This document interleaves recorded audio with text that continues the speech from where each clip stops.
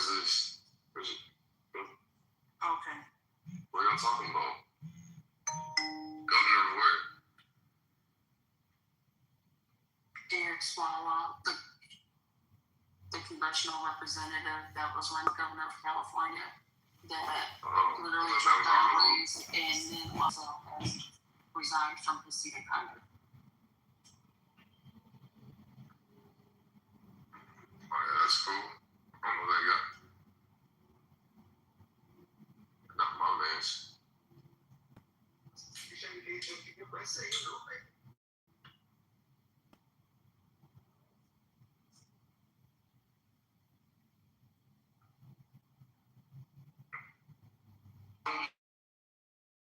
They were talking about lieutenant races. It's supposed to be coming up. And talking about Georgia. Let me see. Look up what's going on with Georgia. I live in Georgia.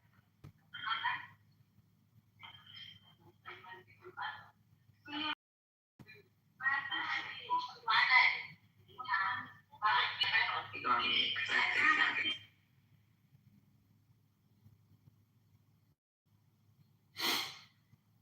Ambassador with some bombs.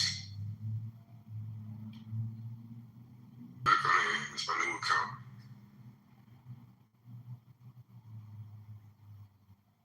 Damn. We got that.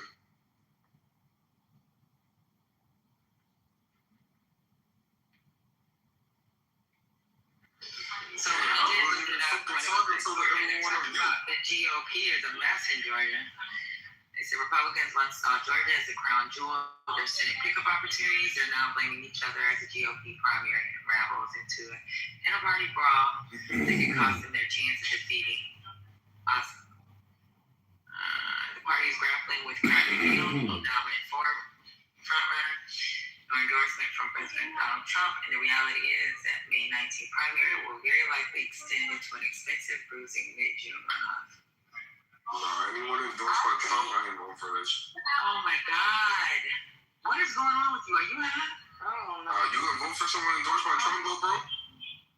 But I think that here in Georgia, they have, like, even the support, his former supporters have fatigue. So the two candidates that are Republicans that I know of, the Jackson guy and the other one that got endorsed by him, I forgot his name. I think it's Jones or something like that. They going head to head, but both of them are MAGA.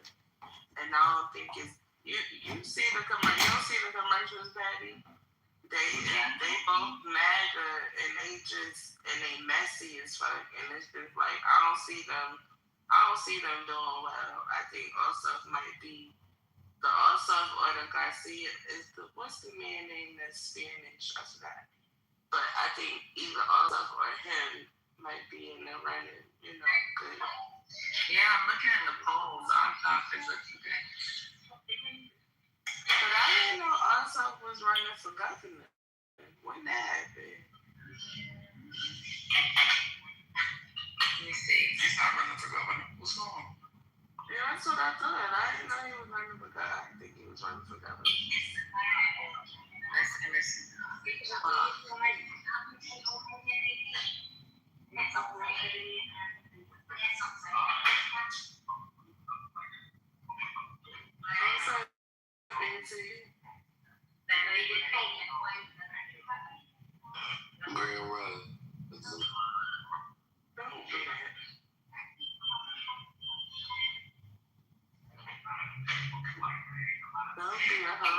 To run for Ossoff's seat since he can't run again.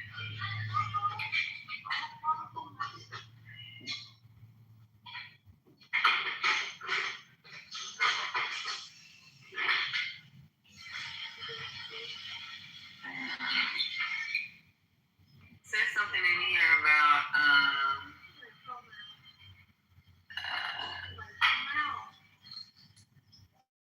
because Kemp can't run for governor again, they're trying to convince him to run for Ossoff's seat. Please, God, no. Why would he do that? He did decent as a governor, nobody really complaining about it. No, he fucked up with that with the regulation of the mortgage and the rent control. But other than that, you're right. It was decent. I didn't say it was perfect. I said You're right. But What? What's happening? they're in the major. What's going on? So Kemp can't run again. So that's why they're trying to get him to run for. You understand what I'm saying? It's He can't too run late. again for governor. No, he's not running for senator. He said he's not running. Yeah, that's what it was. That's how I was reading earlier. It said that they were trying to convince him to run, and he wouldn't. Yeah, because if he loses, Republicans are going to get clobbered. They know that. Plus, I think he doesn't want to deal with this administration. Like, it's just too much, especially the shit that's been going on in Georgia with Y'all want to do something. That dude fucked up the mortgage prices. He might. And that's why he's not good. Love. He might run for. If anything, he might run for president. That's what he's most likely to run. Yeah, he's a very popular Southern governor. I can see that. From a swing state. Yeah, I mean the problem is 28 is going to be a bad year for Republicans too. Big guys. Hold on, bro. You know what? I'm sending your ass back to Joe Noob. Why, man? Ain't that night? Hello. BT, when are we getting the tangibles from Trump? I know we don't get them from Democrats. When we get the tangibles. The road, go keep it up. Well, I mean, I remember when Biden was president, you always talk about the platinum plan from 2020. Nah, fuck Trump. Came up, so when are we going to get that platinum plan? I wasn't on that. I think I was more so on. Me and my family have all been voting Democrat. Right. So I'm holding them accountable.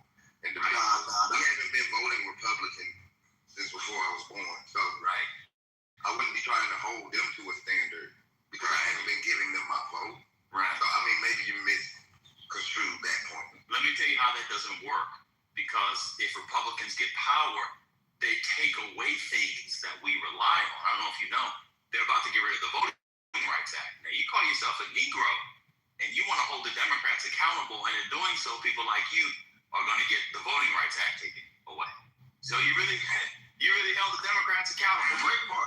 Good job. I think a lot in the conversations I had with a lot of Negroes, they were saying here.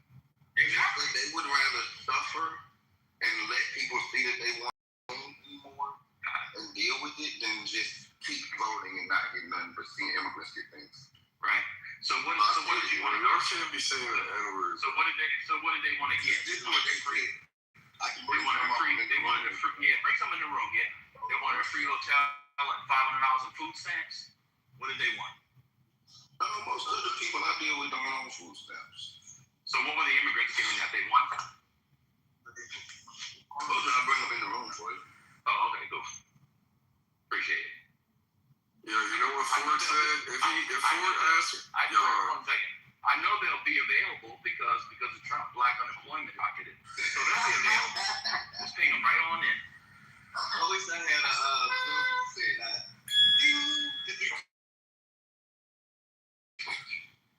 I just cut somebody off. I'm sorry. You can go ahead, bro. Yeah, I mean, you guys are psyops. First of all, you can't be saying the N-word. Also, second of all, you're saying what the people are asking for, but what the people are asking for. What Ford said was, if I asked the people what they're asking for, they would have said faster horses. You know who Ford is? That's the guy that made the work weeks go down from 7 days a week to 5 days a week. Now, if he had asked people what they were asking for, they would have said faster horses because he made cars, you get me? So, y'all watch all this news shit, y'all buy all the propaganda. Nah, Oracle, Larry, and David, like Paramount, y'all be buying up all that shit. Y'all can't be saying the N-word, you're not really. No, Black. You can't fucking say the N-word. especially not black. I'm Iranian. I'm a 30-year-old Iranian. We're from Mississippi. How can you let me talk if I say that? the fuck was that? He threw off the whole conversation. I don't know. No, man. Black MAGA, the reparationists, the anti-democrat, all the plantation people, they are mighty quiet. No, they're not on TikTok, bro. They are not like they were in the past. I'm telling you. This gas thing, though,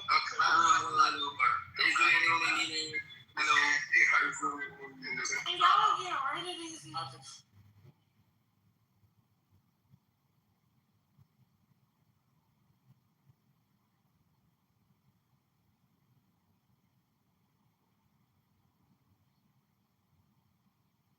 where are they all coming from? One of y'all have to be friends with these people for them to be seeing this room as well. Peter.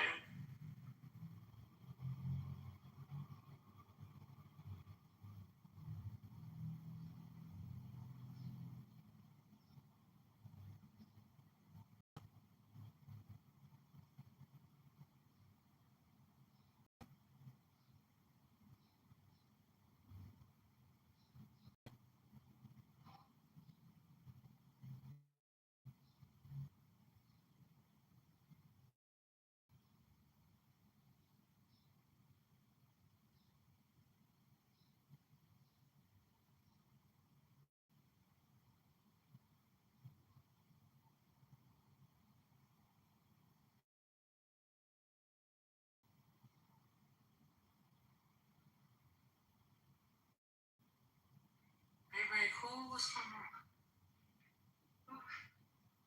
Give me a second, I'm paying for my stuff. I'm sorry. Why is Trump? Oh, I was talking about the whole time I was on mute. Why are ships going through the Strait of Hormuz if America's blocking it? Did y'all see that? No. Yeah, I got right here. Hold on. It says Iran-linked ships reportedly navigating through Strait of Hormuz. This from the New York Post. 2 ships, Christiana and Elpis, stopped the Iranian ports in defiance of the blockade. 2 other ships, the tankers Rich Star and Merle Kishin, passed through the strait overnight, according to the Post. And Rich Star is owned by a Chinese shipping company. So neoliberal said that China would get his ship the other day and keep somebody without teeth. Mr. El Tufo was saying that they won't. Wow. You just had a dude that said, I'm gonna tell you something. bypass the Persian Gulf somehow. Petty, I hope. Now they went out of Iranian ports. That's what I just said, brother. Hold on. It says ghost ship. It says 2 ships. Christiana stopped at Iranian.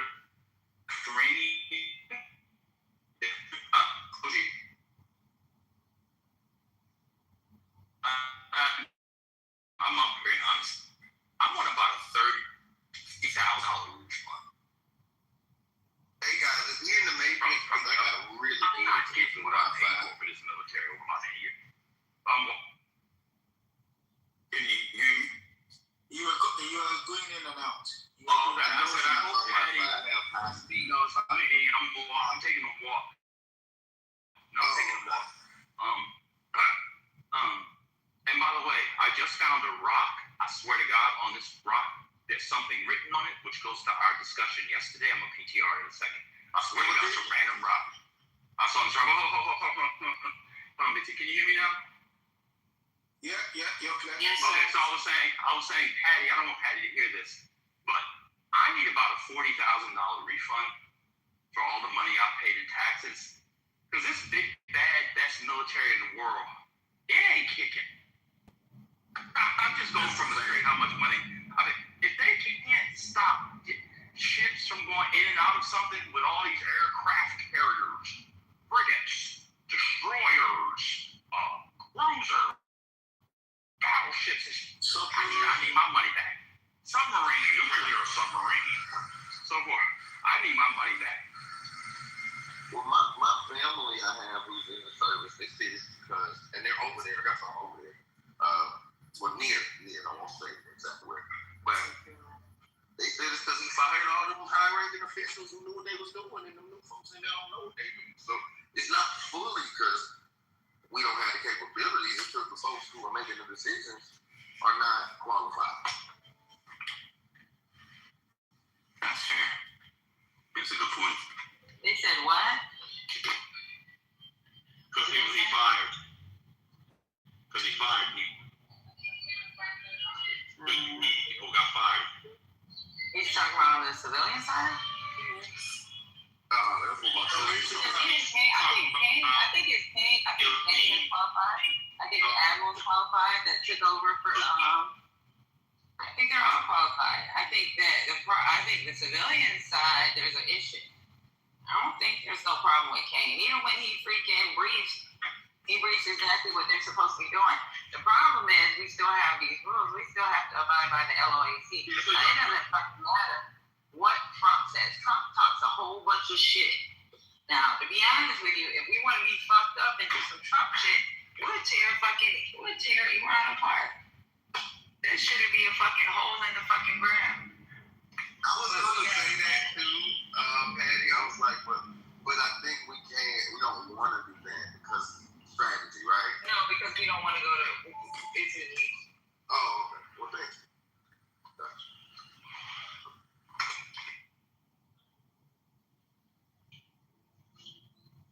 And there you have it, ladies and gentlemen. We have an actual veteran who just broke it down.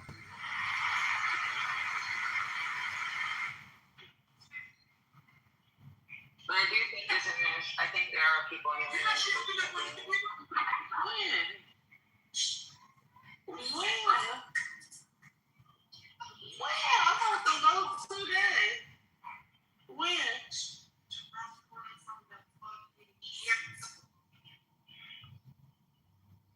I think Brooklyn, you're on. You're hot mic.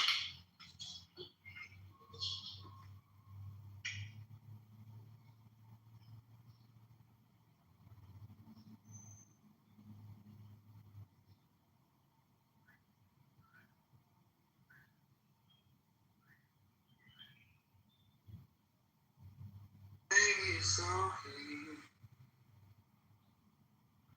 Act like that.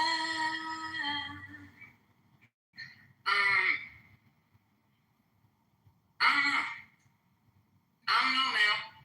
That's what it looks like. Not sure.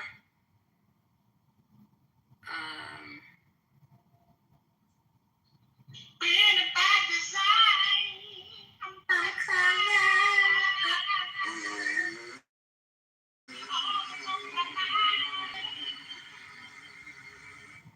Oh, But how come? All right, so what happened there? So Mel says the U.S. taco on the blockade. Yeah, this is being reported in the New York Post. So if the Post is reporting, and now I see other places too.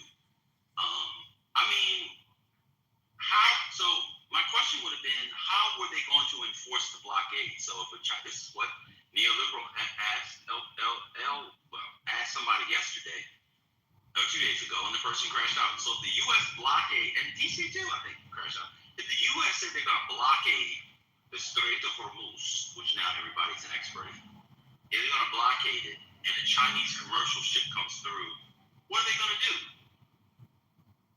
That was the question on Sunday. That's what we just said.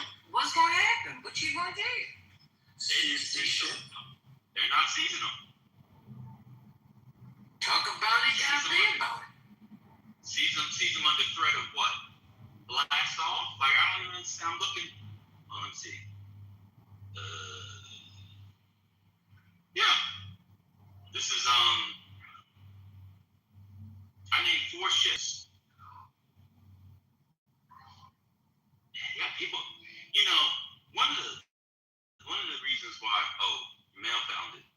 Yeah, one of the reasons why Trump is so effective politically, or when he's effective politically, it's not because he says new things. It's because he pulls on people's sense of American superiority. So he's just reaffirming their own biases. in grandiose ways. It's insane. So everybody in here thinks the United States is the best at everything. It's the best at everything. It's the best at everything. It's the best at everything. So when they said they were going to blockade, their bias said, oh, well, the U.S. is going to do a blockade. They're not going to get any ships in there. Less than 2 days later, multiple ships have gone through that bitch.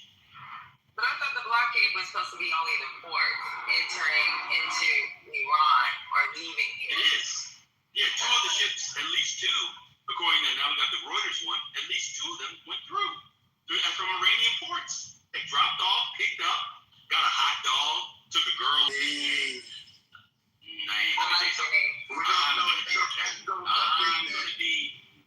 I'm gonna find my size New Orleans gal who needs her rent paid for the month. I will be getting a baby and iced coffee with a bag. And picked up. They have some really cheap rents in New Orleans too, so you can pay several easily.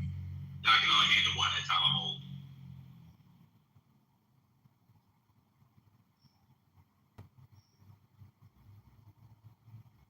So 2 got through, but they were just talking about 2 got turned around. That's why I'm confused. They were saying that on Meet the Press that 2 got turned around. Yes. Go ahead. But even this is where I'm confused too. If Congress needs to do something, because now if we're blocking ports, that's supposed to be that's an act of war. So Congress needs to, so something's gotta happen now. So like Congress gotta say, hey, you're going to I don't know. Like now this is an act of war because like we don't block we're not supposed to block things like the port because there's still people civilians that got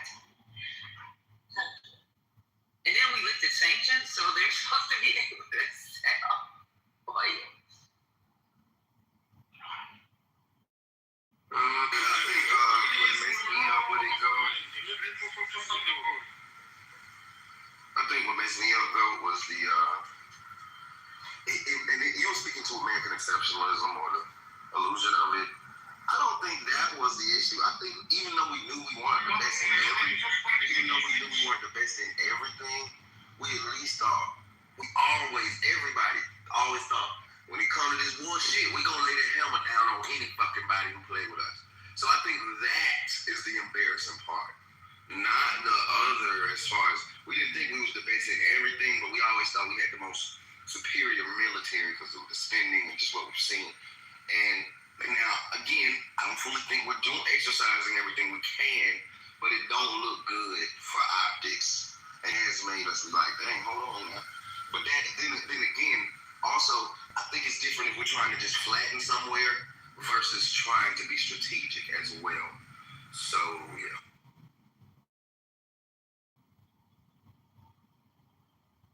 That was 2 years specifically, Jackson. Go ahead, man. I appreciate it. The power of a strong military is knowing when not to use it. Man, I think we do need to flatten something to reignite everybody's confidence, though, because this is embarrassing. I ain't gonna lie now. Somebody need to get flat and laid out.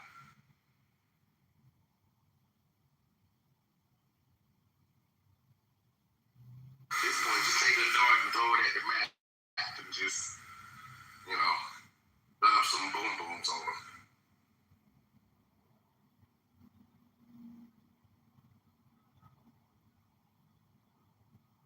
I just want to remind you of how dark that sounds.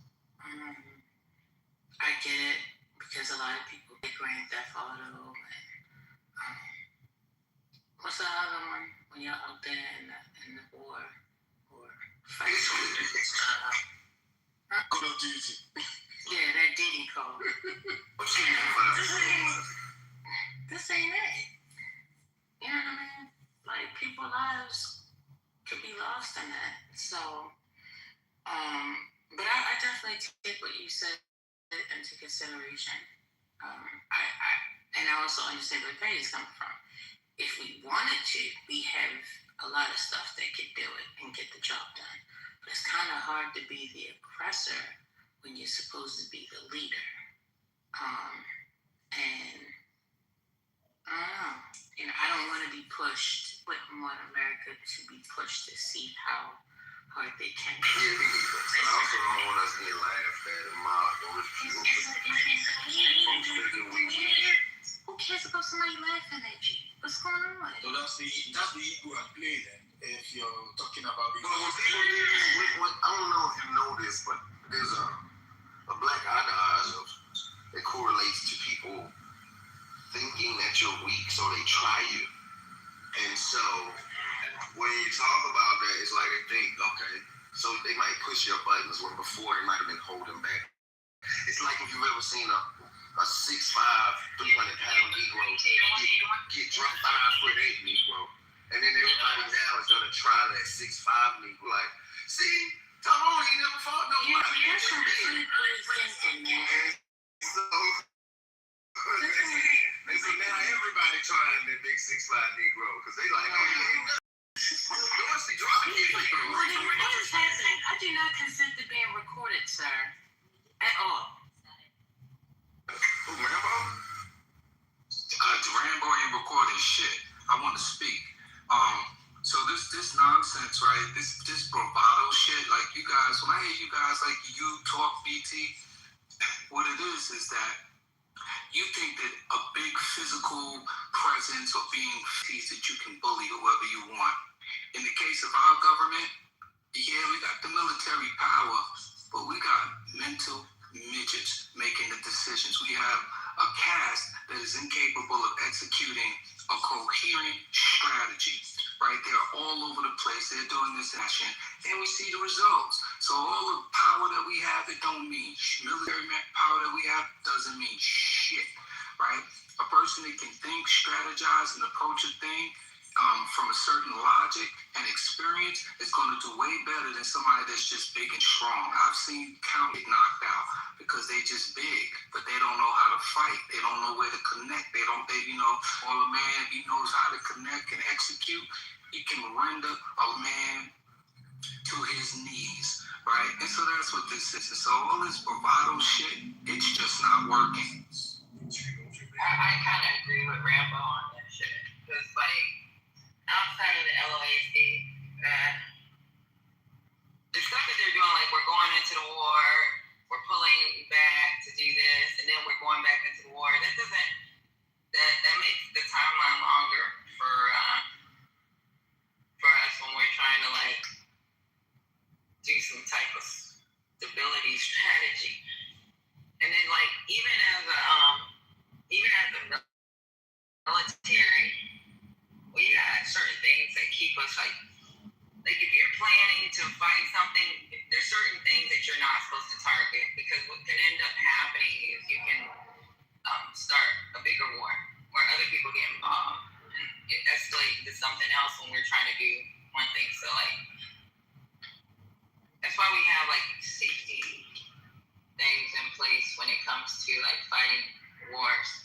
If we said fuck it, we could blow a hole in the middle of Tehran. So. I mean, this war is senseless to me. So I don't want to bully no Iran. They just fighting back. Them 90 million ain't playing with y'all folks. So y'all scrap up. But to your point, Rambo, I think maybe you misconstrued what I was saying. So I won't even challenge that because I'm getting ready for it. But that's not completely misinterpreted what I was saying. Also, I do want to say, we all know these wars are cyber and will be biological when it gets real. It was.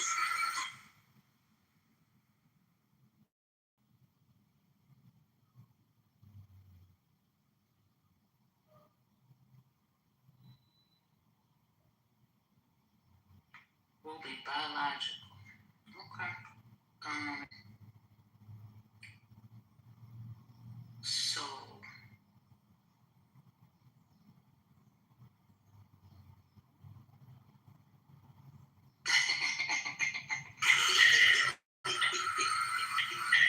That's why you the first lady.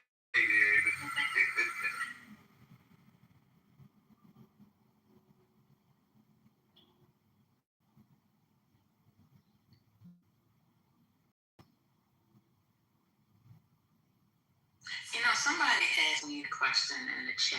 I think it was earlier today or yesterday. Said, First Lady of what?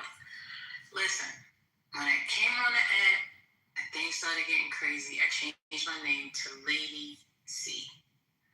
And that's what I was. But then all of a sudden, I started seeing everybody put lady in there. So I just put first in there, not saying first lady or something. It was totally just identifying that I'm the first person that said the thing, but it got taken the wrong way. So anyway. Yes! Not the favorite. First lady of voice, first lady of craziness, first lady of humor. You got a lot of first ladies. I'm gonna give you your props, girl.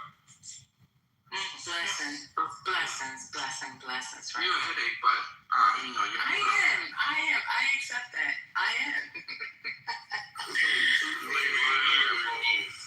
No, it's 3 headaches on stage, and you are not one of them. Person. You are lying, BT. Well, now, Pudding.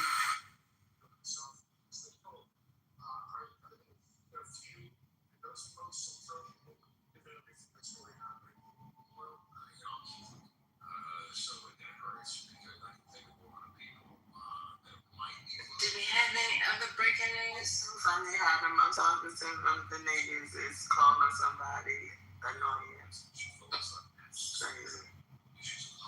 Headaches, rather, my bad.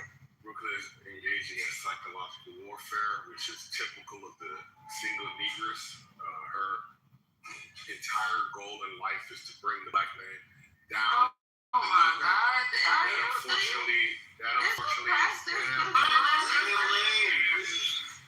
That unfortunately is never going to happen. You should be happy with your station in life below the black man, because the black man will protect you. That's how we protect you and provide for you. You can't be the boss and protect and provide. You got to pick a position in life. I don't know what's going on.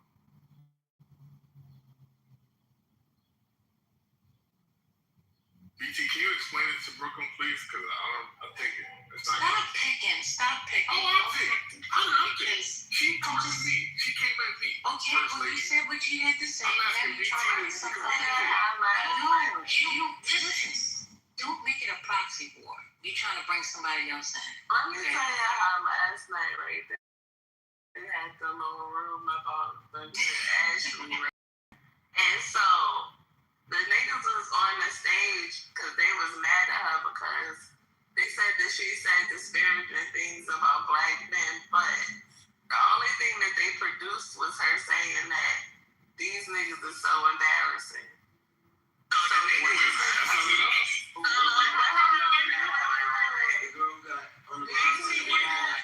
Yes. Oh no, I saw her saying something good about us. Hold on, let me post it. Exactly. That's what I'm saying. Yes.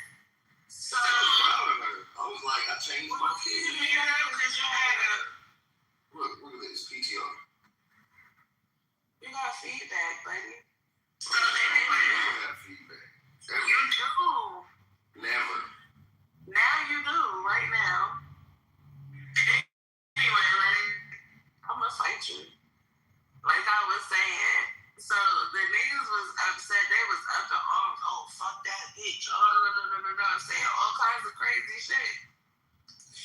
The whole time, and they arguing with each other. So the whole premise of them being upset was because she said that niggas are embarrassing. The whole time they was being embarrassing niggas. I say that to say concrete. You was one of them embarrassing niggas. Thank you. You're never going to be a man. I don't want to be. It sucks being a man. You're never going to be above a man. I am above a man.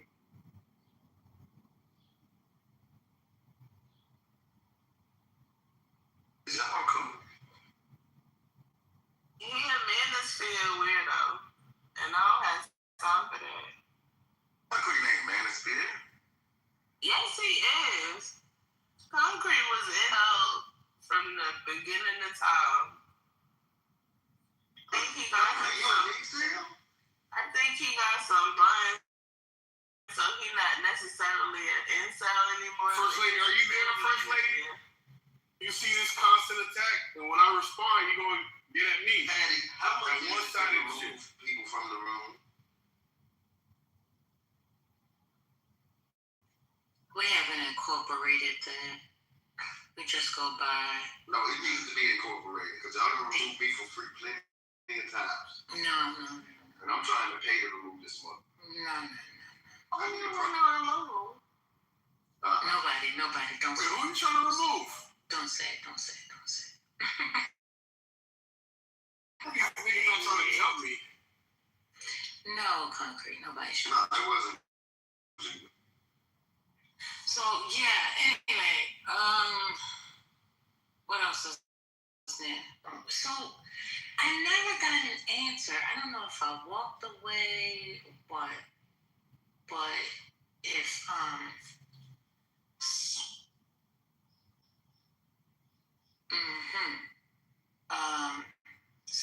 how do you say his name?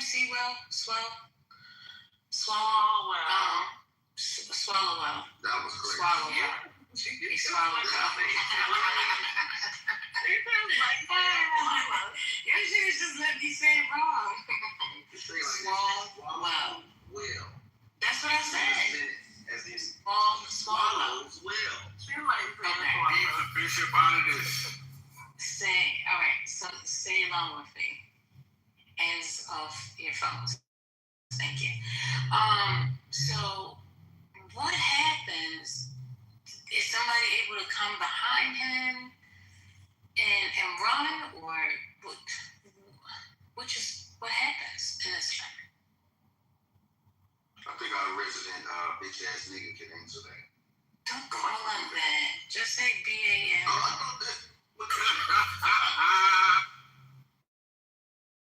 I know. I mean, that's what he says it stands for. I mean, it was like. But wait a minute. People have abbreviations. If he wants to identify as that, who are we to say it?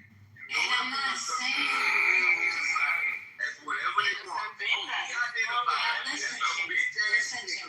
Listen to I'm me. gonna call him a bitch ass nigga because that's what he identifies as. I'm respecting his person. Okay. All right. So here's the thing. All of what you said is absolutely applicable. But I'm asking for my sake while we're having this conversation. Can you not? I'm not saying that you can't because you're a grown man. You can do what you I want. don't even like cussing, but it's in his name. But that's not what you see. You just know that to be. And usually when people come up with abbreviations, people go by the abbreviation versus actually saying it all the way out. That's normally how people, deal with things. Well, They just provide to keep people going. to be fair, first lady, at least Ben got a theme song. Got something out of it. Oh, don't take me further down the rabbit hole. I don't want to be in the hole. I don't want to be down in the hole. I'm just trying to figure out who's going to be the governor. What's happening? Nobody know? In the race, what happens? Well, Somebody from the coast? it's gonna be plenty of people running for governor. Okay. He didn't get the gubernatorial seat. He's running for it. That's what he said. Oh, that was the primary. Okay. But he had a Senate seat, I think, or something like that. Crooklyn, what state are y'all talking about? California. Every Cali. Oh shit, that is gonna be a shit show. I've been closely paying attention to that.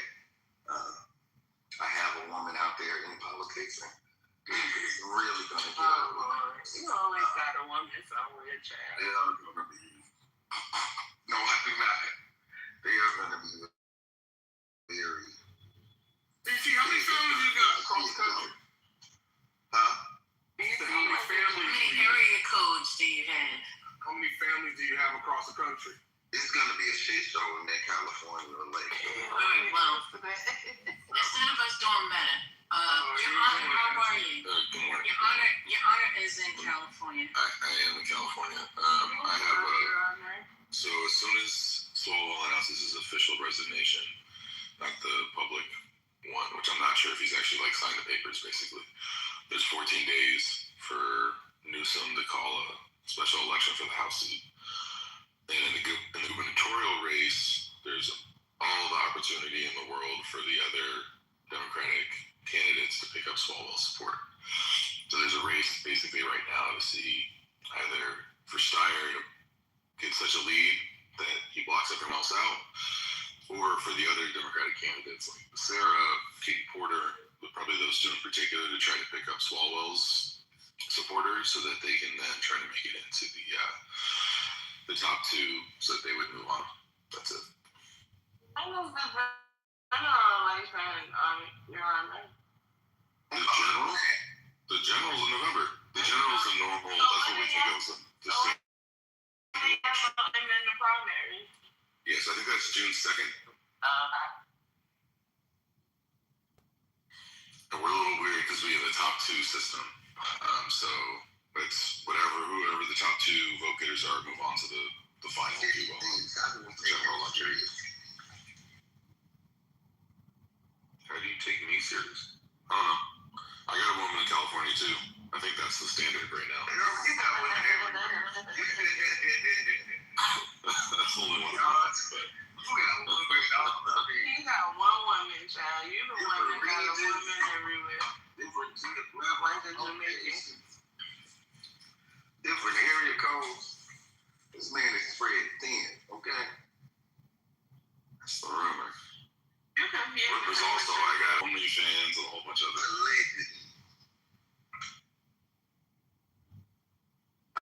I couldn't hear you, bro. That's all I got. I gotta work off to carry on. Melanie, you know Jamaicans have Thank you, Your all Honor. over the world. Let me get in here real quick because I'm only gonna open up the training class when opportunity presents itself. Now, a certain person was asked a question in regards to how many families do they have, and they chose not to answer it. And I respected that because I was like, hey, listen, if you don't want to share, I don't want to share it, right? But how could that same person then try to do it to somebody else? Baby, it's okay. Huh? Hello? Nothing but the two of us.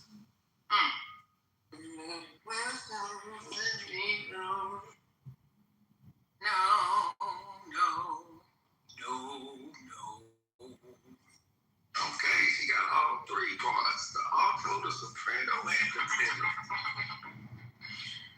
You all can learn from this woman. She is the first lady. No. So I'm just saying that why did you go and do that? If you didn't want it done to you, why would you go and do it to somebody else? You sound like T.I. He got a song that says, he said, in your relationship, you're prone with it and so fat. Hey, why you want to go and do that, little mama? Hey, why you want to go and do that? Why you want to Look at this thing, Showtime at the Apollo. Yo, why is Brooklyn always trying to diminish the black man?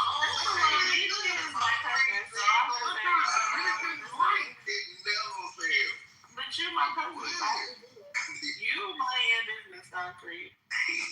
The anti-Negroness and the Negrophobia from a Negro. And that's the blood. She did that to blood. What? You my Medicaid and relax. That make it even worse. Worse. That's mega blood. Exactly. Mega blood is thicker than mega water. Why y'all getting me caught up in this mess? Thicker than mega water. Come on now.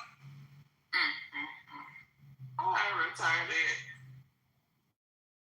So the moral of the story is, if you don't want it done to you, then just be mindful not to do it to others. It's just something to think about. You don't have to listen to me. I'm just putting it out there It's for a y'all. biblical quote that I appreciate. But why you keep ignoring First Lady question about you? It's okay. Families everywhere all over. I didn't ask that question. Concrete said that. But you, I just said area I codes.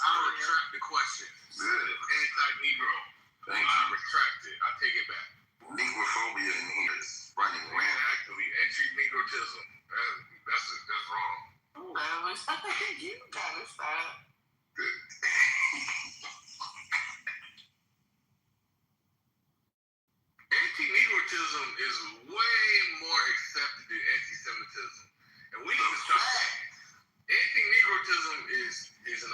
nation. It needs to be rooted out of our society the same way we root out anti-Semitism. And tenderism is way more accepted than both. I just want to say that I should have bet this morning on something. Somebody said that something wasn't going to happen because something else was open. And no, I'm the winner. That's all I got to say. I'm the winner. Chicken dinner. You mean you the Green birthday? rising. You mean you the Huh? birthday? What happened? Whose birthday? Do you mean you are the birthday? It's a new thing. It's a new, I guess, frame. Every day is a birthday. Did you know that? That's an actual fact. Every day we wake up. Did y'all see the price on me on how much it is to remove people? I see two people I want. BT, you gotta forgive, bro. Daddy said no. The person has to do something. Daddy, are you there? Yeah, what's up? Hey, Queen, how much is it to remove people from the room? What? How much is it to remove people from the room? You don't take money like that. You can start. Unless you want to pay for my nails and toes, you got $300. Good Lord, Daddy, damn. How many people got to remove for that? I just want to remove 2 people. Not the whole room. If I said you 300, you got to boom this motherfucker.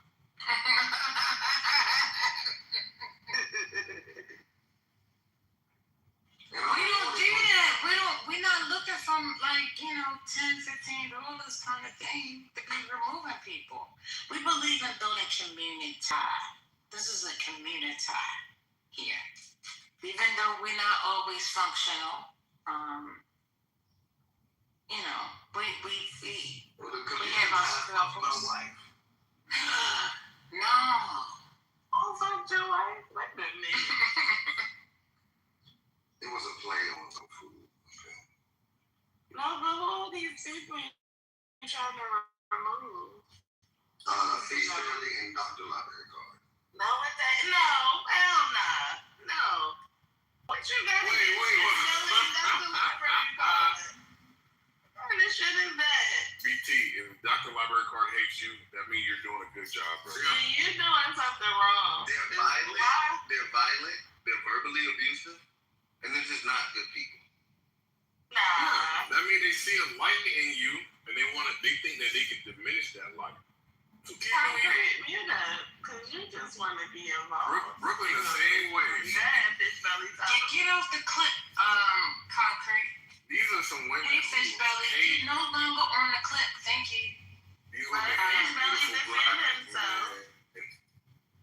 All right. Hey, Fish Belly, how you feeling? Happy Tuesday. Did you come up to say something? Hey, how you feeling? I just want to say I'm one of the calmest, coolest dudes from the Midwest. I don't mess with nobody. I just point out ignorance. If that hurts, that's because you're ignorant. You don't know no better. My grandfather taught me years ago that a nigga only know what he knows, and some of y'all don't know much. From Republican talking points, so yeah. Oh, that's why I get that. BT, man. I ain't vote for Trump, so it don't work. That's a lie. That's a lie.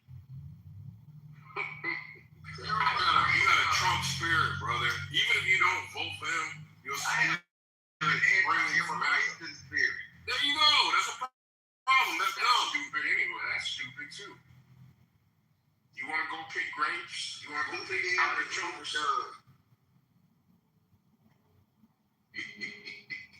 I think he just wanted to fight. He just wanted to argue. Yeah, he just want to fight. Brooklyn, he's been gallivanting in the chat, verbally abusing me. And I just wanted to fight. So you ignore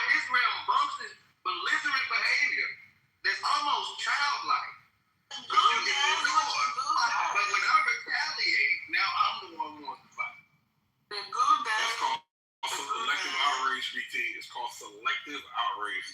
You need to get better with your thumbs, buddy. And argue No, back the with reason the he wanted to remove me because he thought I wouldn't say nothing. He thought I was just one of these brothers that just lurk in the chat. Come on now. Leave me the fuck alone. You need to take your own advice. And leave myself alone? No, you need to leave me alone. Go back to frolicking in the chat. Frolic on these nuts. Oh, no!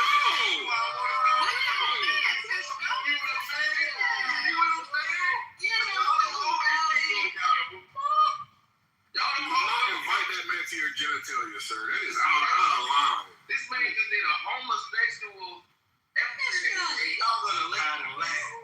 No, nobody's letting nothing. Calm down. He just tried some gay shit on me. He did not. Literally.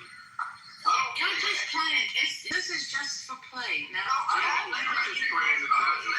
If you were black, you would know more about him.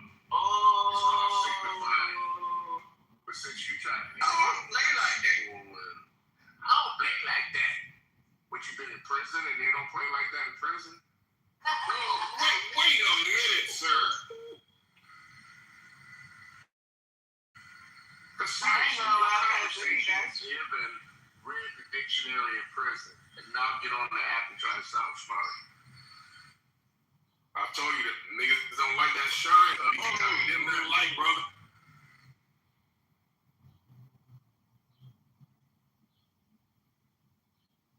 Fight back, cousin, fight back.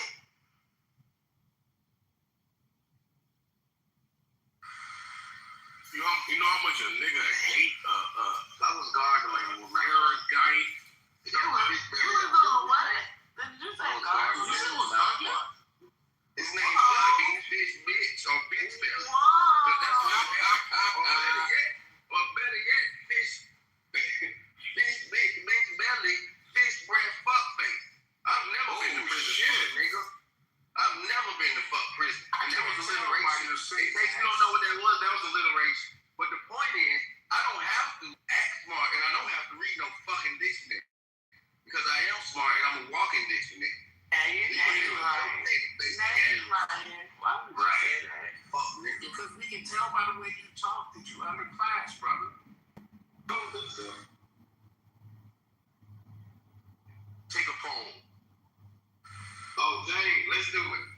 Let's do it. Why bitch? I challenge you to a read-off. Why am I getting kicked out the room? I left you I challenge you to a read-off, bitch fish. You challenge me to a read-off. all right, wait a minute. Before we continue, I just want to tell I've got This is about your man's a doctorate, not pummel him. Do you want it or not, bitch? Hold on, let me ask wait a you. minute. Wait, no. Concrete. Zip your lips. Concrete. Find yourself on me, please. BT. Come on, brother. Find your peace. I know. Tell me about peace when this man invited me. Listen. Let me finish. I'm a prison ex-convict and invited me to follow your nuts. Let me telling me to finish. calm down. Listen. No, fuck that. Get a Listen, fucking why you? and write and pick a page. Pussy. Listen now. Chill back. Just 1 second. To me, this is how I saw things go. That was funny, right there. I thought when you was talking about the removing, you was joking, ha he, because they always coming for you in the chat. And then Fish Belly came on stage, and he was poking back with the fun. And then you coming back and invited me to his balls. hey, listen, you can't let the truth how somebody. But here's the thing. You cannot, listen, you can't control how somebody trolls you back. That's the thing. Once you enter the game, you're in the game. I don't care. You have to take it. You wanted to enter it into it, so now he's poking you with his poke. I'm leaving. This is too much. This getting serious. This is sweetheart. Pussy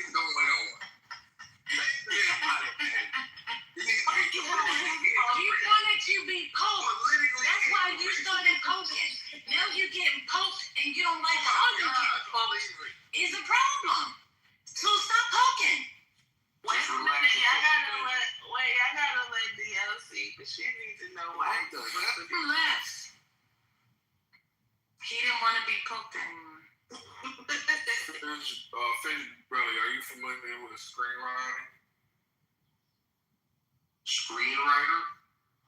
Screenwriting. Screenwriting. No, I've never done any screenwriting. Okay.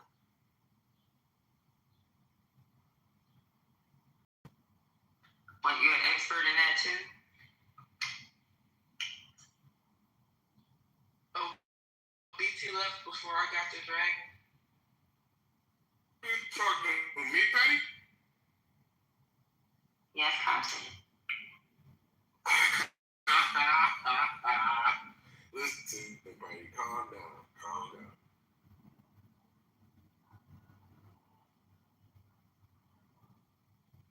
All right, I'm going to descend back to my comfortable position in the ghoul since nobody else is challenging me. But I have to come up every once in a while to prove that I'm real, or Van will think I'm just I'm just a bot or something. All right, y'all, have a good day. Have a good one, Fishbone. You too.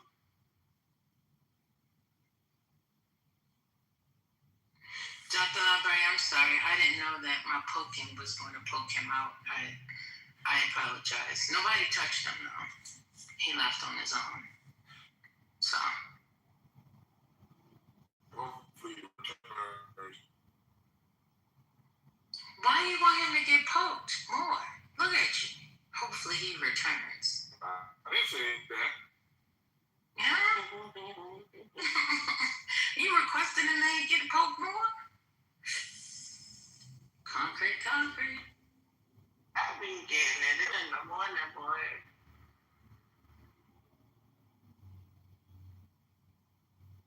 Brooklyn, what you eating for? I'm gonna go to Publix and get me a sandwich and a salad.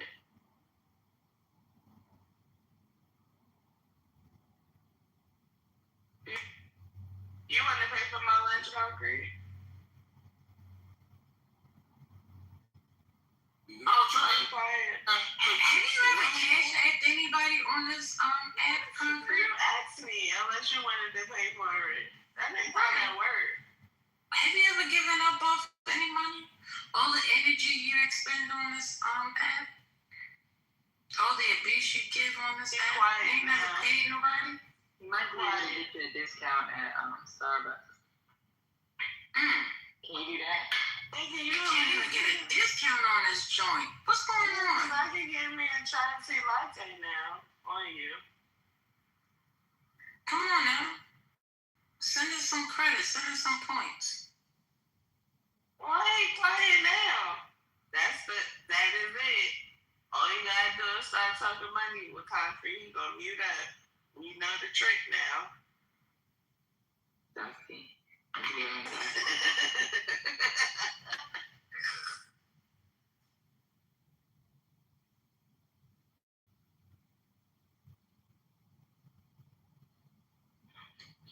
Carney did let me see what Carney got going on, because he did a lot this morning.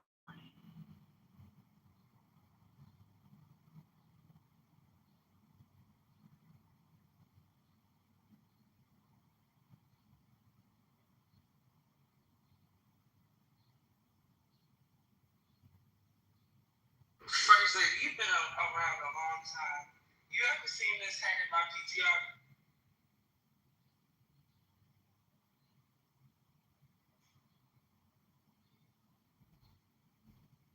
Have I ever seen this person in your PTR before? Or the hat? The hat, yeah. I don't know. I mean, it looks like I may have. I'm not sure though. I like the hat. It's nice. What's wrong with it? What's going on? Oh, this is a white rapper in my PTR. He made a neo soul album, so he's been dressing up like Music Soul Child in all his videos. We don't know. And Jack Harlow.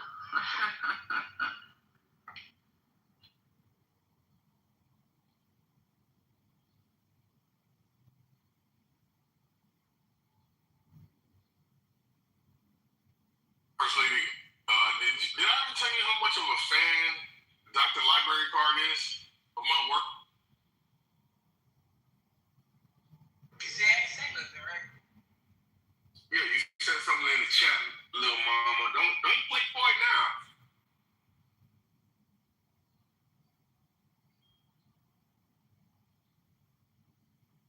They just want to fuck with you today, Dr. Library Card.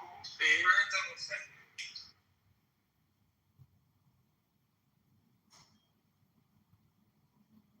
I think you corny and weird, but that's just Clubhouse is for opinions. My opinion, you're corny and weird. I don't know why they have to focus on my opinion. Well, you the one sharing it, weirdo. You the one that always. Yeah, hold on. I didn't interrupt you. You literally. I didn't interrupt you. You're sharing my things. You're surprised that somebody would address you. I didn't say I was So weird. surprised. And I'm the weirdo. I didn't say I was surprised. You are weird. You're a weird, corny nigga. That's my opinion. It's okay. It's a fair opinion.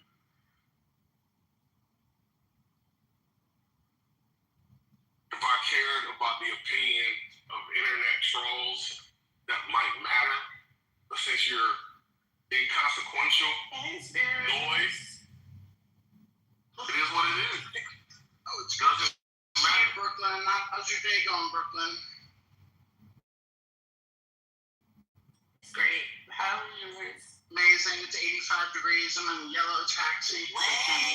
You outside today on a Tuesday. What's today? It's Tuesday. You're on a Tuesday.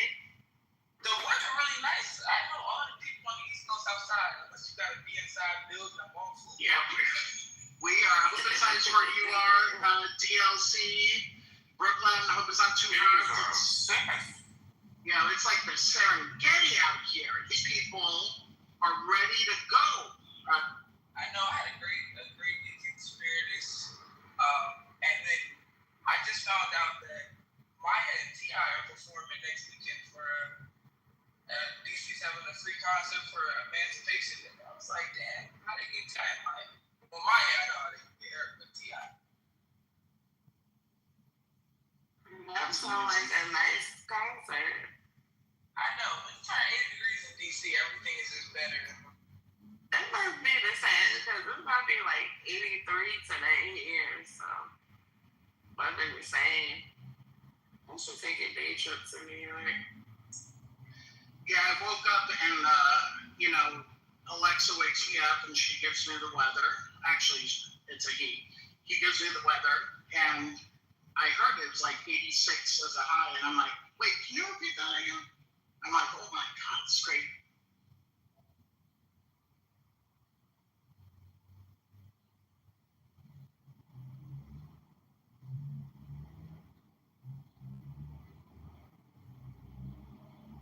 Well, I hope you all have figured out the Straits of Hormuz and all the other things going on in the pipelines and all that. I hope everyone's having good. How's the blockade going? I didn't.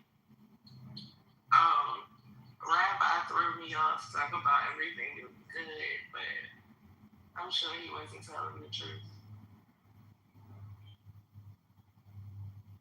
Rabbi lies? I don't even believe that didn't come out of his mouth neither, especially.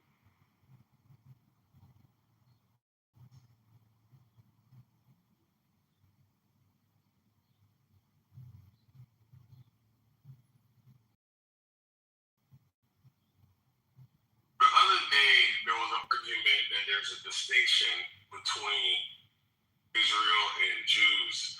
I think that library, you thought it was a dumb point, right? We don't have to go there So, again. did you hear what I said? Did you hear what I said about the Declaration of Independence?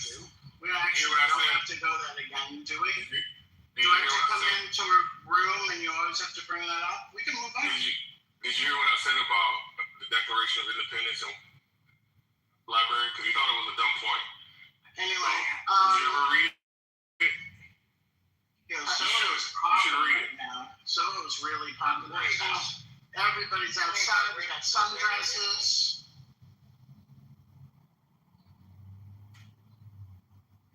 You asked me if I read the Declaration of Independence before? The Israeli Declaration of Independence, 1948. You should read it. Oh, did I read that? No, I never read that. If you read it, you'll see how you can't disaggregate Do you have Jews from Israel. friends? Do you have friends? Hold on, Spirit. Real quick. Yeah, that's. Can you rephrase that with a word that makes sense? What do you mean disaggregate? You know what? Go back. You want to say Go back to the thesaurus and find something.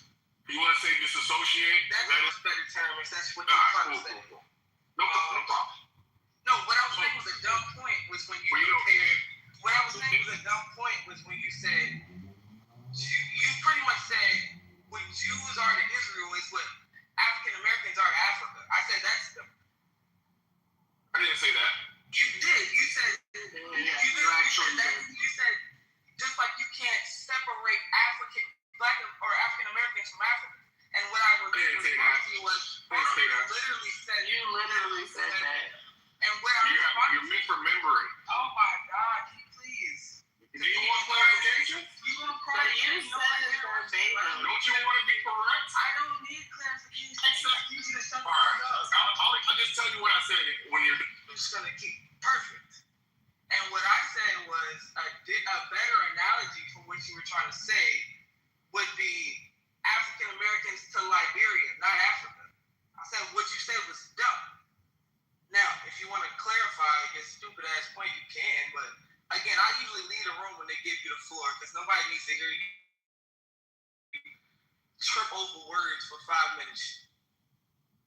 You sound hurt. That's number one. Number two, I said that that's like disassociating blacks from Africa. Never said African Americans. Thank you for You literally said black people. You said African Americans. Dumb. Do you see the difference or no? He's an idiot. Okay. Thank you. Tell me the difference. Do you see a difference? Answer that first. Tell me the difference. Tell me that. Here. No, I don't see it. All right. You're lying. Do you think that all people think of African American? Stop asking me questions and make your point. No, dumb. I'm gonna help you out. No, dumb. I'm gonna help you out.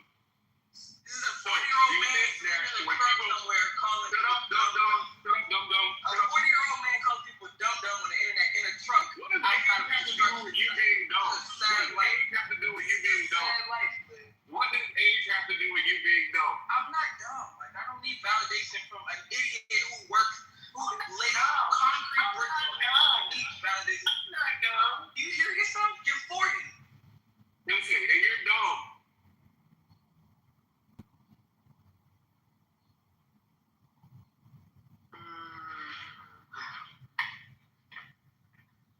Oh, but I found that hat, Dr. Libertarian. That shit $580.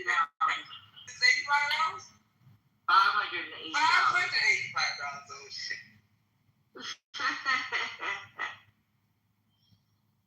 That shit costs more than a Gucci hat. There's so much traffic. I had to get out of the cab, so I'm gonna walk the rest of the way. Thank God it's beautiful out. Yeah, I just had to change this up.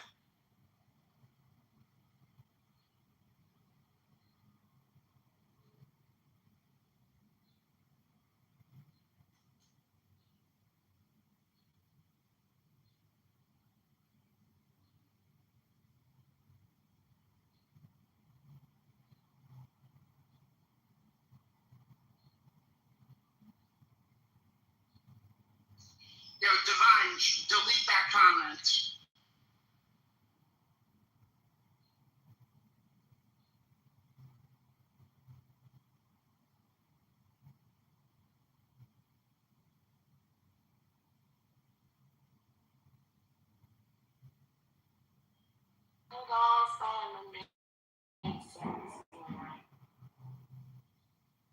Thank you, DLC, for that clarity.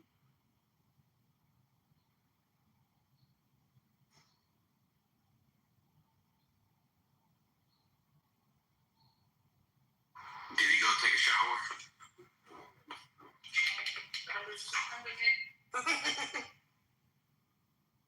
His trunk seats can only hold.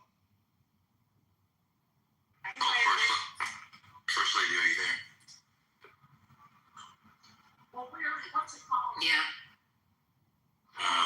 Were you here for the kidney conversation? The selling? Yeah. Look at my PTR.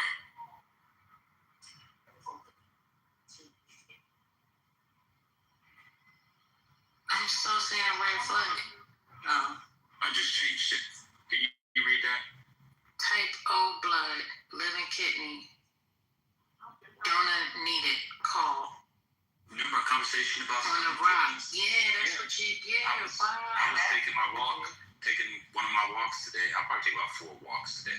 So I was taking one today, and I saw that on the trail. No way. Now this lady was trying to tell me that some big thing about Iran is that they sell kidneys. Turns out America probably needs to sell kidneys too. Huh? This is what I was trying to get at the other day. But these people, let me see, is she in here? They be crashing so hard, brother. Was that Nas? Was that Nas woman? You know, I did not write that. Why would I write that? First of all, where the fuck would I get a blue rock from? And also, that's clearly a woman's handwriting. That's not a man's handwriting, huh? But I saw that on my walk today, which was wild, given the conversation we had 2 days ago. That's wild. Yeah. I'm just joking too. But I don't know why people think America, they're selling kidneys in Iran. So well, they need to start selling them here too. Clearly. Somebody's doing this on a rock. There were people here the other day said they needed, their parents needed transplants. Huh? I'll just say that I don't have to worry about anything because I'll drink enough bourbon so that my kidneys will be ripped through and I can't donate. I'm done speaking. Why you play so much? When I walk through.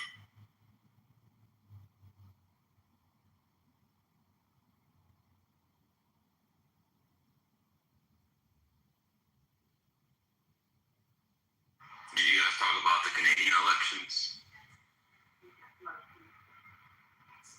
Canadian? No, we talked about.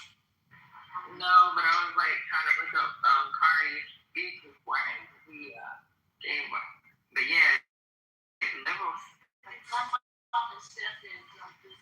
Yeah, they got a full majority now. They got a majority. What was it?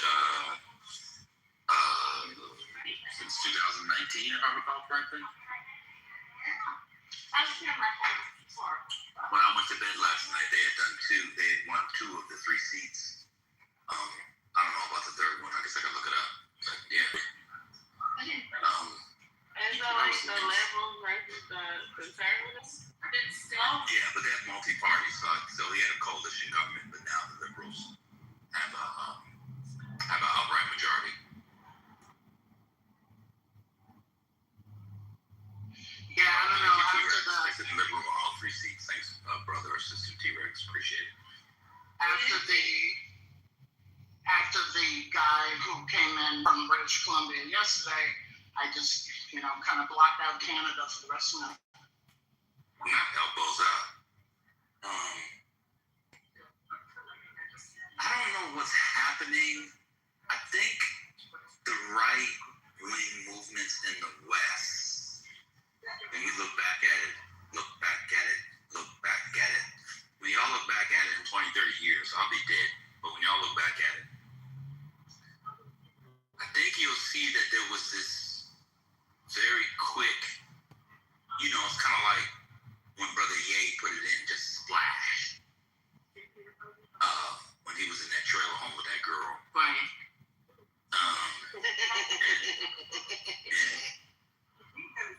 It'll be very quick, and we'll look back at it, and not saying the damage will be done, but I don't think any of these far-right populist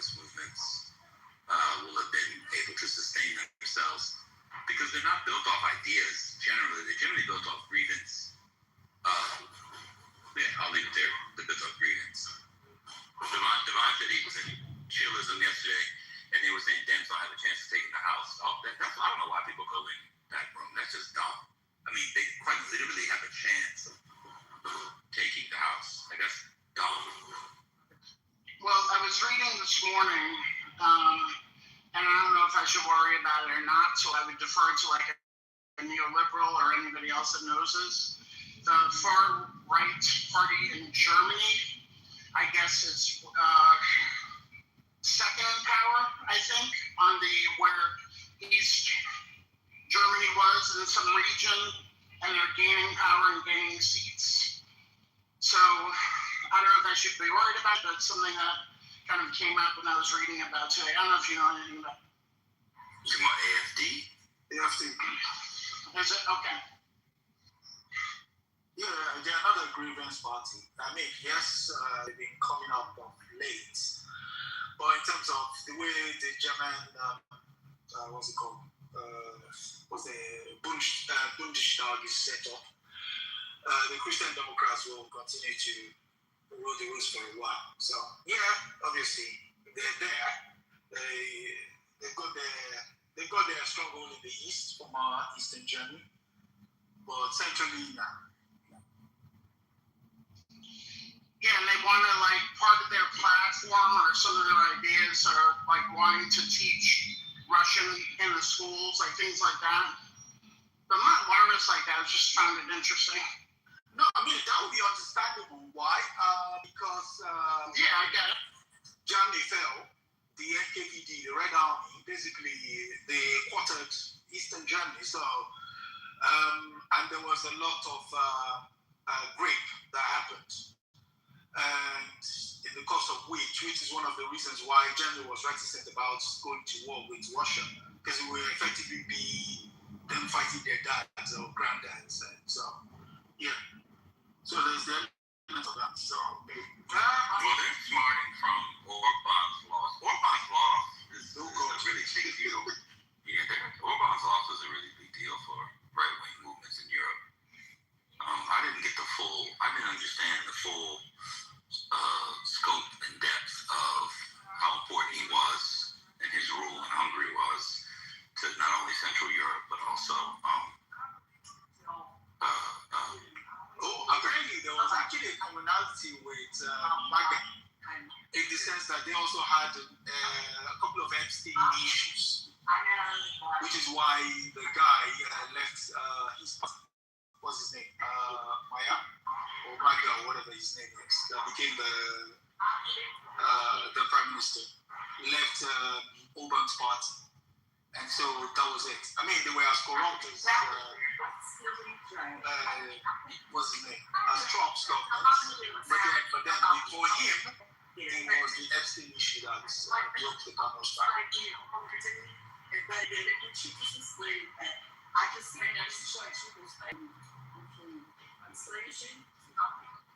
Ben, are you just unmuted? Yeah, I am. Have you heard about the DC congressional race?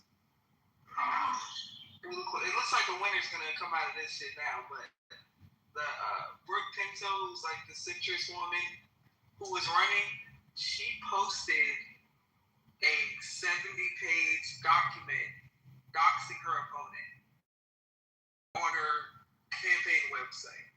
Oh no! Like very, very bad. No, I have not been following the DC, the mayoral or the Congress yet. I'm gonna get into it. When's the primary?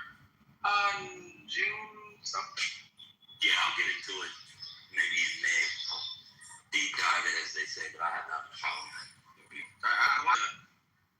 I was there, I don't know, I'm always there, but when I was there the last couple of weeks or last month, I watched a forum that they did. It was a real minstrel show, but otherwise Oh, that one. I don't know if you know the one I'm talking about. Yeah, the one in the church. Oh my God. The hell? Yeah, the free DC one. That was a interesting. They really don't like each other. I don't know why, but McDuffie and Janice Lewis George, I think she's gonna win though.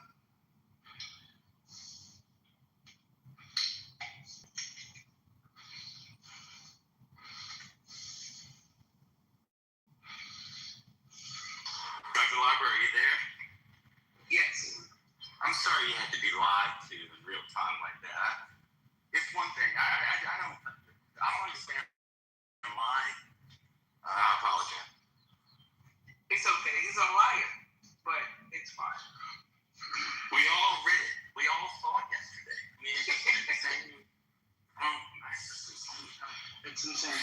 actually almost gonna screenshot what he wrote, and I should have. And I should get into the habit of that, honestly, because I'm tired of like the lies. I need receipt. Oh, well, when you all read my book I'm writing about you, don't worry. A lot of the archive is, I have about, 30,000 screenshots. I support this. I'm especially excited for the screenshots I have of Doctor. It's very rare that one comes across. In fact, I know somebody with, I know a few people with 2 PhDs. I know a person with a PhD from a U.S. institution and one from the Sorbonne. That is a thing. I know somebody with a PhD from the from 2 U.S. institutions in related different fields, one in religion, one in philosophy. But I don't know anybody with 3 PhDs, so I'm looking forward to citing that. Ashley said she's going to sue me. Oh, well, yeah. I just had Ravos Rancheros. Actually, so you can have my Ravos Rancheros for a week. I ain't got no money, girl. Broke. We all was a joke. We all broke Trump down. is a scum. I can't believe these people voted for Donald Trump again. I was thinking about This it. morning, What's this is wrong with insane. Yeah, y'all ever sit back and like think about it for a minute? Like, wait a minute, hold on. As Brother Messi would say, hold on. Like, what's going on? Like, I don't even understand. Like, it's insane. The people on Fox News this morning, I saw a clip. They were flipping out over. They did something on the cost of child care, and the cost of child care is at the low end. It's $30,000. No. What's 300,000 divided by 18? 12, no, 2, 10, 11, 8, but can somebody do that math real quick? 300,000 divided by 18 is what? 10,000, well, between 13, 16, yeah, $1,000 a year. That's actually, and that's the bare minimum they were saying. That's actually a lot of money for a lot of people. That's what, $1,000, $1,200 a month. It's a lot. Yeah, 17. So that's $1,000. $1,500 will be what? 2,250. So take half that. So yeah, about $1,250 a month. That's like the bare minimum. That's expensive, y'all. You ain't even got to college yet. Yeah, I'm here. Get a what? I'm here. I imagine an au pair costs more than $1,200 a month. They're not that bad. And now during my daughter's time, they were like $1,200 a month. Okay. Nobody's eaten yet. I love that part of the Cosby Show. I love that part of the Cosby Show where they're doing the real world, and Theo think he got it all, you know, with the money that season 1. And he's like, you know, I'll ride a motorbike and all that, whatever. I do right on time. I knew he'd come. And then Bill Cosby says, sorry, not Bill Cosby. He says, you haven't eaten yet. I love that part. Hey, brother. That is a great moment.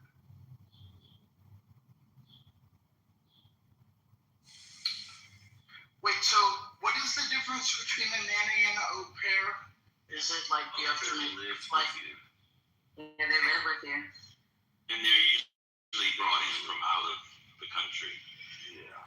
It's just a live-in nanny with an accent who you gotta make sure it's not attractive, something doesn't fuck her. It's really that simple.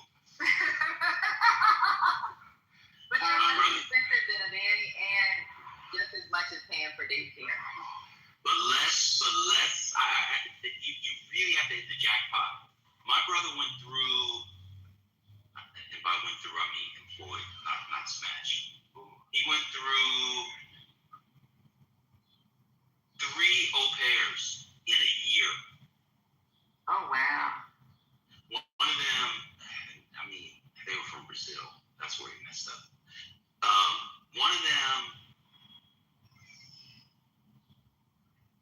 was basically just using it to get to the U.S.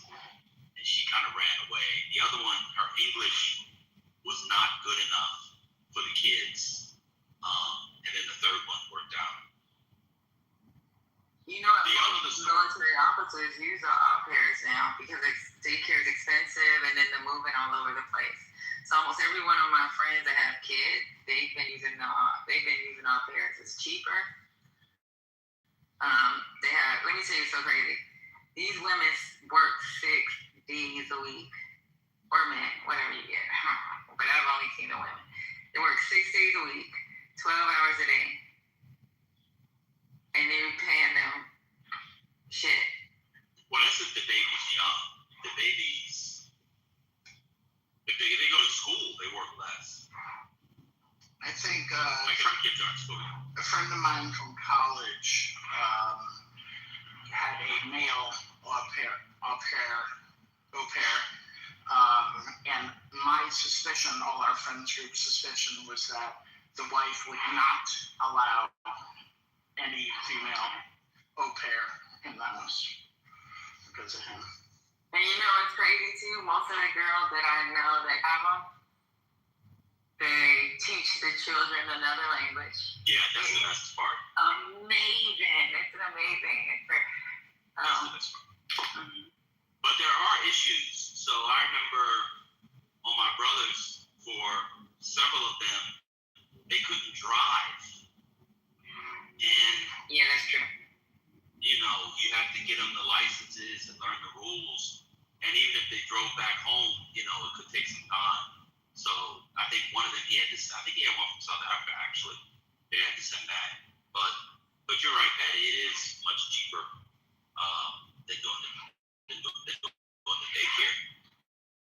I don't know if anybody remembers there was an au pair double murder story in one of the fancy suburbs of New Jersey. Did you guys hear about this? Did you hear about this, Curtis? I did not. Okay, let me tell the story. You can Google this in the New York Times. This is a hell of a... This guy, he's a club owner.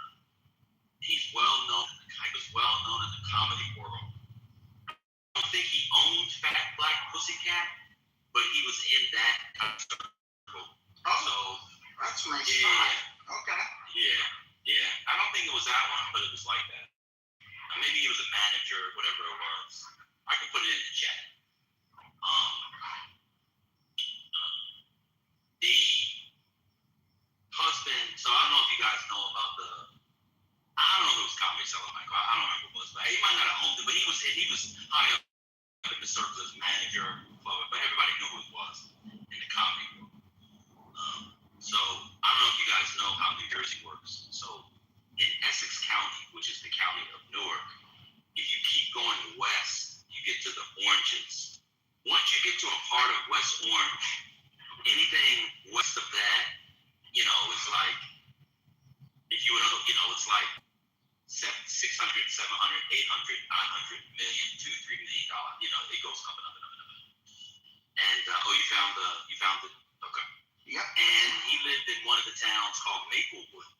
And so Maplewood is in an area that they call Soma, which is South Orange Maplewood. All of you know this area because it is where Lauryn Hill is from. It is where Kyrie Irving is from. It is where SZA's from. They all go to the same high school. It's called Columbia High School.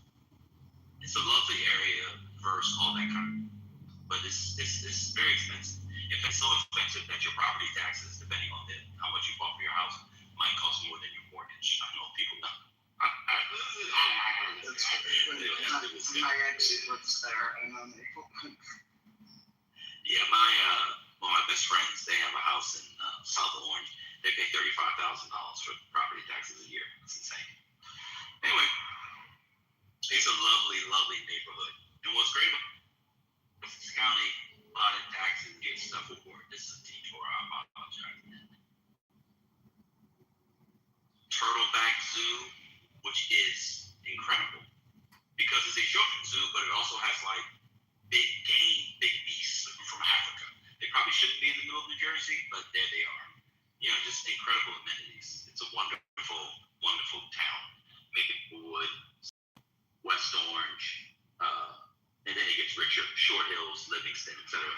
Those areas, by the way, where the Kushners are from. So once you get past Short Hills, I think they're from Millburn, Short Hills, Livingston. As you go west, it gets richer and fancier. It's a lovely thing. Let me come back to that Joe Turner Swingle thing. Let me go back to that. There's also a hoodish component in the oranges. Some people call East Orange hood. It's just black, so working class. Anyway, so this guy owned the thing, and so it's one of those areas where everybody works, but the wife gets up in the morning and goes to yoga. The husband jogs. There's a golf club there. It's a country club. Maybe what is a country club, for example, but it's not like Augusta. It's just like it's only $20,000 kind of thing. It's cheaper. Anyway, so it's clear upper middle class to rich life. So my neighborhood was jogging. You can read the accounts. The accounts don't give you. Somebody was jogging,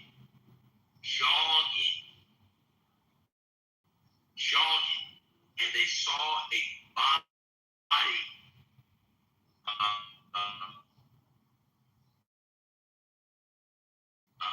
They bleeding out on the street. I'll just go to the end because I've taken so long.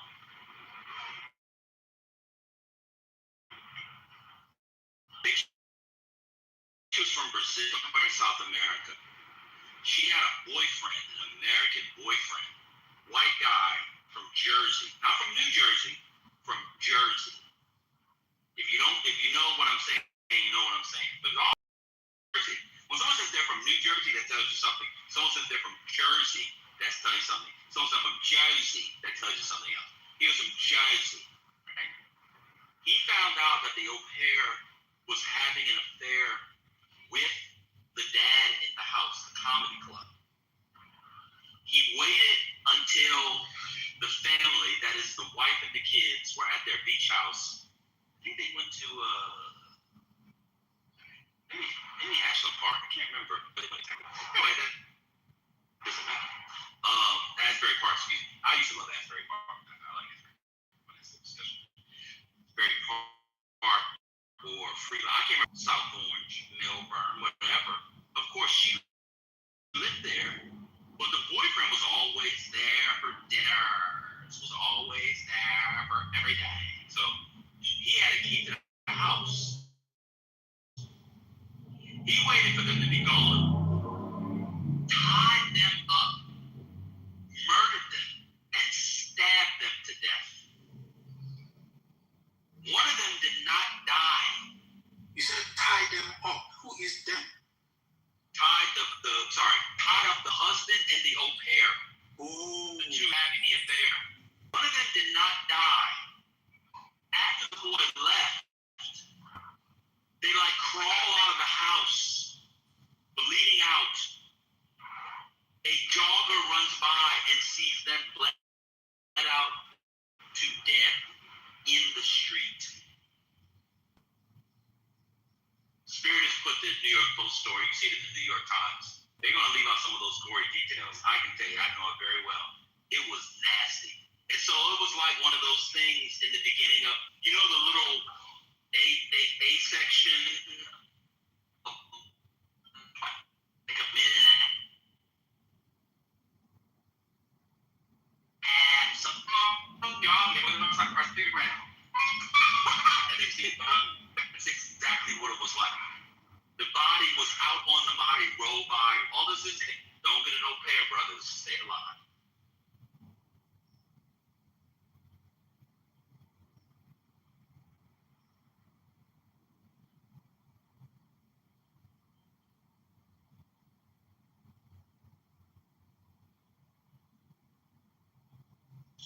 Anyway, that part of Jersey is really nice. Lovely. It wasn't that week. I'm sure for the people that. And I think it was during COVID or shortly after COVID. It was 2020 or 2021. There's no part of Jersey that's nice. That is not true at all. That's not true. Alpine, Alpine's like the most expensive fucking town in the whole fucking country. I'm not gonna tell you whose house I went to. They had a house in Alpine. The shit was fucking amazing. So why don't you just fucking tell us? Come on. Hold on. Now, my boy Vinny from Naughty by Nature, check this out. They grew up in East Orange, but you know the deal. He ended up moving to West Orange. Really nice house. My wife's brother had a house in West Orange. The shit was like a fucking colonial type. The shit was bugged out. It was a dope house. He had to refurbish it though. That's how old it was. But yeah, I don't know who said there's no nice spots in New Jersey. I guess he was joking. He's from Philly, y'all. He's from Philly. Good Lord. Dang. I mean, I think you know, you go in to like Elizabeth. Well, actually, like my wife was like, she's married. You're gonna have a good time. And it's I almost always never have a good time. But this is one couple I have a good time. But this is one couple that the husband is mad cool. They bought a house in Gloucester County, South Jersey. If you see this house, yo, they got a koi pond. The shit is dope. They still got a crib in the city, but they go out every weekend, and so they gotta have that house when they actually, you know, retire or whatever. That's where they're gonna stay. Gloucester County. There's still some gems down there. Anybody looking? Yeah, You'll find some. you get a lot of those down there. But in the 1980s, a koi fish pond? You know nothing. Go on mute. You know nothing. You know, what's true is that if you live up in the tri-state area, get yourself some friends who have those nice homes in Jersey or Connecticut or further up in Westchester, because you're going to be set. Like, they're going to have a pool house that's going to be bigger than your actual house, and you can just stay there and they don't give a fuck. And then sometimes they have golf carts right around the property. Literally, we have the code to the house. She's like, whenever you want, just let us know you're going down. You guys are good. Mad cool, husband and wife. I mean, it's real beautiful, these places. Don't sleep on Delaware either. Delaware's not. Okay. Yeah, I got a cousin in We're not going all the way down there, though. Let's get back on topic. Delaware was insane. But for people who live in New York, you know, I had a friend that went to Drew. Do you guys know Drew? Yeah, in Jersey. Yeah, so it's out on the line. I think it's Florida. And it's maybe the last stop, and it's Madison. And when you go out there, you know, you can actually just get on the train and just take a train ride out there. But once you get past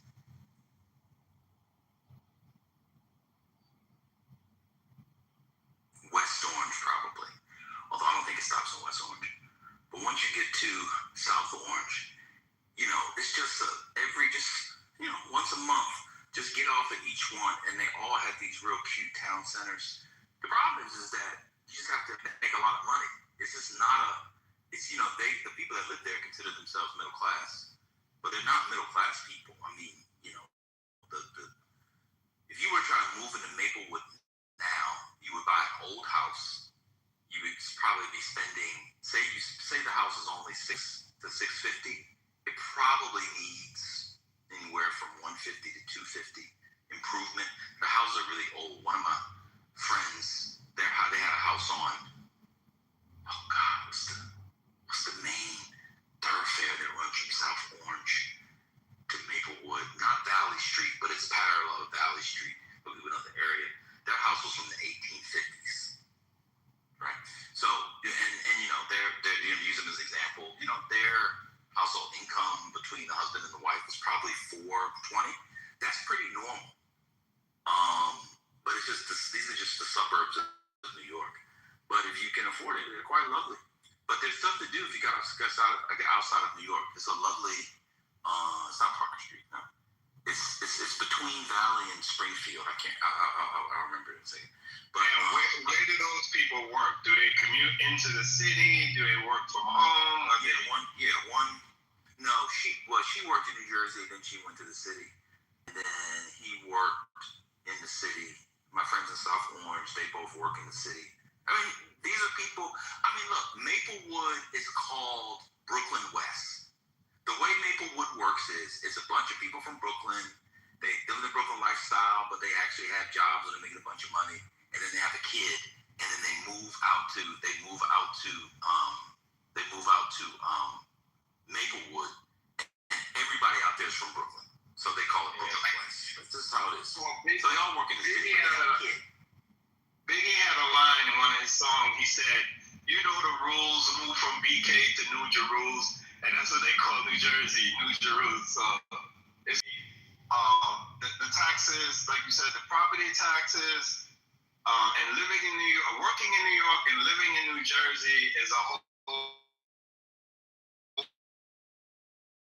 I think the prices are more expensive. I think in South Orange or Maplewood for less than $900. But the problem, and this is going to sound a little bit whatever, the problem is not the price of the house. I know that sounds crazy to people. The problem really is the property taxes. I mean, on a $900,000 house, I can just do the thing. I can look it up here. $900,000 house property tax, South Orange. You're paying 07079. Yeah, you're paying over $20,000. That's insane. The property tax is 2.44%.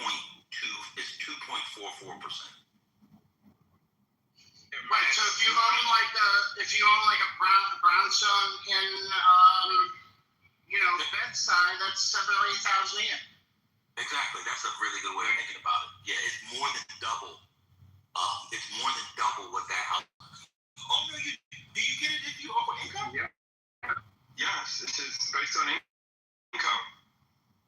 No, if you make $400,000 in your household, you don't get it, do you? I'm not sure. I don't think so. There is a cutoff though. But I think it's 17 or 18%, I believe.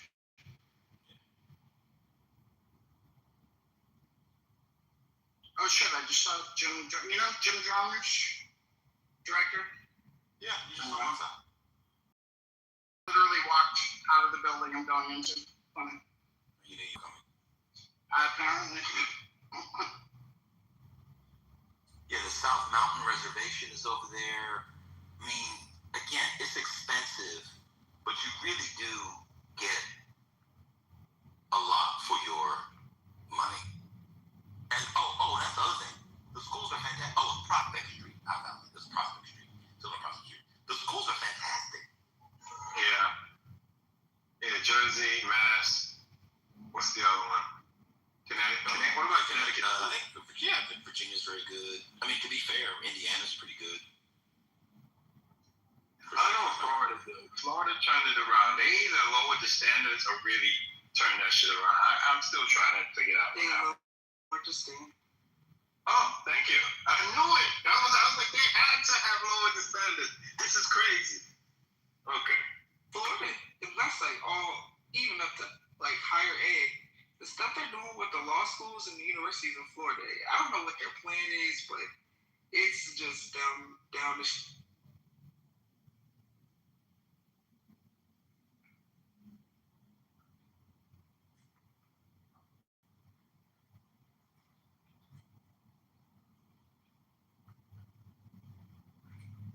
Y'all got your summer vacations planned out yet? Yeah. You gotta move swiftly. Prices going up. But cheaper than last year. Because that's what I'm seeing. Because demand seems to be lower. That's what I'm seeing personally. I got a house in the same neighborhood. It's $3,000 less for I think a same size or bigger house in the area of the country that I go to for that sort of thing. Like $3,000 less for the same amount of time for the house.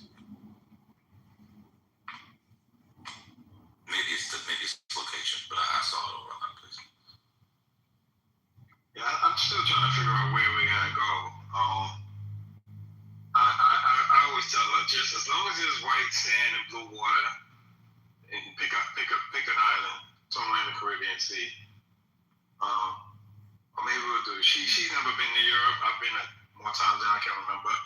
But I don't know. We had this talk. I don't want to do Europe in the summer. I feel like it's too fucking hot, and there's no beaches. You're not gonna find white sand and blue water in Paris, and it stinks.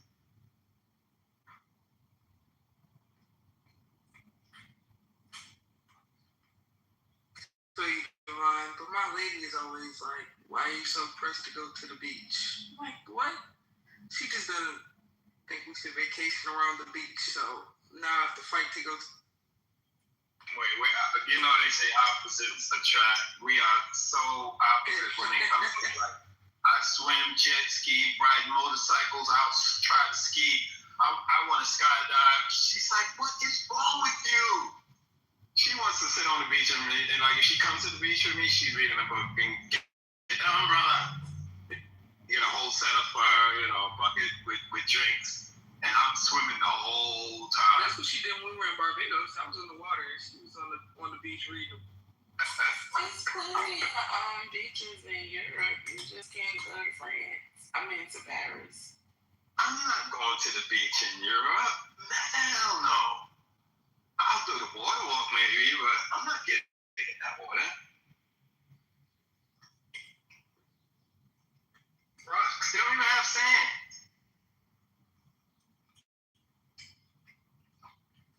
No, but like Cairns or Sandra Bay or Greece. South of France, you're right. I did do, one time I went to Tenerife. Oh my God. You guys know where Tenerife is. I want to go to Tenerife. That shit, yeah, bro. That shit is amazing. Canary Islands, Spain. Yeah.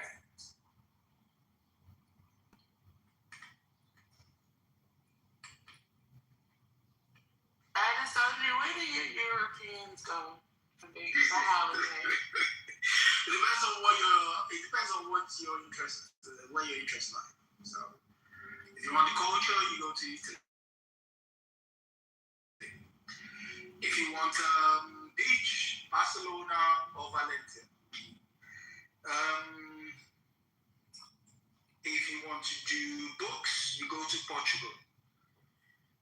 What else? You fucking that food up. Oh my. So for food, funny enough, you go to Italy and Rotterdam.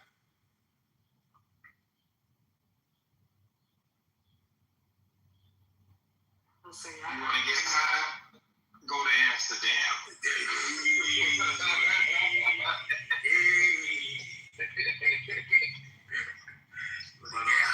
a minute, what's happening? We are not talking about touching the sky.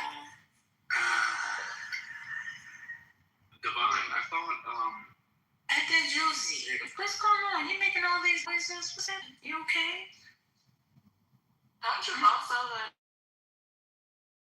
the answers? It's because I got high. Who the hell would like to get Peter up on the stage again? Peter, how you get in? What's the problem of yours with me? Why do you just...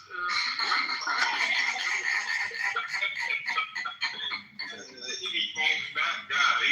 He fight back, Peter. Ben did it. Oh, he did not... What you mean fight back? He called somebody a monkey yesterday. What are you talking about? No, he's wrong. Because... Wait a minute, he's wrong, and then you say because... Because with money. I was saying that this is worse than being racist. This is, isn't it? It makes shit worse. Isn't it? I don't know what you were saying this morning, because I wasn't trying to hear what you were saying this morning.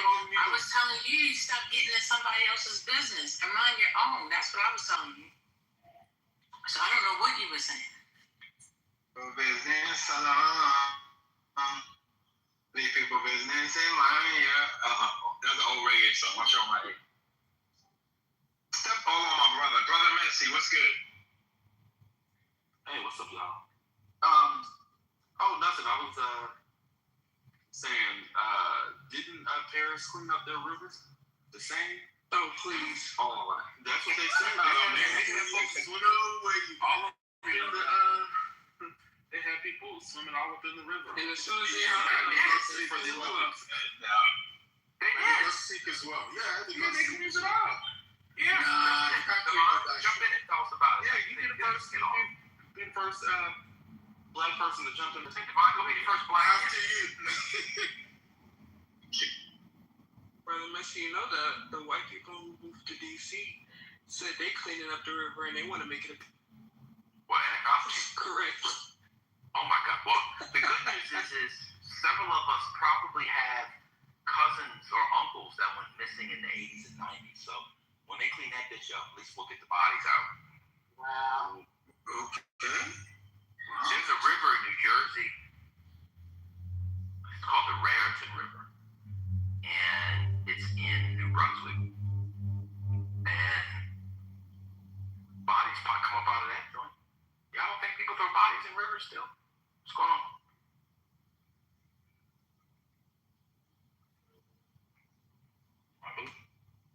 Well, yeah, I think I probably got at least an uncle and two boys I went to middle school, high school with. They probably in the Anacostia River. Yeah. They're never satisfied. Whenever they settle an area, they have to make it all the things. We don't need a beach or a body of water. And now you sound like your girl.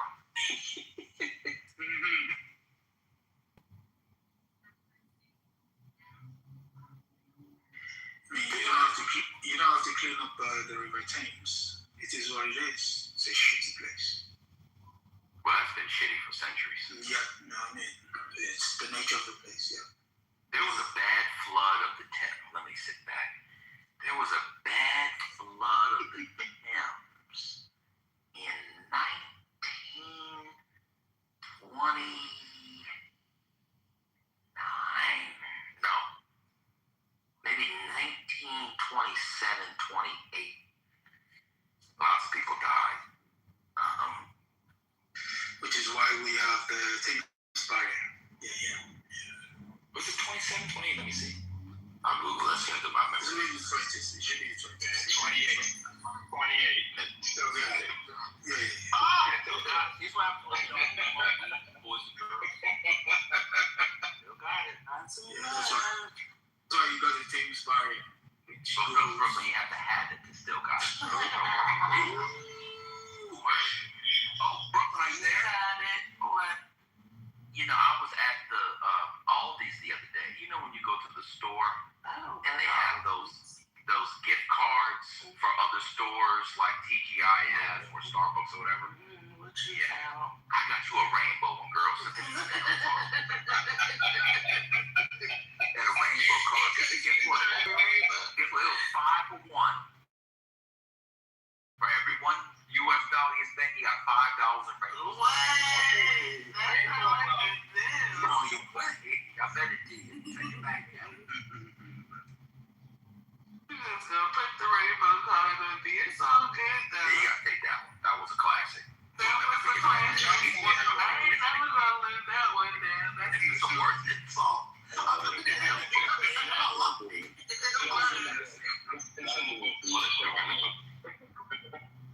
But wait, did y'all hear about the Lululemon? No, break it down.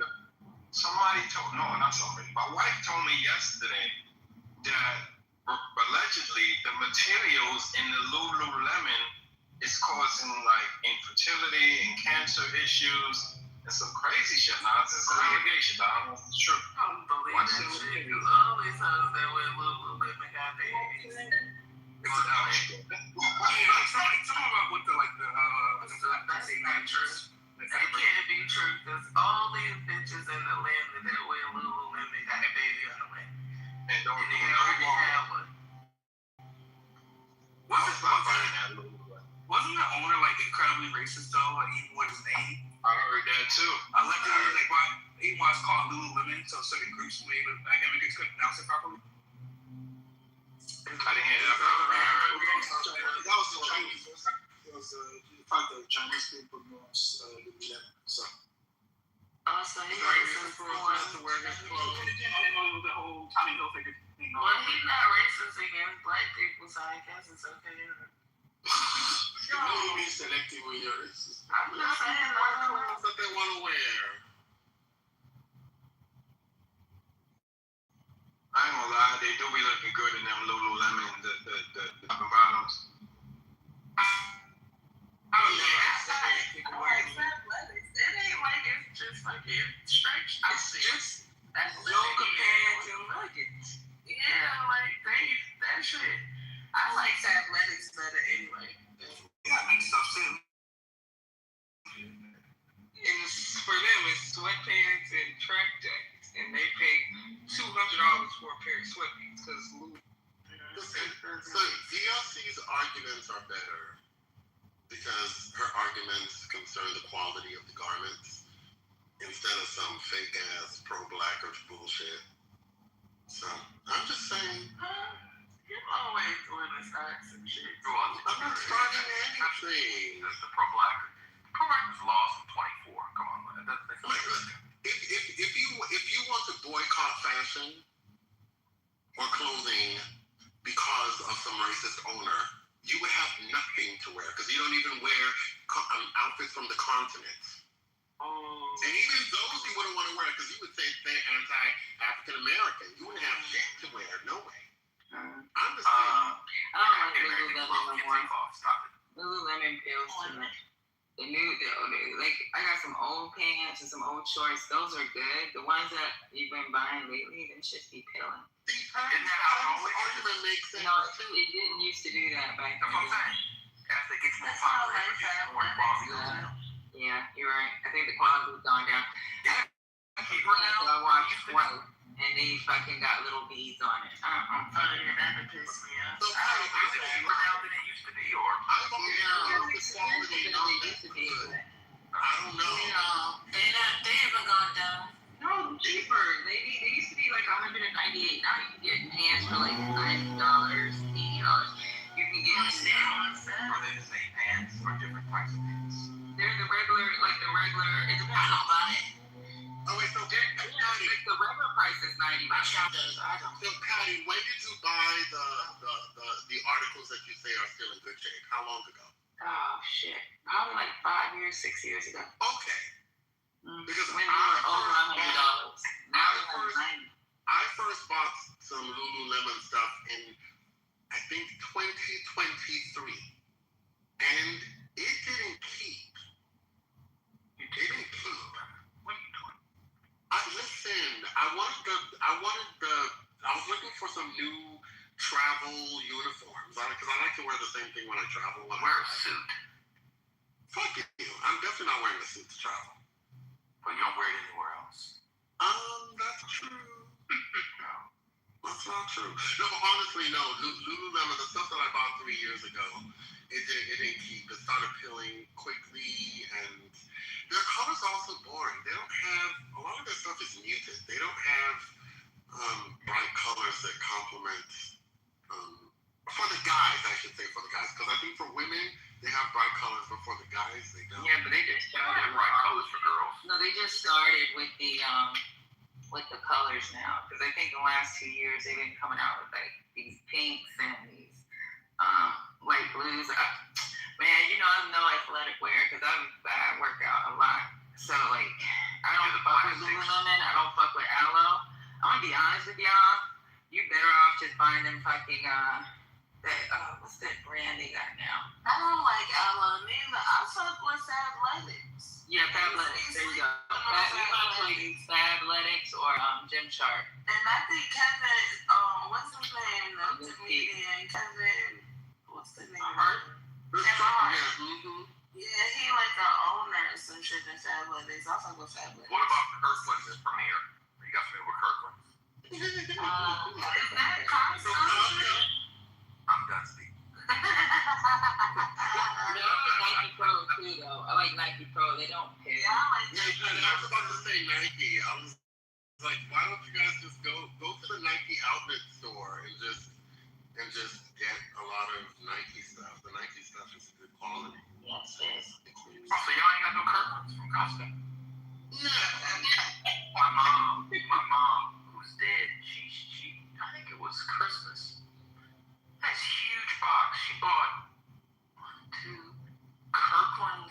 workout, sweatpant, in like 5 different colors.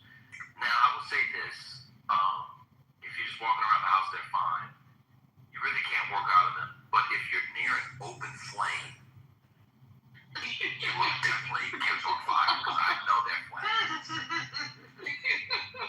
So be careful if you're near. Old Navy used to be like that too. Wait, where brother went when you started talking about Costco stuff? He said his work here is done, so he went to catch. Let me tell y'all a hidden gem for freaking workout clothes.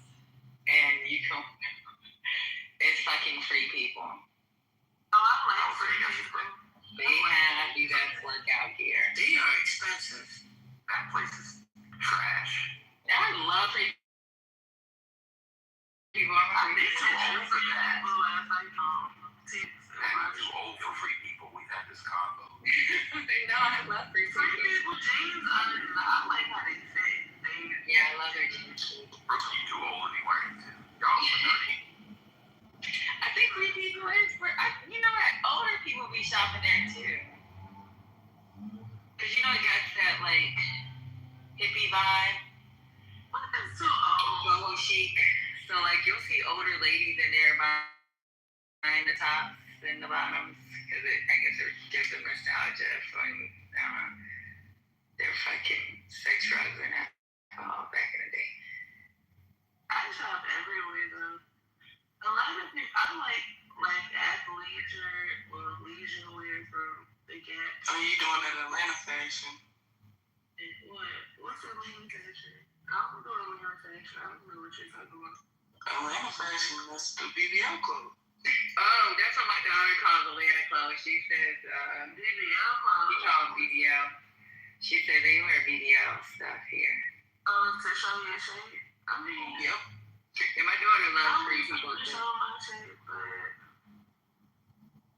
I like all kinds of stuff. Dr. Library, I love. I was at, like, this weekend was the first weekend it was really warm outside. And I went to one of my spots to a dairy on Sunday. And I was like, I don't know what's going on. The new trends. Why Capri's back? I can't wear Capri's, I'm too short. But like, the Capri's is like the one-piece spaghetti strap, one-piece Capri's. The size back in the day. I like that jumpsuit. It was like 4 girls wearing the same thing. I was like, this is not. What's wrong with Capri's? She's talking about rompers. Capri's is only nice on tall girls. If you're short with Capri's on, they look stupid. Yeah, not like men's pants Capri's. I mean, like, you know how people been wearing like a fashion over one-piece jumpsuit, skin tight. Now they're doing it, but it's stopping like the mid-calf. Yeah, like a body, so it's like a body. Yeah, exactly. But it go down to your calf. I was like, and it's straight. And he's in there, and it's being drawn. See the. I don't want people to call me misogynist today, so. What's the delay? No, it's too harsh. I'll keep it to myself. But Capri's are only good for tall girls. Short. Yeah, you won't catch me in them. I can't wear Capri if you're short. It doesn't. It's not right. I don't even wear biker shorts. I keep on telling y'all, DC does not have good fashions, y'all. I'm sorry. I believe it. The men and the women, they don't, DLC. I'm sorry. People here do not know how to dress, so I'm not surprised that you saw what you saw. Check me out. I don't want to say that you knew DLC. So if that shit just hit man, then they behind times, child.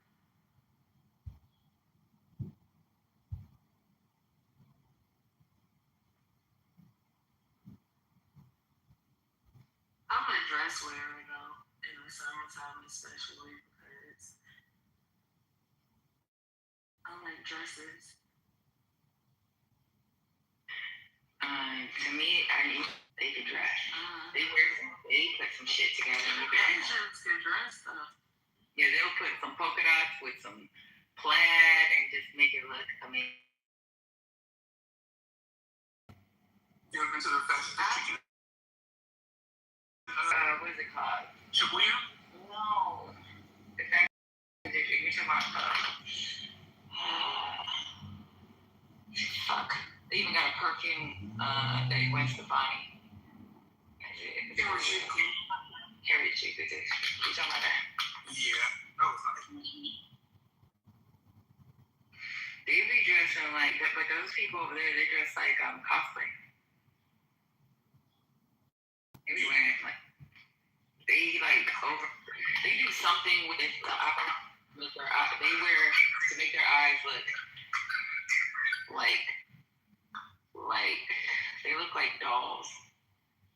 And they wear, in Japan, they have these contacts that are bigger than regular contacts to make it. It's just, they be doing some shit. Yeah. And the guys, too. The guys be doing something, too. To make them look like doe eyes or some shit. They go.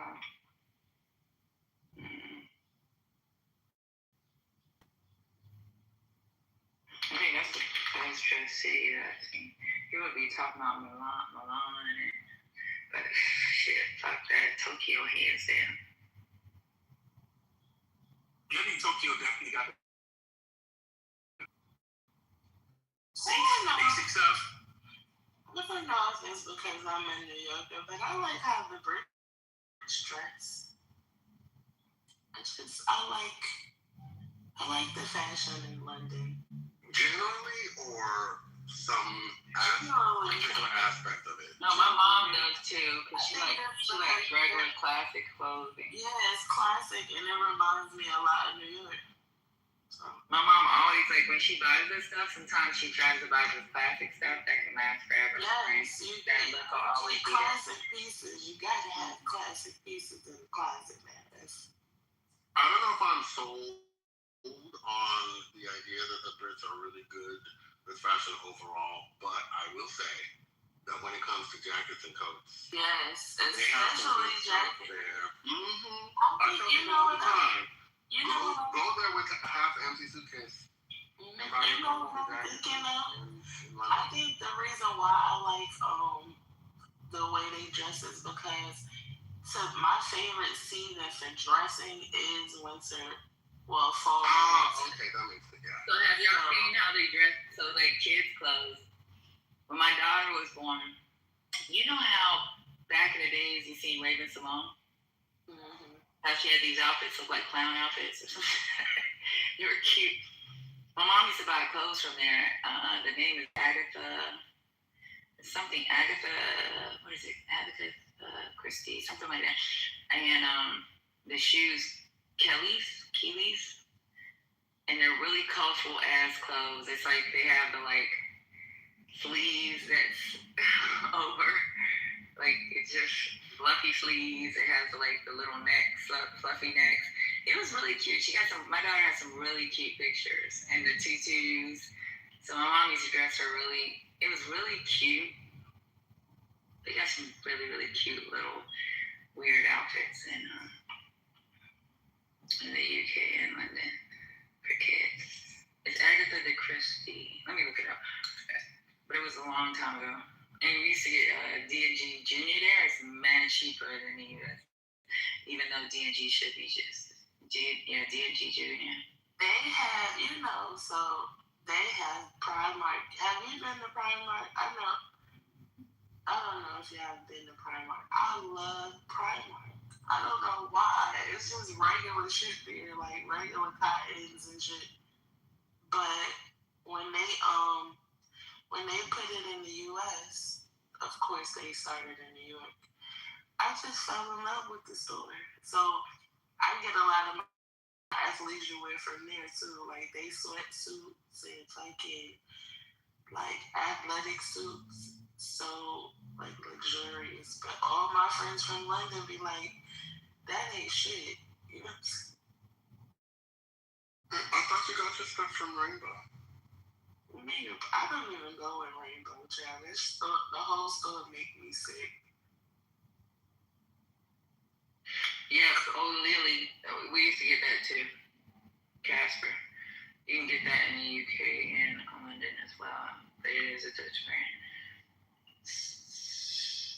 That was my daughter's clothing line, and she was a kid.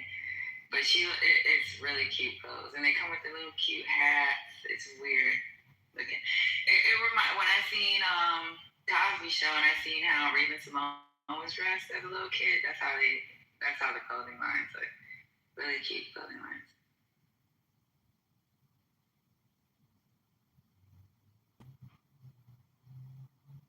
Yeah, regular fashion. It's like in the summertime, what the fuck do you wear? What do you wear? Cotton. Like, or nothing. The least amount of clothes you can wear. It's not like you can just get dressed up in the summertime. You be too damn hot. Yeah, that's why I said fall is my favorite time of the year. If you want to dress, it got to be a cool fall though, not no Georgia. Yeah, I like fall and winter because compared to I ain't never heard nobody child. No, the PETA people probably hate to see me coming. Spring for me. The PETA people hate to see me coming too. Try to talk about my leather jackets and I will cut you. Me too. Oh, I remember. Me and my cousin was walking downstairs and they was outside protesting. Somebody was having like a sample sale and they was protesting it. And I said, if one of these motherfuckers hit me with some paint, I'm going to jail. I'm going all the way to jail today. So, yeah, I don't give a fuck about PETA. Well, I guess what I don't understand about like fur coats, like if you're buying like one that's, you know, used or it's handed down from family or whatever, like isn't that a good thing in that like you're not killing a new animal? The animal's been killed, right? It's been passed down. Right. So are you honoring the animal by being like, okay, like you could throw it out or throw paint out and never wear it again, or you cannot buy another fucking coat which is going to go on a landfill or maybe have leather in it and child labor and whatever, or you can have this fur coat that has been handed down and used over the years and it keeps you fucking warm. That's my logic. I wouldn't ever buy a fur coat, but I'm just saying, reuse.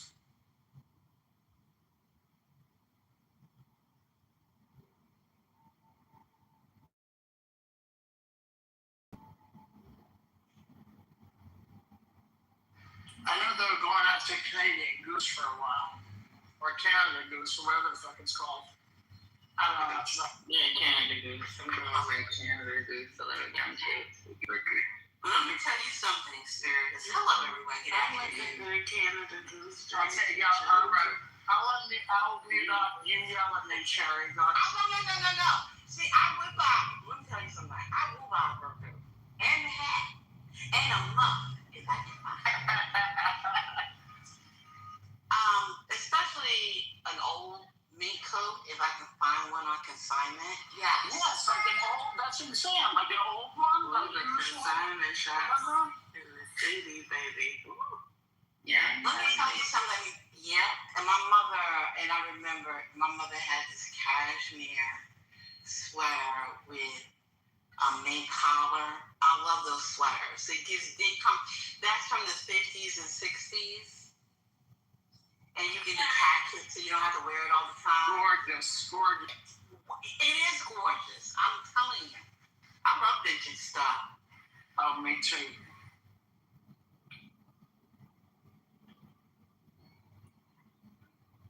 So yeah, fall is my favorite time. I love cashmere. I love a good tweed jacket. Yes. You know, I just passed somebody in Soho. His shirt on the front of it read, "Boyfriend out of town." That's cute. That's kind of cute. That's what I'm saying. People are outside. They're ready to go. Does this mean that you approach him and got his number? Sure. Now, why would I do that? I have a little more class. Why do that when I can go on Grindr? Hey, Spiritus, you were talking about fit a couple months ago, right? I was on that. You were talking about fit. I was? Yeah, you said something about underrated school. You said some Fashion Institute technology. Oh, Fashion Institute, yeah. Yes. So my daughter was talking to me about that school. And she was like, man, I should have went to fit instead. And I was like, somebody was talking about that in the room. She was like, yeah, she was like, small school. Yeah. She was saying, she said, I should have went to school. She's like, smaller school, but like, she was telling me the history of the people out of the school. And that's like one of the most popular. And she said those kids are fucking crazy when it comes to fashion over there. And they got a high school too, or they have one. Yeah, they got a high school. Yeah. I always see those kids right near the Whole Foods I go to. I love when you see high schools like that are special, like performing arts, because you get to see their style, because they are into the arts, so that's a different kind of personal style that they have, and they have their own personal style. Because there's a difference between fashion and creating your personal style. And they have it, and it's their style. Like they want to be different. Right. It is something up to their own. That's why when I saw, Diane Keaton, I loved her style, because her style was what she was. It was who she was. Your style should reflect who you are. Yeah, so my daughter goes to Parsons right now, and she was just talking That's about. also a great school. Yeah, but she said fit, she thinks fit would it. She should have went to fit. She's like, man, I should have went to fit. But she made some friends at fit. A lot of the kids at Parsons, they freaking there's stuff that they get. I don't know. She was just explaining to me why she liked fit so much better, and I was like, damn, too late. You're going to this school because we ain't going backwards in college credits. Yeah. I didn't realize how I heard of it. You know what I'm saying? We knew it because it's off of 20-something Street, 22nd, 27th. Her transfer though from 24th. Yeah. It's on 7th Ave. You should go, and they also have the museum there too. Yeah, that's what she was talking about. She said museum's cute, but she said she was like, man, I should have went to that school. I never really thought about it.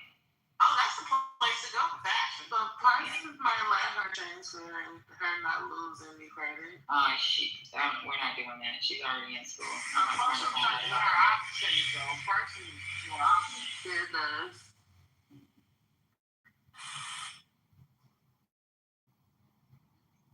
Yeah, my cousin went to the high school, so everybody is really artsy. And she brought up that dude that y'all was talking about the other day, because she told me all the designers that came out of there.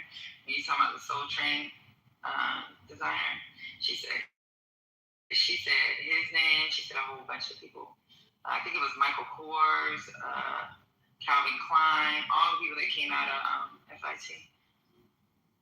Oh, damn. Yeah, they know what the fuck they're doing. Mm-hmm. Yep, there's that Cinnabon truck again. Get out of here. Wait a minute, Cinnabon has a truck? Yeah, they got trucks all over the city. I've never seen a Cinnabon truck. Crazy. Has this been within the past 5 years? No, it's right next to the Auntie Anne's is right behind it. Then it's an artsy. It's a truck. Yeah, it's like that had to come about since like COVID, because I think it has been since COVID. I see when I go home, but yeah. Yeah, because I haven't. Yeah, because when I worked in the city, I didn't see one. Because all there was that Mr. Softies. Now they got the Cinnabon. No, but here it is on this corner. Okay, on each corner, they got the Cinnabon truck, the Auntie Anne's truck, and they got the New York ice cream truck. You got every. So what is the New York? What is that? I think that's like I think it's like a Timu Mr. Softy or something. It says 10flavors.com. So they might be more. Wait, you're not Mr. Softy? Who are you? You're not Mr. Softy. It's just okay, alright. They probably got different toppings. I went to a soft serve ice cream place yesterday at what was that? Like Grant Park, and they had like cool ass toppings. I was like, and they had it where you can mix. You know, they have like the chocolate vanilla swirl. They had chocolate strawberry swirl, vanilla strawberry swirl. Then they had a bunch of different toppings. I was like, oh shit, fancy.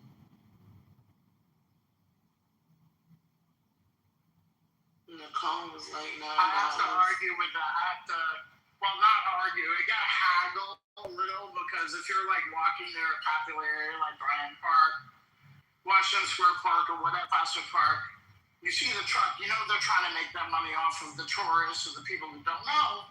So I'll be like, how much? I live around here, so, give me a good rate. And they'll be like, oh, it's $6. I'm like, well, no. So I have $5. We went crazy when ice creams went to $2. Now them shits is fucking $6. It's crazy.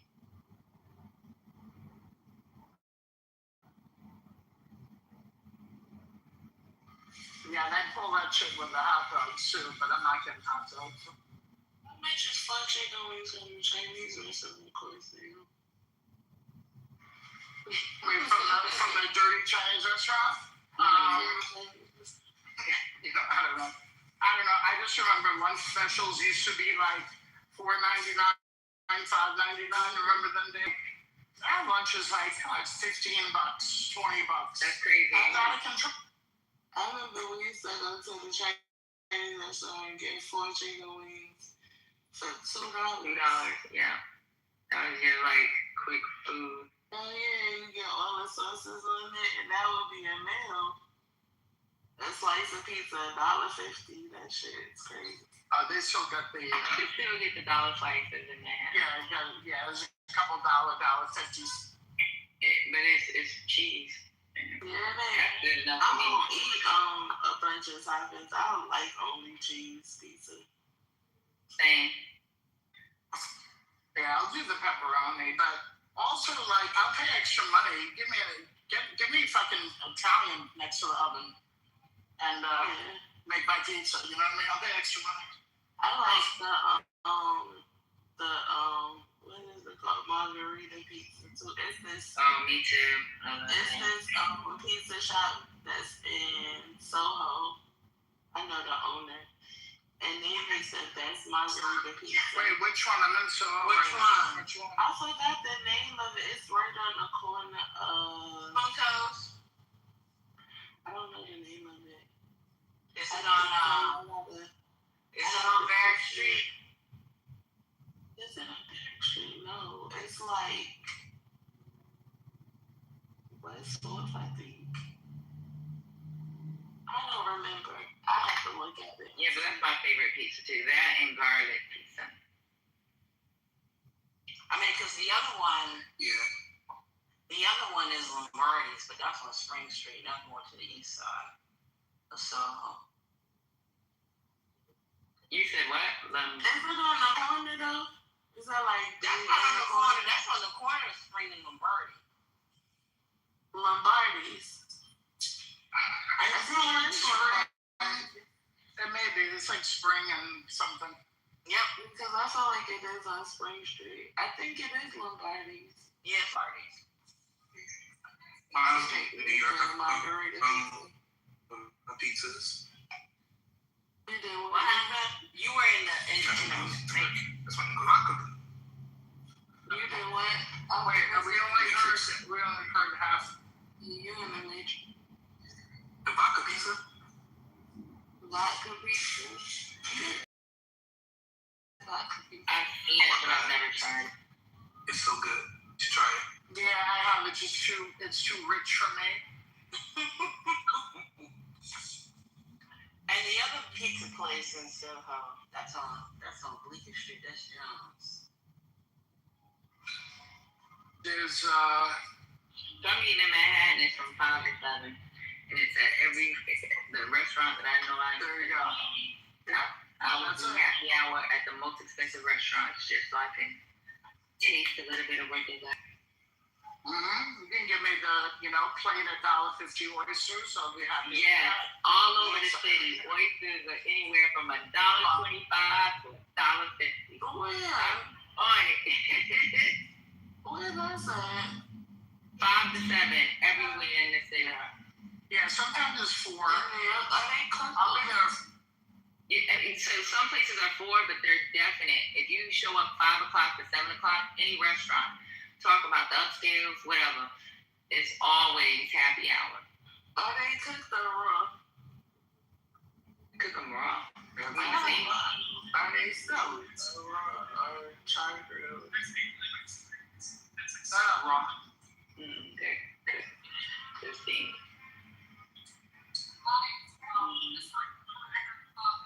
But I got my daughter on to that because I was like, you gotta, like, when I go home, I always take her to different restaurants so she can try each of the restaurants. I take her and her friends 5 to 7. We'll pick a spot, a different spot every time. It's good food in New York. It's just, they don't have good soul food at all. No, we're down bad, honestly, on barbecue, soul food. Yeah, barbecue and soul Mexican. food. Mexican. Well, that's the However, the Dominicans do good barbecue and the Jamaicans. They do their own rendition of barbecue, but they don't have good American barbecue in New York at all. Well, that's because they can't have pets. Who can't have pets? Well, I mean, there are regulations to what kind of pet you can have. So if you're in a city, I mean, that's a safety concern whether or not you have a Oh, barbecue. you said pigs. I thought you said pets. Yeah. No pet. So yeah, there's some. They don't cook on pits. So because of that, yeah. Where I used to live, we used to have this place called Brothers Barbecue. There was a line around the corner, and they had a barbecue pit. But the city changed this ordinance, so they had to shut down the pit, and the barbecue was not the same after that. I It's not like remember growing up, there was this Jamaican restaurant on Church Avenue, and the men could be outside in front of the store with his pit, just grilling all day, and that shit was so delicious. That's good. I don't think they're there no more.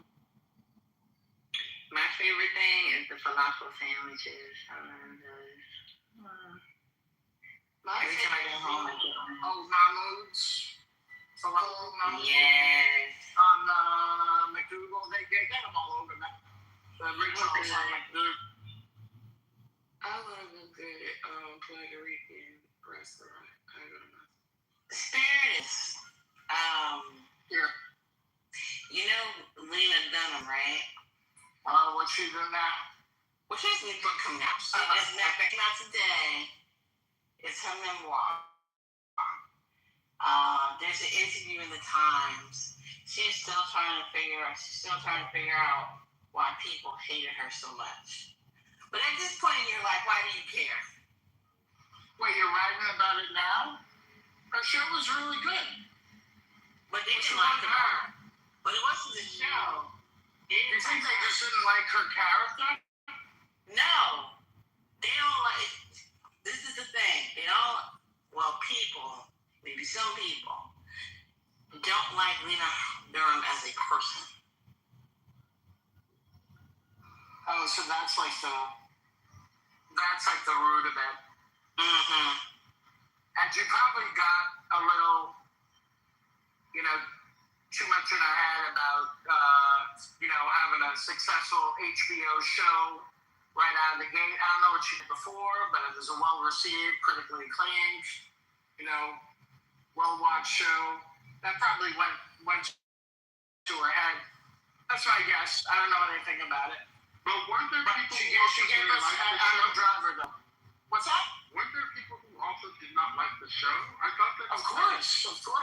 You had some people that didn't like the show. Because I remember reading. I remember reading some criticism of the show. I also remember finding the criticism that I read strange. The one thing I remember is that people were like, how can somebody write a show about New York and have only white people in the show? Because the location for the show, or the characters in the show, are supposed to be diverse and all that stuff. And I was like, It's in Brooklyn. yeah. But I think it was in the Williamsburg Greenpoint area, but it doesn't matter. But it's I thought that was a stupid. I didn't say that because I agree with the criticism. I thought it was silly. So I didn't think it was fair to her. I thought that they should. It didn't make sense. I mean, right. I'm like, I think that's the thing about representation, right? I mean, if Lena Durham is writing from her experience, then her experience, she may not have a lot of black people in her life, or any other group. Most white people don't have black people in their life. That's exactly right. I mean, it would be strange for me to write something like a town like Newark, and then I know which is predominantly black, and then throw in some white character in it. That doesn't make sense. well, but also if you're gonna write something, would you rather not have a black person in the show, or feel inclined to put one in, but write them terribly because you don't know how to write for certain people? Could also be the case with like writing about women or whatever. I mean, I think there is a level where if you're a writer, you can write to your experience and you expand upon it as a writer. If you're a fiction writer, but I mean, I watched the show. I did not have a problem with that show, and I did not have a problem that there were no black people in the show. I didn't have that. I think there were black people in the show, but they were not like main characters. Right. I mean, it's fine if she didn't. But it's fine if she didn't. What's the show? There's some show about some weird looking lady named Lena Dunham. What was it? It wasn't called. What was it called? It was called Girls. No, it was called Girls. I never watched it. You wouldn't watch it. It wasn't. But they gave us Adam Driver for what it's worth. Yes. The game was Adam Driver for what it was worth. I mean, I liked the show when I watched it.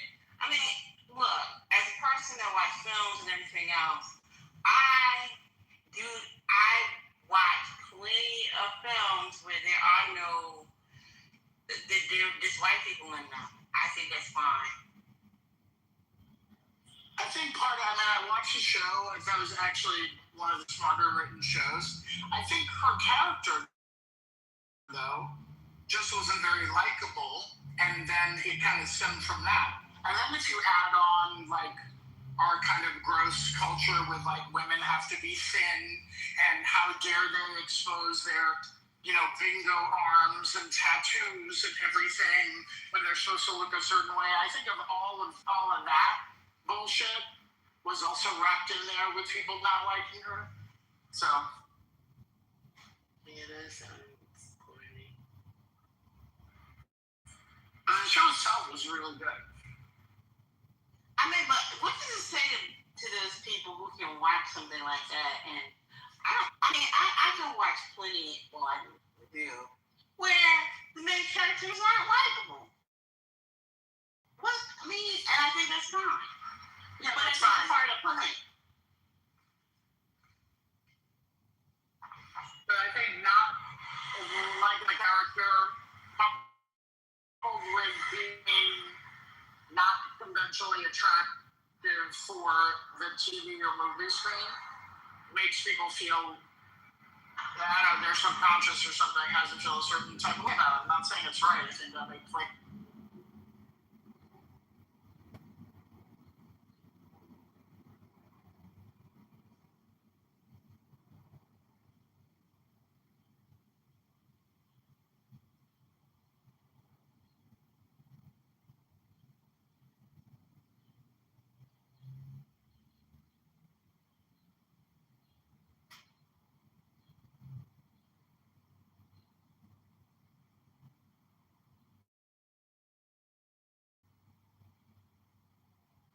Oh, John mentioned Broad City. Broad City was legitimately funny.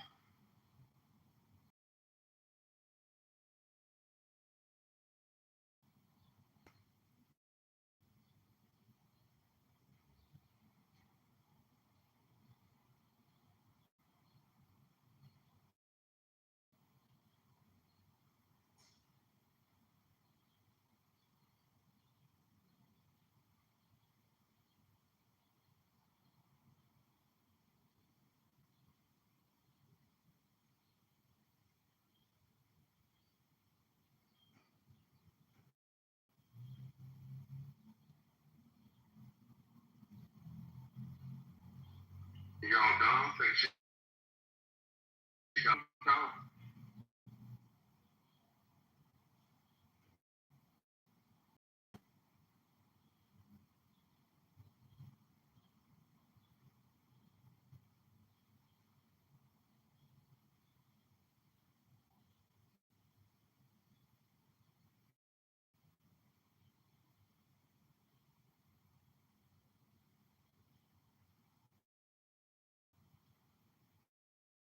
Can you hear?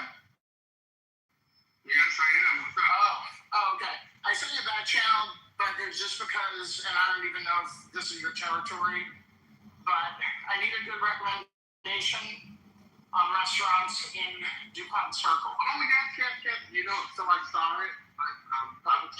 I was traveling yesterday. I didn't say that on the app because, you know, I have many enemies and I didn't want them casting spells on the plane I was on. So That's all right. I'm traveling right now too.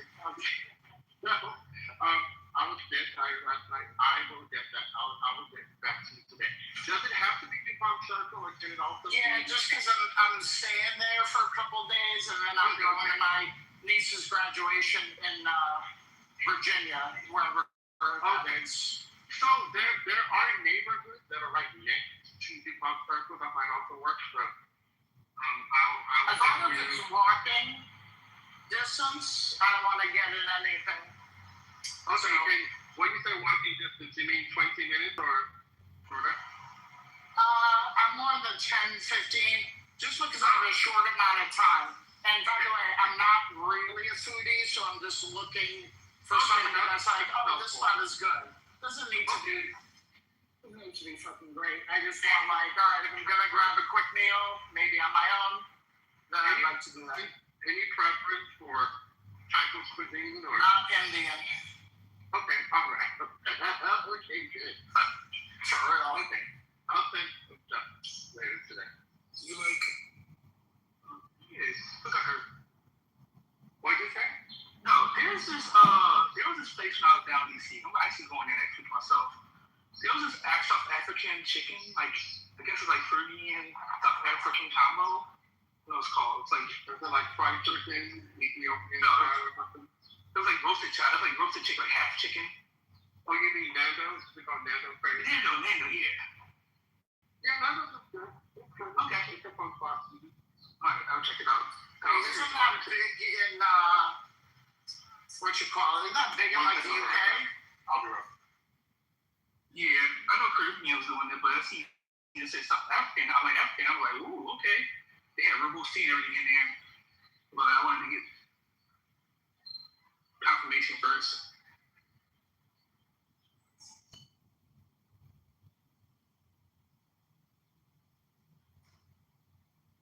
This nice time to be down there too.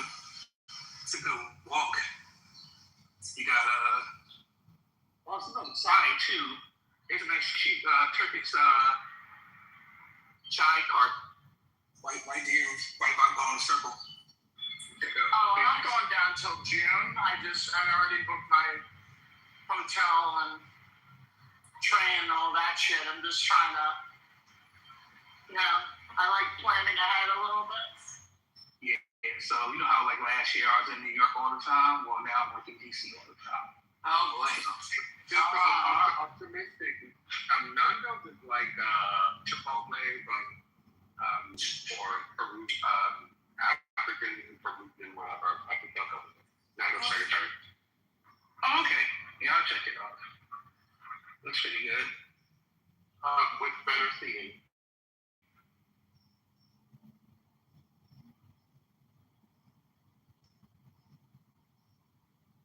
Yeah, I need a green fork for DC cuisine because I've been seeing it. It's actually pretty good, but I know some gyms out there on the side. Yeah, Nando's is not a sit down, a little more lamb, a little more free. Thank you, Stephanie. Yeah, Nando's is not a sit down restaurant. It's not a fancy restaurant. You can get the food to go, but there are also teaching there if you want to. Sort of like I said, Chipotle or I'm sorry, ma'am? You need drink? No drink, thank you.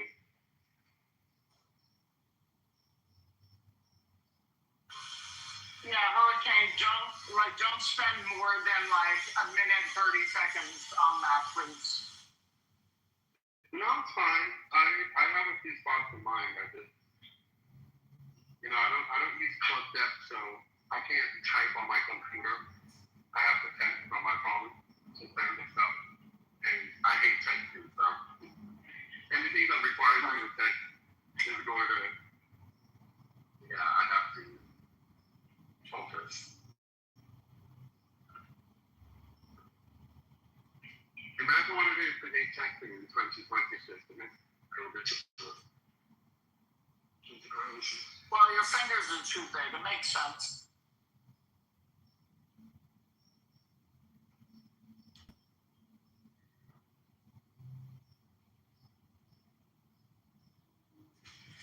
So, Spirit, is your niece graduating from college? High school. Oh, high school. Okay. Those are the best graduations, aren't they? Yeah, they are. I'm excited. No, I'm excited because, I'll tell you why I'm excited. Because they only have a limited amount of tickets for the graduation. Oops.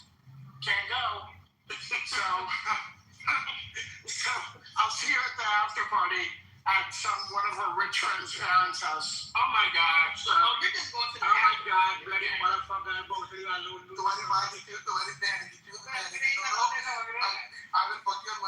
your sister, I will fuck your country, you fuck back.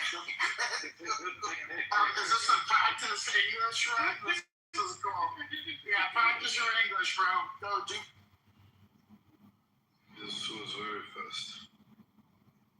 Are we here to practice your English too, Igor? Yeah, I want to say.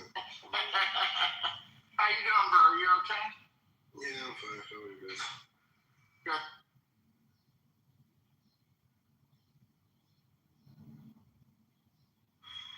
It's way too hot in the city. I'm dying. It's humid.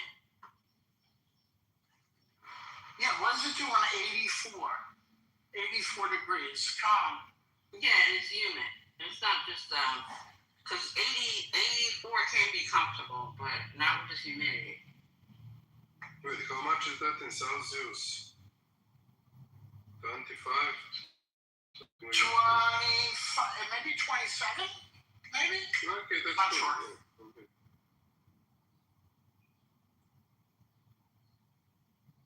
We had a storm yesterday, and the storm destroyed all electricity and destroyed my appliances in the house. I'm so pissed. Oh wow! Oh, You mean like surging electrical? Yeah. Stuff? The cable, because it was insane wind. I mean, a lot of stuff is saved, but I don't know, some, appliances. I went today to buy them. But my espresso machine survived, so that's good. Yeah, that's all that matters. Wonderful. Yeah, that's wonderful. Yeah. That has a spot. Wait, was it unplugged? Was it unplugged? Is that why? No, it's not, because like everything was. It was in the middle of the night. Like it's insane. Like I wake up and saw from my windows like firework from electricity because the cable broke and was dangling around. And in that moment, like some I don't know how to say it in English, like circuit outside in my house.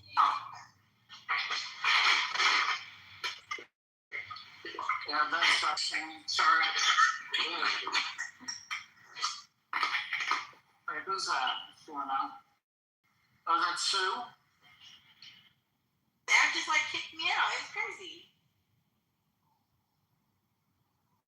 And then it still does that thing where if you're in the hallway too long. Wait a second. What's going on? I am not.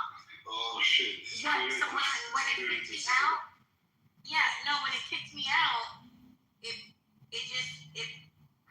modded you automatically. And then Oh my god. yeah, it was the weirdest thing. No, it kicked you out. It was on the phone. Oh, okay. And sometimes Spiritus will be a backup mob. I couldn't get off the phone to tell him, like, hey, just in case I get kicked out because I'm on a phone call, let me mind him real quick. Oh, okay. That was the strangest thing. It was like it kicked me out and then it had me stalling in the hallway. So when I clicked the room again, it was like, oh, you gotta join in. Clubhouse has got to get it together, honey. It's gotta get it together. I wasn't aware of the backup mob thing. Yes, you were. Don't lie. Like, I'm on a Teams meeting right now. I'm on a phone call. And then I'm on Clubhouse. I got too much going on right now. I do. So I was like, I was like, let me hold up. When I see Jenna disappear, I'm like, let me mount up Spiritus real quick, just in case I get kicked out the room. Y'all better than me because the way my ADHD be working, I can't focus on multiple things at the same time. I gotta be focused on one thing, or that shit ain't gonna work. Yeah, I'm voting Brooklyn to be permanent mod in this house. She would be. Like my ADHD, I kind of have to for some reason, even though I'll use y'all as white noise. I'm listening, but it's I'm working, so the concentration is on me white noise. That's yes, Spiritus. That's exactly what I was. I don't know, and it's just like the people who can live in the city. Some people they can't live in the city with all those noises and the trains and the sounds. They have to have peace and quiet. But for some people, if they're in a loud setting, they can go to sleep peacefully. It's kind of like that. Same with energy drinks for people who are neurodivergent, ADHD. When I drink a Red Bull, I get sleepy. I can drink a Red Bull and go take a nap. I can too. Yeah, but for neuronormal people, it's that it hypes them up. It gives them. They crash right after, but yeah. Wait, so if I do an 8-ball of Coke and then I fall asleep, what's that? Oh my God. Do I have ADD or what? Oh my God. Oh my God. I don't think Coke falls in that category. I'm not ready for that. Now the whorehouse, wait, Coke is where you lose me.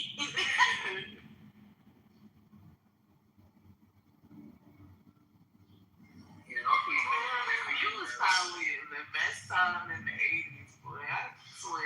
Nah, 90s. Early 90s. Listen, 90s, early 2000s. 90s, early 2000s. Yeah, that was pretty much down here downhill from that. Now I'm at the stage, I know some of you are at two, where you're supposed to go out with your girl or your boyfriend, whatever, and you're ready. It's maybe an hour before you gotta, leave the house, and they give you that text, I'm not feeling well, and they're so upset, they're so apologetic, and you're like, yes, I can stay in. I don't need to go out. That was me last night. Yeah, exactly.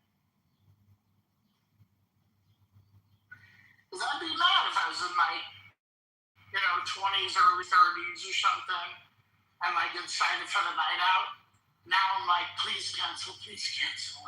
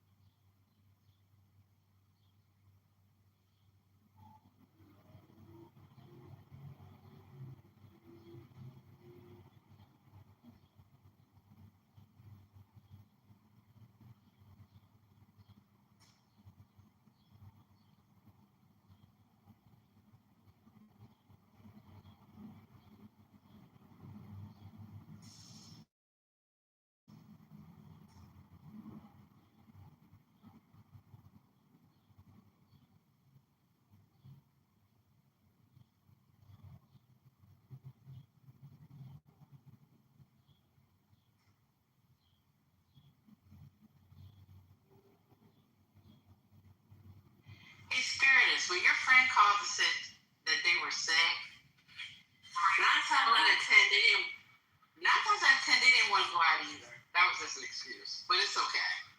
Oh, you think I don't know that? I don't care what the excuse is. If a family member passed, if your stomach hurts, broke your leg, you got an exam in the morning, I don't care. Just let me out of the situation. Thank you very much. So I don't have to cancel, because I won't cancel. I won't do that to somebody. So you have to be like me. Just give me any excuse, and before you finish your excuse, I'm like, oh, that's totally fine, don't worry about it. Mm-hmm. But before they ask me, I have questions. Like, what time is this event? And are there going to be chairs? Right. I know I'm going to be there, right. And who's going to be there? Because if so-and-so's going to be there, you can count me out. I'm done.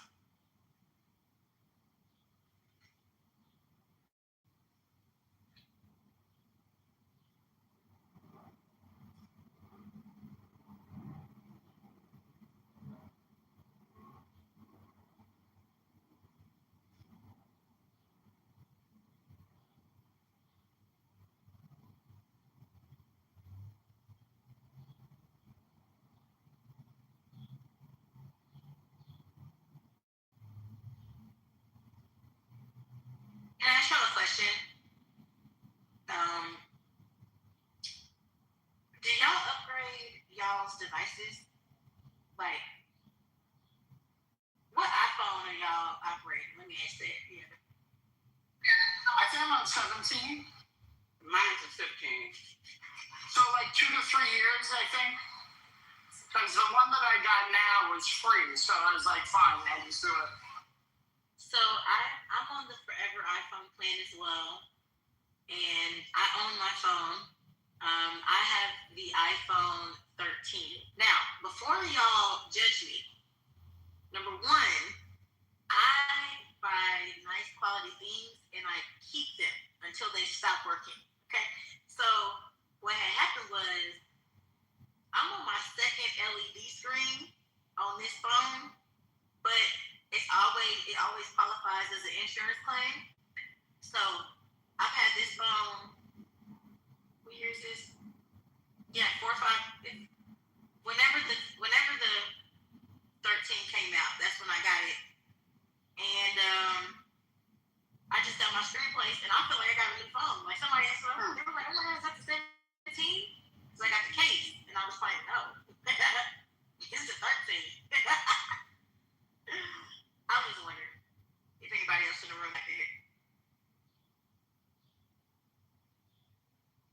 In spirit, my upgrade would be free too, because I've had this phone so long that I'm on the Forever iPhone plan that I can upgrade and still keep this phone because I paid it off and then some.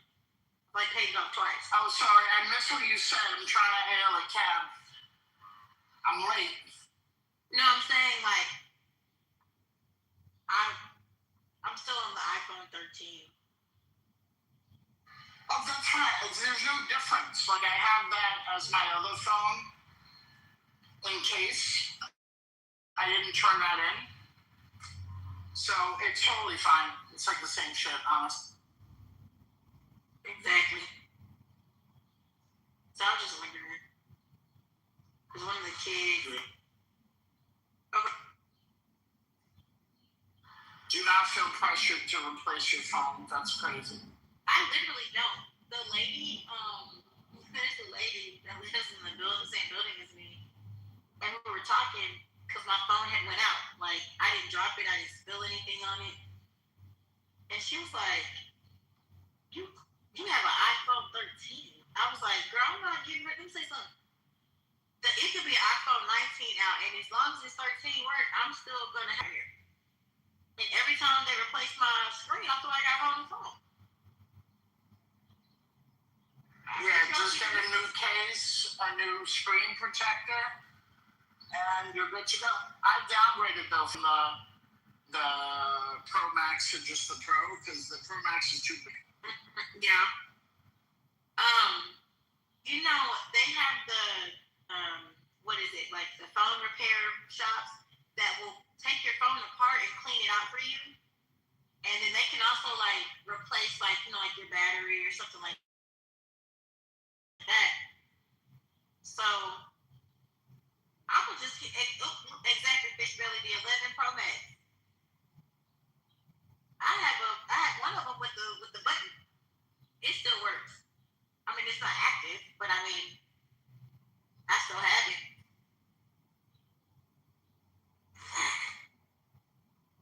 Yeah, I still have my iPhone XR. That's what it is, the iPhone XR. Yep. Does what it needs to do. That's it. Yeah, because they're all the same at the end of the day. Like, when you do decide to upgrade, it has to be something like terribly wrong and it stops working. Rather than that, you're fine. They're still going to update the phone. They're still going to give security updates. Phones 13. No, I think it's 12 on down. The screens don't cost that much to get replaced. So like you can get your iPhone the screen replaced for $75, and it be like having a whole phone. They started like now if you like let's say if your iPhone 15 cracks or something like that, it's gonna be it's $350 at least. Just for the glass or the back, like the temperament glass on the back. And they intentionally, the guy at the shop said they intentionally started doing that to like weed them out. Because you just have to replace the whole phone. Yep, they want you to keep buying, so they'll find ways. It's a cat and mouse game. It really sucks because like they're intentionally building things to burn out or to break. So like, I feel like, yeah, I have a hypothesis. I think people like us, like the few and far between, like when we are able to keep our devices and talk about how these devices work, I think that's like the 20 or 30% of devices that were actually built properly. Because I have a lot of friends in tech and they say like they never produce product to 100%. It's only to 70%. And then they sell it. That's true. I'm like, wow. He said like the later batches may get produced to 100% because the first few batches they're looking at what the issues are and they're fixing them on the later models of that same model. I said, oh my God. Mm-hmm. So when we like the fact that our devices are like that, we probably got the little last 20% of devices that were actually made to 100% capacity. That's why it's never good to upgrade right away. You don't want to be the beta tester. Exactly. So that's what he told me. That's why I'm not in a rush to like go. Once I learned that, I was like, I'm not in a rush to go get some new shit, and it's so expensive. Yeah, we spend $1,000 like it's $1 nowadays on phones. And yeah, I gotta get the new. Like the iPhone 17 came out, I'm like, okay. No need. I'm still on the 15. 15 works perfect. Got plenty of space. I feel like we're gonna be on like the iPhone 30 if they keep this up because where is it like just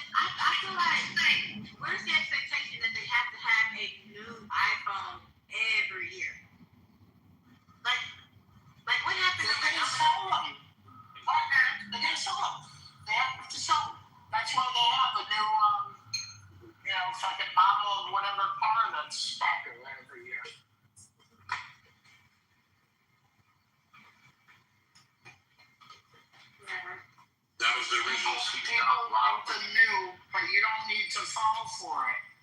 You don't need to fall for it. It's a scam.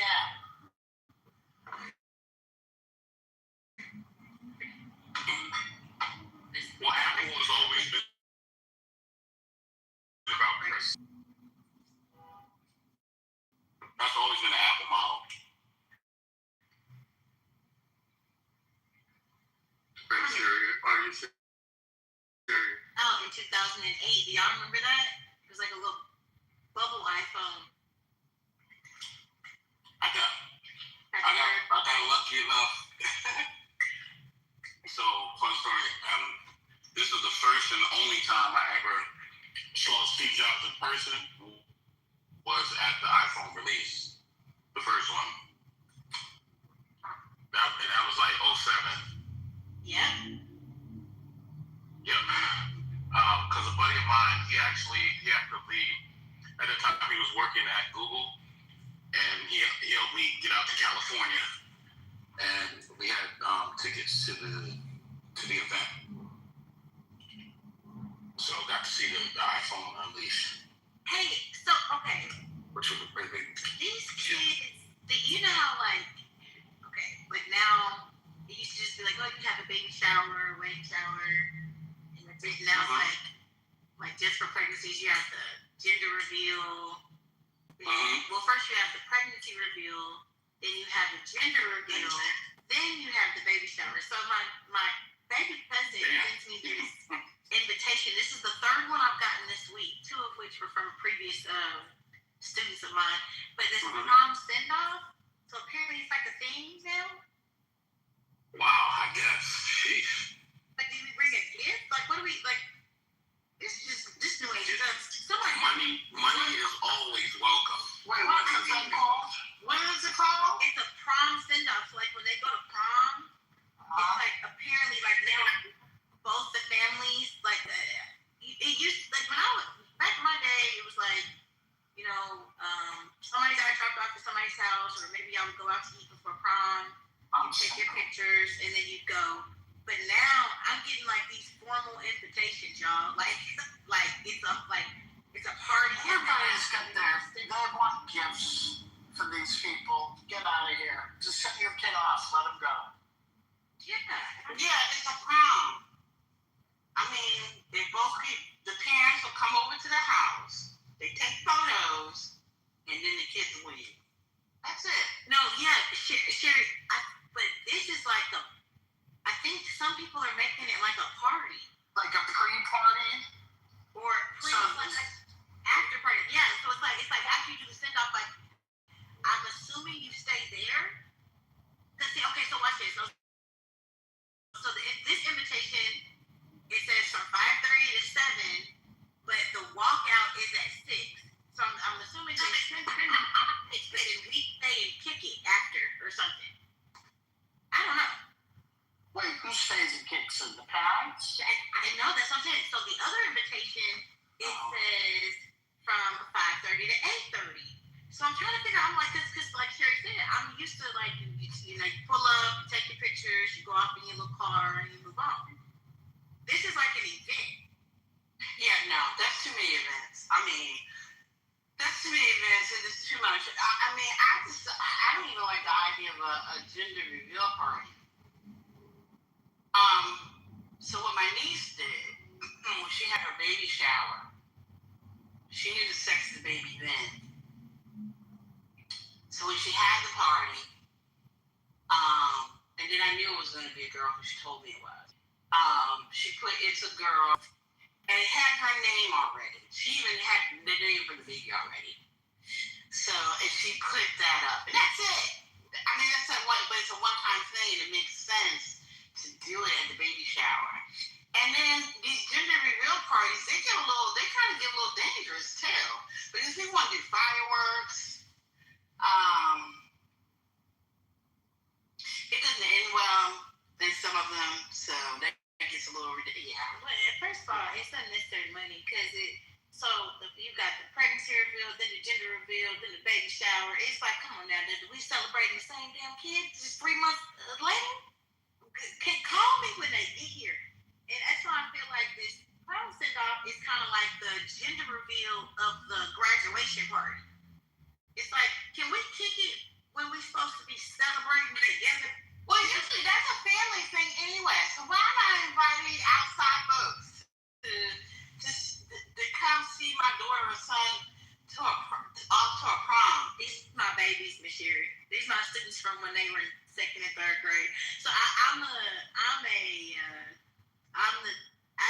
taught a classroom since 2018. I've been in administration this whole time, but I'm a very hands-on teacher. Like, I was a teacher if I had a kid that had a violin recital or a football game, they knew to give me their schedules ahead of time, and I would coordinate the time. I pulled up on my kids. And so I have babies in college now. They still call me. So them inviting me makes sense because, like, they're my babies. You know what I mean? That makes sense. But I mean, at some point, some events are more intimate than others. So I think that's fine to see that. But generally, there's a prom, and some people do graduation parties. That party after the graduation. So I can see that makes sense because everyone in the family cannot go to the graduation because you only have X amount of tickets. Yeah. Right? And so to have that graduation party is fine. My niece had one. She graduated from high school, and then that Saturday, I think, a couple of Saturdays later, because it's usually after, they just had, they just had a party for her in the backyard where, family showed up and everything else. A couple of classmates showed up. Some people from her, where she graduated from, show up. I just don't understand all this extra stuff. That's what I don't get. I mean, this idea of doing that for a prom or just have a graduation. That's the point of the graduation party anyway. I'm not giving no money until graduation. Here go you little $100. Yeah, you can get that at the party. Yeah, you get it at the party. But I did the 3,622 parties, and I'm supposed to bring givers. So that's why I'm saying I'm confused. Hi, baby. Y'all, I'm at my campuses now. I tell you, this was a friend's wedding. This is years ago. She invited me, and we went to the bridal shower. It was RSVP. And at the shower, because I'll never forget the food we had. In summer, so it was in July, we had corned beef, carrot salad, and Oscar Mayer hot dogs. I will never forget that menu. I'll never forget it. And it wasn't even outside. It was indoors. But, Cherie, do you remember when birthday parties were simple? Everybody pulled up. They had that like you said, that hot dog. They got that little juice, little jug bottle, a bag. Yeah, but now those parties are not for children. They're for the adults. Yeah, excuse me, Myra. Or even remember a Ronald McDonald party at McDonald's was lit back in the 90s. You know what I'm saying? He was excited. Are you going to a thing? Well, my niece, she got cheated out of that because her birthday is December 26th, which is the day after Christmas. And it's winter. Yeah. So there was one party for her. And I think, it was a roller skating thing. But it's hard to get people coming out to those events in that time of the year. It's cold, it gets cold by then, and people have spent their money, Christmas for Christmas presents and everything. So birthdays if your birthday is in December, you can forget about a party.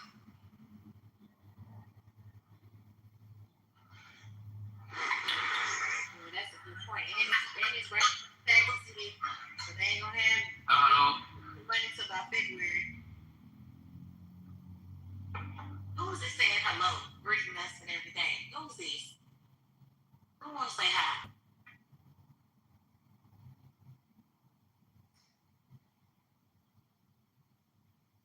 Anyway, y'all, I gotta get ready for this 115. Damn, did I have an opening today? Who was just calling me?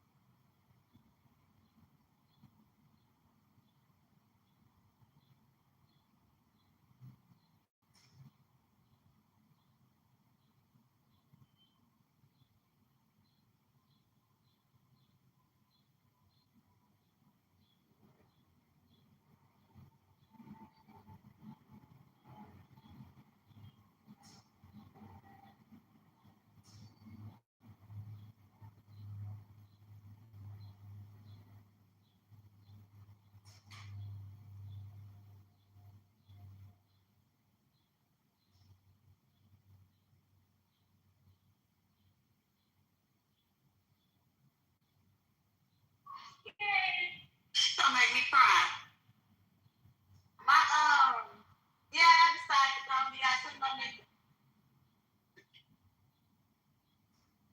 My mom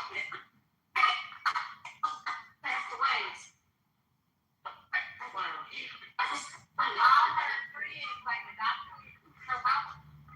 So this just I was like, we're gonna go see. Are you talking to us?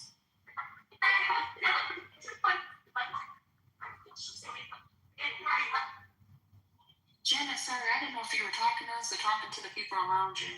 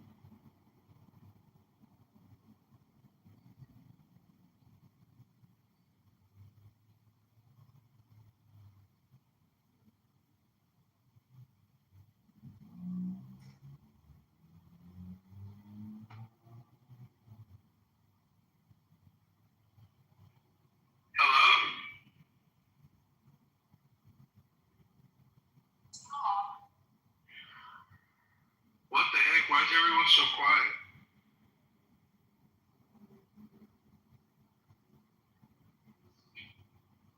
You guys ever play Halo 3?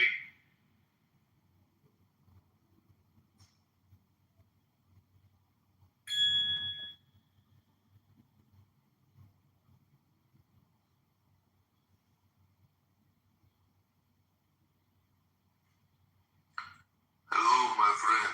How are you? How are you?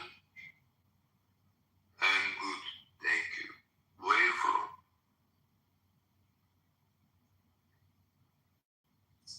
Stranger danger. Where are you from? Beautiful girl.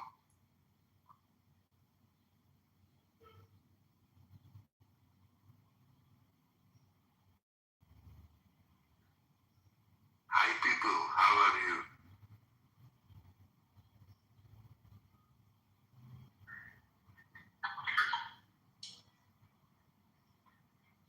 Mustafa, hello. Welcome back, Sherry. Oh, thank you. What's going on?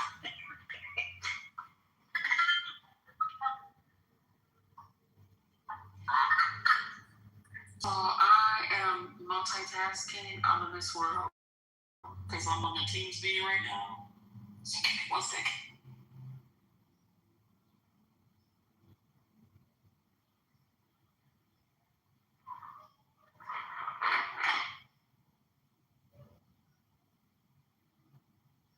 Hello.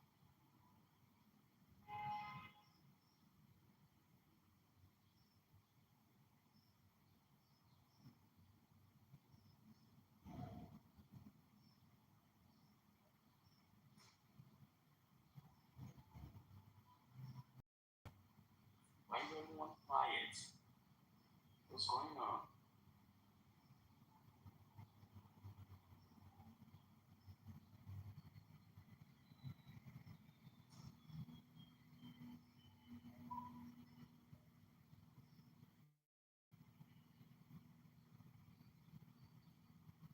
Is everyone busy?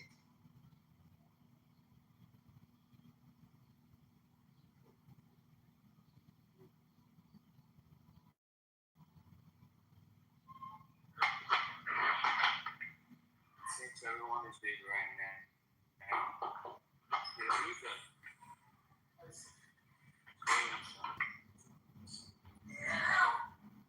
That's me, that's a lovable.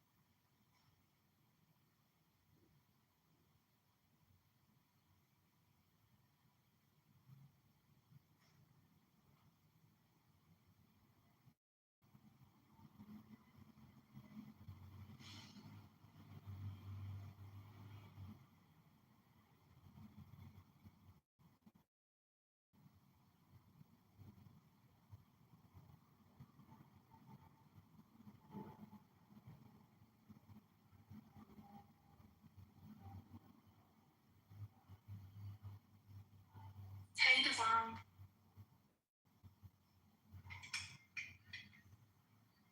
Hey, time for the rising. Peace to you. I'm the ambassador. Hi, Igor. Hey, there. Hey, Divine.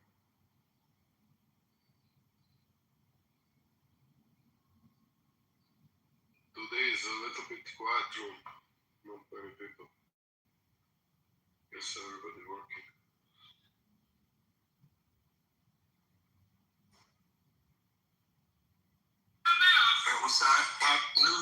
the day.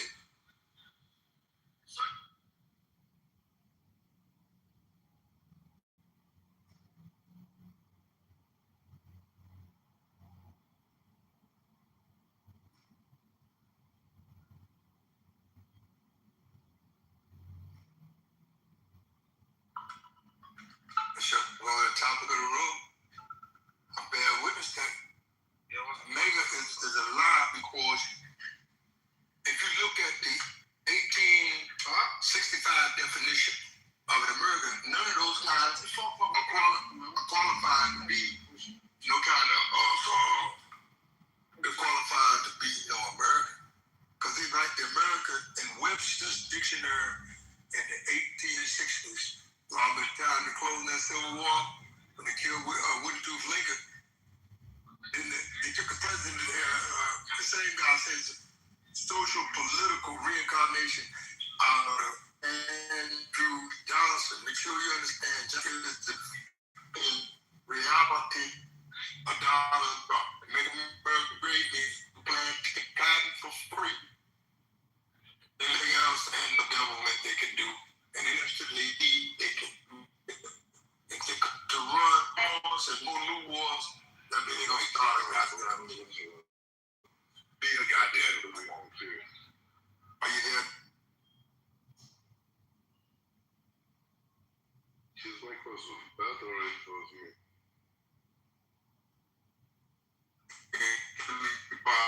I'm not that.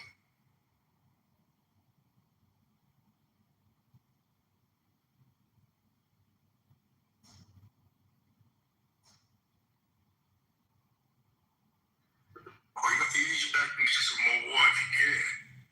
Because they are warmongers by both character, by nature, and by description.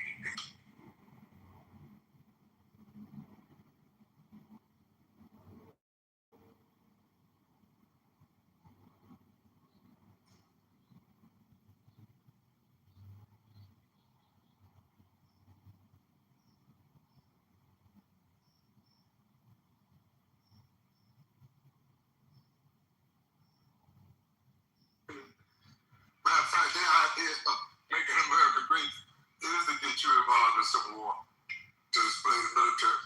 And then the real people with the real vision say one day that the guns and bombs won't even be able to rescue you. The guns and bombs are currently exhausted their usefulness to Vladimir I in Russia, Vladimir II in the Ukraine. They ain't talking about let me go get some bombs, let's go get some guns and bombs. Because they can't gun and bomb their way out of the misery they put themselves in. And Donald John Trump is from the same truth that they found out. He was say, well, hey, let's go get some backup from the Ukraine. Right. Mm-hmm.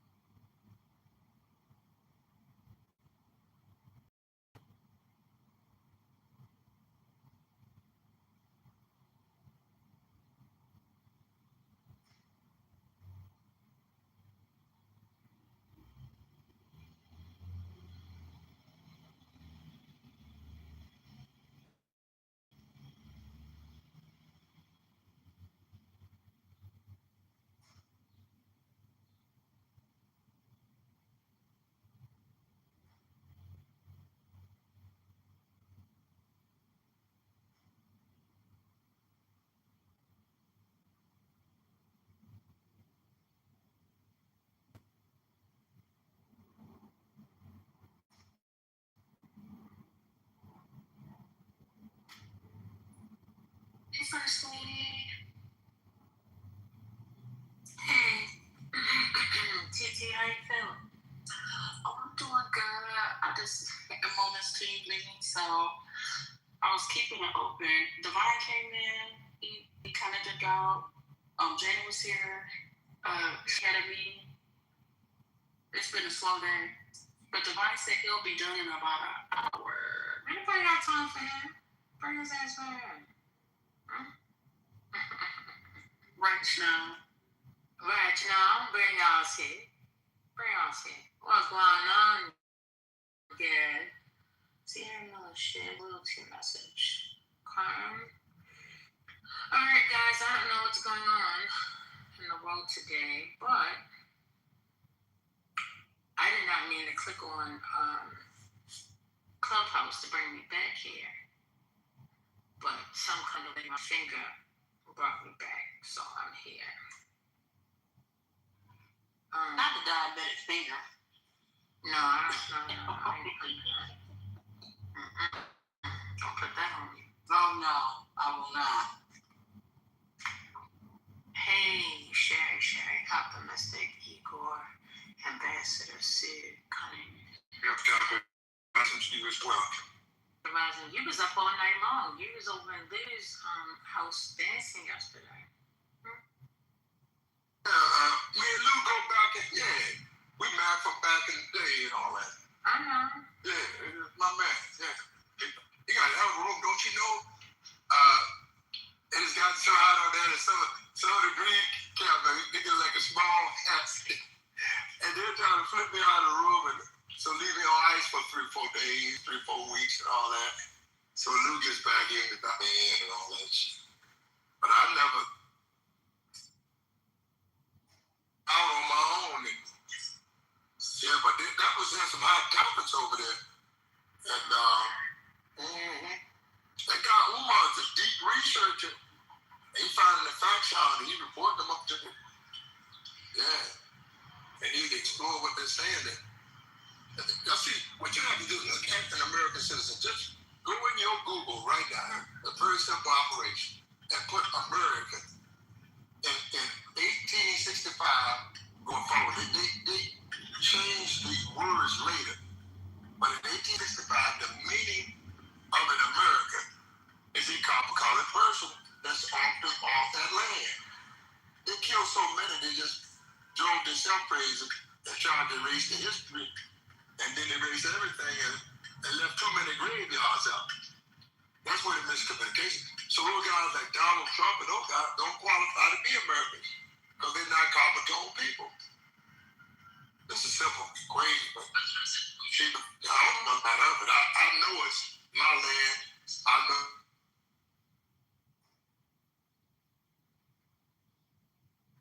But when we work to expose them because it's public deception, they're lying to the people, and we need to straighten that record out. That's the only iron that I have in the fire, because otherwise I ain't got no dog in the fight at all.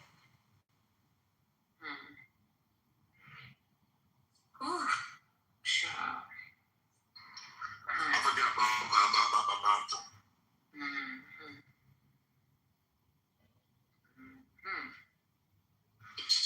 Niggas at an old age we getting to, you know what I mean? Or the, one of them. All of the above.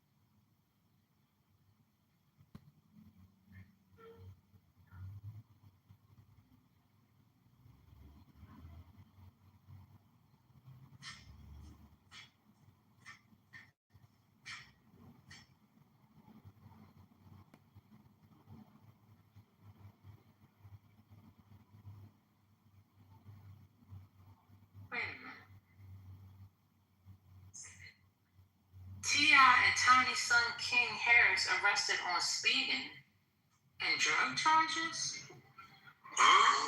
When did I say something? Hold still. Hands in there.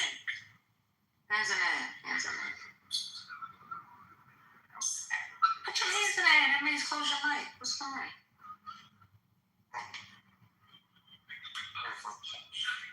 Uncle, I'm gonna step on your toes. Thank you.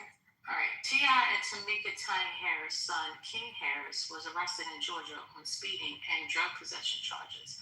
Police arrested the rapper and escaped singer's middle child in Gwinnett County early morning of Sunday, April 12th, at a traffic stop, where the new king of the South rapper was charged with possession of a Schedule II substance, willful obstruction of law enforcement officer, speeding at least 24 miles per hour over the limit, and a seatbelt violation, according to county jail records viewed by USA Today.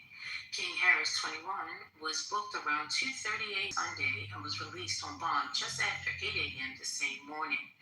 USA Today has reached out to T.I. and the Gwinnett County Sheriff's Office for comments. A booking of a photo of King Harris has circulated online for other rapper wearing a yellow Pikachu Pokemon onesie. On Monday, King Harris posted an Instagram video wearing the same onesie while sitting in a go-kart in Tokyo singing along to his song Made Man. Living a good Pikachu life in Tokyo, then come back to Atlanta and Team Rocket referring to police. Catch me with a master's ball and throw me in jail all night, he captured in the video. Team Rocket is the main antagonist in Pokemon. T.I.'s son has had run-ins with the law before. In October 2024, the rapper, also known as Kid Cyan, was arrested in Downwoody, Georgia, after he nearly hit a police officer while pulling out of a gas station, Fox 5 Atlanta reported at the time. Police alleged they smelled weed and that he had a gun on his hip. He also had a warrant for his arrest for failure to appear in court, stemming from the 2022 charges of speeding, driving with suspended license, and driving under the influence of drugs. Those charges were dropped in August, per Fox 5. The relationship with his parents has been strained in recent years, most notably seen during a widely circulated argument with his father at an Atlanta Falcons game in November of 2023, as seen on Instagram Live. The argument stemmed from King Harris' claim that his grandmother raised him, not his parents, which they denied in real time. In February, King Harris jumped into his father's rap beef with 50 Cent, along with T.I.'s other rapper son, Dumani. T.I. and Tiny share 7 children, including 4 from previous relationships. Oh, that's the end of that. Why these kids acting like that? 7. Oh, Jesus Christ. What the hell you do with some kids? That is shocking to me, not the like drugs and shit. 7 kids. Put on a scale Sunday night. You get behind one of those Hot Wheels. You can sometimes get the spirit of invincibility and forget you in Gwinnett County. See, you gotta learn to, that's the biggest thing going around in Gwinnett County. The jail looks like the biggest and the baddest thing around there. That's the Cobb jail and the Gwinnett jail. Look like a palace or some big old fortress. And everything else around there, to me, looks slummy as hell. But, I mean, it takes all kinds. And so, young is he's just being young. And I grew up the same way, man. I take my bike, man, and rev that thing all the way up and let it loose. Anytime, like Sunday evening, you get bored, built me some Hot Wheels. You see them hot cars and Road Runners and the Dusters and Dodge product?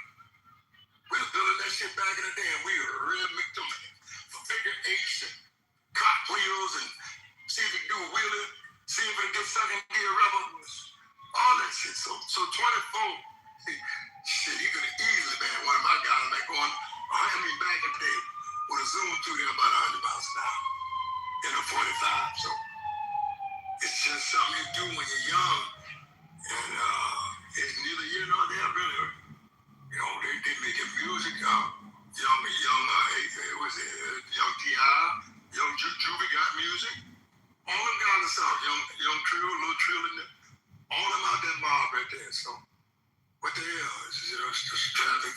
chicken wing. Don't mean a thing, mama. Between y'all, all I can say is I'm standing by. That's all I got. Thank you. I appreciate you. There you go. My. Oh, please. What is wrong with you? What's that? This kind of you didn't play a song called "Mighty Love" by the Spinners. They got my on there. That's how you get it. And then Teddy Bear got 2 or 3 my songs. Some get it on for Frank Sinatra got a my song. And then Johnny Gill is the one we use. All right. I just use it because it sounds cute to the ladies. First lady, all I'm going to say is that 50 Cent is going to have a field day with this. The boy was wearing a Pikachu hoodie. He was like Pokemon. The police had to catch him all. They caught him. As much as they were winning in that beat for 50 cents, this set them back like 50 years. You think so? Absolutely. Were they really winning? The whole, and then, so T.I., his older son, became the T.I. version of Jimi Hendrix. And literally created a soul diss track against 50 Cent. The whole family was beefing with him. That's the only reason why 50 lost. Because 50 has no family. You had King, Damani, Buddy Love, the stage name. Just in the background. Yeah. Everybody was beefing with him. And then T.I. made a track. So this literally sets them back 50 years. I mean, Pikachu. Like, how you a thug, but you represent Pikachu? How old is he again? The block. How old is he again? Old enough to know. 21. Okay.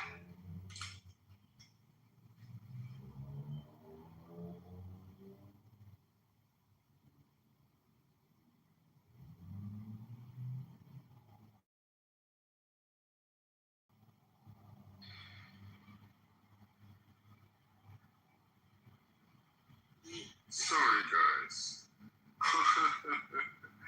Honestly, I'm not trying to take center stage. But yeah, I'm from Brooklyn. Born in Denmark, though, you know. And I've got properties wherever. Yeah.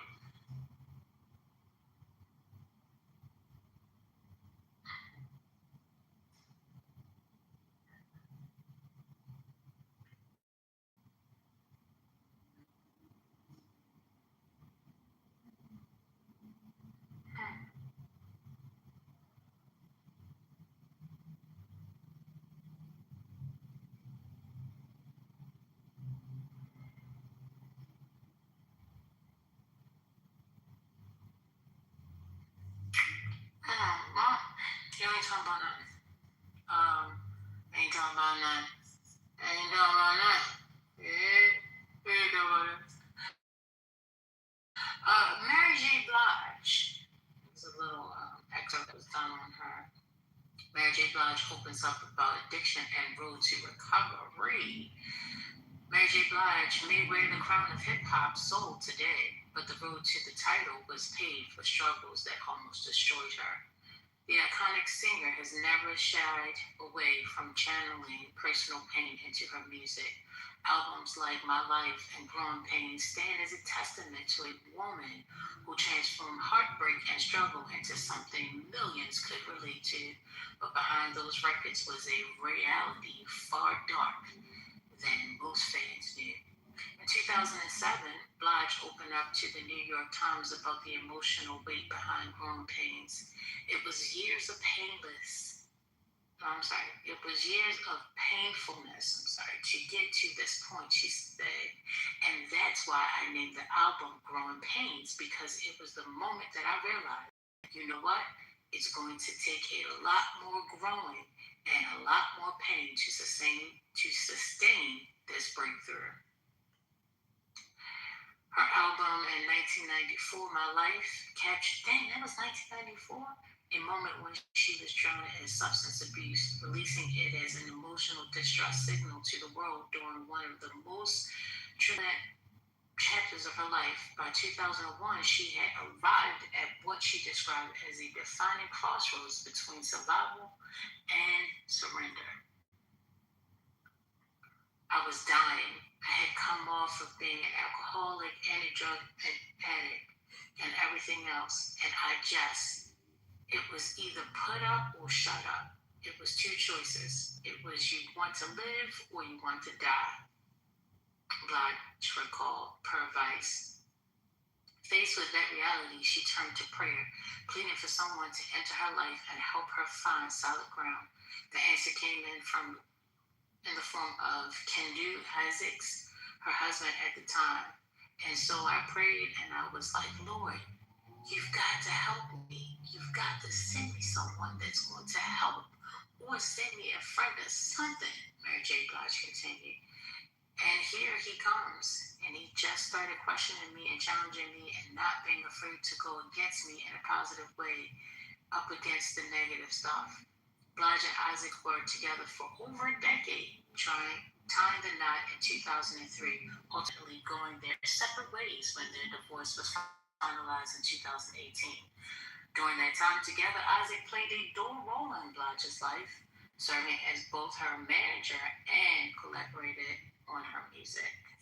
Wow, ain't nothing juicy here. I thought something was gonna come out of it. Why would somebody bring up this day on stuff? She was on drugs before she got off. What's the big deal? I thought you were reading something. Maybe she's coming out with her own memoir. Oh, you think that's what it is? I don't know. It don't seem to have nothing in it. And it's nothing. I mean, we knew, but it's something that we already knew, right? Yeah. At least I knew about it. Says he had been unfaithful, accused him of mishandling her finances as the primary earner in the marriage. Blige was ordered to pay Isaac temporary spousal support while the legal proceedings played out before the divorce was officially settled in 2018. Yeah, it's nothing like this. I wish I could just take her, and I wish I could raise her, me, this Mary, because she just wanted to sing some bullshit. I don't know. Let me see. I don't see no other school. Say Blue Ivy is taller than her mother and her grandmother. Did y'all see the picture on Instagram? No, I haven't. I know they're aren't they? I know her fans are waiting for the new album to come out.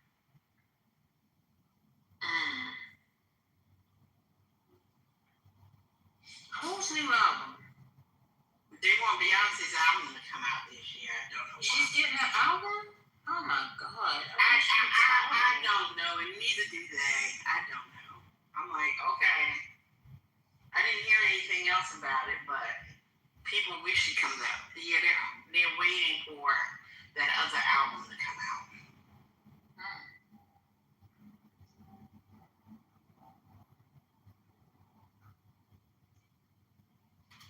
But I know the AMAs just put out their nominees today. Okay.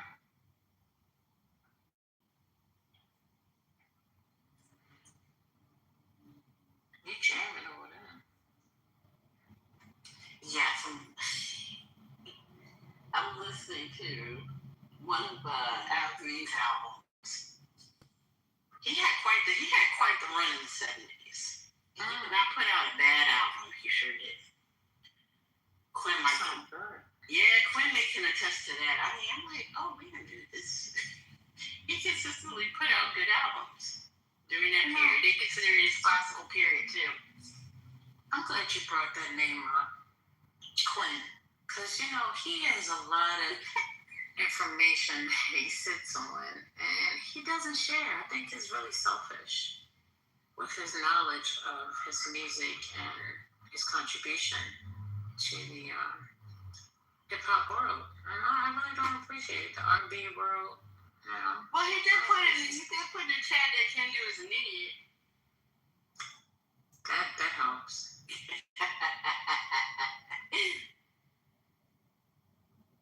I remember I wouldn't do that R&B. They had 3-4 hits on the album, maybe 6 hits. 1 album. Yeah. Let's get together, let's be together, let's go together. He put out, with the exception of 1970 and 1979, he put out an album every year. And in 72, he put out 2. And I think in 73, he put out 2. He has at least 10 albums he put out. 71 to 78. 40 hits. He had a lot of hits. He put it out, man. He started whining at midnight. You'll see the last dance. Well, he had a very good band too. Hell of a band. He had a great band. He has Reverend. Well, he's a Reverend now, Charles Hodges on organ, and then he had. He had 3 Hodges. So Charles played the organ. The other brother played the drums. And I think the other brother played the bass, the electric bass. And then he had William Marshall. Is it Marshall? Who produced quite a few of his albums, if not did some of the horn arrangements. Because the horn arrangements and a lot of his music is great. Well, I grew up with Houston a lot. I just catch him a lot. Houston, between the clubs and the album, I see him he's just a different guy, man. He's a very good sense of humor. He's a pleasant guy. He's a very private guy, without the grits and all. Very private guy. Sam Cooke guy, but just didn't have the stand-up presence of Sam Cooke had something that an artist would. He'd give his life, at least his left testicle and right arm to get the stage presence of Sam Cooke. He had a stage presence. What are you talking about? Really? But he had it a different kind of way. See, he was a gospel guy. As long as he captured the audience, he had stage presence. Just say, I was born on the river. I was born by the river. And just like the river, I'm going to say, see, that song just stuck. Al got songs, he made 2 to 1 like a damn Cooke, I'm saying. Don't take long to try to figure that out, right there. But Sam Cooke had played. Sam Cooke has a huge catalog. And I would tell you that 2 of his best albums would be Night Beat. Well, one is Night Beat, where he ensembles his band. It's almost a jam session from that album, where it's blues. And then there's the live performance at Harlem Stage in Miami. And then he had Copacabana. He had the live at Copacabana, which is in New York, which is in front of a white audience. 5 albums where New York there's this white audience, and in Florida there's this black audience. There is a difference between the performances. And the songs that he chose, right? And so with the live at Harlem Stage Live at Miami, I think that was done in 63, I think. And as soon as the album was done, the recording company did not put that album out. They don't release the album until 1983. Because the reason why they didn't release the album in 63, they thought that it was too gritty and it did not fit. It would pretty much ruin his reputation as that crossover pop artist at the time. Yeah, he got 2 men. Twins of the same star. Both guys grew up youth, came up in the church, gospel guys, and decided to do some rhythm and blues.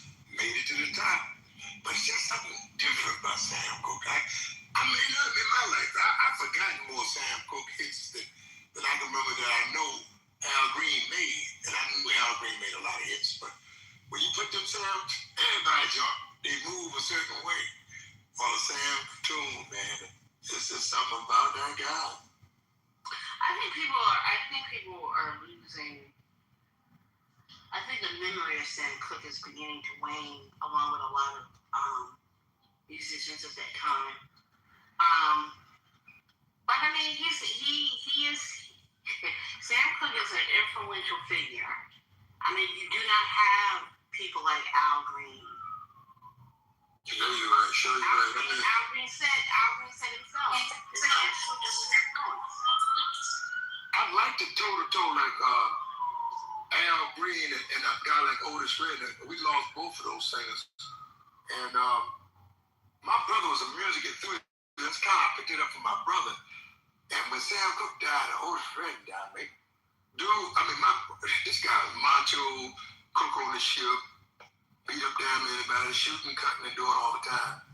But when Sam Cooke died, Otis Redding died, he cried like a newborn. It shook me how disturbed my brother was that those two men had passed. And just the circumstance, conditions in which they passed.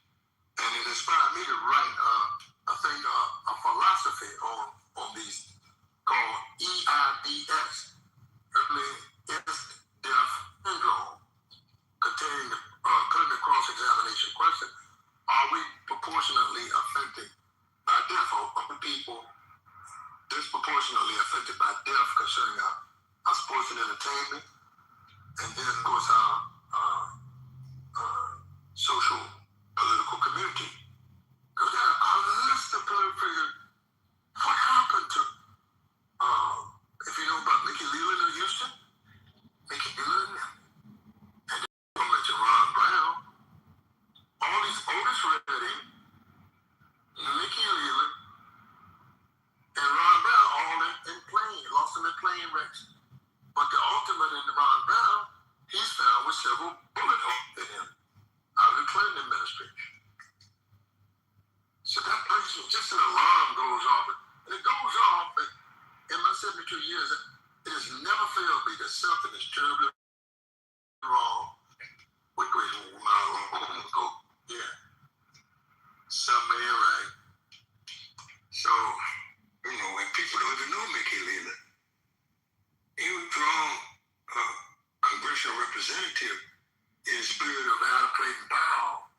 He lived in Houston, but he made a gigantic difference. Him and Al Edwards and people like that had to stop bad things from happening to and for ambassadors in our communities. This guy, remember Al Edwards, state representative of Houston, and Mickey Leland was a congressional representative. And they were always trying to kill those guys. You just don't know. Yeah, people are out there trying to kill them.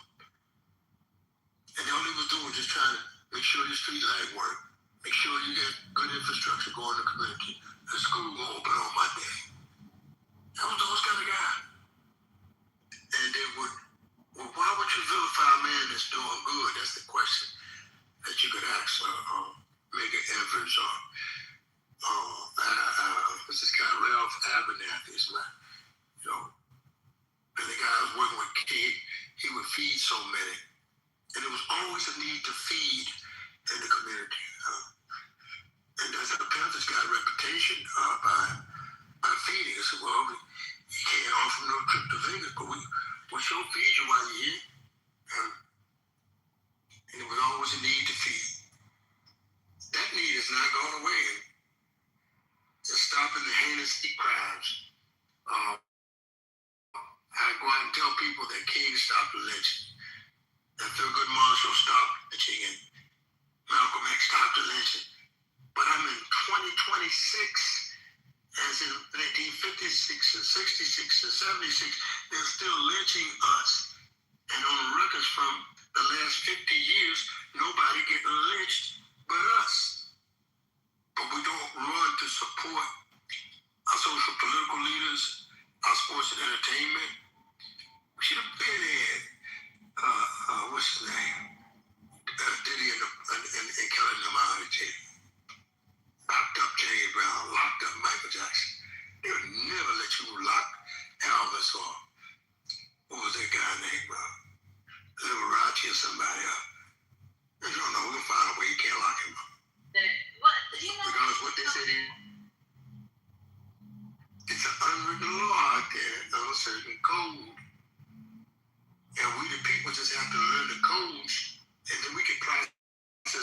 information properly, and then we can manage differently to get the results or the desired results by mind.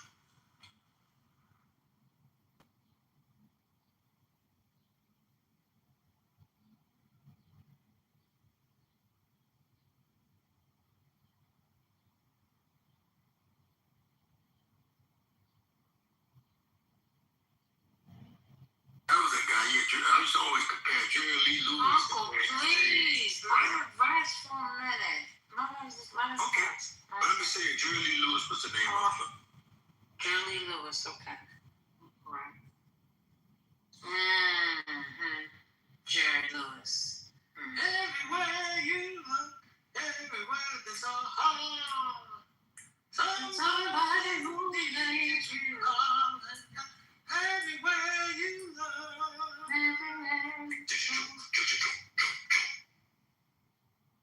That's my chair?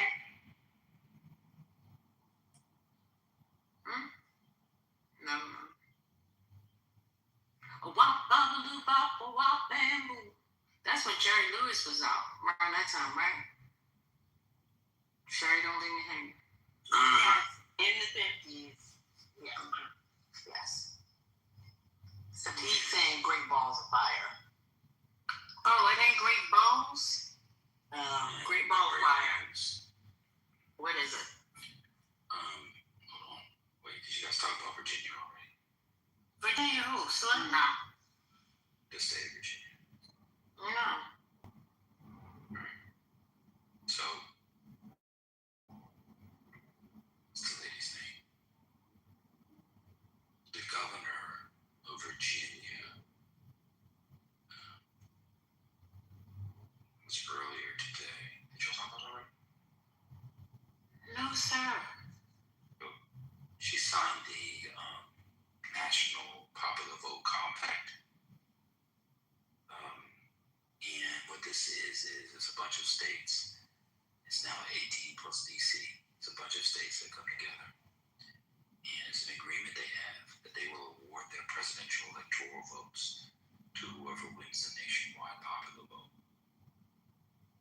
So, right now, and they'll do that once they get over the 270. So, right now, when you add Virginia, it is 222 electors. The compact does. What's interesting about it is they'll now need another 48.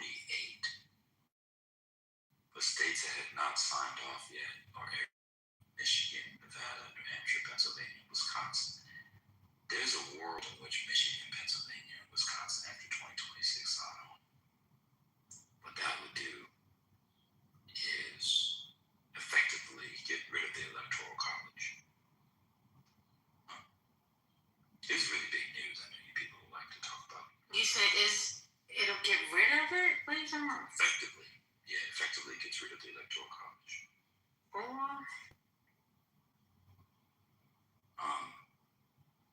This is actually a real problem for Republicans from 2032 and on. Because there's a world on this Wait a minute. Well, why are you doing that? Matt and I haven't been quite paying attention and asked, could you repeat that? Matt, don't be giving me the eye. Shoot, we in this together now. You wrote it.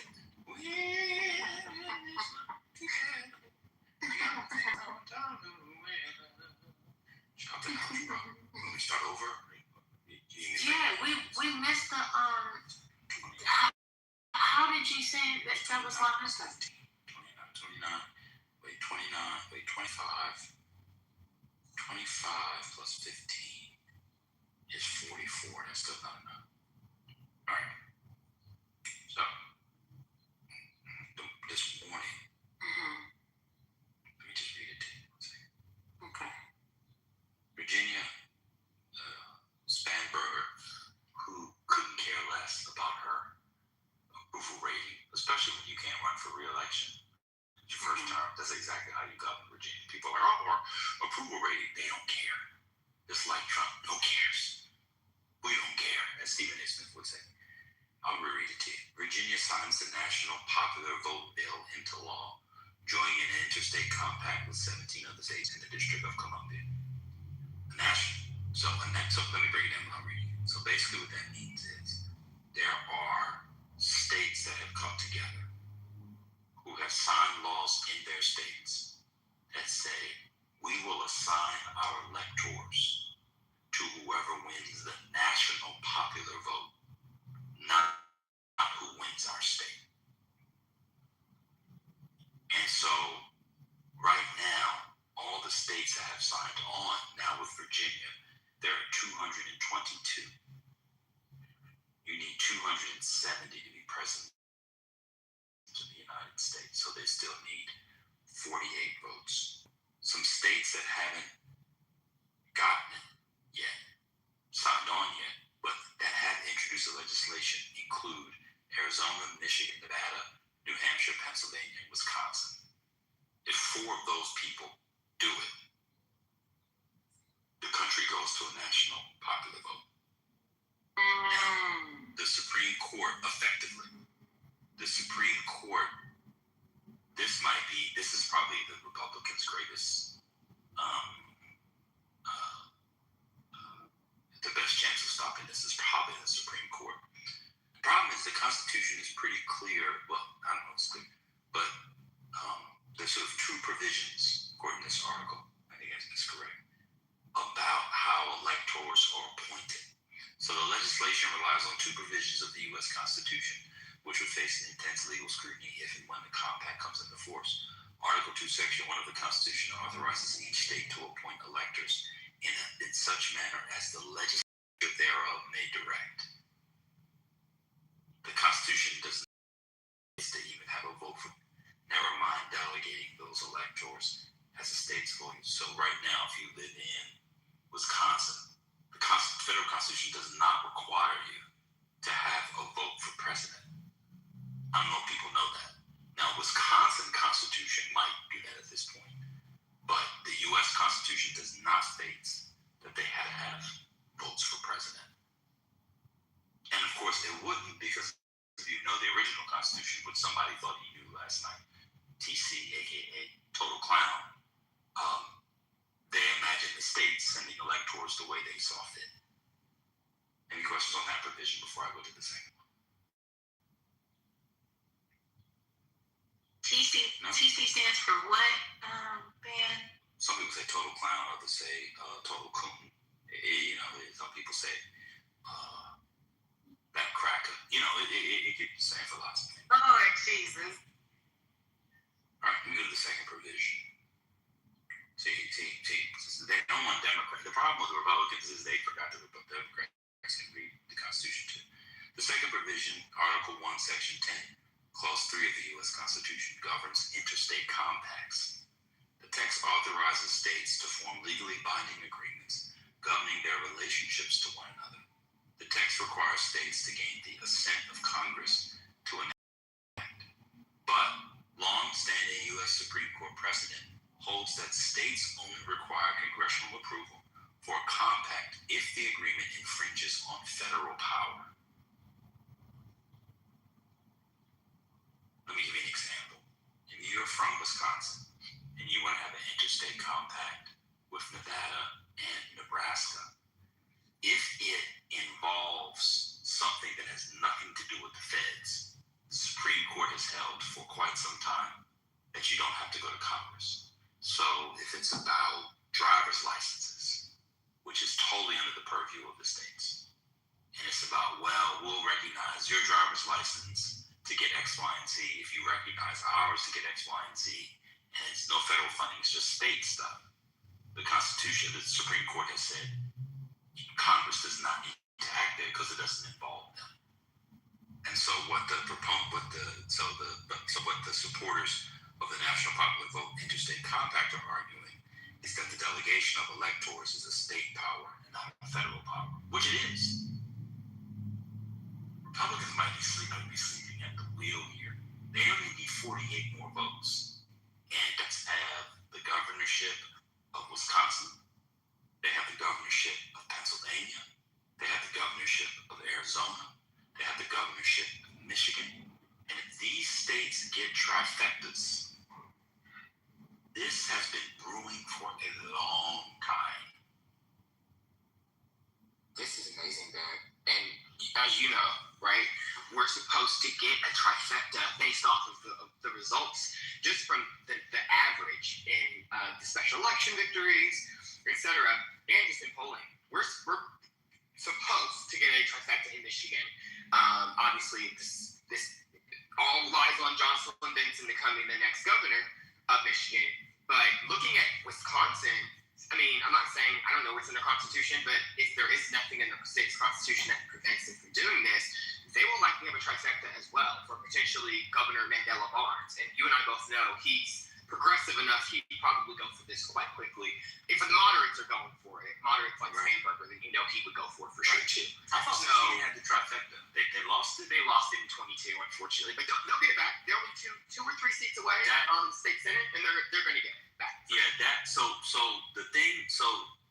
the thing about this particular bill, this particular compact, is I think people who are against it could rely on wonkiness of various states and how various states, even if it was a quote-unquote blue state, based off of gerrymandering or just quirks or sort of ancestral voting, you might have a Republican run the Senate or a Republican run.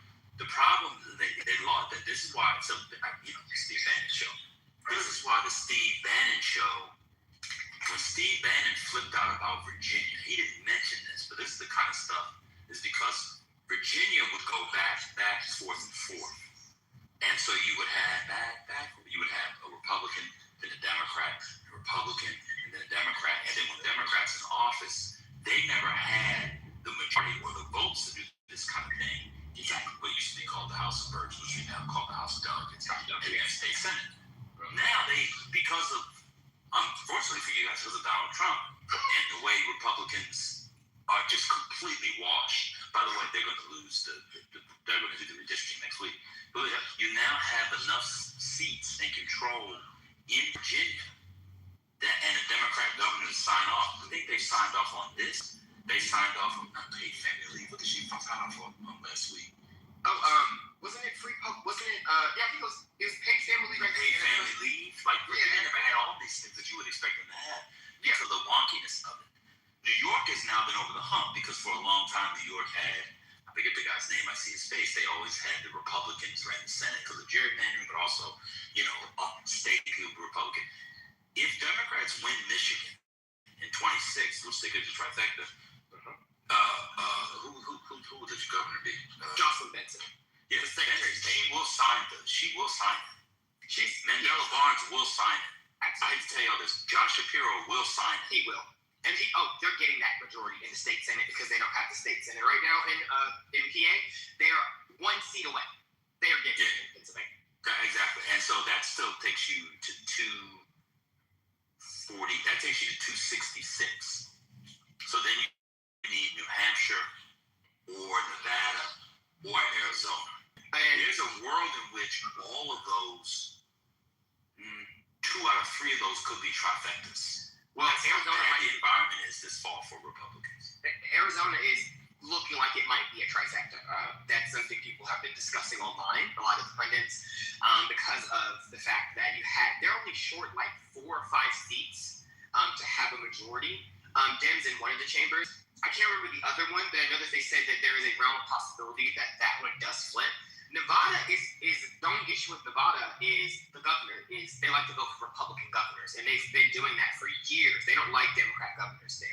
They have that one, I forgot his name, who was and then lost re-election. The guy was 22, white guy 22. But Aaron Ford is actually currently ahead of Doug Bardo. So it is very possible that the nigga, right, the black man, might become the next governor of Nevada. And he'll fucking 100% go for it. I mean, he's a big anti-MAGA Democrat. Like his whole personality, no shade, is Trump derangement syndrome. I'm not going to be for sure. But it is. For sure. I think that this is one thing that Trump has what Obama shares with Obama is a complete, and I think a lot of people, a complete, when you sort of myopically focus on your guy and thinking your guy can do anything, you lose sight of things that seem less important. In the Obama years, trigger warning, the Democrats lost sight of all these state and local races, and they've been catching up for the past 10, 15 years. Well, they've almost caught up, even with the gerrymandering. They're beginning to catch up, even with the gerrymandering. And the Trump people don't understand that the blue tsunami that's coming is not the federal offices, is not the ones you need to be worried about. That's coming. That happens all the time. You always example it. It's the local ones. And I would have thought that Republicans, Trump and others, well, not him, he's stubborn.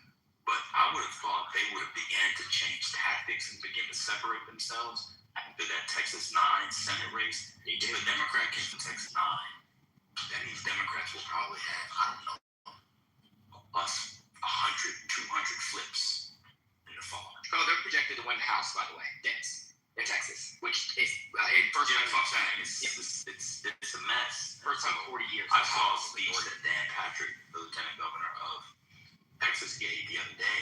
Like, he had his hair on fire about the Texas House. Yeah, he's technically isn't he the president of the Senate because of how wonky the lieutenant governor's position is there, right?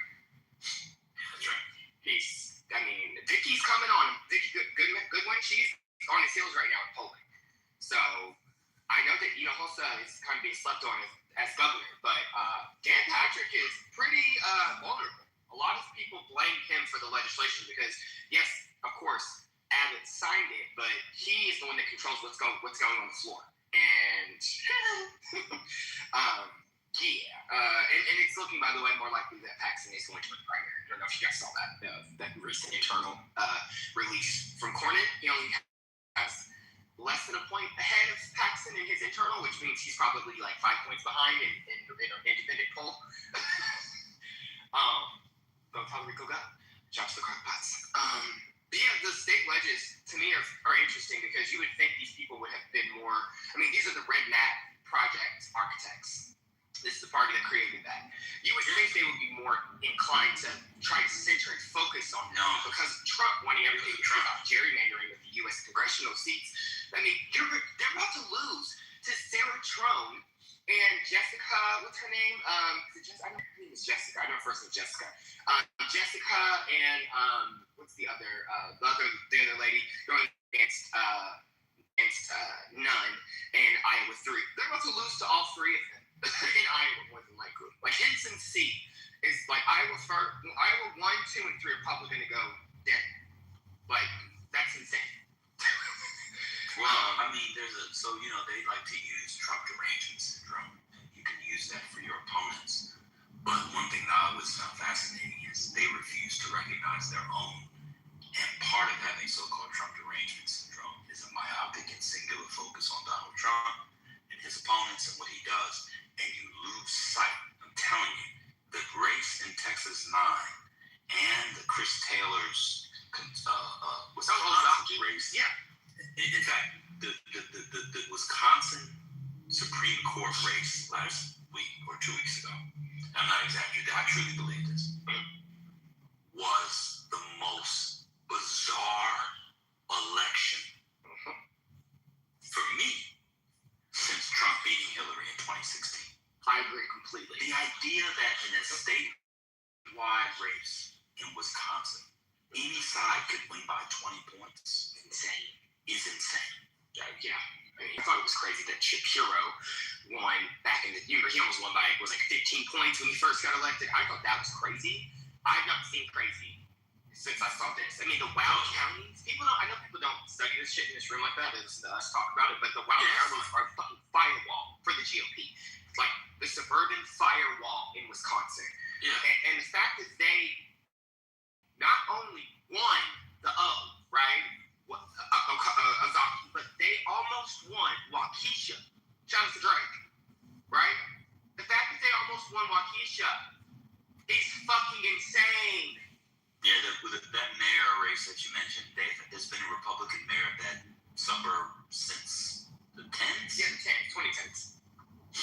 No. I'm thinking of like since the 90s. No. Since because what was the president that they talked about? That it's Woodrow Wilson. Yeah, it was since Woodrow Wilson. Woodrow is way.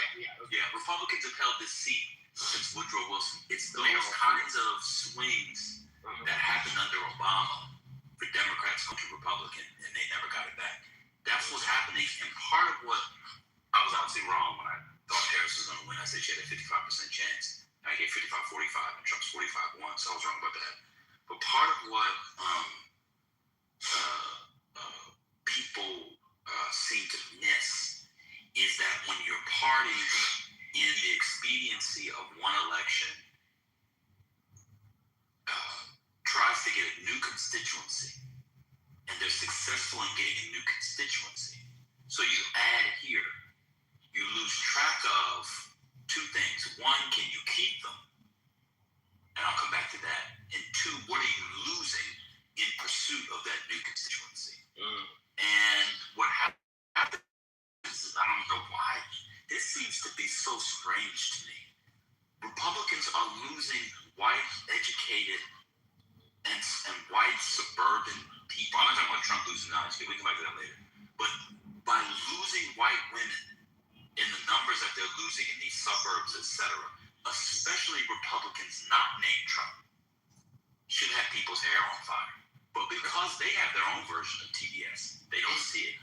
That's the second piece. On the first piece, you went after, for example, Hispanics, and you can't hold them. So what Republicans quite clearly is the Hispanics will go back to Democrats, or they won't vote. And the other people they've lost. I think Democrats have won college-educated white voters since, I think Obama may have won it, and then Romney may have won it. I think Democrats have won it since. So there's no calculus beyond Trump, because Trump isn't big beyond Trump. But it's interesting to me that people call themselves politicos, not anybody here but I mean, if you're a Republican and you want Republicans to win, or you don't want Democrats in office, and you weren't going crazy about that Wisconsin race, and you weren't going crazy about the Tarrant County, Texas race. Right. That's just, I mean, even Georgia 14, that's insane. Like, Sean Harris should not have come that close. Yeah, I mean, that is, to me, is insane. So a black Democrat lost by 13 points in Georgia 14. That's crazy. Doesn't make any sense. Yeah. He should have lost by like almost 40 points, like 30 plus points. Like that's insane. It tells me that two things are at play. One, the kind of disgust for the Trump administration that we saw in COVID and play out in 2020 is back on the one hand. And two, because Trump won't be on the ballot, Republicans won't benefit from people who only come out when Trump is on the ballot. Like I said, Donald Trump is a singular figure. He's an electoral dynamo. He brings people out to vote who would not otherwise vote. Or crazy to vote for Democrats. And that's what's happening. If Donald Trump is not, I've said it, you can go back. Every major election, Donald Trump is not on the ballot since he became a political figure in 2015. Republicans have lost.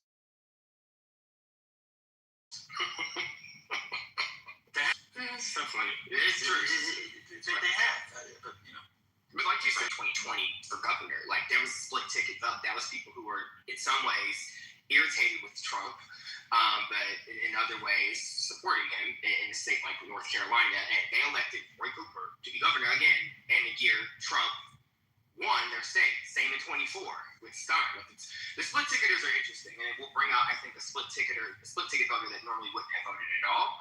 That will in turn help Democrats, but then potentially also either help Trump. So it's like weird that both are gaining in some respects. But when Trump's not on the ballot and he's in office destroying the country, right? You're just gonna get the TDS people, because all of these Republicans who loved him aren't voting. Looking at what the polling shows now, who's the most enthused to vote? I keep seeing like 63, 70% Dem, 43, 47% Republican. Like, it's a strange range. Like, Republicans are not motivated to vote, and that's why, I don't know if y'all saw, they're calling for their Republican party chair in Wisconsin to be fired. Yeah, they should, after that performance. He should be fired. So I think that's correct. The other thing that I find kind of interesting is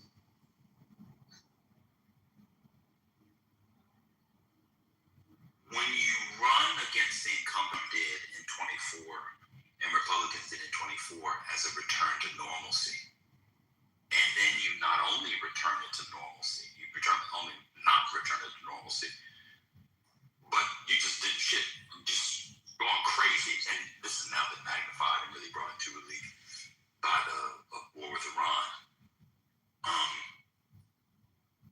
You actually make things worse. And I think if Donald Trump had to run for re-election, he would lose again because I think people wanted to return to normalcy. Regular prices, the gender thing, the culture war stuff, the CRT stuff. And what we're seeing is none of that stuff didn't go away. They wanted to go back to Obama's economy. He liked and social. The financial economy, fiscal economy, but also social economy and cultural economy. Yeah. And none of that stuff went away. And then you had a war on top of it. You had, they obviously liked the border stuff and they liked that's fine, immigration. But you had high-profile killings of American citizens on streets. You had a majority of people wanting to get rid of ICE, like all kinds of, and then you had this new stuff with Israel, which is totally, it's hard to get the full scope of it because we're in the midst of it, so we'll be able to see it. I've never seen someone turn on an ally. It's almost as if Israel attacked Pearl Harbor. You would think the way people have swung away from Israel's allyship. It's hard to get a sense of it. But you're seeing it in the elections. You don't see it in the pollings all the time, Matt. Yeah. You don't see it in political discourse, but you're seeing it in the elections. And for whatever reason, Republicans continue to ignore them getting their ass beat bad. It's really bad. You just think Mike Johnson is saying, like, we're still in the House. What on earth are you talking? I don't know. I mean, you would lose the House people just lose the House normally. Yeah. So say the economy was growing at 2.5%, and things are normal. The incumbent parties lose the House north. Bush retained the House in 6 because of the war. He lost the House. Clinton lost the House. Reagan never had the House, and then Democrats always had the House. But like incumbents always lose. Always. Even if we had regular 2.0 inflation. Exactly. And now look where we are. 3.3. The Energy Secretary said yesterday that gas prices won't be coming down anytime soon. Yeah, I went outside today. The sun is out. People ready to drop and do their thing. You know what people are doing? They're house and chilling for vacation. They're not doing anything. I mean, how are they doing things? But Trump said that, by the way, the gas door may not be down by the midterms. I don't know. Probably will be higher. I know. Did you see that lady's face when he said it? Yes. She was like, what? And then when you have a coalition like his, you really can't, and you're not doing the ballot, you really can't do silly things to alienate people. I actually think the media is underplaying this Jesus Pope thing. Me too. I think it's actually worse than I realized. I mean, they're burning MAGA hats Christians online. Yeah, I think it's really bad. I think showing yourself as Jesus and then trying to gaslight people and say that you were a doctor is really bad. Ooh. He just flipped on Maloney from Italy because he said what he said about the Pope was acceptable. Donald Trump either is old and losing some of his marbles because he seems to have completely lost his common political sense. Correct. Obviously, the Prime Minister of Italy, you cannot go against the Pope. You're going to take that one. Almost Catholicism. There's something wrong. They've lost so they're like, oh, it's her who's unacceptable. It's what he said on Lady. It is a whole... and she's crazy, too. So the fact that she is. But that's what I'm saying. So he seems to be going scorched earth. Yeah. And every time we had these specials and we had the statewide, and people, they were all Democrat states in 25. They weren't all Democrat states statewide. And it's oftentimes the margins. It's been historic shellacking. And I thought there was no way Democrats could win the Senate in the fall. I think it's totally 50-50. They moved all these races. I mean, that's just horse trading or whatever. Right. To the right. North Carolina, that was always done. Yeah, Maine, again, if this lady wins at Maine, she's the greatest political fighter. I don't give her that. But she's going to lose. She's going to 2 right there. I mean, did you see what I forgot the lady from Political, I just watched from Chris Lizzo, whatever his name is a subset. She was talking about, she says she's actually never faced a truly competitive race. Like, so we thought Golden kind of was. scurried on by every time. Well, we thought Golden was, to be fair. I mean, she talked about that race, and you know, it felt more of like, I mean, because, wait, what year was that? That was in 2014. Was that, No. Golden was 2020. Wait, Golden. Oh, you mean Gideon.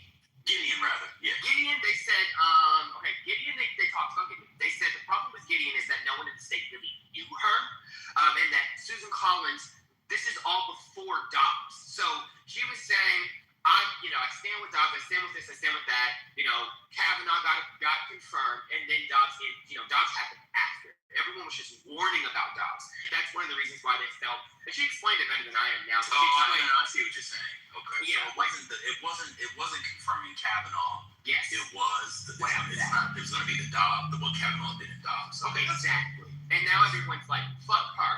And then the other argument she made, which I do agree with, is that in 2020, what you could do if you had some sort of, irritation with Trump, you could vote against him and still vote for Susan Collins. That split ticketing was really a thing, right?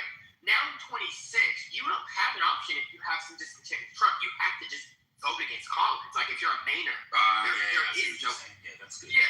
So she's like, if you think about it, in 08, it was Obama. She narrowly won. That was obviously, not narrow, she won. That was, wasn't as uncommon because there's still split ticketing happening because they voted against their party because they voted for Obama, some of these independents or Republicans, and they voted for her. So they did the normal thing they just did in 2020. 2014, Obama got fucked. So of course they were going to re-elect her, right? So then you go to 2020, right? Also someone who wasn't as known.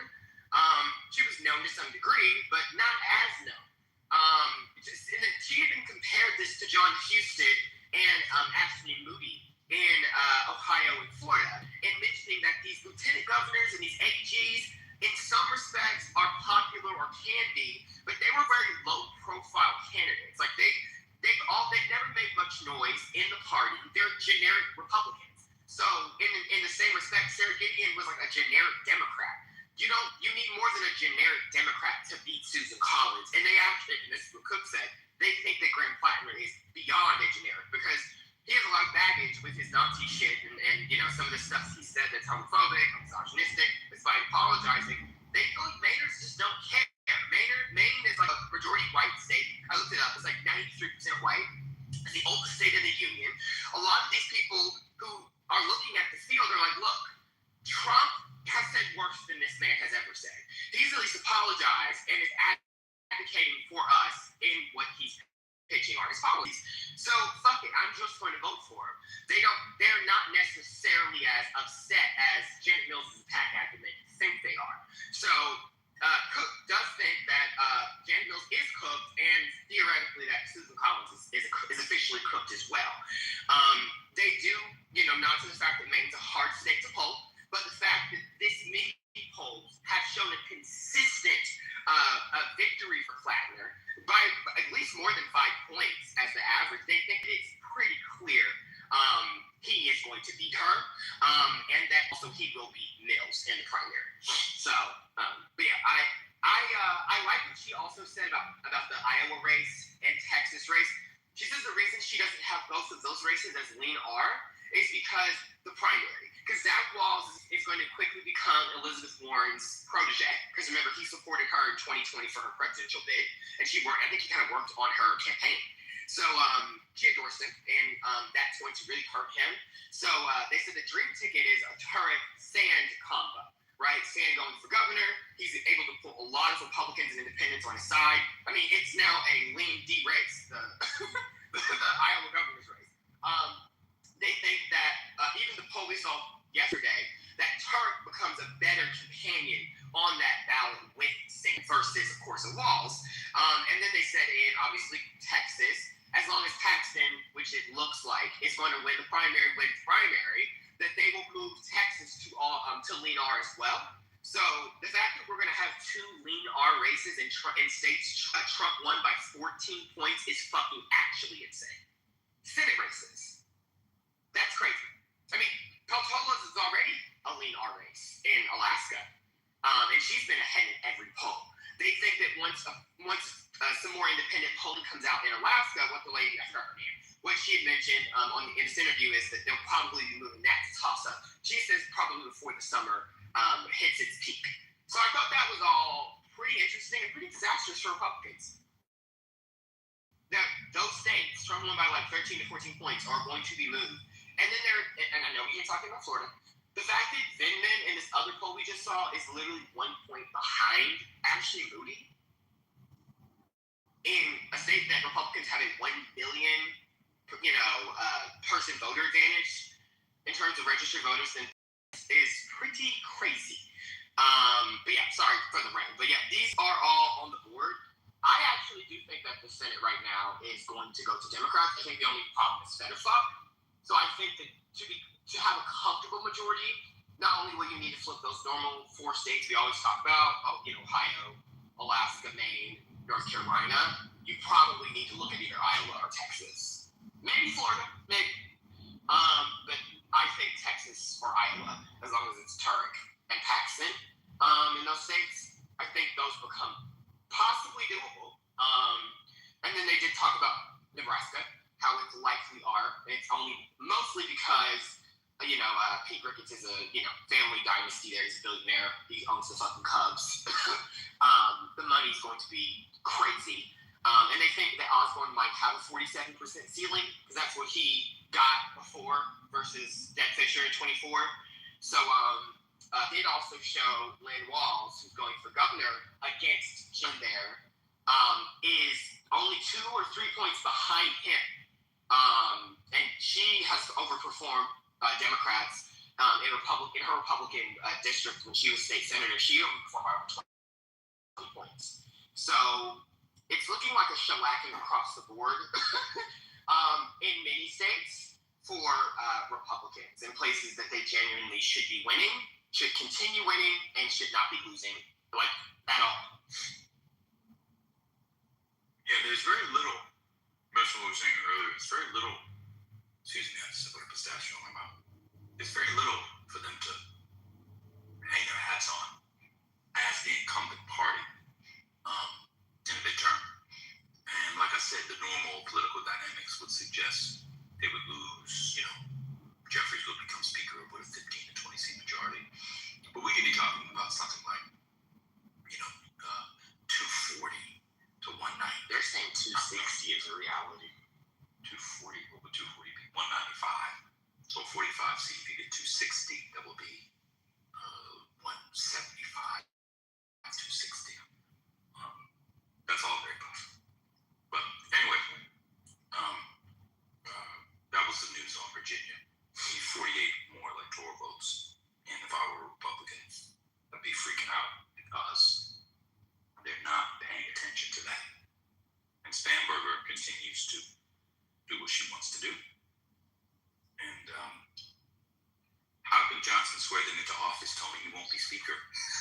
Stupid ass people. You don't get sworn into office until you have a speaker, brother. The founders already figured that out. This is not Johnson. There will be no Congress. Right. So you have to have a Congress. So did y'all not take government, U.S. government in high school? That'd be nice. Be nice, everybody. Okay. Be nice today. Yeah. Well, I actually used to get annoyed at the paranoia, but I think the paranoia is helping Democrats. I think it's fine. That's true. What do you think of this? So I keep hearing people kind of murmur. Well, we know Stamberger can only go 1 term. And Jessa Wade has a term and then run again if she wants to. But we saw what happened to, what's his name? Jerry, not Jerry, what the fuck is his name? God, I see his face. His wife is running in, I think, Virginia 7 or 5. The former what? I'm sorry. Former governor of Virginia. White guy, old. Which one? Youngkin? Not Youngkin, the Democrat before him. McAuliffe? Say his name again? Terry McAuliffe? Yes, Terry. What's Terry?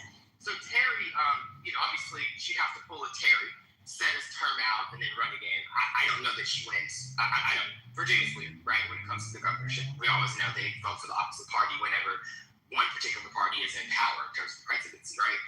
So it's just been something they've done since the 60s. So I'm hearing some rumors. People are kind of pitching Spanberger as your VP pick in 28. They don't see her running for president, but they think that she would be definitely on short lists for VP. And then I'm also hearing that they're trying to pitch her to secede. What's the fuck is his name? The other sitting senator of Virginia, not Warren. Tim Kaine. Yes, they are thinking she could be a good. They're even saying she should just primary him. They're upset with Tim Kaine. I think they're still mad about him voting to open up the government and shit again. I don't know. What do you think of either of those for her future politically? Just because, it's kind of a place politicians go to die now, being the governor of Virginia. You go there, you become governor, and then you get one term, and then you're pretty much irrelevant after that. I mean, she's relatively young, so I imagine she would have to do one of those things, or it's over. I mean, maybe, Sedalia style, she could be in the cabinet in 29. That's actually, I thought that though too.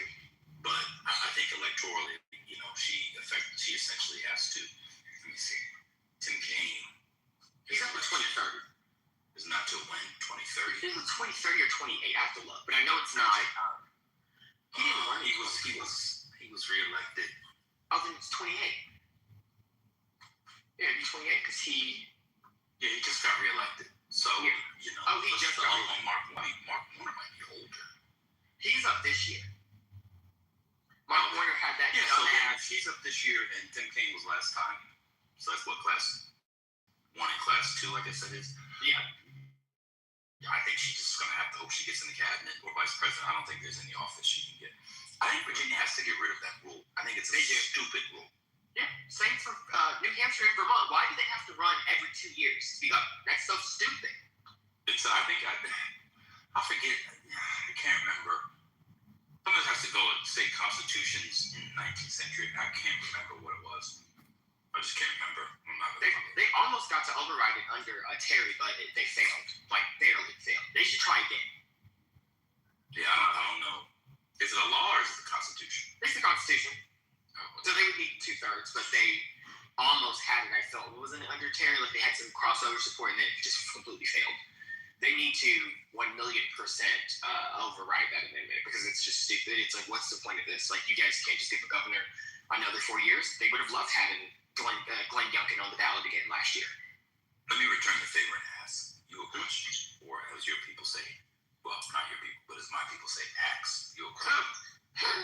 So, do you think that any of the people in Wisconsin, Pennsylvania, Michigan, New Hampshire, or Arizona, or Nevada, do you think they get any benefit by running on this national popular vote interstate compact thing, or do you think it would hurt them? I feel like there's benefit. It polls very well, by the way. Like, national popular vote is like 65%. People hate the electoral college in this country. Like, people genuinely wish it was just popular vote. That's, like you said, that's been something people have wanted that forever. The only ones that are against it, in my mind, are Republicans. I mean, those are the ones. I'm the only thing in America. I mean, the majority of people just want popular vote. Like, why isn't that? Because that's why a lot of folks keep saying my vote doesn't matter. Like, in terms of like the millennials and the Gen Z people, before we consistently say it doesn't matter anyway. That's why you don't see as much, quote, turnout in blue states, like big blue states like California and New York, as compared to how many Democrats are actually in the state, or liberal-minded folks are in the state, because they just don't think it matters to vote anyway. Who cares? Like, we're in the blue state. My vote doesn't matter towards X, right?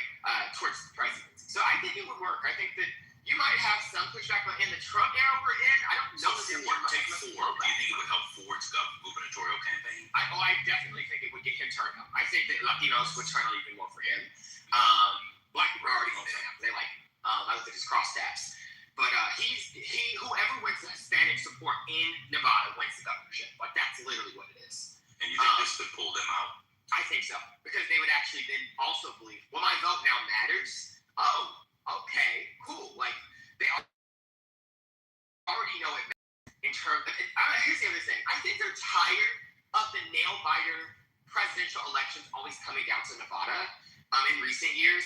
and it always taking them forever to fucking count, I think would actually give them some less anxiety. And feeling like, oh my God, it's really do or die for us. Because hold on, man. Breaking news. 1 second. This is for people who want to go to the World Cup.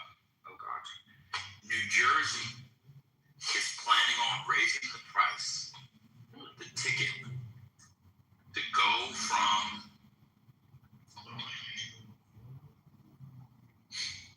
I think New York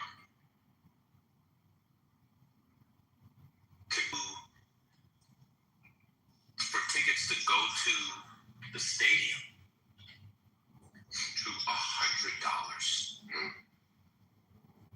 The ticket is now $12.90. For World Cup, they're going to jack it up to $100. That's an insane. 50, maybe 75, pushing it. 100. Just get your ass beat. But anyway, keep on what you were saying. That's crazy. I feel like a lot of folks will quote unquote think their vote matters more, and you might get more folks out to vote in places like Nevada. So I think that it would actually help. And I think that any negative anyone could say, people would be a little upset about. At the end, in this Trump era we're in, what would make them more angry? Like the fact that you made it quote now as a popular vote, or that you assisted in us making it a popular vote, or that Trump is going to send your child to potentially Iran, one of these other fucking countries he wants to invade, and all this other ridiculous like gas price. Like what's worse? And I think that they would probably. I mean, like you said, people support it anyway. So I don't see why not. I don't see why they don't just do it. Yeah, that's where I sit on it. I feel like in Wisconsin, I don't know. My mind tells me, my mind's telling me, I can't say that no more. Because I feel like in Wisconsin, like normally I feel like it wouldn't work, but the Democrats are winning by 20 points in statewide races and 15 points last year, maybe. It's not. Is the Wisconsin Republican governor people, are they formidable candidates? Or is Tom Tiffany. Oh, really? Yeah, that's who it is. I'm sorry. Tom Tiffany is a fucking joke. I mean, he's like in my mind, it sounds awful. To me, he's as awful as fucking David Pepper is in fucking Ohio. A fucking loser. Not as bad as the My Pillow fucker in Minnesota. Embarrassing. Tom Tiffany just cracks me up though. He's so delusional. He's on there like, we only lost the Supreme Court race. What did he say? He said because there was a tornado. Or he said something about there was a storm, like a tornado or something in Wisconsin. What the fuck are you talking about? Actually delusional. So, Tom Tiffany, I think decent opponent, but if that's the best Republicans in Wisconsin had, then you're about to have Governor Mandela Barnes. And equality under Trump for Republicans, it's been all over the place. It's fucking insane. I mean, why would you pick Derek Dooley to run for Senate in Georgia? And also, why would you pick Mike Collins? And did you see that what's his name? Oh God, I see his face. He's a Brian Kemp guy, rich as fuck. Let me find his name. I see his face, but his name is not in my head today. Hold on, I just fucking retweeted something about it too. Where is his name? Retweet. Oh, there he is. Rick Jackson. That's his name. If Rick Jackson is the front runner right now to be governor for the Republicans in their primary.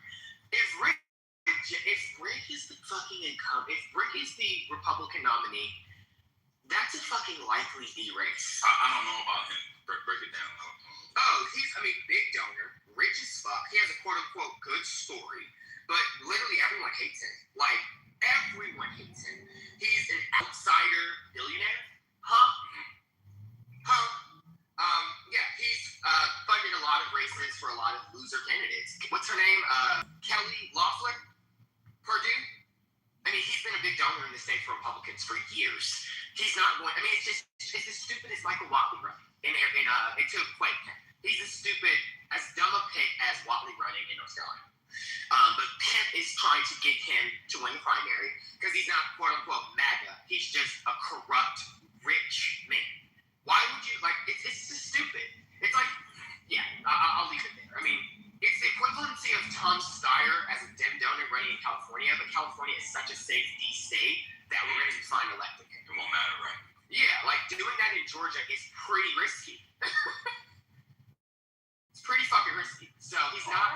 delegates. He has no electoral experience except for just being a donor.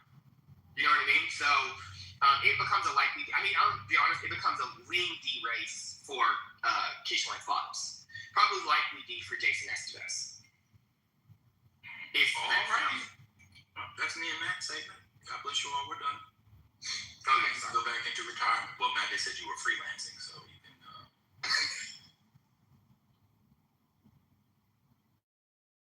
The content.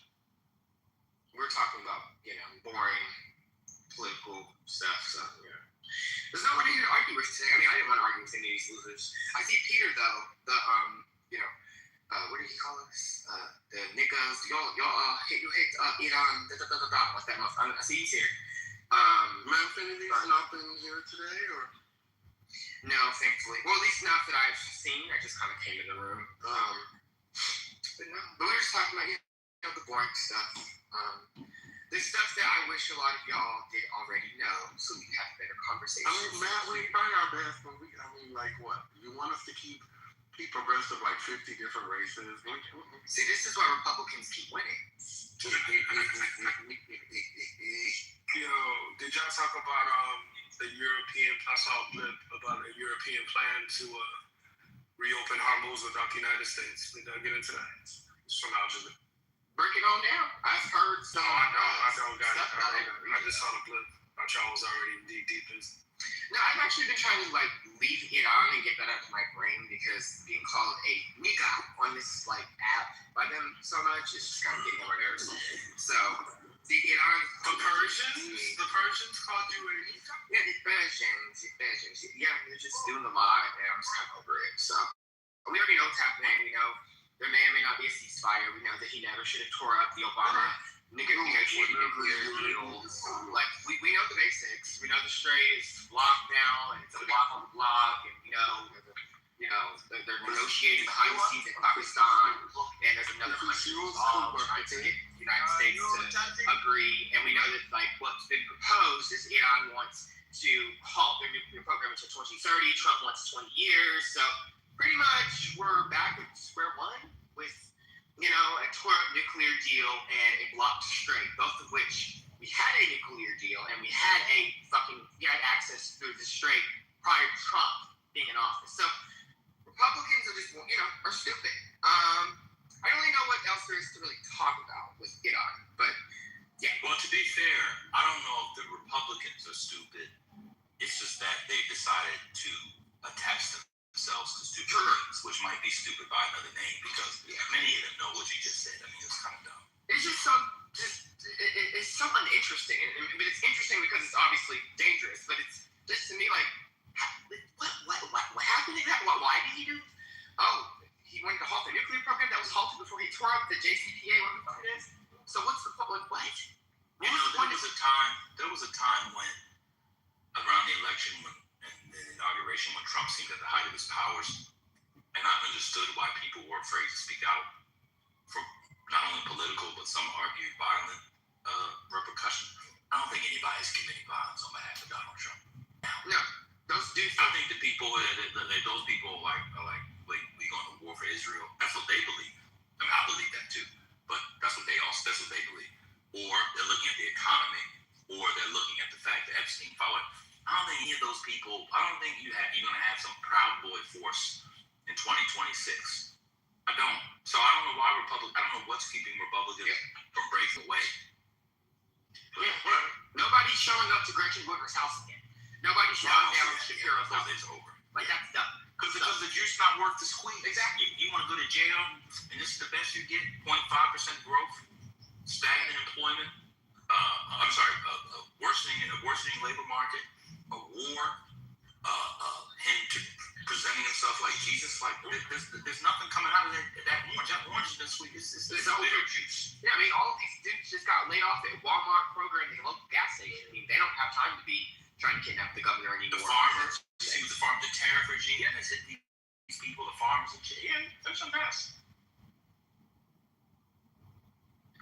Anyway. So what are we gonna do for content?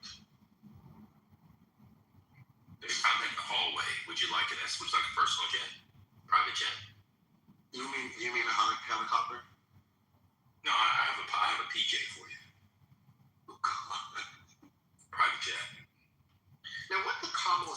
voters thinking about 28? I'm just curious about the K-House. I see a lot of people online saying she had her chance. Let's move on. We have others who are like, well, she wins the primary and territory. They can't say she quote unquote just assigned our nominee. Those of you who don't want, let me tell you what I'm thinking real quick. Those of you who don't want Harris to be the nominee, that's fine, and you can stand on your square, as they would say in Cape Town. However, don't alienate the K-Hive, because that's a big block that you want to move to your guy or girl when Harris loses. Correct. Don't go Bucky Wild. That's right. Don't go Bucky Wild on it. And you don't want to recommend. You don't want to. I don't think I think for a primary clash, disrespecting Harris, who is generally liked, is also not a good idea. Yeah. And I think that this actually is a major problem that Newsom could run into, because he's prone to put too much dip on the chip. Exactly. So that's what I think. I don't think she would win the primary, but I don't think that. I think that people do not want to dance on the grave because you want those people to come over to your people. Isn't she the second most popular Democrat in the country behind Obama? Like, isn't it right? Because I'm like, she's so popular. I know people in the party are like, yeah, but generally, I actually, like, for me, I would prefer her not to run again. She's going to run again, so I had to move on from that. So since she's running again, is she my preferred candidate? No. Do I plan, me at least, to launch like attack ads and be like, no, what the fuck if she? No, because in reality, like, I'm not blaming fully, like, what's his name, the lesbian who has tampons and stuff in Minnesota. Not fully blaming him for why she lost, but I think there was a lot of stuff as to why she lost. We already kind of went over that. So if she makes a better, I'm gonna be honest, if she puts Mark Kelly up as her VP, I don't know why she'd lose. I don't see her losing shit if it's Mark Kelly as her VP pick. But Gallego, by the way, is done for. I don't know if you're seeing all the stuff happening with the Eric Swalwell stuff, and they're saying he's in that video, and they have a screenshot of his face, and it looks like him, and yeah, we'll see. I don't know that he's going to run for president anymore. That throws Whitmer out. If it is Harris, they're not going to run two with it. So it just kind of becomes, you either got to pick the Sun Belt or you got to pick the Rust Belt. We know she's not going to pick Josh Shapiro because there's beef, right? And we already been there, done that with that conversation of him as VP. There is no Wisconsin Democrat relevant enough to be her VP. So then you got to look to the Sun Belt and the South, right? Well, Georgia is part of the South Sun Belt. So is Kentucky. So is North Carolina. So who do you pick then? I don't think Roy Cooper does it. I think he wants to set the Senate when he gets his win this fall. But here could be interesting in Kentucky. I don't know if that's a problem, but he doesn't have enough, to me, he don't have enough Rottweiler traits for me in being a VP. I need more of an attack dog, someone that's really going to go in there. And I just think he's a little too milquetoast. And his Israel support is weird. Now, Ossoff is interesting. I think that would be a good ticket. And Mark Kelly is an interesting pick. He's not in the South though, still Sun Belt, but yeah, I mean, Harris has some picks that will definitely, I think, sail her to victory. I do want to kind of hear how she positions her next campaign and what she's going to run on and talk about aside from I told you so. You know what I mean?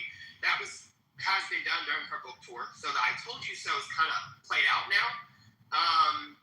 Yeah, I don't know. I don't have as much like, oh my God, no.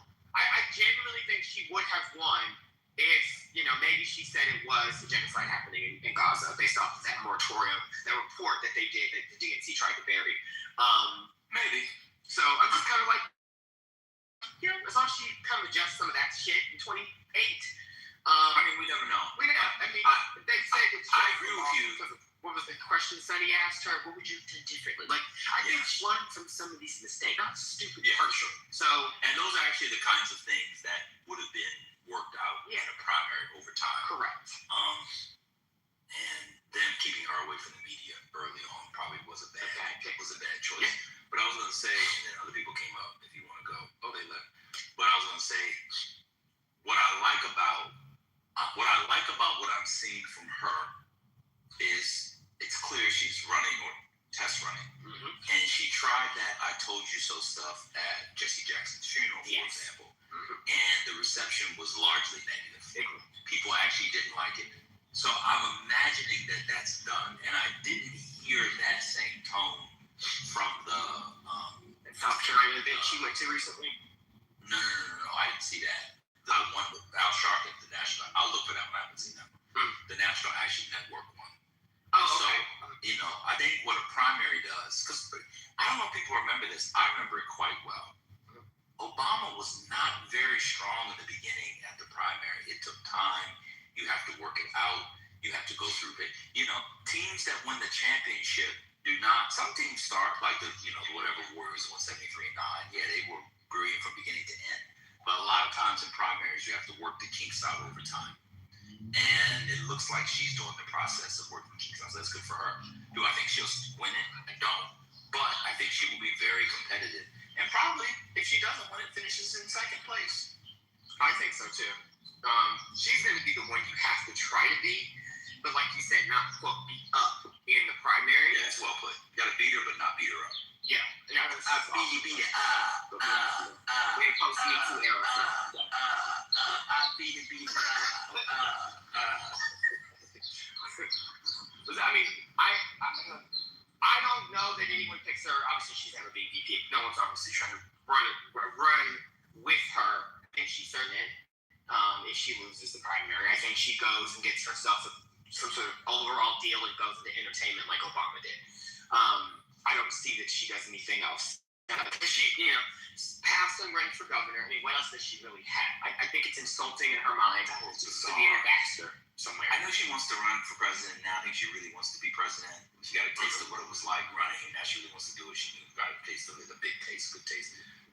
But man, I really thought she should have been governor. I don't know why. That's what I really thought she would do. But other people came on. Tony, did you want to speak? You keep coming on. Tony, did you want to speak? Tony, did you want to speak? You came up by accident. I came up because I wanted to speak. Tony said. It's just how you been, girl? Hi, Matt, and hi, Hurricane. Actually, I wanted to know, what were you all thoughts around J.B. Pritzker and Tammy Duckworth?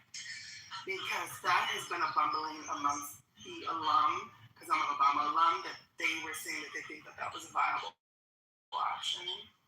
I think that Tammy Duckworth is viable to be Secretary of Defense for a state. I don't think she makes sense to be on any ticket.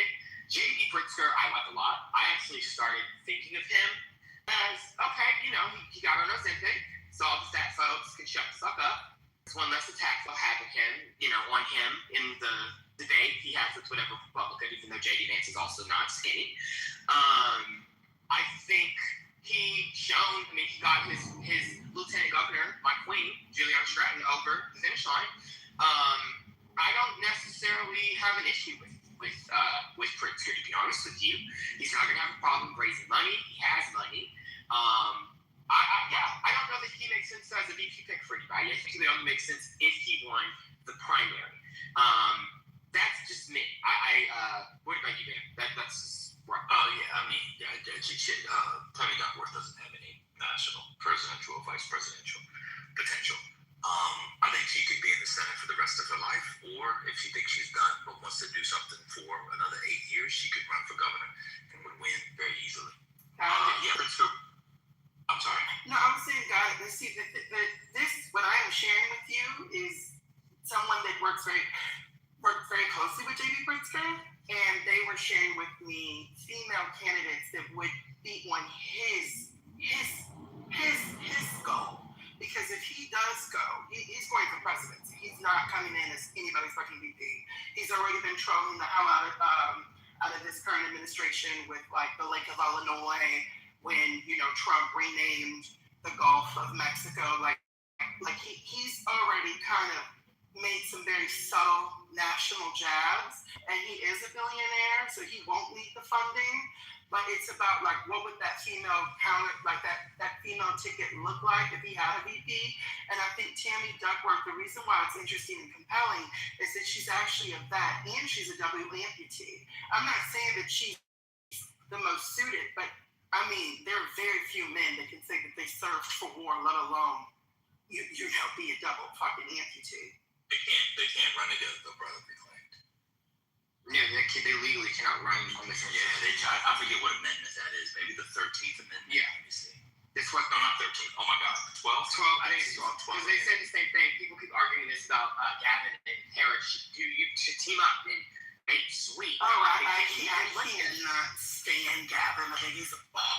No, I'm not referring to him as someone I'm supporting. I'm just referring to the actual technical issue. Is you cannot do that. Like people said it about who was it? They say that DeSantis and Rubio should. They can't. I'm looking up. Yeah, it is the 12th Amendment. Yeah, still got it. You know, I didn't do the weed like you all. You know what's funny? I did have weed a little while, about a month ago. I could tell that story if you want. But let's just say I got smoked out in the back of the Jeep. Let's just say that in about 9 months, well, you know how it goes. Just me and you, ooh, baby. Boom, boom, boom, boom. I feel like there has to be. I'm getting close to you. I'm in the middle of a bit. Yes, I'm sorry. I'm in the middle of a bit. Miso soup, haven't you missed me? Thank you. It is the 12th Amendment. Yes, but I think there's a workaround. I'm in the middle of a bit. There's a workaround. There's not actually. No, go Google it. There is a workaround. There is not. The electors shall meet in their respective states and vote by ballot for president and vice president, one of whom at least shall not be an inhabitant of the same state with themselves. You can't, one's a sitting senator, one's a sitting governor. You can't change your residency while you are a sitting senator and a sitting governor in a particular state. It doesn't make any sense. But then maybe it's not Tammy then. Maybe. But I don't think JP's not running. No, we know he is. We knew he's already been someone we've discussed. He's obviously someone with contention. He was obviously going to do it. We're just saying that it does not make it doesn't really make sense. I just like Tammy. Tammy she's cool. Yeah, she just doesn't make sense to run. Unfortunately. No, we're wrong. No. I just read it. We're wrong. No, we're wrong. They can be from the same state. It's just that. Hold on. Let me fix it. It's just that they can't win that state. Oh, that's it. That's the problem. That's why you couldn't have the electors from that state and pick anybody if both of them are from the state. That's the issue then. So that would work for Illinois because Democrats have to have Illinois. So you'd only do that if it's from some stupid red state that doesn't matter if the Democrats from no shade, Iowa. Like if Ross Kane ran and he picked Turk as his VP. That's why you couldn't have Harris, Newsom, or any two Californians because Republicans would automatically win California. Yeah, and that's fucking insane. Yeah. So Nikki Fried in Florida wants to run for governor, and what's his name? Chris Lee, the fuck not whoever the fucker was, the former Republican governor who became a Democrat, became a Democrat again. Who lost to DeSantis by almost 20 points in 22. Yeah, if he wants to jump on her ticket, they can sail upwards in Florida and run for president. I don't care about that. I think it's fun, but we're in April. I got an exciting summer coming up. I got at least one vacation already in the books. Many vacations. Plan on getting smoked out, backs of Jeeps, more. There's a book. It was called How Stella Got a Groove Back. I'm writing a memoir. It's called How Bitch Ass Niggas Got Their Groove Back, and it requires being smoked out. So wait, I have a question. So since you both had to kind of backtrack what you all had assumed, Pritzker pretty much is running this fucking state. Red, white, or blue, regardless of which side of the table you're on in Illinois, everyone's kind of team Pritzker. So do you not believe it's not possible then? Because the reason why I said, specifically with Tammy, the only reason why is that I was at an actual dinner with someone that works for Pritzker, who who had mentioned that Tammy would be an interesting play, and the way they said that, it felt like a level of confidence. Well, I mean, just based off what he looked up, it's not. I guess it's not that it's illegal. It's just that you don't win Illinois. So just break down, please, how you win the presidency. How do you get to 270 without Illinois? What Republican state do you pick up in place of Illinois? Or, what becomes your Illinois that you don't now need to get to 270? Because if we're thinking this is a nail biter, right, potentially, right, if this becomes like a close election, how do There's 19 votes, 19 electoral votes. That's a lot. Like, what Republican state are you guys thinking we're going to additionally? Are we getting Florida again? Like, where are we getting to 270 or over 270 without if you guys want those two so bad? It would have to be like a Pennsylvania or like a. No, Pennsylvania is needed to win the presidency anyway. You need Pennsylvania, Michigan. You need Wisconsin. Normally you would have needed Nevada, and you would have needed the congressional district in Maine and the congressional district in Nebraska. So now, taking all that into account, you always, of course, have needed Illinois as a Democrat. That's part of your base. Like, that's your quote-unquote state you're not worried about, right? So now that you're replacing that, you need to sweep all of the other swing states. Do you really think that maybe this Pritzker-Tammy ticket will sweep Georgia, Arizona, Nevada, and North Carolina, and PA, Wisconsin, Michigan, the 1st Congressional District in Nebraska, and the 1st Congressional District in Maine? I think it. The answer is no. I think it can get Michigan, and I think it can get Wisconsin pretty easily, just because of like how Tammy is starkly different than them. Well, the thing is those three states. When I say three, I'm referring to the blue wall that's not blue. Was it a blue wall last year that is becoming a blue wall again? Pennsylvania, Wisconsin, and Michigan always have voted with each other since the 60s. So if you get one, you typically get all. We're talking about running for president. So it would either be they get all three or they get none. And so in terms of just the trend, obviously things can happen, but typically they would need to be a guarantee for all three of them. Now, Midwesterners, cool. You could probably see them attracting some folks in Michigan and Wisconsin. I don't know that they win Pennsylvania. I don't. I don't know if they do. I don't know. What are you guys talking about? Tammy and JD sweeping all three of those. Why would Illinoisians, Brother Claimed, want to lose Tammy out of the Senate? She's a very good senator for Illinois. True. And she's about to be very powerful because she's going to be the senior senator who in her, by that point, 3rd term going on. She's probably a powerful committee, armed forces. Come on. Let me ask you a question, Reclaimed. Do I like almonds on my split? I have no idea. So why do I see almonds? Did you put almonds on my split? You know I don't like almonds on my split. Almonds on my split? Are there almonds on my split? How did I get almonds on my split? You know I don't like almonds on my split. I was just sharing a POV that was in a very interesting dinner. Y'all just egotistical. I don't know I want 2 people from Illinois. No, it doesn't even make sense to me. The last one to come from Illinois. Huh? Right. I mean, I'm just saying, all of the strategists I follow and listen to agree with the sentiment.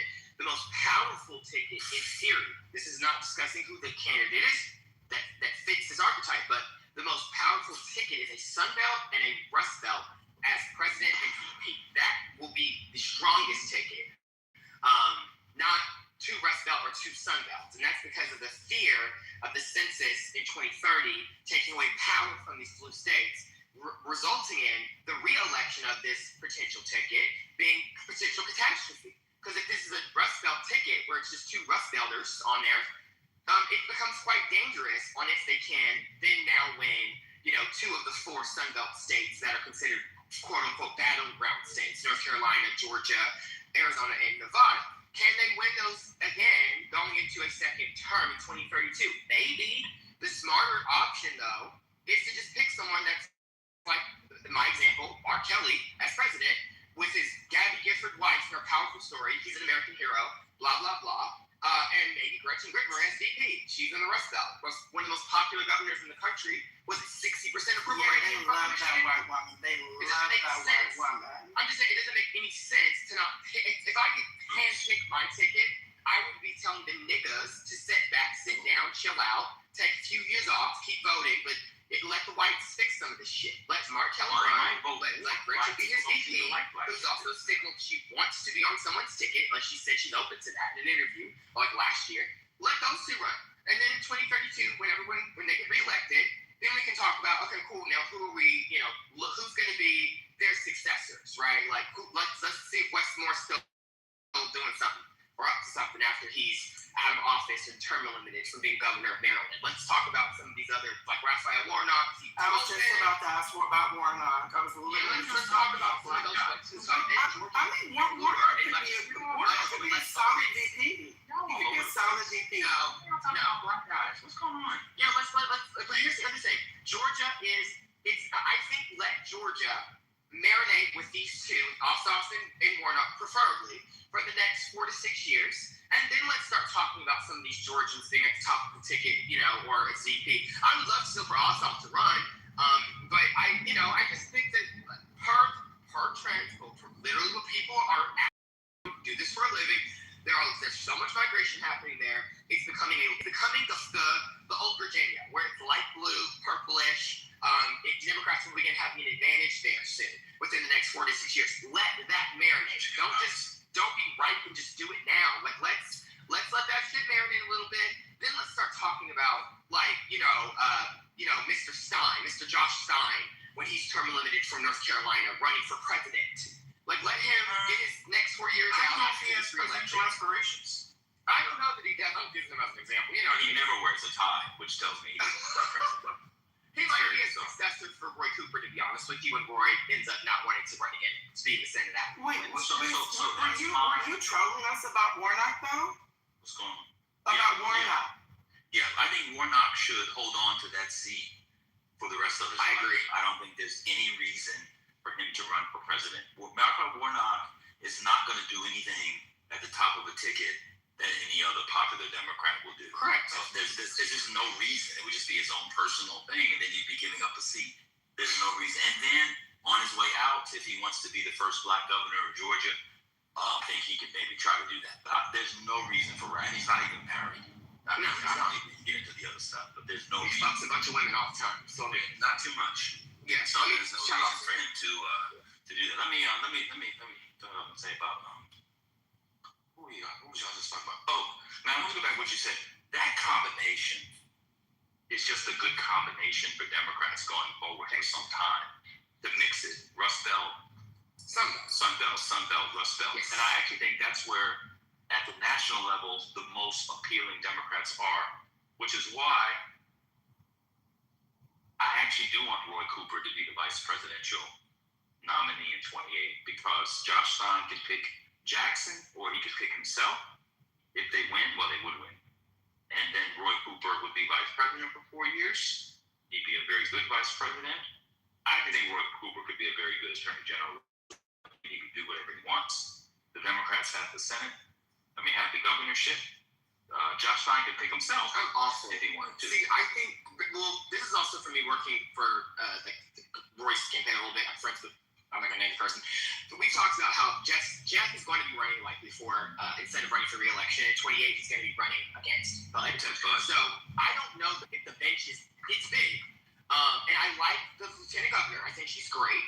But Rachel Hunt, I like her a lot. Her family, if y'all know anything about North Carolina politics, you know who Rachel Hunt is. Her family is. I like her. I think she could be interesting. But I know that Josh Stein wants another term. So I don't know that he would appoint himself. And I love Roy Cooper, and I'm one of his biggest fans, and helping his party right now, his campaign right now. I just like, as much as I want him to be VP, I just think that I would rather deal with because I know Hobbs is winning re-election this year. It's obvious. I'd rather just have Mark Kelly not run for re-election, run for president, and win than risk that seat just because of how weird and finicky North Carolina is.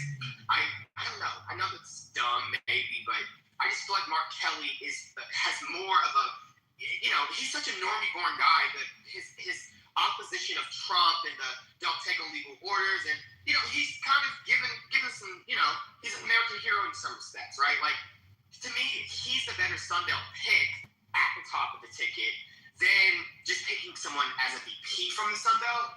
Like, I would rather have the Sun Belt person be the president, and I don't want that way Cooper. So that's also part of it. Why would you rather have it that way?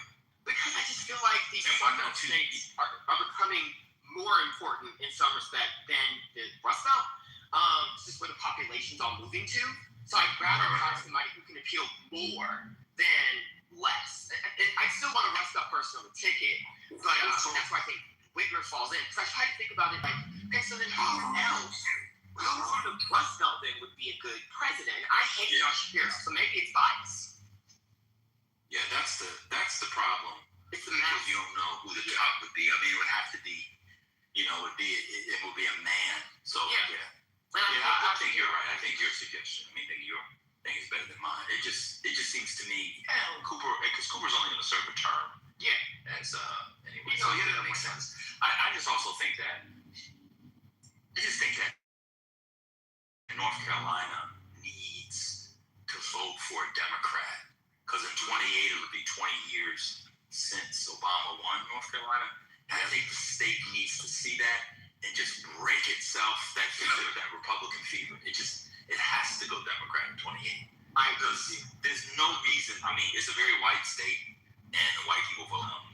I think, and you need a certain portion of the white vote, and they don't get it. But this is the opportunity to get it. And the problem is a lot of these white people, especially like in Western North Carolina, were ancestrally Democrat.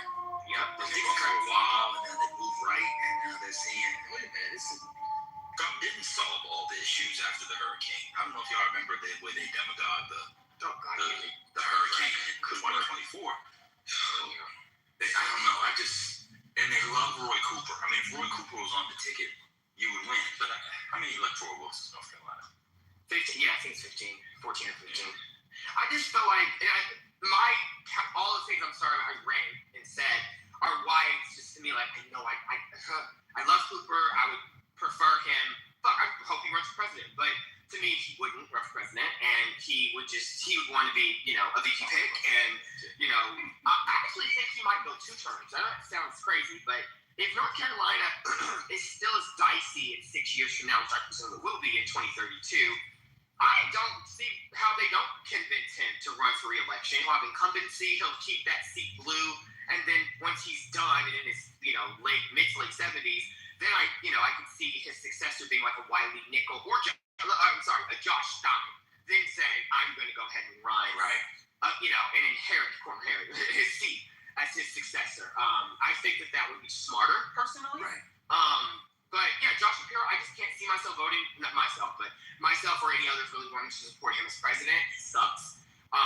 He would win, but it would just be, he's not a well-liked person outside of PA. And I don't know any other Midwesterner or Rust Belt governor or senator that really would make sense as president. I mean, aside from Illinois and J.B. Pritzker, to me, while he's great, does he really guarantee you the blue wall? No, he doesn't. So the smarter strategy is Whitmer as VP. She gets you the blue wall. Yeah, and Kelly gets you the vote you want. And probably really makes it competitive in Georgia. Probably wins Georgia. Because it's only an R+2 state federally. So you probably win Georgia. And if North Carolina's fucking R+1 now, like you would win. You would probably win both of those states. And I'm predicting a D+6, 7 presidential year in 28. Because if we're headed into D+11 territory, 10 territory in a midterm, you're not knocking off that much in the environment. Things are just going to get worse under Trump in the next year and a half, 2 years. So as long as those candidates are strong, and like I'm pitching a Kelly and maybe a Whitmer, I don't know why they don't probably even make a last in 28. Here's another question, related but different topic. What do you all think about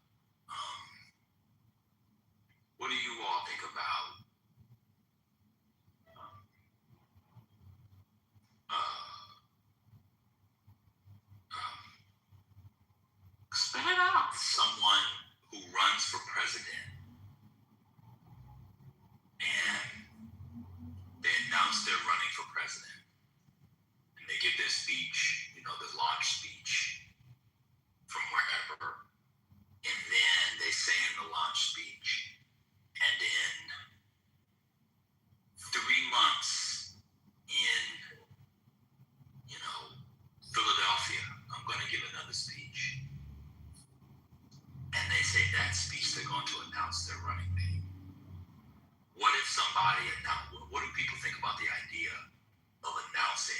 ticket before the nominating process. I've been wanting that to happen for years. Never understand why people don't do that. Okay. I mean, that way there are two people going across the country for you in the primary. I never understood why that was a bad idea. Now, a lot of reasons because the person who you might pick is also running for president.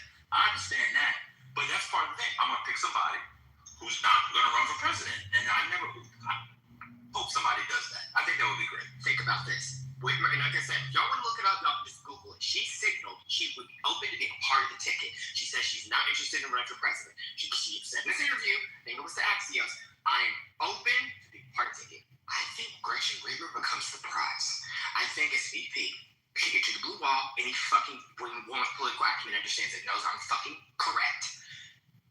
If you can get her to pledge to be your VP, like you're saying, I'm gonna be honest, the one that probably has the best shot of this is Andy Shear, because he is the president and she is the vice president or chair and vice chair of the Democratic Governors Association of the United States. So she already has a relationship with Andy. She's been on his podcast, they chit-chatted up, they like each other a lot. He's a Sun Belt governor. Obviously, he's a weird one because he's in Kentucky, but he would appeal and get you Georgia, North Carolina. I don't like his shit about Israel. I don't like some of the stuff I've heard him say recently. It pisses me off, for being honest. But I don't know if that's going to kill his campaign. I shift my support elsewhere, but if he went out and got Whitmer committed and, completely in his corner, and I don't know that he can because he's milk tough, so she might be like, I'm already hokey. I'm not big right anymore because I'm quiet and go to the White House and I like to talk to Trump. So I don't know if I want, I don't know. Maybe she looks at him and is unsure if he can win the primary, but she becomes the prize. If he can convince her to pledge her loyalty and do this little unconventional, I would be, this is going to be the ticket. If it's me, he might sweep. I mean, if anyone's smart, he might sweep. I don't know about, she would help him win a lot of black voters. I'm going to be honest with you. She definitely would. I don't know, though, because of the Harris factor, right, in the primary, if that would really do much. But I just think she's the prize. If not her, like you're pitching, maybe Whitmer, that still becomes an odd, ticket. But if it's Josh Shapiro doing it, and it's for his own selfish reasons because he wants to win, that also might be smart. Roy Cooper, getting him, just won a Senate race in North Carolina for the first time since, 2006? That's a pretty dope ticket if you're a Josh Shapiro supporter, or if you're someone who wants him to be president. Not that I do. I think it's a genius idea, and I think there's only a few people, VP-wise, you can really pick from who will be very powerful in this scenario. Sasha? I like that Matt landed there because I think that I hear you. I like the idea of it because, I'm all about branding, right? So I like it because it showcases, a brand, a team. This is your team. We're a team. We're going in this together. And it allows for a lot of speed and momentum. The weakness in that, though, is that, political campaigns are messy as fuck. And it gives your competitor a strong advantage to find ways to poke holes, not only in you, but whoever your VP of choice is in that team. And it allows for you actually end up becoming an early target, and you can't even see the potential polling data of who actually the people may gravitate towards after all of the political smear campaigns happen, because they're going to throw shit the moment it's announced who your VP is. They're gonna have the whole team dedicated to finding as much wrong about you as possible. And so if you're stepping out to the forefront as a team, that means you all gotta have every duck in a row of how these girls are gonna attack you. So Owen reminded me, and I'll remind those who didn't see it, Ted Cruz did do this in a desperation move to keep Donald Trump away in late 2016 when he picked Carly Fiorina. I've forgotten about that. Ted Cruz did. Oh, Carly! I hate Fiorina. Yeah. I didn't hate her. I just thought she was kind of. I don't understand her. I thought she just never stuck. I just thought. She was overhyped. I love her story for how she became CEO of not Hewlett Packard. What was it? I thought it was HP. Yeah, it was HP. So here's the thing. You don't have to pick a politician, you guys. You don't have to pick somebody in office or coming out of office. There's lots of popular people. Oh, child. Now I'm nervous. Without an issue. They gonna pick that white woman. What's the name of that? Erica Kirk. Ooh, child, I'm nervous. For now, some of the Democrats. I'm just saying, Democrats have people, you could pick somebody who is not in office. That's the first thing. The second thing is, to your point, Brooklyn, I actually think that in some ways, this gets the attacks out of the way in the primary if you were able to make it through. So there's a way in which like these scandals come up, it becomes an issue, and people find out about it, but over time, they're less salient. I actually think if, they're going to go after you, you got to do your own due diligence or whatever. It could actually work in your favor. But anyway, we can move off the politics side. People can talk about. Elgin, you came up. Did you want to say something? Well, before they did, I just wanted to say I need a back channel conversation with you in regards to your support of Kamala Harris. Thank you. Go ahead, Elgin. You would like to. Break it down. What do you want? No. I said back channel. Well, I need the back channel. Wait, back channel conversation. You want to type it out or come on, going to a private? 2 days now? I'm at a private. It's 2 a.m. here. I get to a private. What a weird way to get somebody to a private. I need to talk to you about Kamala Harris in a private. Sounds like my buying weed. Yo, give me that Kamala Harris, son. I heard that you could be on the first Now the lady is saying, you be careful. You bringing me into the private, but you got to be careful. That's crazy. Right. I don't want to get to arguing with him on stage. So, I'm not breaking nothing down. I'm not going to back channel with you because I'm crazy. Then that's not. Oh, so you're going to back out just like black women normally do. Perfect. Did I trigger you? No, you can't trigger me. Huh? I can't. I know you can. Here. I can trigger the whole room. Somebody take it rainbow. Let him speak. I got the sparkle on my hand. Wait, so what was I did, but oh, Janae. Huh? Oh, Janae wanted to speak. That was gonna wait until he convinces you to tell him what you're talking about. What's going on? Oh, Janae, what's happening? I don't support Kamala Harris for president in 2028.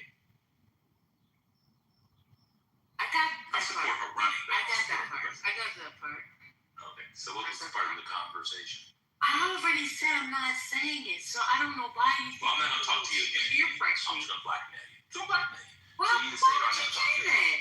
That's nasty. That's nasty. Because I want to know. No. I just said. I think you said it. What you?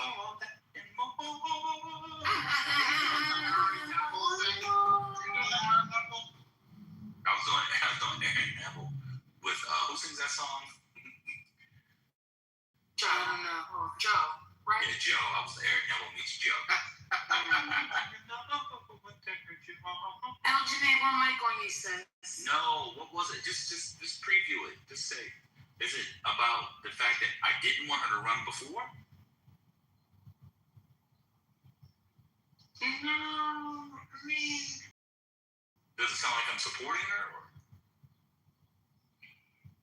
No, I heard what you said. You said, get the team, get the troops riled up for her, and then whoever does win will just shift over. Yeah, that's what they want. Yeah, I heard that part. I don't know.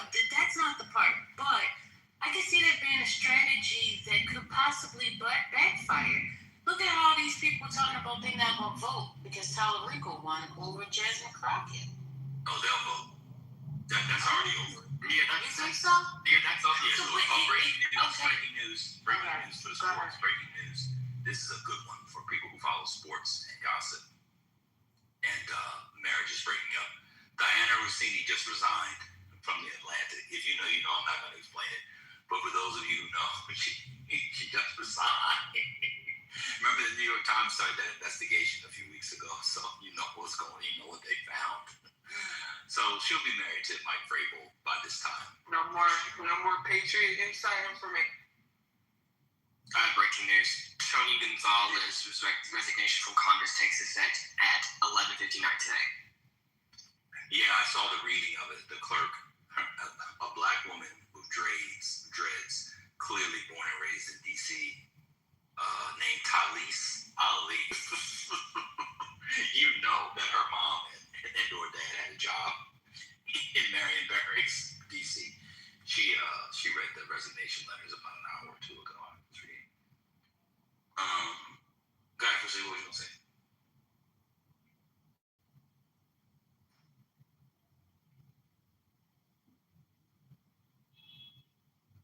Did y'all see the spin on it where it was like, oh, it was actually they were there with a group of friends? It's actually the best way to have an affair and get away with it. Just say you're on a group trip. I was like, Tony was there, and Bill, and Bob, and Tom, and Aaron, and I missed that whole story. Okay. And Ty.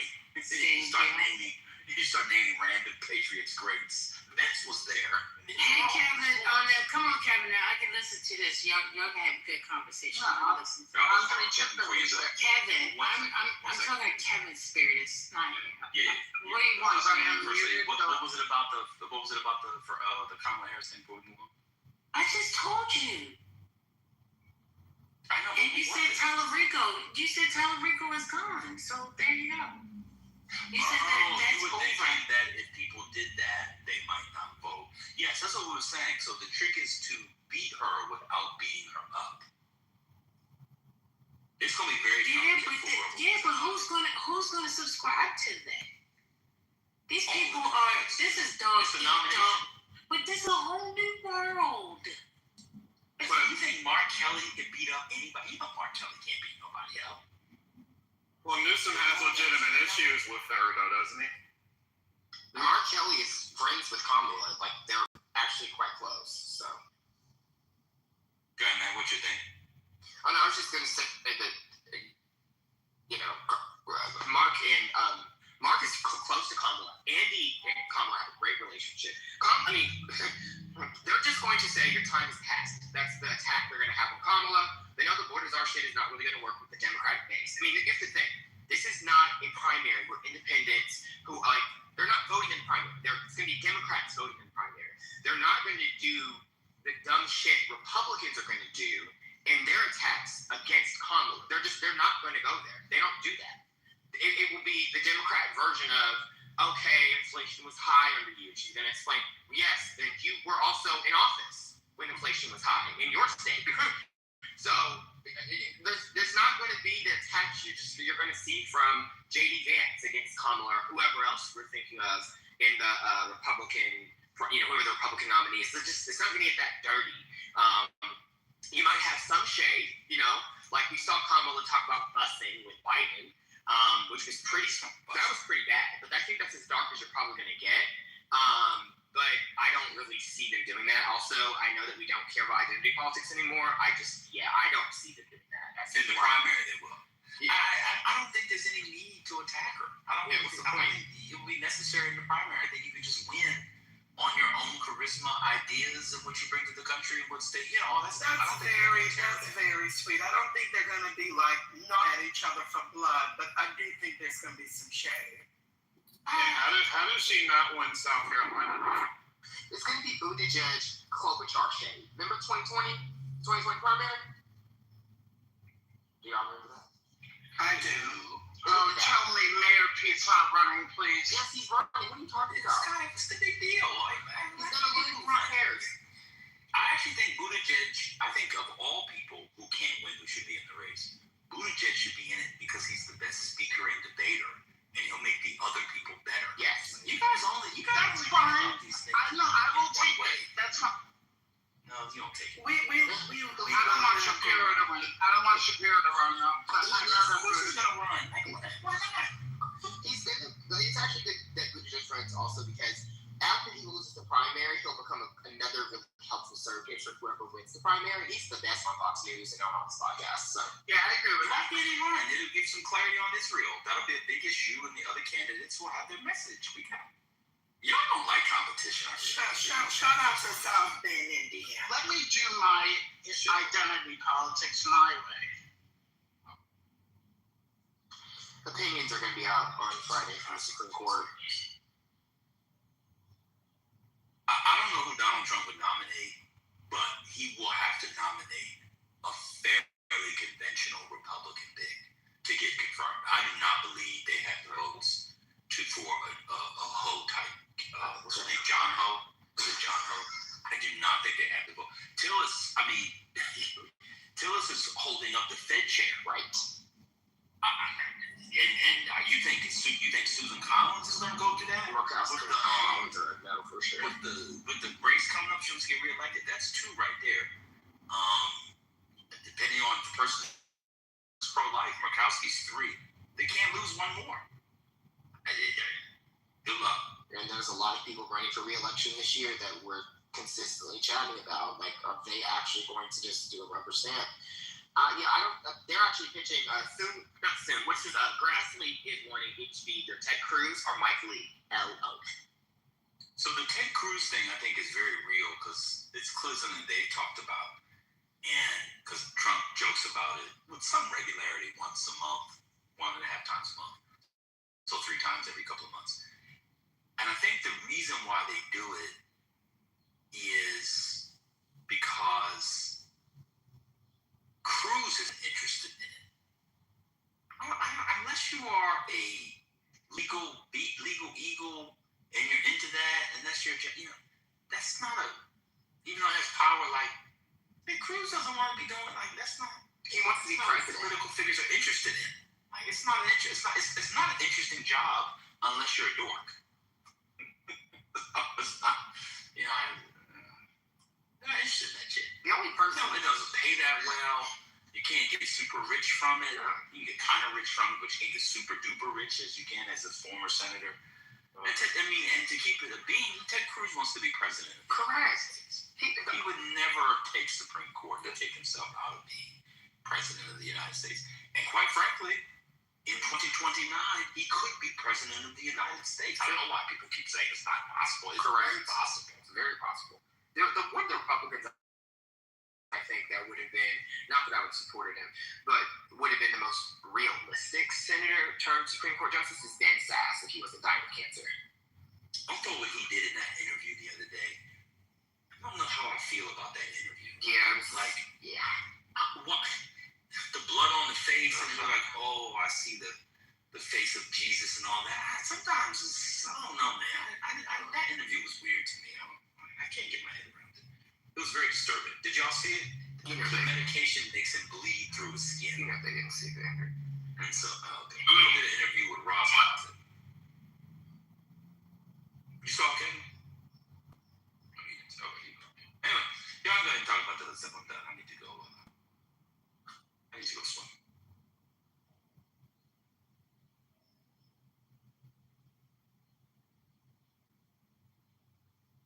Well, on a lighter note, Matt, did you see the 1,000 celebrities, high-profile folks that are completely against this Warner Brother Paramount deal? Ciao. You know, Redbird Capital is behind this. This is the wrong group for this stuff because they don't care. Okay. Wait, is it time for me to ask my question? Oh shit, Elgin, hell yeah. Okay. Did you? It's unrelated, that's why I tried to wait for you guys to finish this. But did you see Manny interview the so-called professor guy? Acts like he's a professor and gives his speculative analysis. Yes, it was Mehdi Hassan's greatest contribution to humanity. I sort of like him now as a result of that. It was so good. Yeah. So that's why I just wanted to know you guys' thoughts. And what are your thoughts on that? Professor Jang is his name. Yeah. Keep going. What are our thoughts on it? Yeah, what are your thoughts on him as a whole? It seems like when he goes viral, people kind of push ideas that I agree with, but then at the same time, after watching that interview, I was like, is Chinese puppet? No. Have you seen the video? I suggest you go find videos of him, like anywhere between 7 to 15 minutes of his wrong predictions. And that'll give you a good sense of, they pick out the 3 things he got right out of the 3,300 things he got wrong. Right, yeah, that's true. What's your thoughts on speculative analysis at all? Because I thought it was interesting when he says he thinks people lean too much on facts because sometimes, historical facts don't always give you the best analysis for the future, something of that nature. I want you to ask me again, and you just asked me, what do I think about someone that says we shouldn't rely on facts? Yeah, but he had somewhat of a point because he was saying that if you just use facts in order to try to determine the future, sometimes your guess can be wrong. What else can you use? Can we use what Oda Mae Brown used? Well, I don't know. I guess I was relying on you to understand what he said better than me so that you can explain it to me, if I'm being honest. But it seemed like he tried to say speculative analysis uses more than just facts in order to guess the future. I don't know. I guess I don't know enough about it to Was he saying you use your gut or speculation? Is it vibes? It wasn't vibes. He was gas. If you go out of beans, you get gas. No, he was saying do you have a gas problem, though? I do not. I actually have a pretty good digestive system. I don't know if it's because my mother. Do your farts smell, or are they odorless? Farts. I don't even have an asshole. I'm from North Korea. Anyway. Keep going. I guess what he's saying doesn't really make sense because I think he's saying data instead of facts, but that doesn't make sense because data is facts as well. But he was saying instead of just using history to determine the future, there's another, what he's creating his own new speculative analysis to consider a whole bunch of different angles at the same time in order to guess the future. I don't know. I didn't really know exactly what he meant. So, like I said, I was hoping you understood it more so you can explain it to me. Well, on his YouTube, in this foundational series, Isaac Asimov proposed that the science of, quote, psychohistory will help humanity understand its past. So this channel is dedicated to exploring if psychohistory is indeed possible. And to get instead of me just trying to go by it, but I think it needs all guys. Look it up. Psychohistory is a transdisciplinary field of knowledge that represents an amalgam of history, psychoanalysis, humanities, art, social science. Psychohistorians examine the whys of history using the bottom of approach and starting with psychological theories. They combine insights of psychodynamic psychology, especially psychoanalysis. Professor Jang does psychoanalysis. That can't be true. With the research methodology of the social sciences and humanities to understand. Yeah, this is gobbledygook. Okay. It sounded like it. Okay. But he's entertaining. Is he entertaining? Yeah, he is entertaining. It's also a great example of what we might call racial valuation. If a black man did the exact same thing he did, instead of having 2.5 million viewers, he would have 2,500 viewers. It's precisely because he's an Asian man who calls himself professor. You know he has a bachelor's degree in top high school. Yes, I thought it was interesting that he said he thinks there's other governments that are paying to boost his content. So he doesn't even believe that it's a natural. Oh, shit. Yeah, he said that in that interview. He said, maybe it was Orban.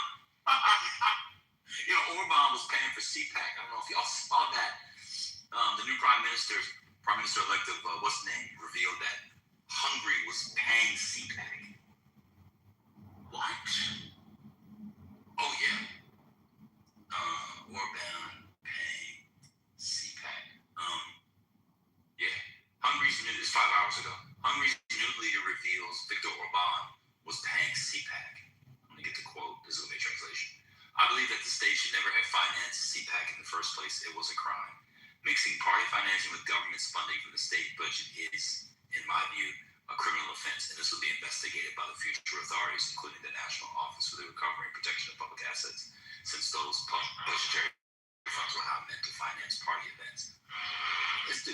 The people in the Orban administration could be going to jail because they were sending money to Americans, which actually makes sense the way in which Americans were boosting them. Maybe the Americans were boosting them because they were being paid by Hungary. I know America's the richest country in the world. That doesn't mean every individual in America is richer than every individual. And you only have to pay like a bit to your particular entity because the followers will then pick up on that and then it will explode the message. 100%.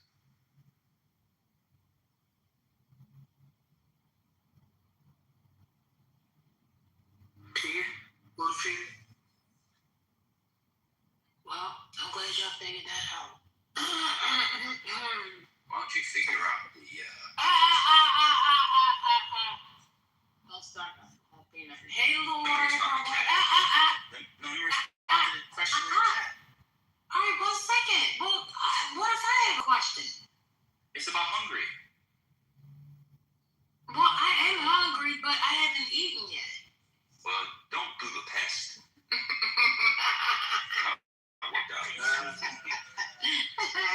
Don't be the pest. Yes, Kat, they were using Hungarian taxpayer funds to pay for American political action committee events. I'm telling y'all, this right-wing populism stuff gets people going, but the people that run it, when this shit was in my rights book in 30 years, it's going to be the biggest grift of all. That is insane that they were getting money from Hungary for CPAC. I can't wait till somebody pulls the curtain back to see who's funding, what's Erica Kurtz called? Turning Points. I don't think we know who's funding that.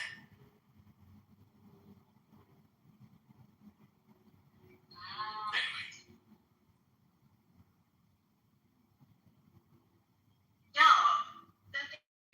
There are a couple billionaires that are behind Turning Point.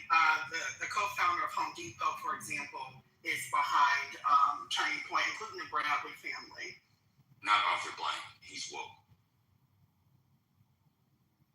That's the other co-founder.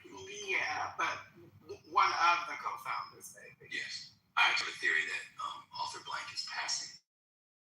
That's white. Please. But he's very Jewish. And I think his parents were like Jewish immigrants in the early 20th century. Still gonna go with his passing. Don't Arthur Blank look black to you? He does have a little bit and like a real life Jim brother. And he's always giving money to HBCUs and shit. You know, but you gotta peel back the layers on that. Like, when the HBCU donations start coming in, I always like to see why. Like, the Jeff Bezos ex-wife one, I was like, Toni Morrison leaves us for gifts every day. I didn't know that was the reason she donates all her money to Wait, what did she say? She was taught by Toni Morrison. Toni Morrison was her advisor when she was getting her MFA and editing her writing. So that's why now she used all her divorce money to give to. There you go. But Arthur Blank gave, I was reading about it a couple weeks ago, he gave much HBCUs. He gave, the Arthur Blank Foundation committed he gave $50 million beginning in 2026 to scholarship fund. Was that $5 million a year for the next 10 years? Like, why Arthur, look at him, he looks black. Yeah. He also looks like a Jew. But you know, to be fair, a lot of this far-right stuff, though, is funded by the billionaire class right now. Coachella is owned by a far-right Republican. Sinclair Media Group, they've been acquiring, like, literally everything, far as, like, from a media perspective, and they're super far to the right. The billionaires behind Paramount and all this Warner Brothers stuff, those are a lot of the people behind that are also billionaires and to the far right. It's a lot of that happening right now. So I think that the people you're talking about will fund the entity. I think that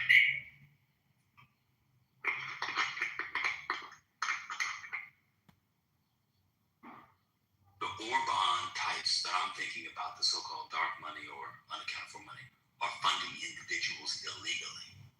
Remember when the report came out for all the right-wing podcasters? They were getting that Russian money. Y'all remember that?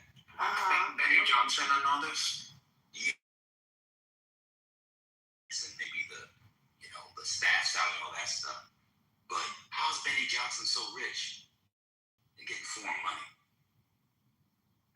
That's what I think.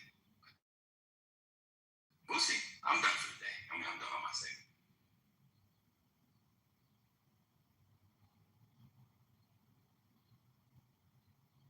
So you just want to leave before you come back to my question. Got it. Thanks.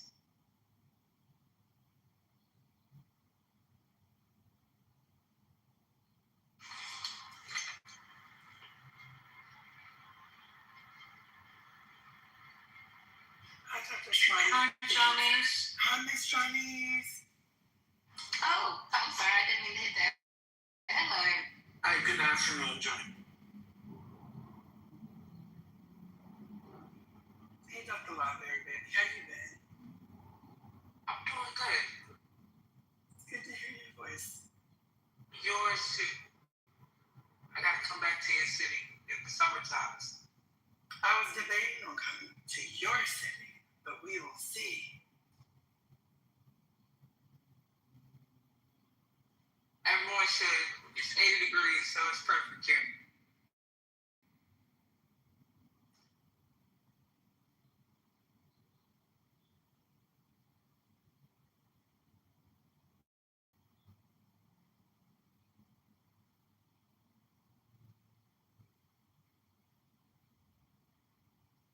But now that I know I like boats, I need to go to Chicago during boat time so I can really be with the rich blacks and them. That'd be great. So I hear We had a that big black festival in June in Chicago, I believe. Black Yacht Week happens in July and in August. July. Yeah. Got it. Mm-hmm. Okay. All right. Have you all been keeping up though with like the economy? I know that we clearly have a K-shaped economy, but how they're now throwing around the stagflation, and as long as this war is in process, that people should start racking up on canned goods and long shelf life food or produce, because groceries are about to go through the fucking roof. I mean, I know we were earlier when I came in, you all were discussing gas, but it's going to be more than just gas. Yeah, we talked about it. Wait, do I have to stock up? Is that what's going on? They're recommending it.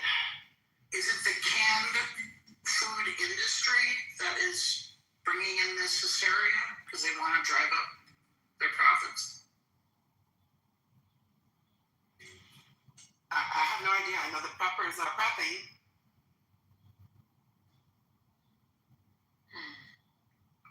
Well, it seems like six. You guys are ready.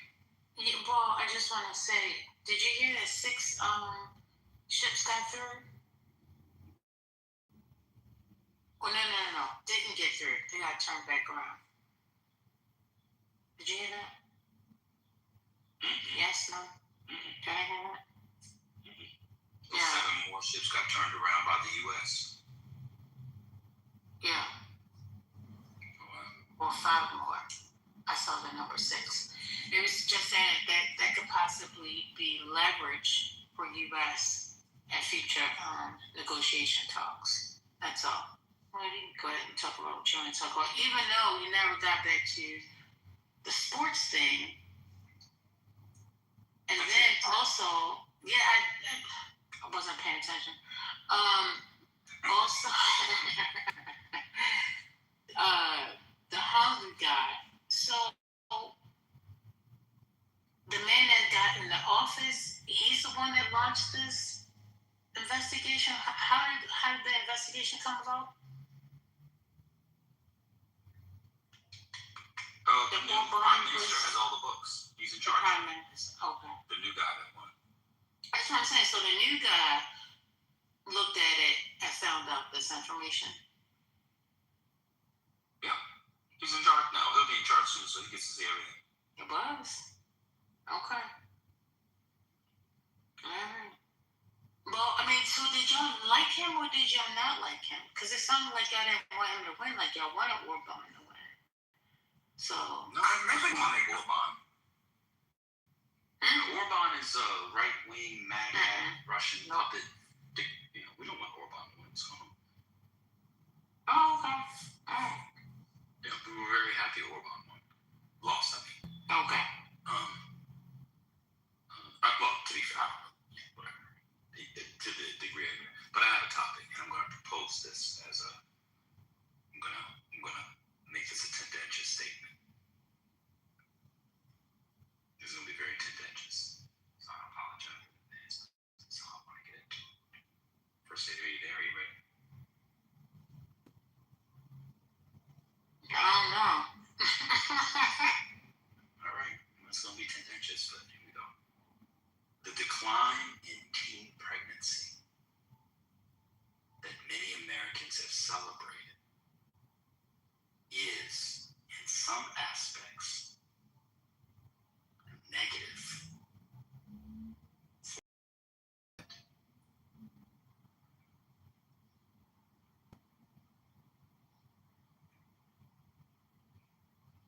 Who wrote this?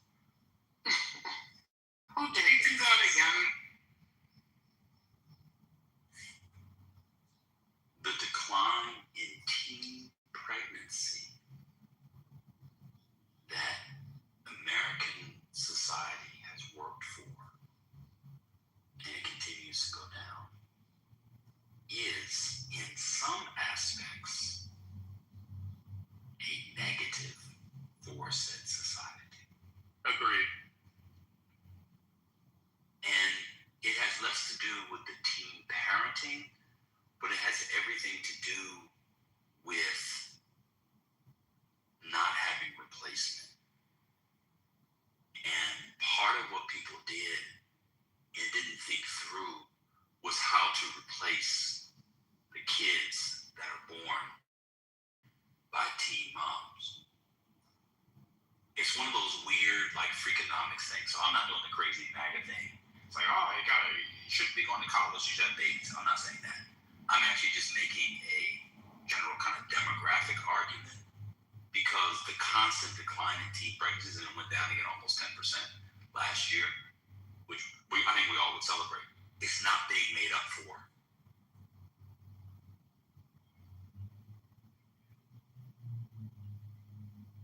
You have to make up for them.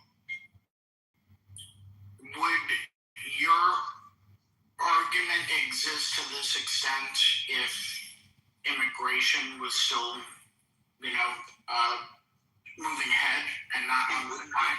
It wouldn't be as extreme. It wouldn't be as dire, but you would still need more making up.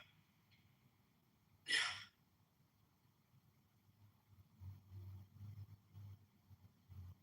Let me see.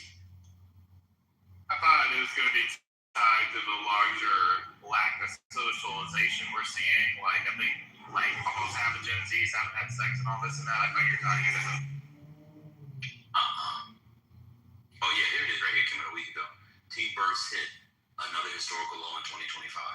Teen birth rate in the U.S. fell by 7%, continuing decades of decline. A 7% decline is really extraordinary, said the lead author, who's a demographer, statistician demographer at CDC. Overall, nearly 160,000 babies were born to mothers ages between 15 and 19. The birth rate for that group was 11.7 per 1,000. By contrast, listen to this, the teen birth rate in 1991 was 61.8. That's a lot of babies. That's 50 babies per 1,000 females. And you people are not making up for it. Notice I said you people. Did my part. You people are not making up for it. Give me a combo first, lady. You don't have to buckle up. No. Just brings me back to that conversation we had this weekend. I think Saturday. You had these smart. You had these smart, gentlemen that are on this app who did not, subscribe to getting girls pregnant, which was a good thing. Right? Sir, I didn't use nobody's name. Why would you do that? Oh, sorry. That was nasty. You see? So you see where I'm going? And then they get of age and they say, well, I don't want it. That's been happening a lot. It's been happening a lot. Just saying.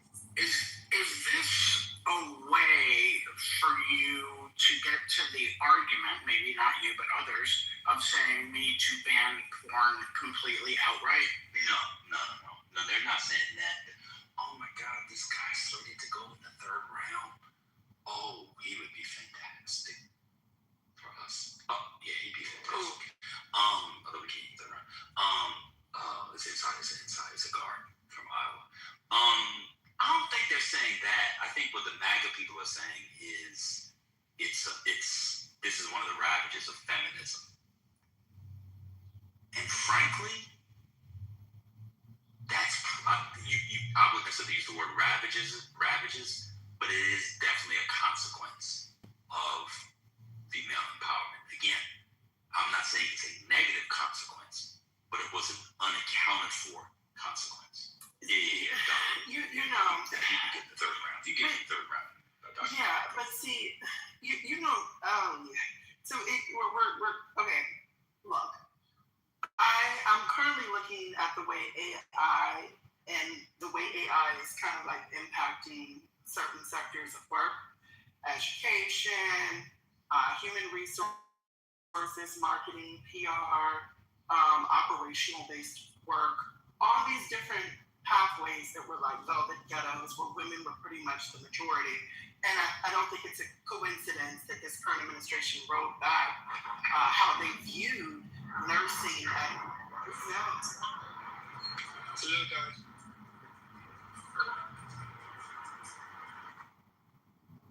Yeah, I don't think it's a coincidence that this administration kind of attacked nursing, because I think Wall Street Journal, like less than a week ago, just to basically acknowledge that nursing is kind of a future-proof career because of the boomers. Yep. And it's really the only true bulletproof middle-class career right now, where it is solid middle class, less student loan debt, and high income earning potential.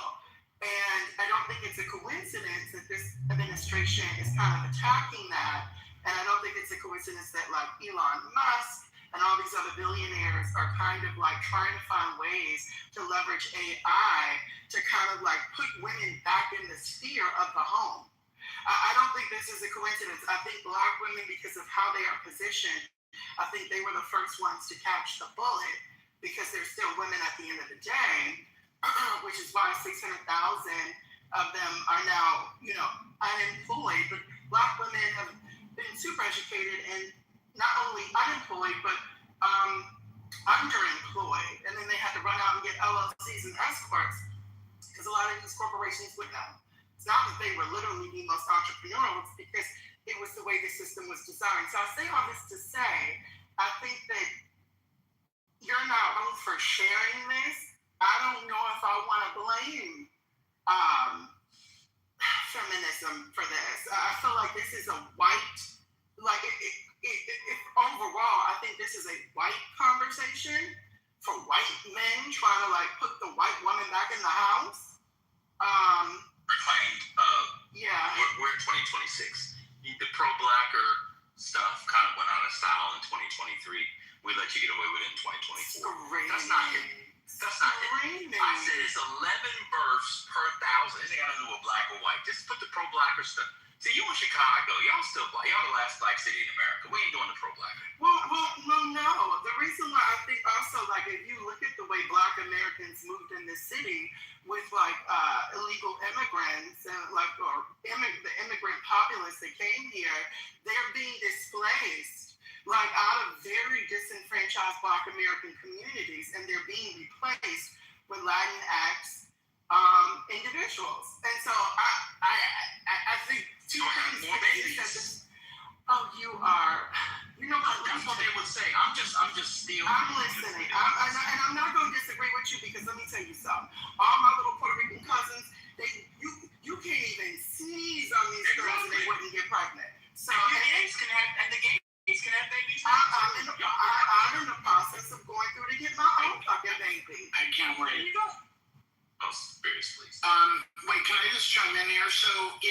framing going to be, it is incumbent upon you as a patriotic American teen woman to get pregnant? That is the MAGA framing. Yes, that's what. I forget her name. Is it Stephanie Miller? What's Stephen Miller's? I can't find the gloves in here.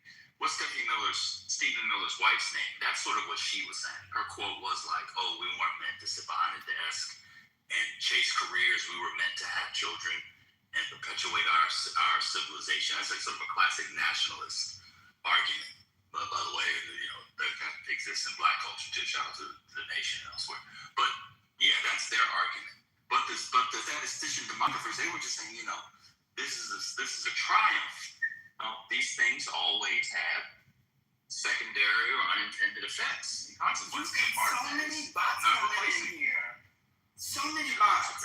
Yeah, but no, I don't disagree with you, and I actually do think Black people do need to have more fucking babies. So I'm not disagreeing with what you're saying. I think that I'm torn. I think that's what you're witnessing. I'm torn because I'm torn because yes, and this is why I went straight to me right now in the economy with fucking Melania walking out with a robot. And now they got robots in Chicago as if yes.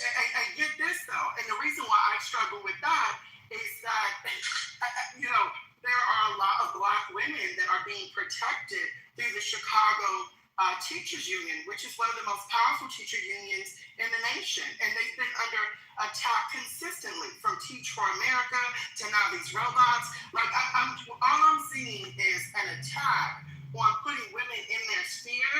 But like, I think that you would be wrong not to acknowledge that it's a little different when it is a Black woman or a brown woman versus a white woman. The white woman has always had access to a certain type of social cachet that the other women just have not. And I think that this is what I'm saying. I believe that we are looking at white men fight their white women to put that bitch back in her house. Well, I mean, that may be part of the argument. I mean, we're talking about teen pregnancy. So. I take your point. I can't find these clothes. What's the thing with robots and the schools were blamed? They're currently running a test stimulation in Chicago with robots and with educating children. And I think the reason why Chicago is one of the earlier adopting cities where they're testing it is because the teachers union, it's so fucking strong here. And if they're able to break through the teachers union, they can implement this nationwide. I mean, literally, New York, LA, I don't care where you're at. Everyone and their mama is trying to emulate a lot of the union work that comes out of Chicago and Detroit. And so I think that's what we're seeing.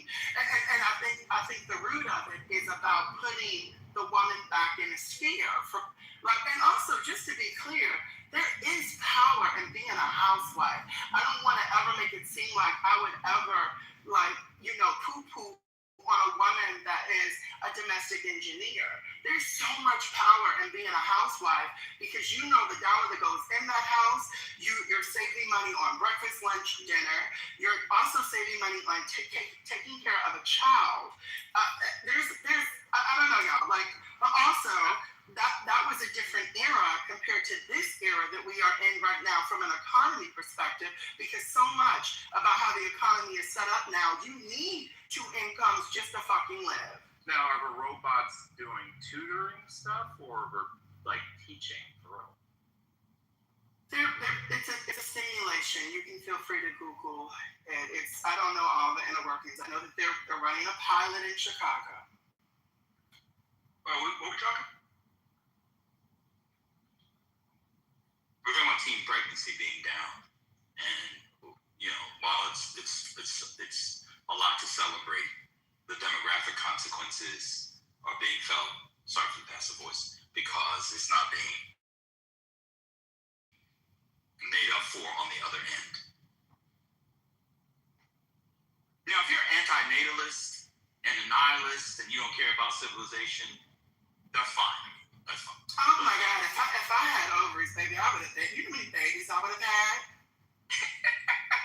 Oh my God. What the fuck? What was that? I don't know how many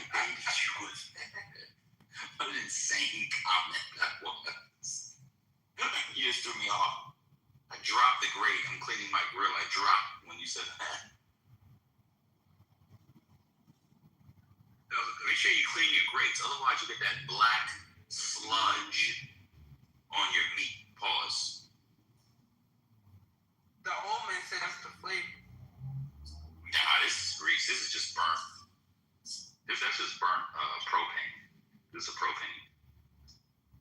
No, not the black grill marks. Just the grease. This is the slimy, solidified gas. Essentially, that's what that is. What happens if you haven't used it for maybe like 2 years or so? Oh yeah, it's gonna be fine. Just with the new gas with the new propane tank.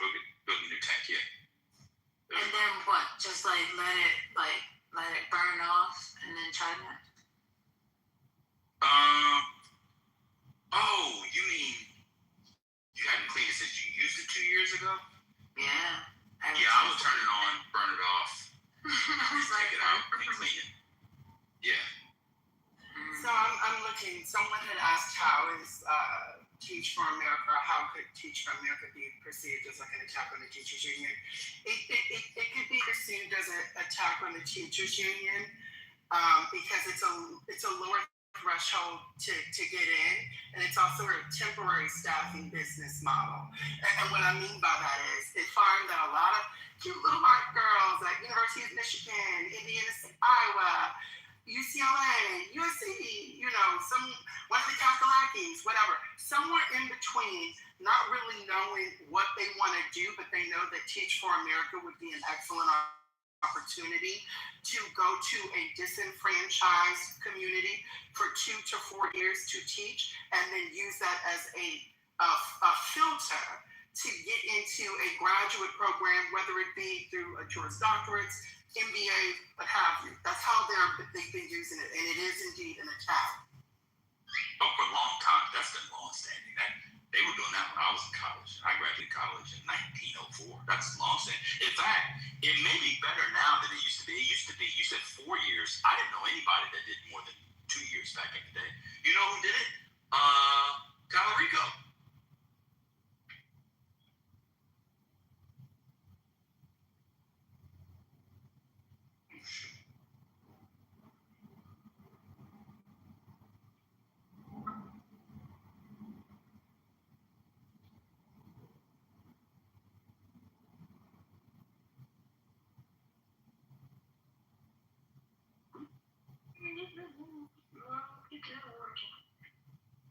Ben, are you there?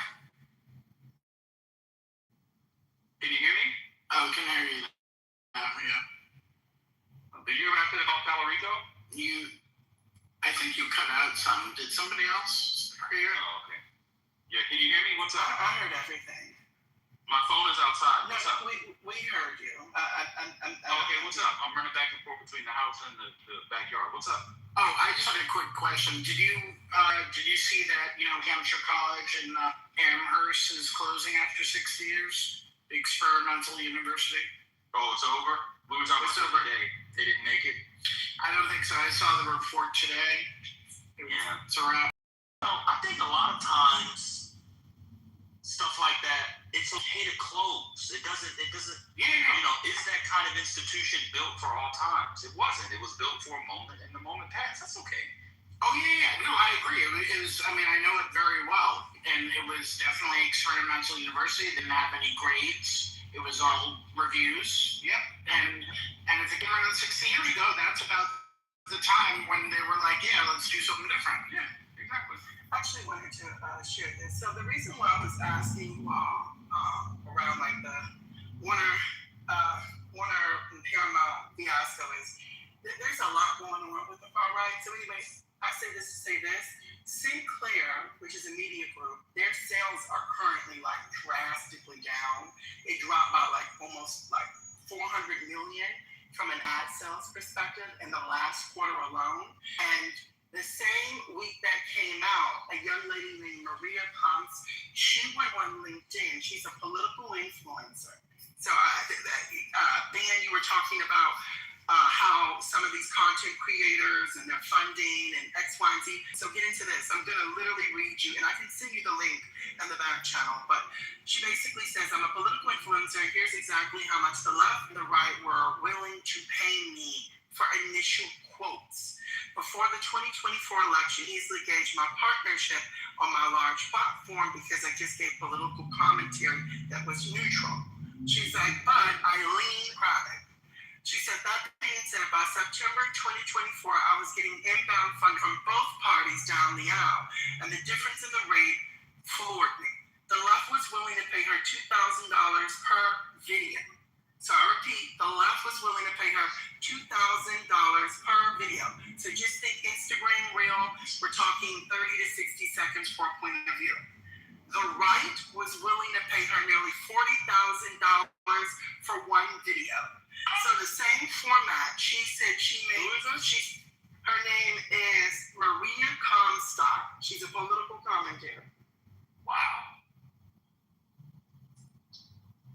40,000 is insane. I know it will be more than Democrats, but 20 to 1 is crazy. Yeah, I'll share the link.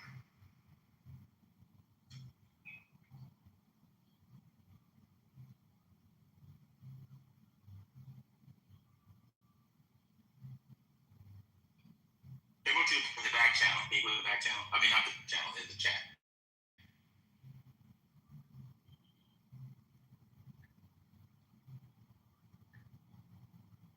Okay, there you are. I just shared it. It's in the chat. Yeah, I always follow the money, especially someone that works in media. That is fascinating, McLean. Thanks for bringing that up.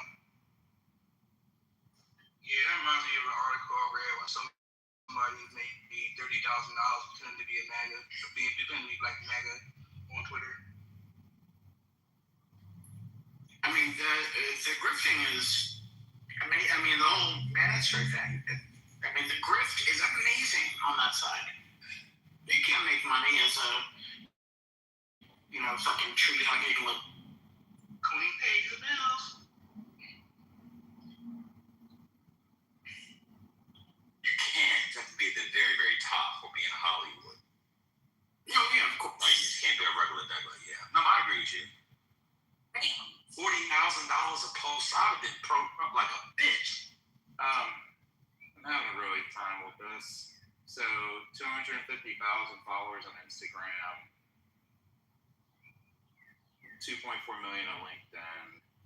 Where would you get that much money for? Yeah, you don't have to get it. So as someone that works in media, how it works is this. We judge you off of your engagement, your click-through rate, and your ability and we have data and we have tools that kind of help illustrate that.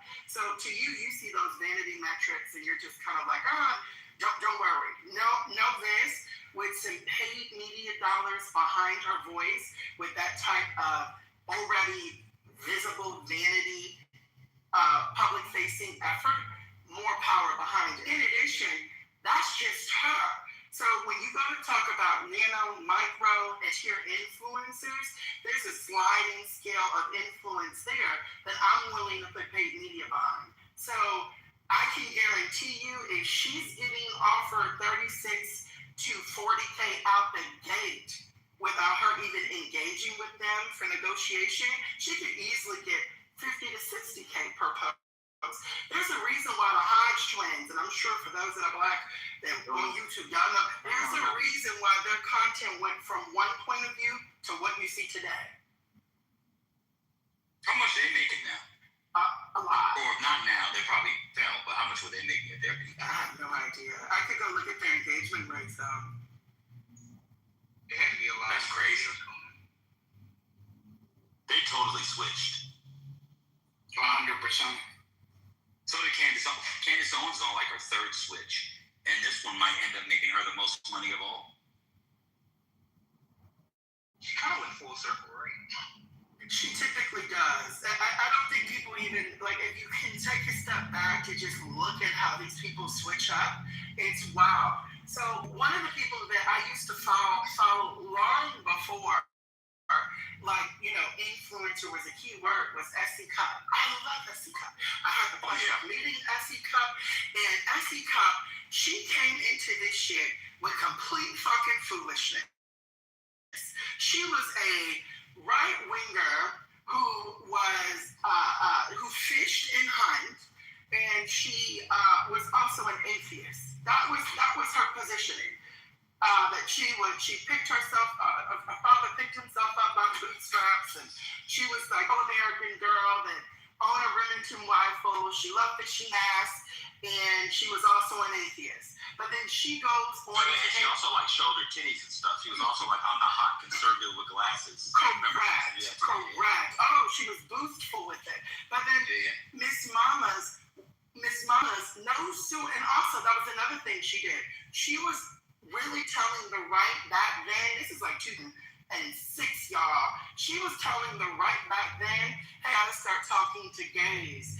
We gotta start talking to gays because they have money. Hey, there's a lot of gays that have money. Like, we gotta start talking to them. So anyway, something transpired where her platform started to really pick up notoriety, and then that's when she switched. She finally switched and then started to show us that, well, I'm actually not a far-right Republican.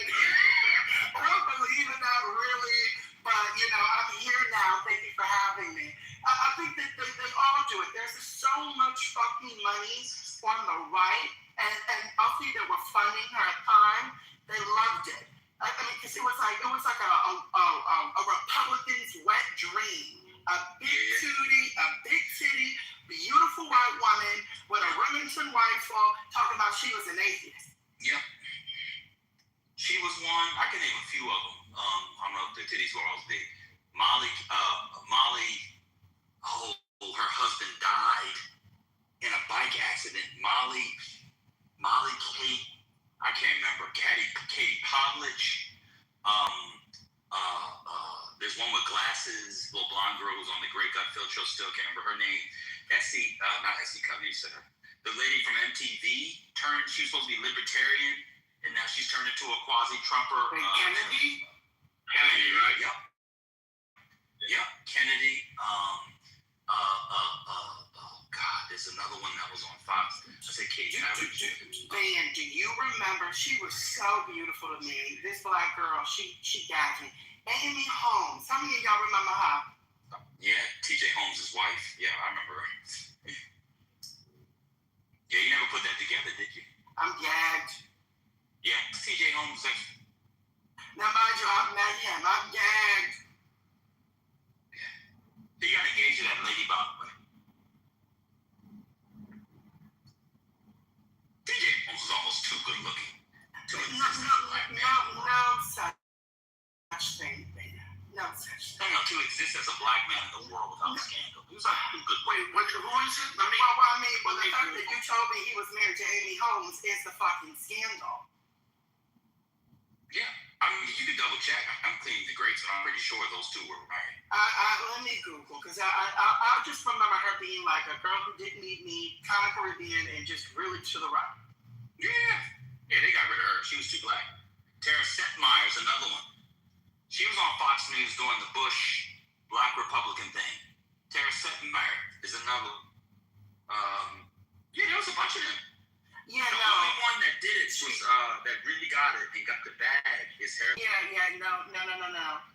She's not Caribbean. She's what is it, East African? But with that being said, no. Amy Holmes? Amy Holmes is Black American. No, it says Holmes was born in Lazuka, Zambia, to a Zambian parent. She was raised in Seattle. She's mixed race. Her father married a white woman, and get into this. She was never married to Holmes. She was never married to ex-wife. It doesn't say that in her bio. And put in TJ Holmes' ex-wife. See if it will come up.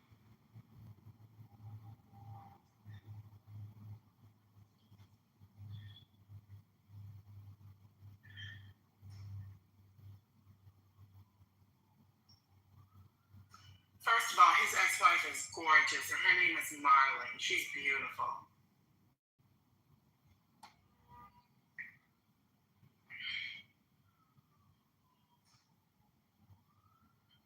It wasn't Amy.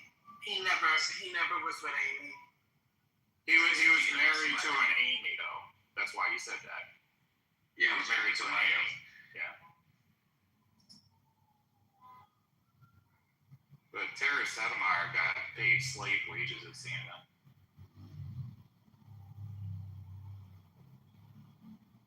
Was a true believer. She really was a conservative. And,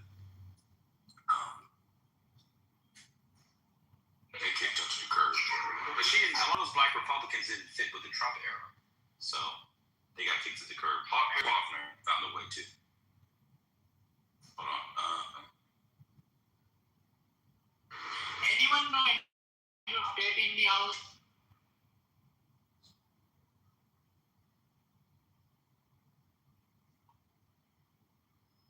I think I heard something, but I'm gonna say I heard. I think I heard. I got the. Hey, Bob. What's up, y'all?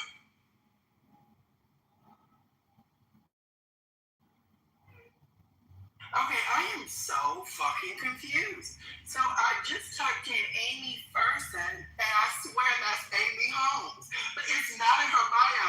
Ben, I need you, when you get a second, I need you Amy to Ferguson's a white woman. Okay, so then why is Anderson showing as Amy Holmes? Yeah, it shows up as both. You're right. It does. Crazy. It does. It shows in the images. It shows both. You're right. Yeah, y'all will get there. Y'all will get there in a couple of weeks. It took me a couple of weeks to figure out people were secretly married.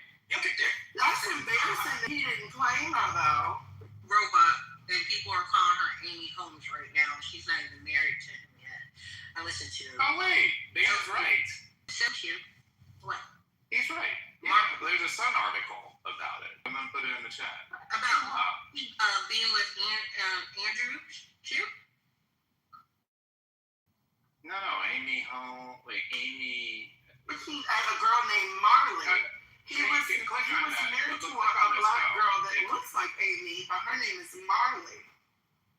Look, yeah, I mean, click on the link I just sent you, unless the Sun is wrong.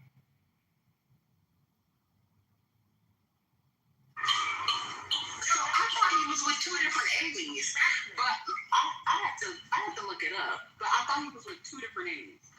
The last one being Robot, who was this is just his a lot. co-anchor. Yeah. Yeah. But you know what? It sounds like if you wanted a scandal ban, that's the scandal. That dick just be everywhere. Now she's with Andrew Shue. So the exes have all gone with the other exes. That's the scandal right there. Probably was fucking having orgies before then too. Hey, lady. And then he was with a different Amy. What is going on? Weird motherfucker. Rick says he likes. I cannot figure this out.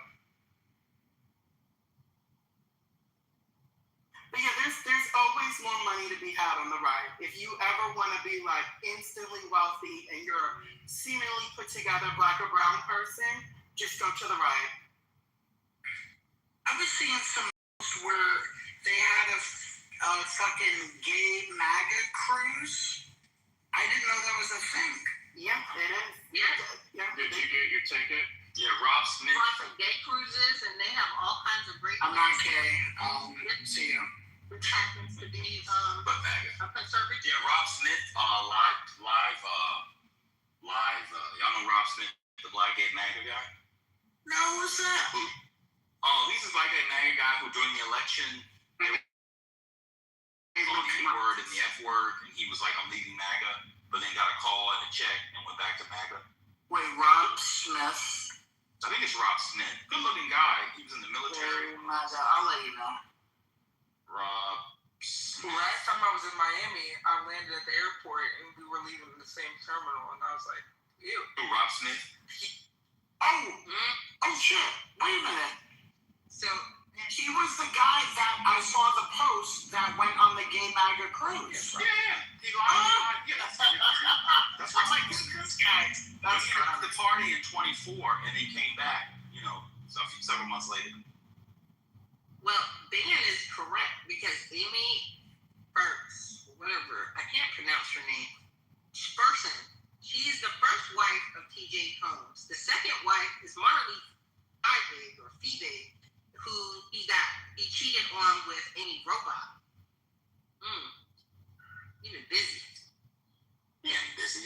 he was courteous enough to marry him. Most of y'all be sticking and moving, don't even stay for breakfast. Yo, call me hit and run, brother. Oh, and look who's here. There it is.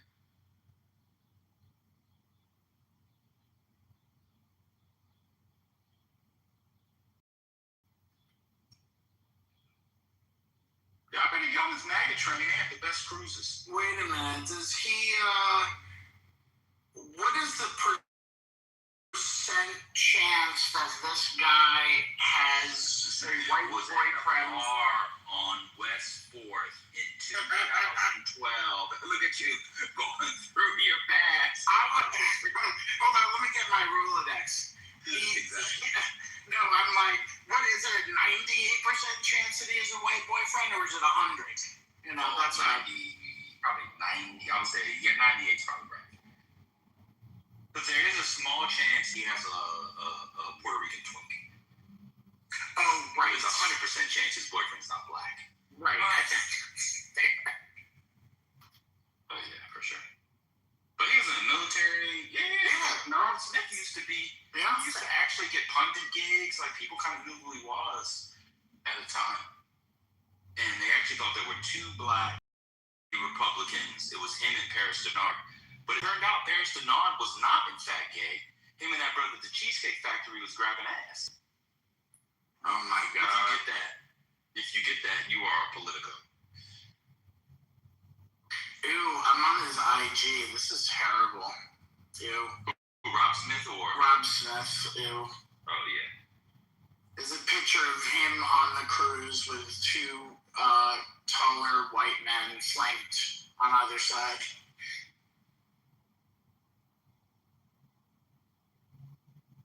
I was just wondering why brother was at Cheesecake Factory.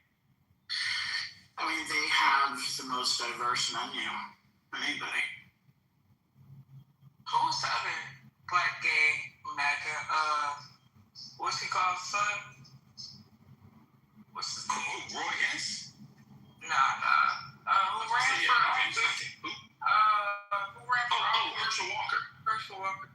But he left the party. He left. Yeah, he after went out the dad. there, right, Chris? Yeah. And he never went back because his trauma was real. That was a nasty race, y'all. That was a nasty race.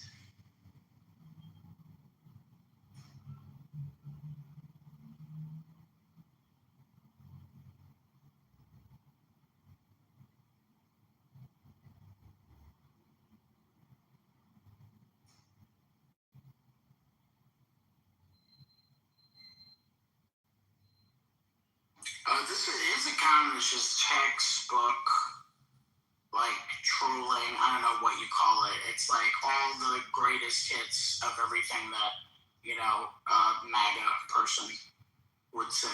There's nothing original. Oh, yeah, for sure. But being MAGA, Trump's gonna lose everybody because of the Israel stuff, and MAGA really doesn't get down with that. Well, maybe not MAGA, but a lot of people who were formerly MAGA. But I think this James Fishback guy, he's up next. They really like James Fishback because he's like loud, racist, homophobic, anti-Semitic, very loudly, and he's younger.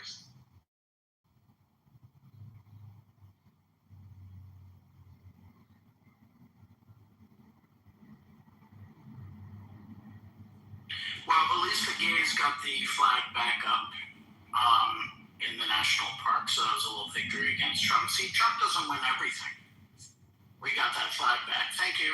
It's the flag with the brown stripe? Now. I actually like that flag, but I got yelled at by an old white gay for hoisting that at one of the events I was at. He sneered at me. I'm like, go fuck it off. But no, it's just I think the original gay pride flag, where that is.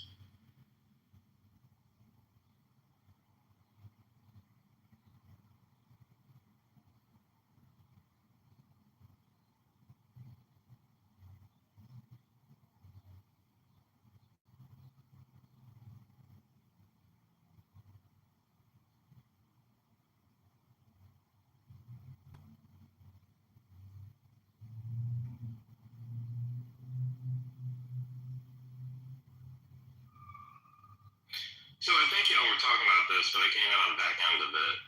So all of Virginia's electoral votes are going to go to whoever wins the national popular vote. Is that correct?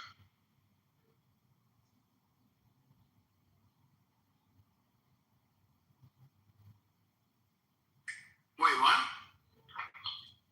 So I'm looking at this thing. It says Virginia Governor Abigail Spansberg just signed HB 965 into law. HB 965 says that all of Virginia's electoral college votes will go to the winner of a national popular vote, no matter who wins the popular vote in the Commonwealth.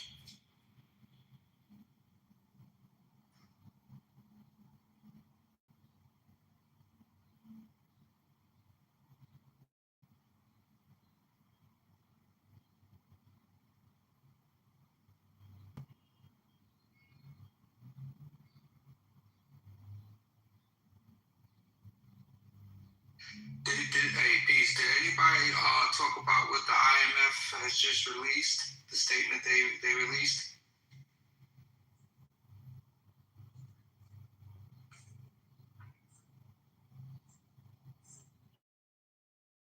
Okay, wait, we cannot skip over what CEO just said. Yeah, this is true. Oh, I didn't hear that. Okay. I did. Okay. What the? Brother, I don't think that's constitutional. I was gonna ask you that. I don't think that makes any sense. Wait, can you say it again slowlier? Is that even I'm talking about the end of the day. Yeah, 1 second. That was good. That was good, Vlad. Virginia Governor Abigail Spansberg just signed HB 965 into law. HB 965 says that all of Virginia's electoral college votes will go to the winner of the national popular vote, no matter who wins the popular vote in Virginia.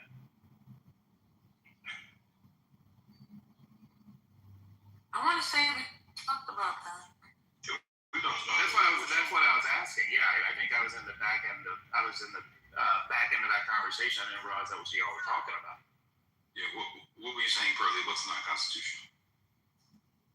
Because how are they going to say that they're going to go by the popular vote and not the vote of the populace? Huh? Like they're not going by the vote of the people in Virginia. They're just. Yeah, the Constitution doesn't require that. The Constitution doesn't say anything about having to vote for president. In fact, unless the states have a law or it's in their Constitution, states don't have to have votes for president at all. Article 2, Section 1. I'm sorry, Article 1, Section 2, excuse me. What? Yeah, there's nothing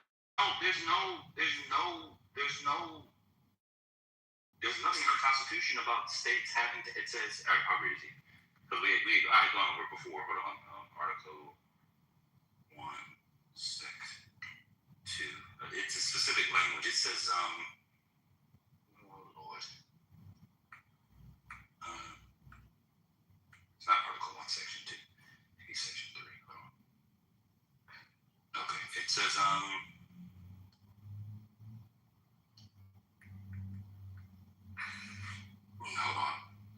Let me find an essay that I had. Not the essay. I'll post the link. It gave us the. I'm sorry? I'm posting a link to that. Yeah, it was Article 2. Sorry, I was right. Article 2, Section 1. It says each state to appoint electors in such manner as the legislature thereof may direct. So if the legislature of that state directs their electors to follow the national popular vote by law, that's what they have to do. Sorry, I misunderstood what you were saying before. This is like actually very fascinating. The way it was like I interpreted it was different from like what I understand what you're saying now. So you're saying that rather than the votes being, and like this is like a compact that multiple states have agreed to do? Yeah. Yes. And so far it's 222 votes. We were saying they need another 48 to get to 270. And there's still Michigan, Virginia, Arizona, New Hampshire, Nevada, and Pennsylvania out there that have introduced it. And Matt, Goliath and I were talking about how Democrats could actually run on this, or when they have the blue wave at the state level, which nobody talks about, because people only talk about Congress, Senate, presidency, they can push this through states when they get their trifectas. The only constitutional sticking point is what the Supreme Court will say about, hold on, I had it here. I think it's Article 3, Section, just lost it again. Article 3, Section,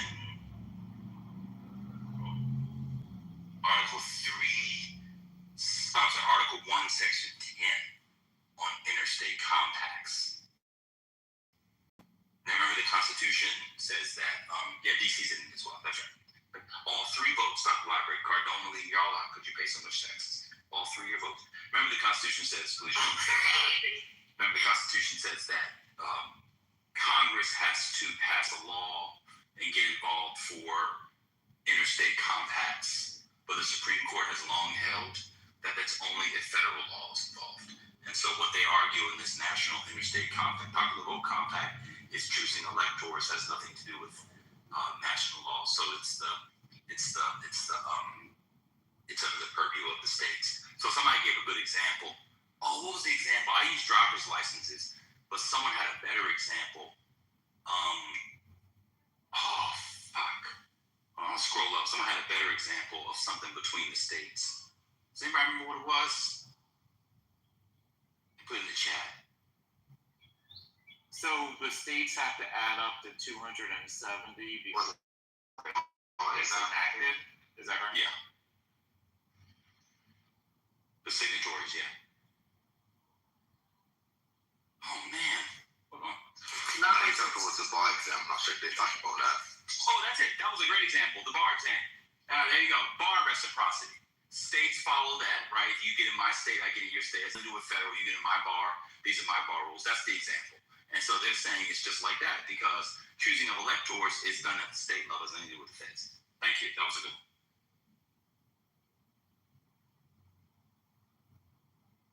Maybe reciprocity with gun laws. You know what I'm saying? Like, the conservatives are going to have a difficult time blocking this if it goes through on like conservative jurisprudential grounds. This has been under the Republicans' nose for a long time. And Matt and I were kind of breaking down from our perspective how they didn't have to really think about it because Dems didn't have trifectas or they couldn't get it through, they couldn't get it through both houses, or they had both houses and didn't have a governor. And in Virginia, the governor is only, one term and you can't be reelected back to back in Virginia. Spanberger came in and said, I don't care what my approval rating says. I can't run for re-election. Fuck it. She's signing everything. So there, 200.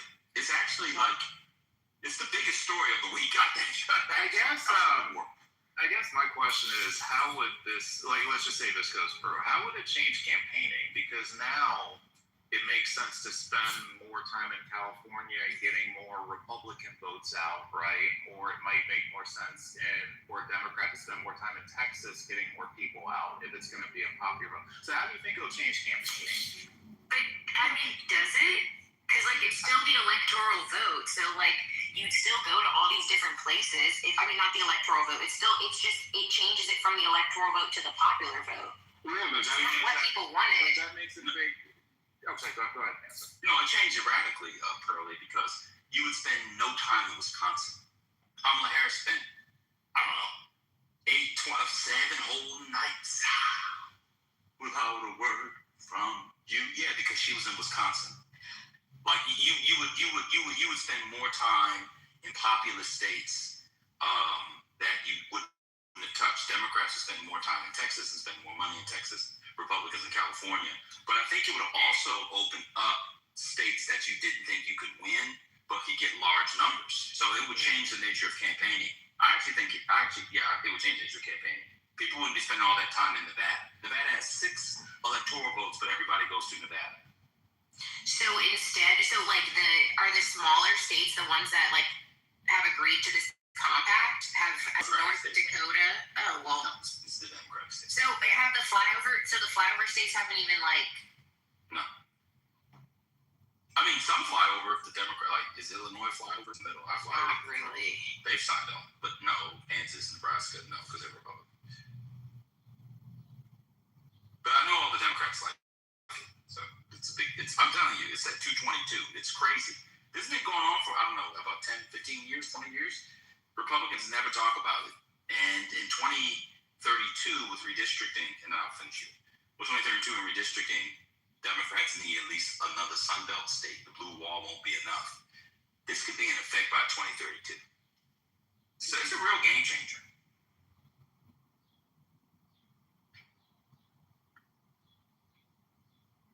Did you guys already talk about Eric Swallow? What happened? What did he do now? I mean, he resigned. Wait, why? What's going on with Eric Swallow? What happened? Okay. Don't troll me. Of course we talked about Eric Swallow. The politics room that's open 24 hours a day. Do you have something to say? Who are you going to vote for, Tom Steyer? I always said I was voting for Tom Steyer. I've been saying it from the beginning. I think he's the easiest person to guilt into what I want. He put a ton of money into prisons in the early 2000s, and now we can leverage that to get like serious prison reform in California. I always was a stand for Tom Steyer, and California's the fourth largest economy in the world. Like, we need somebody who knows how to manage the money, and clearly if there's one thing he does, it's manages money.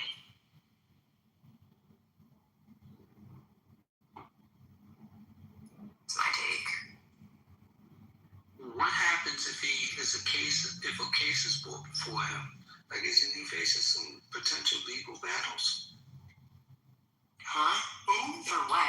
Swallow, the women that made the accusations, I don't know. Is there any legal cases being filed? Do you guys know? Steyer. Yeah, I was me too. I was fucked.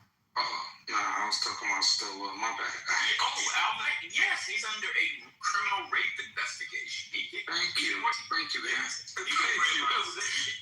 can worry about the civil stuff later. Oh, yeah. That's okay, good. I know I wasn't going crazy. He's about to go to jail. Wait, so does that mean he could be in the same jail as Luigi, P. Diddy, and the president of Venezuela? No, because it wouldn't be, it's not, I don't think it's state. I don't think it's federal, it's state, right? Yeah, the state crimes. Oh, okay, got it. Yeah, they're in federal. I was having fun with it. Okay, we're busy over here.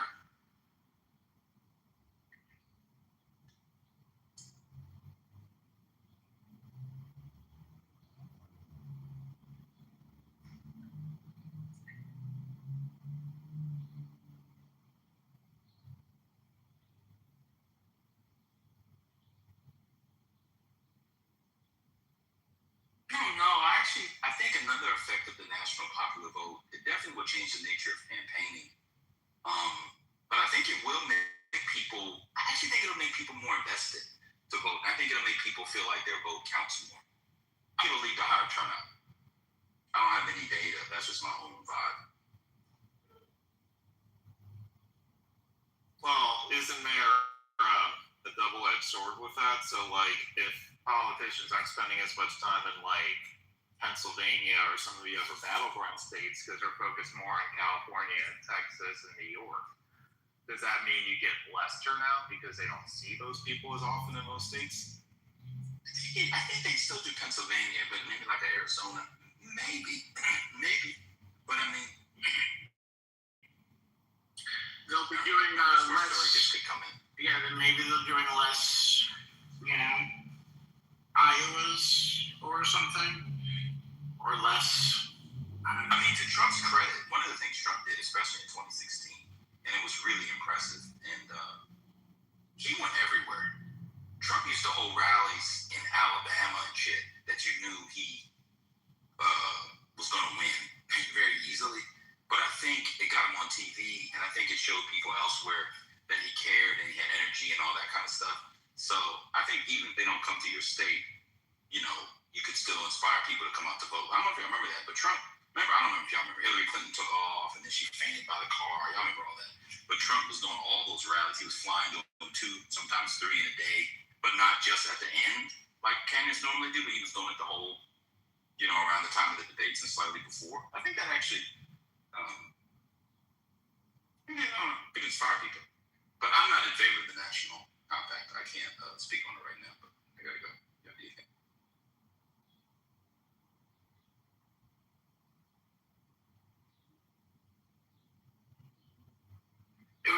to get the campaigning out of only swing states. I think it would be better for people nationally to feel like they fucking not. Yeah, but then where do you think we're gonna go? I don't know. Maybe they'll go everywhere. Maybe they'll go. Maybe just they'll go to the biggest states because that's where you can make up the most ground. No, but maybe they'll go to Memphis, or maybe they'll go to New Orleans, or maybe they'll, go to like. That's fair. That's a fair point. For the Democrat, and then the Republican might do the rural areas in, Maryland or whatever. Well, that's not a big population state, but you guys know what I mean. Mm-hmm. Illinois, like a Republican never would go to Illinois. But there are a lot of Republicans in Illinois. They just don't vote, they either don't vote for president or don't care. So, yeah. But we got to change it up. I'm just getting flashbacks of the campaign schedule. Y'all remember we were following it? It was like Harris, Wisconsin. Then she goes to Michigan, flies back to Wisconsin. Then she goes to Pennsylvania. Then she goes to Pittsburgh. Then she goes to Philly. Then she goes back to Wisconsin. Then a long trip to Arizona. Then up to Nevada. Then back to Wisconsin. It was like, goddamn. And then we got such in that rut. If she would go to like North Carolina, people were like, why is she going there? She doesn't need it. She's in the blue wall. Just stay up there. Like I don't know. So I can see it. No, Tiffany, they do need to come there for turnout. That's what they're saying. People would go to their colors in state would normally lose because the states don't matter anymore. Turnout matters. Yeah, so you'll see like interesting campaigns that, maybe you'll have a presidential candidate. Imagine this. Go to fucking Boston or San Francisco or go to, fucking any of those places that normally wouldn't go, and also cities within red states. Yeah, Trump did that. I'm telling you, I don't remember all that unearned media. What do you call it? Earned media? Is that earned media? Or maybe it's unearned media. That he did in the first term. He was everywhere, and a lot of them were in states he was definitely going to win.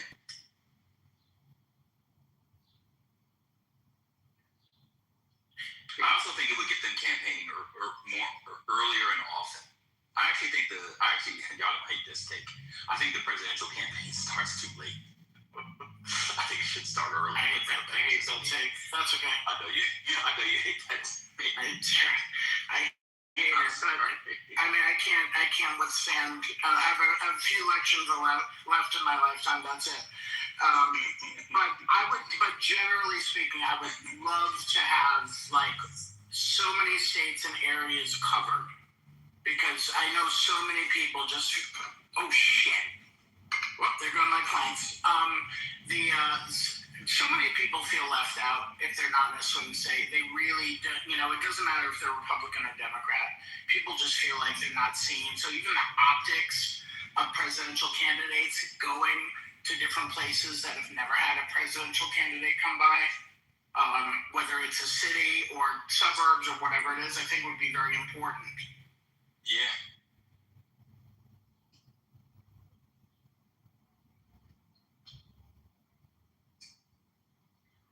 It's almost like when you have like your favorite band or artist come to like the Civic Center that nobody ever plays there except for like a cover band. It's kind of cool. Or the Lego tour. Oh wait, is that Legoland on the road? Oh, is that Legoland on the road? Oh, that's like something parents would know, right? Yeah, it's like, okay, thanks. Exactly. So, how do they do it in Canada? Is it a popular vote? No, it's parliamentary. Oh, okay.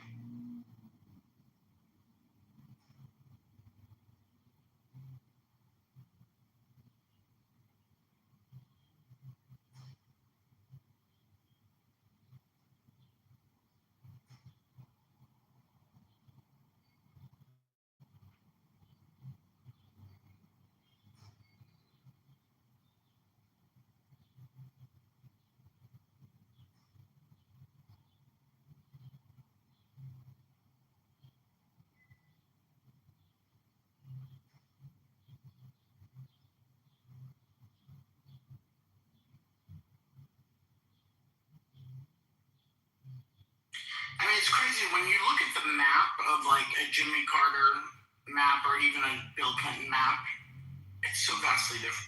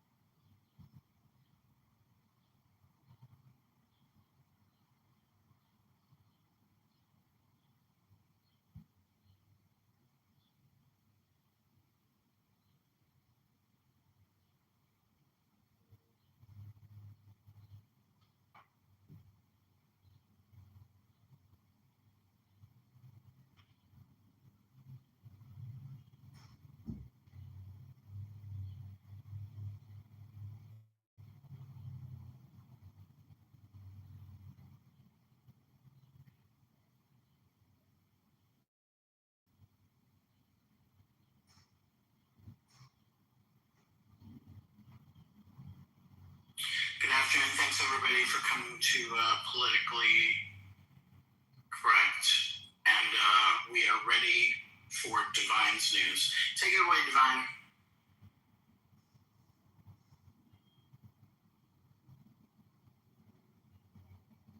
Got me. He caught me off guard. I was like, is he going to say what I think he's going to say? Oh my goodness. Yeah, you heard the man. Y'all know what it is. Well, the politically correct. Shout out Patty, First Lady, and all the mods. And if you didn't know, we're here early. So if you want to participate, get your butt up, log into the app, and to listen to us go through some press clips. One of Patty's favorites, Meet the Press. Although it's 24 hours behind, I don't get to watch it every day. So definitely worth coming in here and listen to. But let's see what we got here. And it's funny, I just sat down in front of this desktop doing a little side hustle. You know, gotta have one. Gotta feed these babies. But I like to try to start with some fun news. Let's see what they got. Okay, here we go. Fatu, the world's oldest gorilla in captivity, just celebrated her 69th birthday at a Berlin zoo. Well, shout out to Fatu. A jumping response was something here in the Philippines. Philippine President Ferdinand Marcos Jr. dismissed rumor about his failing health by performing jumping jacks and jogging in front of his office. There you go. Art for a bargain. A raffle in France is offering a $1 million Picasso painting for the price of a €100 ticket to raise money for charity. Nice. Statue slip-up. During the unveiling ceremony for a new Ikaro Suzuki statue at T-Mobile Park, we read this one. The bat snapped off. That's crazy. Anyway, we get to repeat news. We do it all the time. We have a fossil identity crisis. Scientists recently discovered that a 3 million-year-old creature, once thought to be the world's oldest octopus, is actually a relative of the Nautilus. Shout out to Nautilus. You know. That song was dope. Let's see. Of course, we have tensions in the Middle East. The U.S. Navy has established a blockade of Iranian ports as conflict continues. In a potential diplomatic shift, Israel and Lebanon have agreed to hold direct talks in Washington to discuss Hezbollah-related obstacles. We have political shifts in Europe. We spoke about this. Of course, Viktor Orban's 16-year rule in Hungary has come to an end following election defeat by Peter Magyar. We have some severe weather alerts. Super typhoon Sinlaku, the strongest tropical cyclone of 2026, is currently hammering Guam and the northern Marianas with a Category 5 windstorm. Meanwhile, record heat is building up across eastern U.S., including Philly, Washington, D.C., and NYC. They could have New York. Early days, too. Right, spirituals are definitely out there. The signs were out today. Eyes were out for sure. Not mine. I was working, but everybody else's eyes were up. Yeah, white boys are wearing shorts. It's spring again. Of course, we know the space milestone. White boys wear shorts in the wintertime, bro. Yeah, but it's like, yeah, anything over 30 degrees. Yeah, that's a fact. The Artemis crew has officially returned to Earth after a 9-day mission that from our planet than any human in history. This is not on my switch here, but of course we have to. We don't have to, but I do want to mention the young lady on her safari birthday proposal. The parents are talking. I don't know if you guys see it. TMZ got an interview, and many other people have gotten the parents to speak. The boyfriend / fiance, they said their daughter was dead for 11 hours. They did not hear from him. Also, we spoke about this, but I'll mention it again. They had some kind of an argument or a disagreement, and the hotel separated them, put them in separate rooms. Wait, what? They had an argument. Yeah, that came out. Oh my God. Yeah. So is this guy going to get away with it? I don't know. The wheels are turning. The wheels of the interwebs are turning. And if you go to her posts, some of her posts, older posts, people are mean. They're like, get away from him. You see people saying, he going to kill you. People are wild. But then there's a lot of, I'm happy for you. I like how he looks at you. I love that you found someone. So this is definitely drawing a line in the sand with the gender war. Hopefully the truth comes. I feel bad for that father. She turned 31. I have a child around that age. Parents are really young. And the father is obviously very upset. The mother is very upset. So if you just put her name in or go to TMZ, you will see that the parents are speaking out. They're not passing judgment, but they did say they were concerned that they did not hear from the young man for 11 hours, and he has not been communicating with them since they did speak to him. There's been no communication. He should, speak to me as the father, say something. They want to know what happened. They're putting their faith in the local officials. There's a GoFundMe as well. I remember we were on here not really sure if this was real or not. People were like, oh, the lion scene was CGI, AI, whatever the fuck. But yeah, this thing's real, guys. That's all I got for now. Back to you. Wow. I'm looking at the TMZ story right now. Rest in peace, Ashley.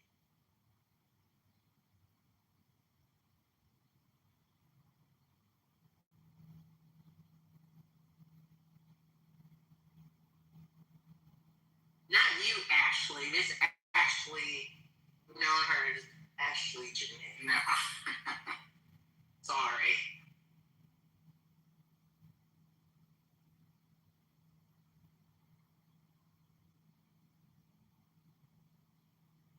Another guy I'm following, I don't know, I think he's a bit of a quack. He likes to post the latest scandal. But he's saying that the crypto guy, he is a crypto bro, allegedly. And he lost like $10 million recently. He's also has scrubbed his socials. And he's saying, I don't even want to say it, fuck it. He's saying that he sacrificed this girl because he's trying to join something or other, and they're going to help him, and he had to sacrifice someone. So he sacrificed Ashley. I don't believe in none of that bullshit. Craziness. Yeah, I think the internet, this is going to be potentially a don't fuck with cats thing, where the internet's going to find whatever the fuck's going on, sleuthing, and get to the real truth of this matter. This is really sad. They have a lot of pictures where he's looking at her and she's looking at the camera. And shout out to Scotty. I watched that series that you guys put me on to Don't Fuck With Cats that I watched. And my wife's like, what are you watching? So I was breaking it down. And she's like, I'm telling the internet will get you, right?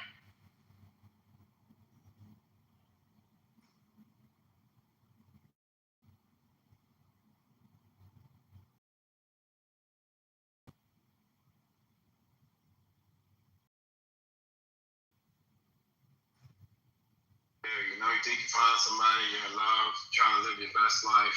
I mean, regardless of what happened, she should not be dead. You know, I'm not going to pass judgment on this man. People are quick to say, he did it. It do look suspicious. I'm not going to flat out say he did it. But something, the math ain't mathing. You're ducking the parents. You're not looking too good out here, champ.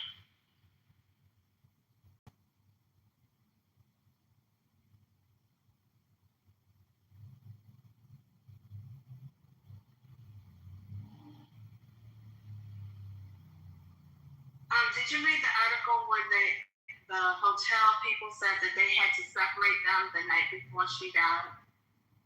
Man, thank you, Sandra. Yes. The argument, disagreeing. Yeah. So forth. Mm-hmm. So that's kind of interesting. Sad though. King Kahana on stage. Fuck the America. Fuck the Israel. Fuck the America. Fuck the Trump. Damn it. Fuck the America. Now you're done. Of all the names he could have chosen, if you watch the Power series, King Kahana was Mary J. Blige's son. A dope name to come up here and be a fucking asshole. What's up, Burley? What's up? Not much. How you been? You good? Yeah, I've been super busy. Out here grinding. What's going on in your world? Can you speak on any cases that you're working on without giving names or no? I mean, I can tell you guys about this case that I'm doing right now. So, a 15-year-old was framed by the police and the prosecutor. So I'm like going through the process of trying to get him exonerated. This happened in 2004 though. So he was 15 in 2002 when they arrested him. He was convicted in 2004 and he's now 39. But the interesting part is so as I've been going through all the documents, this is the most scandalous shit, y'all. So there was an eyewitness, and during the trial, she told the prosecutor that my client was not the person, and he didn't care. And then they moved her to very, very, very far away, and had another prosecutor be very close to her. And it turned out that they were kind of threatening her not to say anything. And eventually she came forward and spoke with a defense investigator and was like, yeah, they were really pressing me because they know they did some crooked shit, frame a kid. And so it's probably going to be really big when it pops off. But yeah, they out here, they framed a kid and then they framed his cousin. So him and his cousin are both serving life for things that they didn't do as teenagers. And it has turned into this whole thing. So the detectives on the case, as I started researching them, turns out that they had multiple disciplinary actions against them because they were planting evidence and threatening witnesses to coerce their testimony. And this was before either of them had ever been going through the court system. So that's called Brady evidence. You're supposed to disclose that to the other side, but they didn't. So yeah, now that lady that I told you about, the district attorney, she's now a judge. And you know what time it is. Exposed.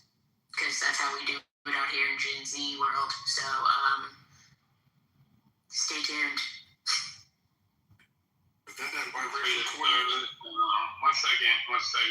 Thank you for your service, and I hope he does get exonerated, and that judge burns in hell. What's up, Concrete? What's up, Devon? How you doing, bro? All is well. It's certainly blessings to the biracial law queen. Blessings. Sorry, did someone have a question? So they give the 15 years old life imprisonment. Yes, they gave him life in prison. Insane. Yeah, that is insane. And like that's like the interesting part. So there was like other things that happened during this trial that were really problematic. So one of the big tropes in the trial that the prosecutor said at the end, he was like, you know, no one identified this young man. They didn't identify him though because he lives in a neighborhood where bad things happen, and you know, blood is thicker than water. So if you identify him, you know, those people felt like their families were on the line. So he gave this narrative that this black family was going to kill all the witnesses, and that's why they didn't identify him. You could not do that. It was, yeah, and he kept calling him a gangster and a thief and a robber. It was very, I don't know, it's interesting to read now because was this something that was super acceptable at the time? Was, you know, using these kind of racialized tropes to secure convictions just the way things was? Is how are we going to reckon with that in 2026? There is a new generation of people coming in to review stuff, and what we find is incredibly egregious. Okay, I have a follow-up question. So, is there a possibility that those cops end up in jail with wanting evidence? So, the one cop, Lee, became a deputy chief. The prosecutor became in charge of the conviction integrity unit, and another one of the cops became a sergeant. So, are they going to jail? No, they've been living their best lives for the past however many years, and with no consequences. Yeah, that's so fucked up. I mean, like, even if the kid who is 15 did actual crime, to give the kid who is 15 years old life in prison, that is insane. But this is what you're saying, that it's just like, yeah, I'm speechless. Yeah, it's insane. And good luck. Thank you. Oh, so one more thing I forgot to tell you guys. So, two people had already actually confessed to the crime and been convicted when they charged and like tried my client. You're not allowed to do that. You know, if someone had already confessed and was convicted and you accepted their and secured their conviction, you can't then just decide to try someone for the same crime. So this is, I don't know, I think we have a lot. With the amount of stuff that I found here, my biggest question is how many others were there, because this operated like too much of a well-oiled machine for this to be an isolated incident. I think the defense attorney was in on it because he did not call any of my client's alibi witnesses. He also represented my client's cousin, where he did not call any of his alibi witnesses either.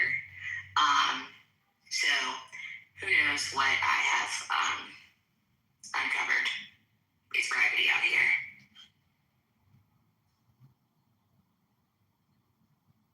No, good luck. That is the kind of law work that is actually very honorable. So, well done, bro.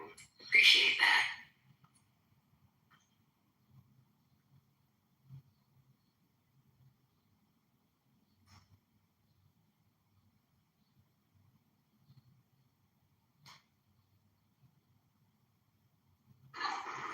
Truly, I have a question. How is your book drive going? Have you gotten off the ground or? Oh, I've been so busy with this other thing that I haven't even because, so did I tell you the story about when we brought the books in and they told us we couldn't give them to them? So there's been like a whole bunch of like, difficulty, like even facilitating. So it's, yeah, we're doing a lot of things, but books, good vibes are all contraband in institution built on hate. So we're navigating how to deal with that.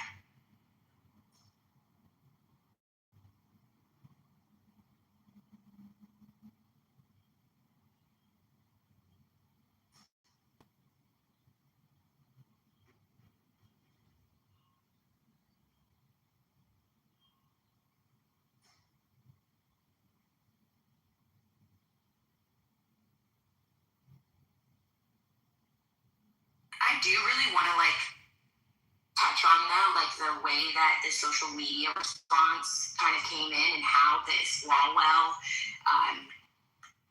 situation was exposed, because I think that's like really important, and it speaks to a type of mobilization that we have not really seen before. With like the social media girlies and accountability. So I'm curious what other people are about to be called out, because this is the type of thing that, you know, now that they have had one success, that's going to encourage other people to come forward to talk about whatever is happening with them and whoever a person in a position of authority is that's doing to them, you know, the same way like the Me Too movement thing. So it'll be interesting to see, you know, kind of what this brings. Oh, the Republicans actually, they had a person resign same day, first time ever that two representatives resigned on the same day, because he was also a diddler.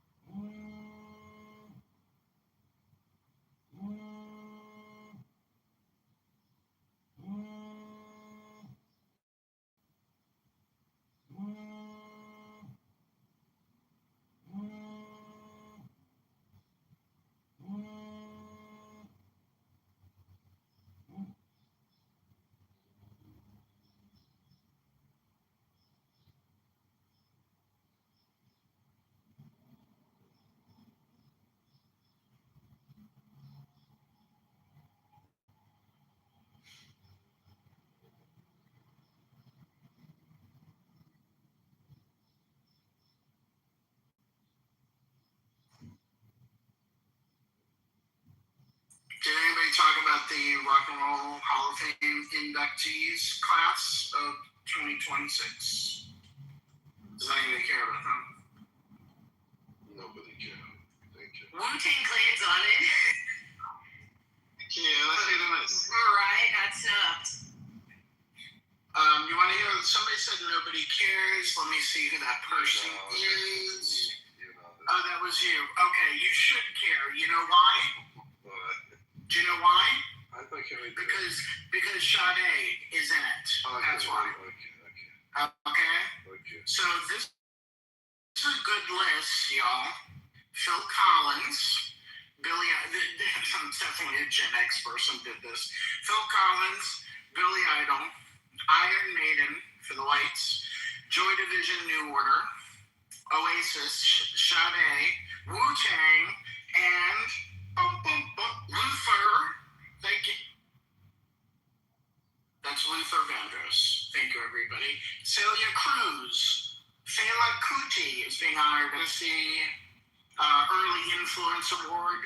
Queen of being honored Early Influence, MC Light, Graham Parsons. So there you go. That sucks that New Edition didn't make it. Oh, were they on the potential nominees or something? Yeah, and they had an aggressive campaign, and they were on tour. So multiple times throughout the show, they had to vote.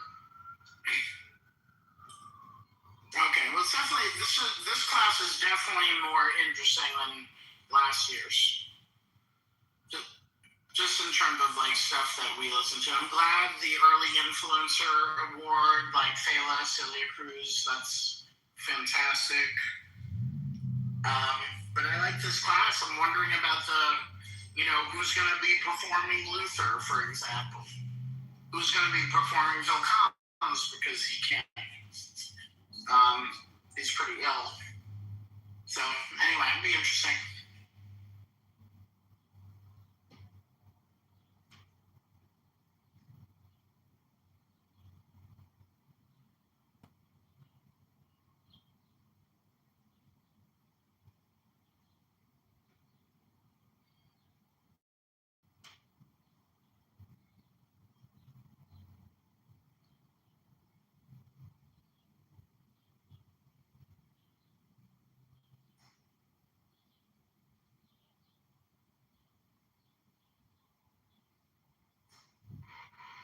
I wonder if our dear beloved Cootie Girl will be going, Cootie Girl will be going to the honors. Wait, what was that? Cootie Girl. Oh, and the goop. Didn't you say that? Who did you name? They were specially honoring? Yeah. That's why I'm wondering if you know. Oh, okay. Oh, that means they gonna have an Afrobeat section.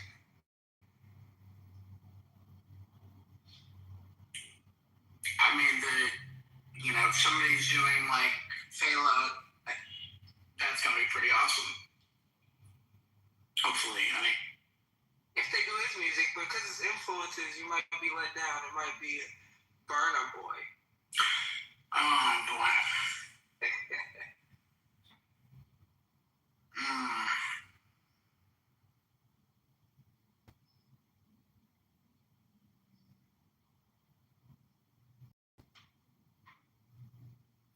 They're also honoring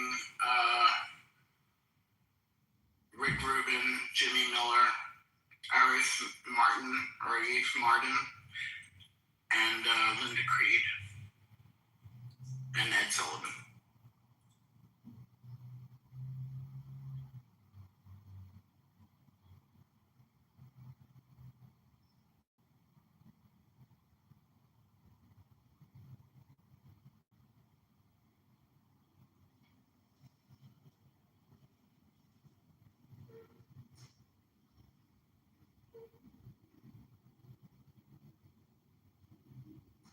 It's like a DEI group, though.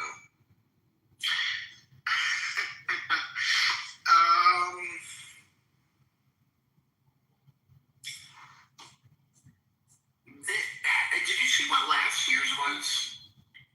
Yeah, because I seen when they had, what was it, Outkast last year? I don't know. That may have been the year before. I'm just looking at the list I'm seeing in this article. It's Outkast. Sorry, it's right in front of my fucking face. Cyndi Lauper, Outkast, Bad Company, Chubby Checker, Soundgarden, Joe Cocker, Salt and Pepper, White Stripes, Carol Kay, Nicky Hopkins, a bunch of other. Yeah, see, this is the DEI year. It's a lot of black people. Don't watch how they fit, man. Yeah, I'm looking forward to the performance. Like, is Sade actually gonna perform? Ooh. That's a good question. It's a horrible question. Oh, wait, why? What's so horrible? I mean, she's going to show, even? I'm just 100,000 didn't perform last year. You know I love Friday. Oh, she's on my bucket list to see. I've never seen her. Shy. Yeah, I'll probably never get tickets, even if she comes around here. it's going to be one of those fucking impossible to get.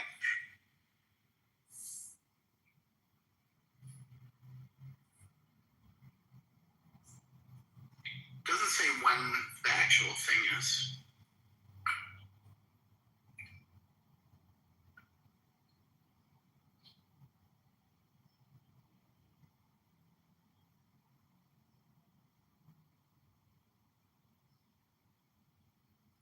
In order to be considered for the honor, artists must have released their first commercial recording at least 25 years ago. I think that's it.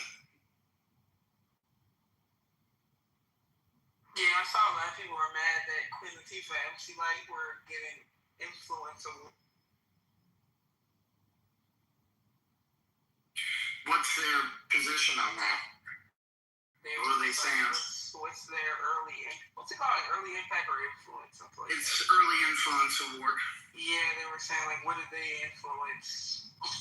I don't know. Was it because of women in hip hop or something? Is that why?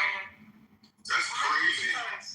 Maybe because the people have a misunderstanding. Because like, if they're contemporaries of some of the people who are getting inducted just as inductees, then they'll say like, why is like Queen Latifah an influence and not Luther Vandross? Was Queen Latifah already inducted? I don't even know. But also, it's like I don't know, with Celia Cruz and Fela, I mean, I totally, like, that's what it's about. I think in terms of early influence.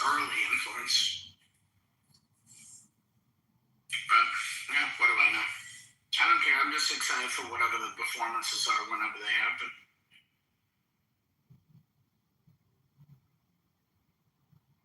And this is the first year Phil Collins, Luther Vandross, and Wu-Tang were nominated. Everybody else been nominated previously. How do you not put Sade in first ballot? I don't get that.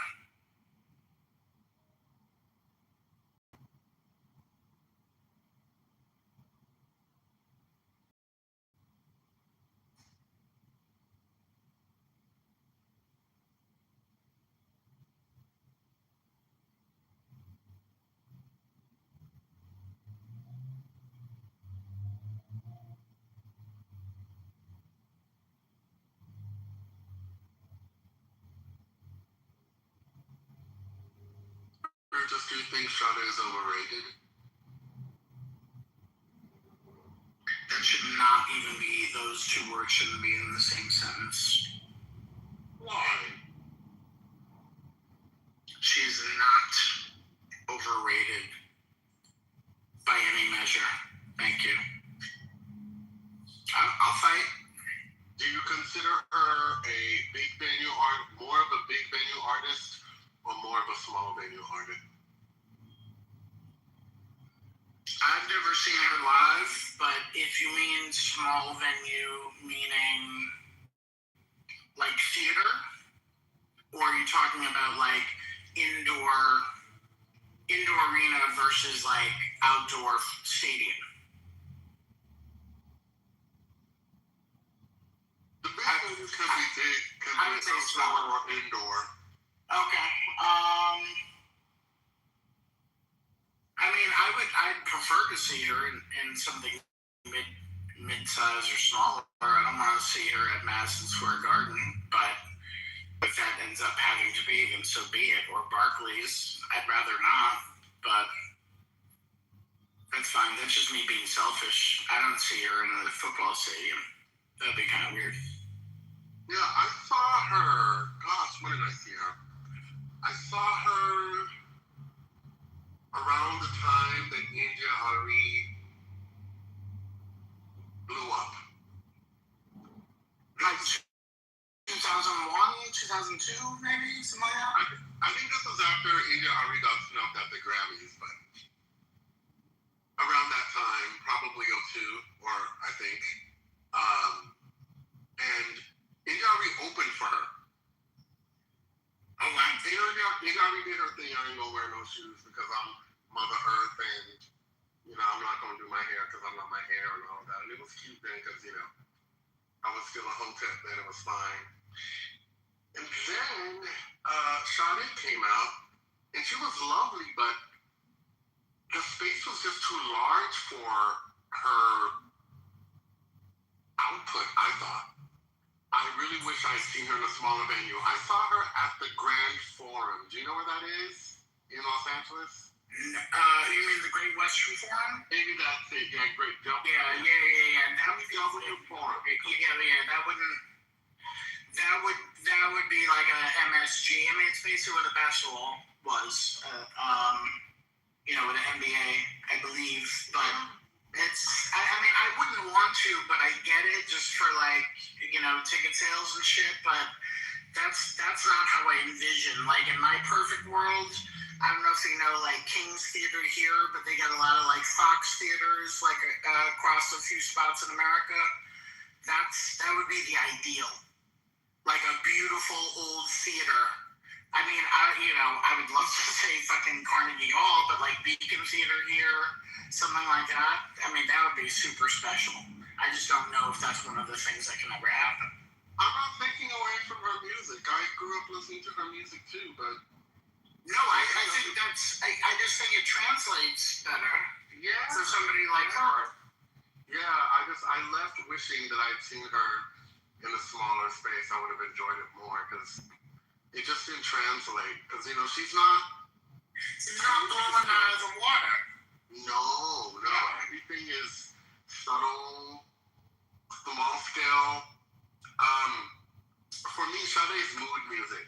That's what it is. Yeah. That's what her music is to me. It's mood music. And it's hard to do that, make that kind of music in an impactful way in a stadium that's swallowing you, you know?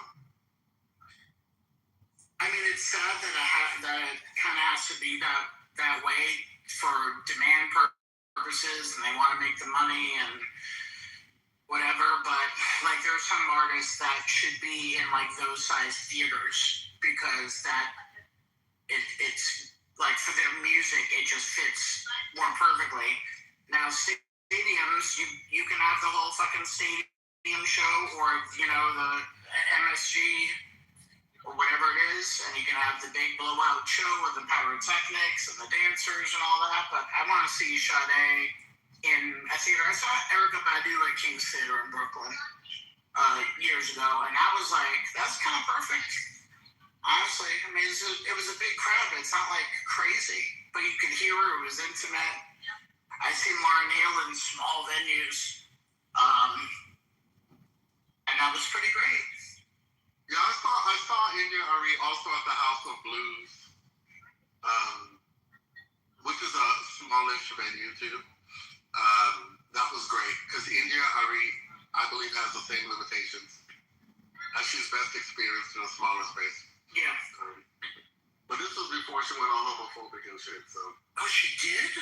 I mean, I wouldn't see her now, but. Oh, I didn't know she did. I must have blocked that out. Yeah, she's worse than you, Spirit. Oh, damn it.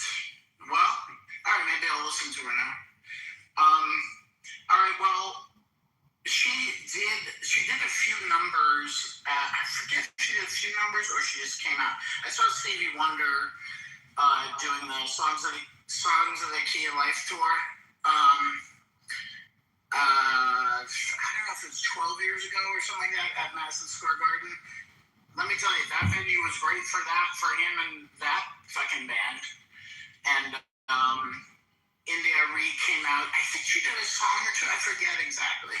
But the venue just kind of swallowed her, to be honest. Like, it was cool, like she was there. But Stevie was able to fill that space with his sound without issue. Yeah, well, you know, so India Reed, I like a lot. But as an artist, I believe that she had some serious limitations. I'll tell you what I mean. Songwriting, sure, she writes songs with meaningful lyrics that touch you, writes melodies, all that's great, appreciate that. But vocally, she was never...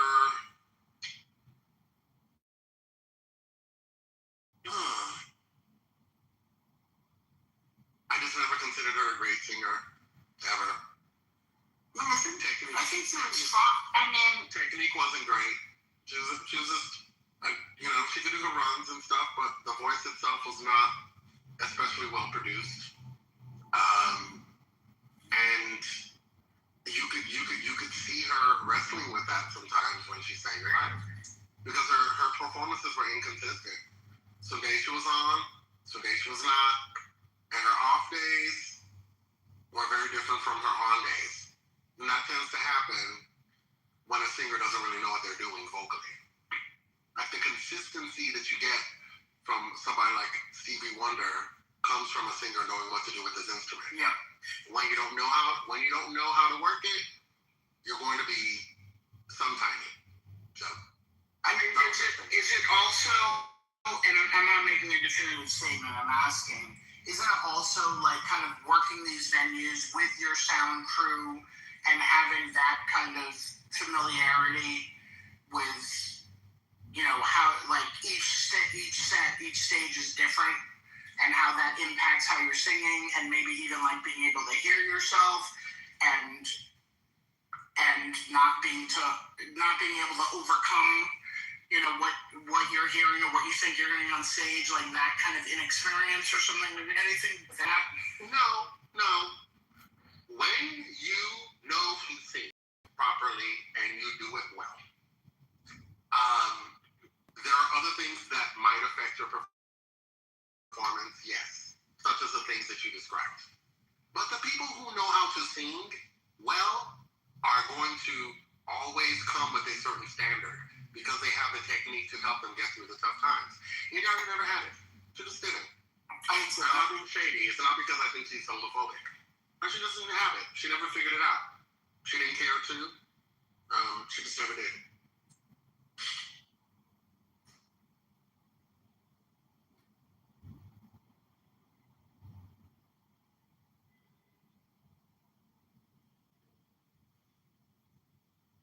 I mean, to be honest, I don't think I've heard a song from her in 20 years.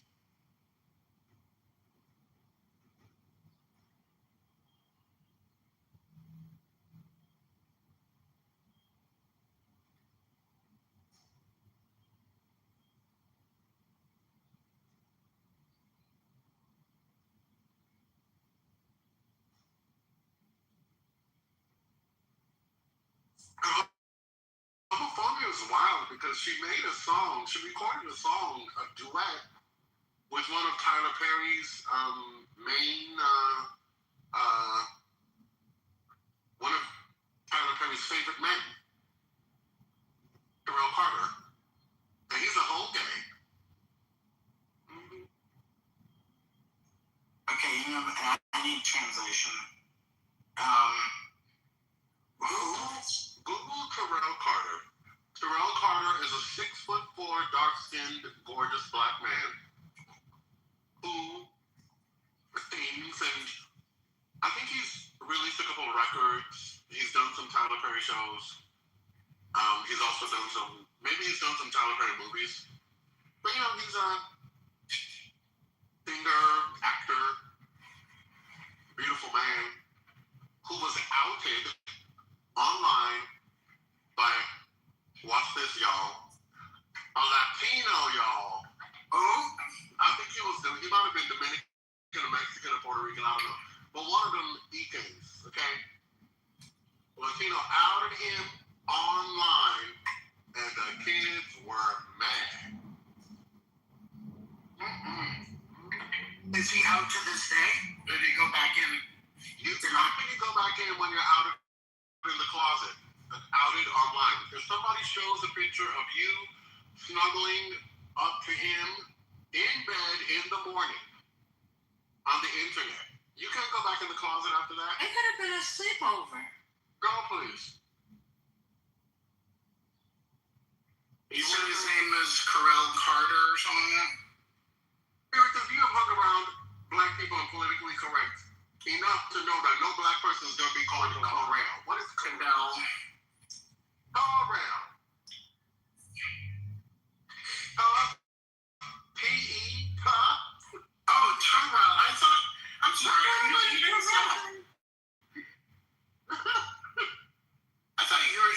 something? Oh, I've never seen him before. Okay. You haven't? Well, I'm sure you're glad to have seen him now. I don't know. Is he out? I don't like tall, so I don't care. Oh, okay. Well, he's too tall for you. He's okay. Well, that's great. I didn't have a shot on him. It's all good though. So let's see his Instagram. He's already doing too much. That's okay. I'm good. Wait, why is he doing too much? What is he doing?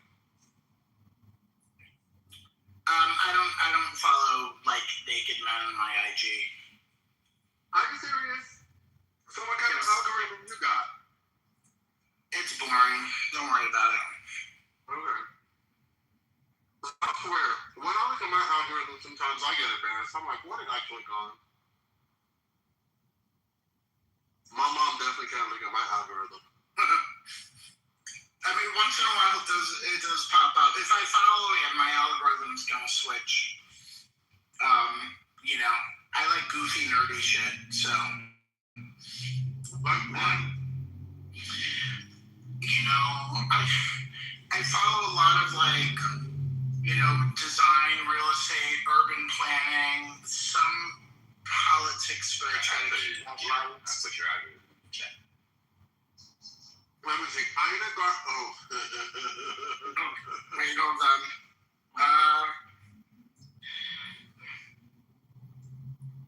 What's BLS? Bureau of Labor Statistics. Oh, Jesus Christ. I mean, I have a little more diversity in my feed. That's true. You also do the CPI inflation report. I definitely don't do that. That's, no.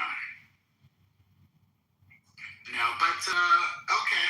All right, now I have to click out of this window of Terrell Music. I mean, thank you. And what's his name? Terrell Music? Terrell Music is the Instagram. He's fine personally. You don't like him. Yeah.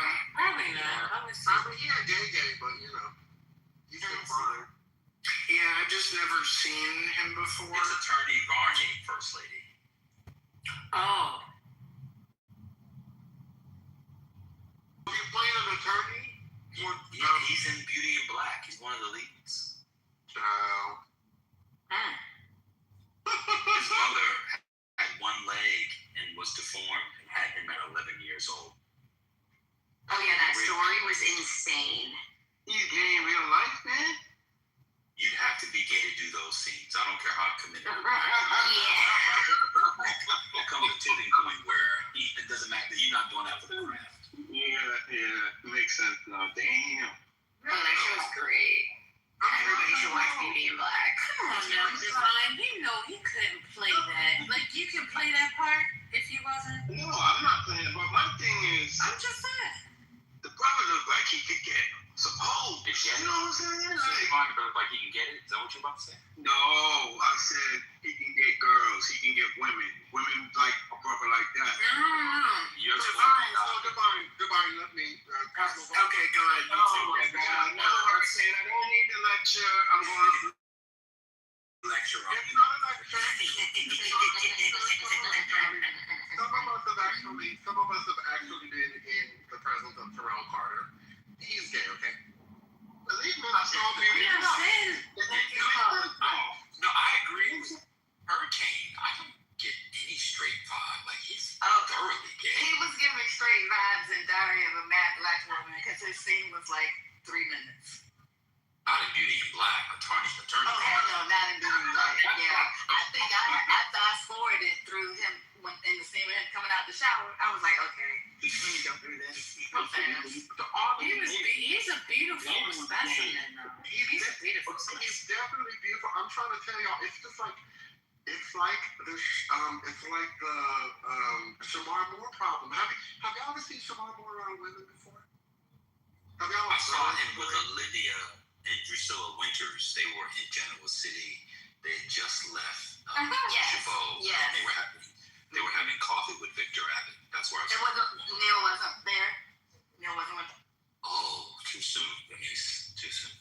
Yeah. Well, the point I'm making is when he's not on screen. That when he was in Genoa City, Nitwit.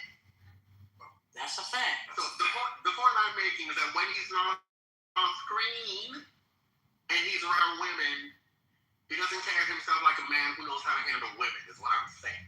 I've never seen Shamar Moore in person. You have? I cannot confirm or deny. Wait a minute. Why do you do that? My point is that these men do not act like men who know how to do what needs to be done with women, is what I'm saying. But neither does Divine, but he's got like 8 children. Well, I don't know. Divine is one of the New Yorkers. You know how they do. Divine just said that he looks like he can get, and he stopped speaking. We all heard that. I don't even know how you said it because all that shit is an act. I'm sorry. If you saw Terrell does not act like a straight man. Divine is West Indian. I did not stop right there. I gotta stop these false accusations. I have to stop. Don't fight it. Divine doesn't know how to read gays. That man is gay from the first scene through the last in that show. There's nothing straight about Attorney Varney in that show. If you saw it, there is nothing straight about Attorney Varney in that show. So let me ask you this: in real life, the son, who's Barney's man, I don't know, girl, however that works, he's gay in real life too? Yes, he's married to Charles. a man. Wow. He's been married for years. I mean, duh. Why are you saying why? Because that was my first question. Men that play gay roles that are not gay. What straight men play gay roles? Heated Rivalry. Did you see? How many times did you watch Heated Rivalry early? What? I don't even know what that is.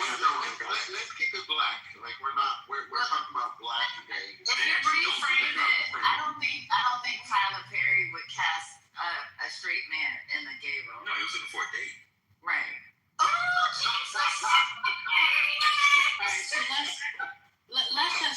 let's be clear. The scenes that they were performing, I wouldn't think that a straight man would want to do it. That's what Not I'm in saying. 2026. Well, I'm not going to get into the homophobia part of it because I'm just not going to because there are some straight men who do act and don't act and they don't care because they know it's acting. So I don't know. You straights, you guys can do that because y'all like to do that. Well, and you can choose to take it offensively, but that's not how it was said. Well, clearly, you saying that I'm being homophobic or I'm speaking as if I am says that you are being offended, that you have been offended. No, that was not the take at all, sir. I'm not offended at all. I'm simply making an observation based on. Well, that observation is false. About people deciding not to take roles. It's false. It's gay. That's not what I said. You only hear what you want to hear. You too old to be still hearing what you want to hear versus what I said. Listen, this comment was for everybody. I'm too old to not hear and all of that stuff. That's unnecessary and it's silly, frankly. Exactly, and it's silly for you to change words. Hush your I didn't change words around. Yes, you did. Because what I said was these particular scenes, not saying in other scenes where I've seen, straight men, play the role or whatever. But the way Tyler had them interacting, I don't think that they would have been all the way straight. At least somewhere nearby. That's not what you said. Oh, I didn't know. That is what I said. But Dan had to put the little sauce on it. But I just said for Tyler Perry roles, I don't think he would cast a straight man in a gay role because, and what I did not say, but the context was based on what he has them do. No, Johnny, so I wasn't referring to what you said. I was referring to what First Lady said. Told you, Johnny.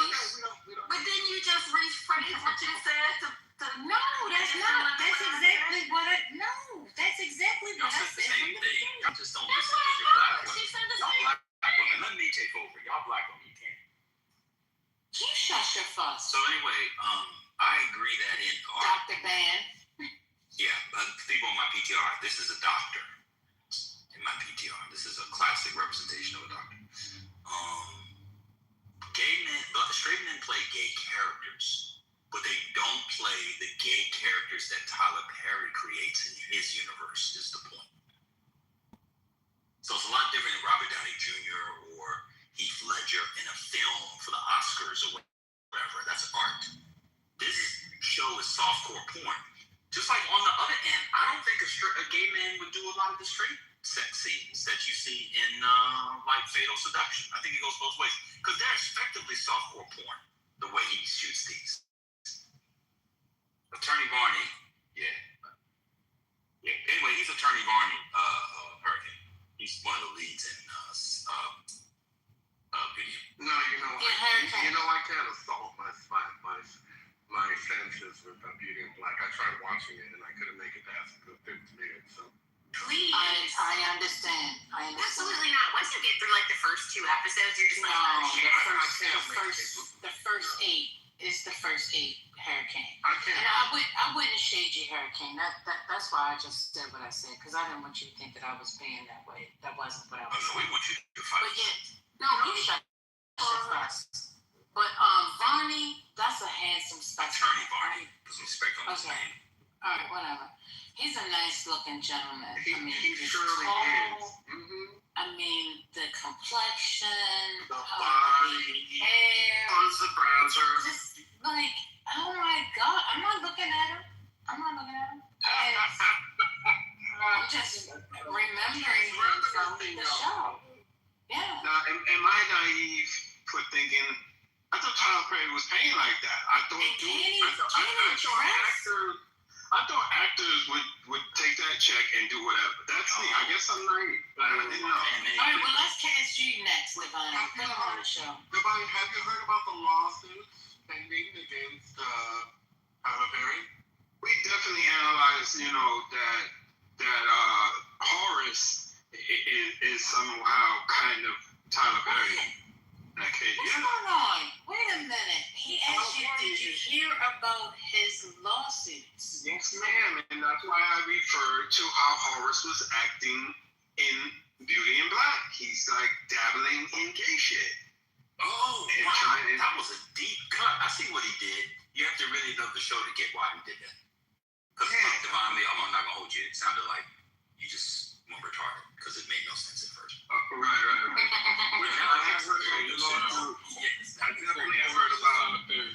I've heard about the light-skinned brothers with allegations, and I heard he has a type. I heard all of them. Oh, they're white? Okay. See, I thought the one boy was Latino. No, hold on. What's the difference? There are black people who also alleged or implied that Tyler Perry had sexually assaulted them. But they wanted to be on code. What they did was get on Instagram and post silly-ass cryptic videos about some man who did shit to them. The white boy decided to pursue his legal rights. That's what he did. So I don't know where the lawsuit is now, but he's going to get a check. What's going with the other lawsuit from, was it David Geffen? Settled. It's settled? Mm-hmm. Yeah, let me know. Did they release the amount? Hold on, let me fill that out.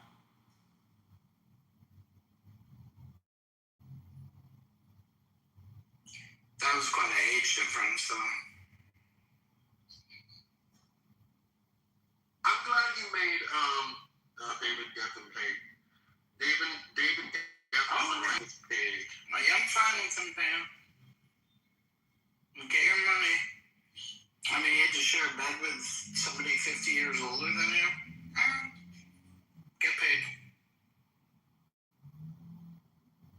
Oh, Scotty, there's a new 2-part series on boy band. Did you hear about it? Oh no, was it on? Okay, it's on IG. The first night was last night. You're probably catching on demand, and then part 2 is tonight. But wait, it's on all the channels. What's ID? The IG channel, where all the crime stuff goes. Oh, I need a streaming. I don't have that. I need like a Hulu or Netflix. You don't have Prime? Why are you selling each Prime? If you have Prime, it's part of like a package. Like what is with it? It's like an ID. I had to look it up, but it's like part of a package. only thing I have on Prime is PBS documentaries for the extra $1.99. But I did watch the Sarah Lawrence thing. Was that the one that you told me to watch? Yeah. Something? I watched that. Jesus. Are you talking about the cults? The Sarah Lawrence? Yes. Oh, that was weird. That was fucking weird. That was fucking weird. And I don't think it was fair to even assign Sarah Lawrence to that. Like it, they all met there, but I don't know. Most of the shit took place in New York City, living in that apartment. But that's fucking weird.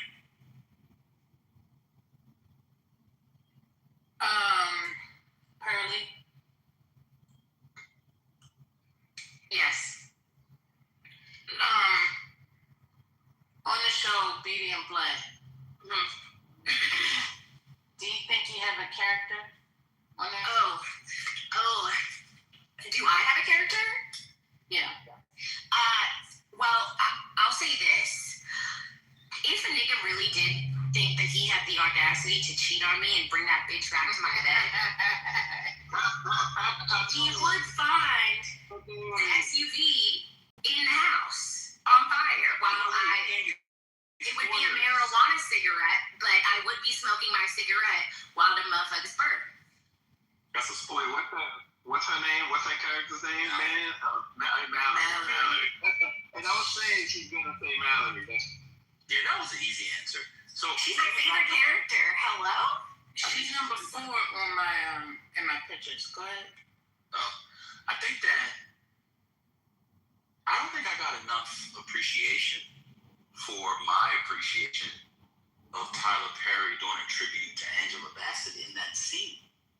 That was an Angela Bassett scene. Y'all all missed that. That was. Well, wait.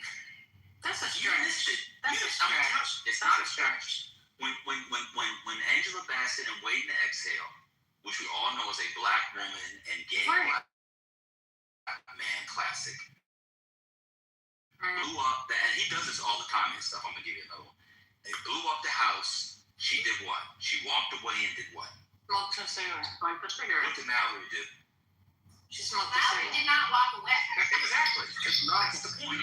She's staying in the house, though. No, that's what I'm saying. It's different.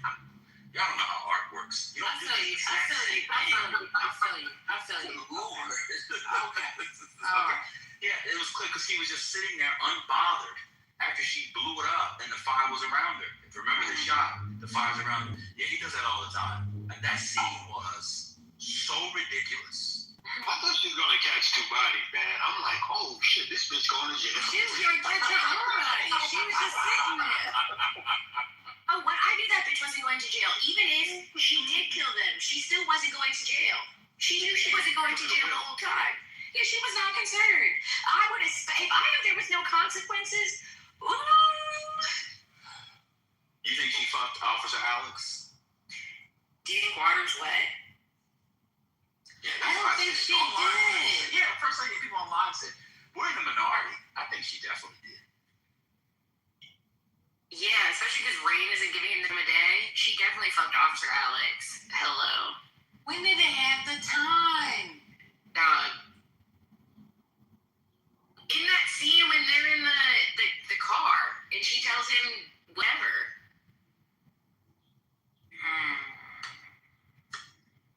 How did Roy know that she was in Officer Alex's garage? I knew he was going to, and here comes Roy out of nowhere. I was like, Tyler, come on, bro. They was gone. The house was a half a mile up the street. But you know what? You know what I don't like? And maybe this will come back in 3. Norm still don't know who killed his wife. My wife is dead. Norman knows who killed his wife, bro. It just don't matter because Norman's ass is going to jail. Oh, that just made my day. That literally was the funniest. Y'all, I was having some coffee this morning and my wife is dead. And y'all, I had dinner today. My wife, have you seen the super cups behind the people online?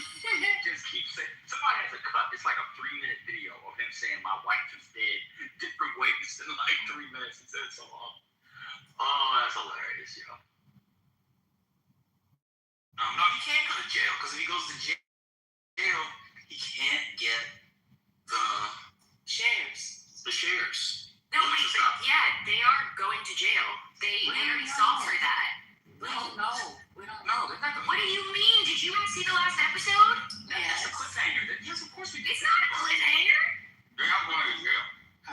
Bruh, they said we turned the state's evidence. They're not Y'all motherfuckers going to jail. Let me tell you why they're not going to jail. Shows before. Let me tell you why they're not going to jail. It's very easy. I know why they're not going to jail. Go ahead. Those aren't FBI agents. Those are hired actors. If they don't go to jail, Pearly, the show's over. It's not. But not only. But wait a minute. No. I don't think that. Like, okay, so there's a couple things. They did this to clean the books for the company. They can't. Like, they also can't have the company being no mas. So that was purely to clean the books, and they're unbothered. Yeah, you gotta stick to the law, girl. You can't stick to script writing. What'd you say? If all of the main antagonists are behind bars and they lose their shares, there's no conflict left in the show. But they're not going to jail. Like, okay. No, they can't get a felony. You just said they're going to jail. Yes, but they can't get a felony. You don't think that they're gonna have like at least a little bit of some type of legal proceeding? Oh, I thought you were saying they were going to jail like they're convicted. Now you're saying they might be charged. No, they're not convicted. Oh, that's what it sounded like when you said they were going to jail. No. Do you think Olivia's going to jail? She needs to die. Bruh, but I want to know about the other people. Blue? Is Blue dead? I mean, Body. Is Body dead? Body is dead. Are you sure? I hope so. She was the worst actor on the show. That's saying older. I think Body is dead. I'm talking about the people who Olivia owes money to. Oh, that storyline was kind of interesting. Just because I like the girl with the short hair that did the sledgehammer, that was kind of cool. I want to know who she works for. Me too. That's coming. You wonder if it's somebody who, like Jules and Norman also, remember they said they were some drug kingpin. They could all be mixed up in that. Yeah, no, it's actually giving that Horace would be involved with the people that are on top of the people, on top of the people, on top of the people, because they're probably legitimate business people. Who? Whoever No. The lady's boss. Oh. Well, they called the person whose father-in-law died. He was in France, so they got that thing ruined too. That was kind of weird. But the best actor, First Lady broke it down for me because he's a Tyler Perry veteran. He's got to stay in the show as Jules. Jules is the best. He's the best at that genre. I hope Roy dies. Roy's really not cutting it. He's really not. Why do y'all like Roy? Because he just offers nothing. He wastes time in the show that could be like making shit dramatic. Yeah, he does. Every time it goes to him, he's just snorting coke and cussing and drinking brown liquor like it's unsweetened iced tea. And saying some dumb shit. Like, I don't know. I don't think Roy, I know that's his character, but like, we have also seen like the least amount of character development with Roy. I totally agree. But here's the thing, and this is where I would like to see Tyler really put his head on. Why is he like this? Roy or Tyler? Roy. What do you mean? They talk about it in season 1. He tried to kill himself a bunch of times as a kid. Exactly, but why? Because his parents didn't love him. Come on now. Yeah, that's not good enough. You can definitely, I see what you're saying. Yeah, like, he's sitting here getting high every day. They got money, him and Charles. They have all the money in the world. What happened? Now I can. Gloria was all about self. Gloria has always been about self. then there was also this kind of like, it looked like she loved them, but then when she did that to Charles, you know, he could build that storyline out, the beginning of their life and why he hates them. He can't stand the fact that they have grown up this way. He dislikes these kids. Yeah, because they're actually secretly Normans. Wait, secretly Mormons? What? No, Normans. They're actually secretly Normans kids. That would make sense. Mormons. No. That would make sense. That would make sense. That would make sense. Because when he told him, and he's known the whole time, that's why he got Mallory. And then that's why he got Kimmy. Wait, I don't get it. What do you mean? That's why he got them. I understood it before. So because technically, if you think about like generationally, who comes next? Norman's dumbass has Roy and Charles to pass shit on to. But because Horace did not have any kids, he didn't have anyone to pass it on to. Initially, he thought it was going to be Mallory, which is why he adopted her when she was so young. But she wound up marrying his son. But like it just didn't, it didn't work out the way that I don't know. I think he trusts her, but not like how he trusted Kimmy. Go ahead. Well, I think he used to trust her like how he trusts Kimmy because, like Mallory said, I am you. Mm-hmm. I didn't get all the trust. I thought he was just doing it all out of spite. I don't think he just wanted to go to the boys. Now that theory breaks up another theory that people have online.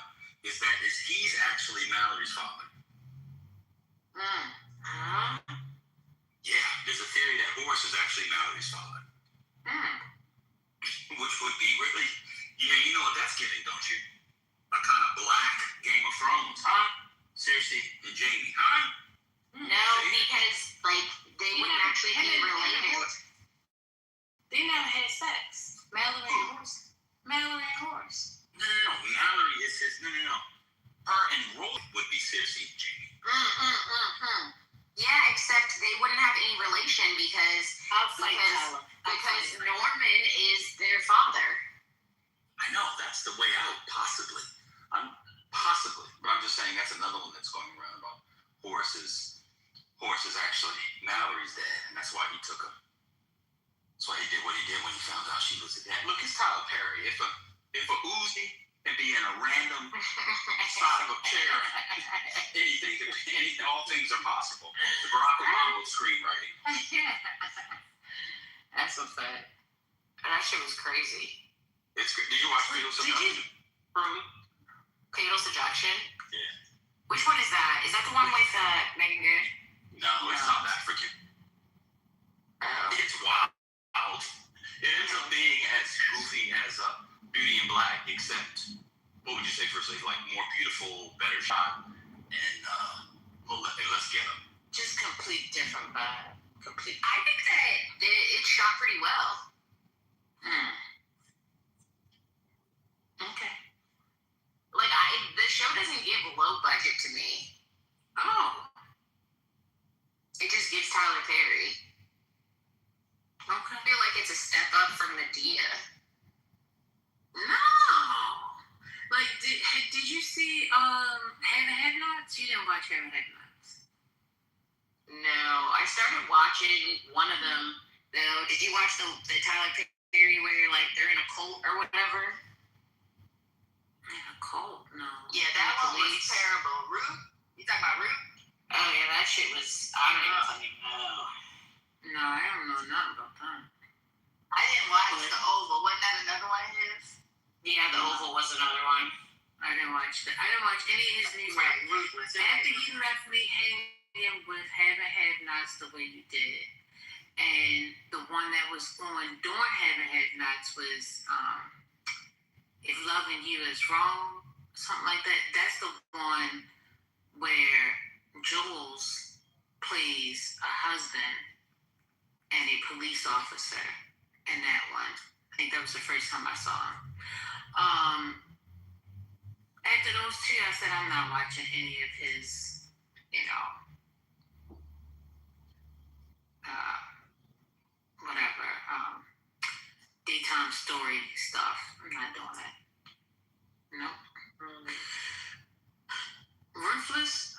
see that. Oh, that's the one you was talking about, Pearly Ruthless. Yeah, it was not good. No, I didn't see it. But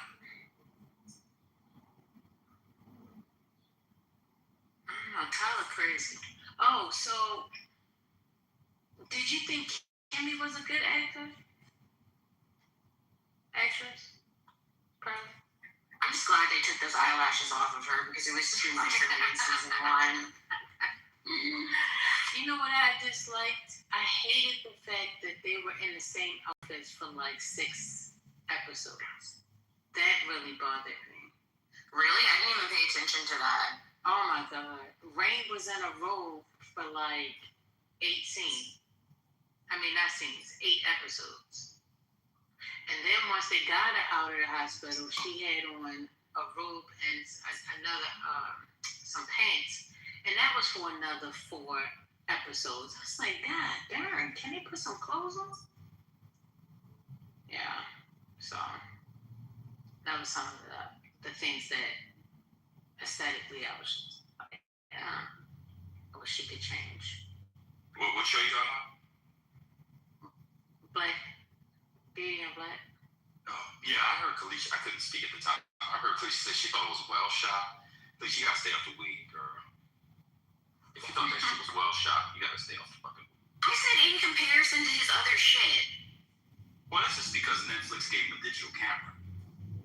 Well, yeah, so like, but still, I think it's better than Medea and like some of the other shit he shot. Like, I think this was better. This was done. This was the best he's done so far. Absolutely not. Did you see what was it called? The 666 or 66 or whatever, the war movie? 888. 888 with Triple Eight. Did you see that? That's not the same. Like, that's like a whole different. Okay. That doesn't count. So you mean of the ghetto stuff? I mean of the stuff that he doesn't like of his stuff. That is his stuff. No, because the 888 is not his stuff. That's not a story he concocted. What does that mean? But we're talking about the shooting of it. We know the story. What's going on? Yes, I know, but like it's different. Part of what makes the shots bad is the shit they're shooting.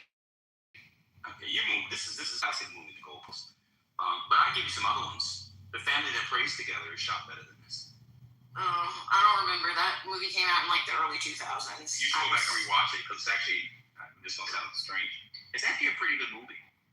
This is the one with Kathy Bates and Alfred Woodard. I'll tell you another one that's shot. Well, you won't count that one because it's an adaptation. I think this just looks good because of the camera technology, but I don't know. And y'all was just talking about, is that the one, the sisters that have to get the mail to the soldiers? Yeah. I didn't even know that was Tyler Perry. That was a good movie. Yeah. That was a good I don't know that fucking accent that Kerry Washington was doing. That was weird. She's a weird lady. But outside of that, yeah, Kerry Washington's a weird lady. But wait, she did good in what was the one where Chris Rock was going to cheat and he stopped his wife? Yeah, she was good in that. Yeah, she was. Imagine not cheating with that. What a strange movie that is. That movie is so bizarre. Like, that movie makes no sense. He caught himself with the tie around his head and he's like, and he froze up. Yeah. I would have kept that tie around my head and got some hard shoes and went to town. Huh? That's another fucking Oxford. So you could have called me Stephen Hawking by the time I got done with that. Me? Huh? Yeah. That was insane. He took Viagra. Remember? Yeah. His office buddy was like, take this. Yeah. Why are you so tickled, Devon? You brought it up. You just as tickled. No, that was a good movie, but he was supposed to smash that. That was weird. He didn't smash. Yeah, it was very bizarre. But his wife was fine in that too. I love Gina. What's her name? Gina Torres? You know Lawrence Fishburne divorced her? That was crazy. You know she was married to Lawrence Lawrence Fishburne for a long time. I know that. Yeah, he's a fool. Yeah, he divorced her, which is insane. Isn't Lawrence Fishburne gay? Not at all. He's a pussy gangster. I hung out with him one time in Pasadena. It was insane. I was like, do not teach me your ways, sir. Do not teach me your ways. Might he be bisexual? Oh, that I don't know. Maybe. I don't know if he has. Maybe you hung out with him in Pasadena and you got some stories. I don't know. But not that I know of. Okay. You know, In Star Wars, Lawrence Fishburne was in any Star Wars movie? No. Okay. You gotta do the casting couch. What? With George Lucas? It's the rumor. That's what I heard. It's crazy. You can't keep doing this. What? That's what I heard. I'm sorry, I just got here. I'm sorry, I just got back. I'm back. It kind of makes sense because George Lucas marrying that lady. That shit feels very fake. You know the lady he married, the black lady? Yeah. You know the black lady he married? She was the CEO, maybe founder too of Ariel Investment. Y'all don't know finance, never mind. Y'all know Ariel Investments? Male will know Ariel Investments. What was her name? Melody Hobson? Yeah, that's her name. She's like part owner of what this football team? It's the football team. I forgot. I can't remember. But I know. But you've seen them together. That seems. Yeah, I haven't really. If ever the color purple existed. Yeah, it's weird. It's a very odd coupling. They look so awkward on red carpet. And now when I blame the brothers on because she's been out there for a while.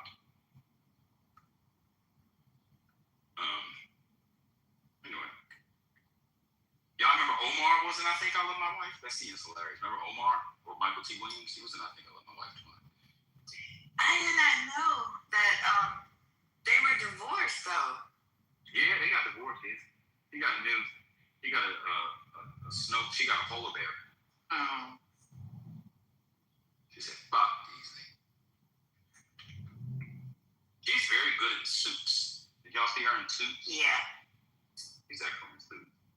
Get into Suits. Is Suits good? Is it worth watching? Yeah, but you can't. You have to watch it. Yeah, you have to watch it on binge though. That's you can't so watch good. one episode and come back to it. You gotta watch I'm not even exaggerating, 3 episodes minimum at a time.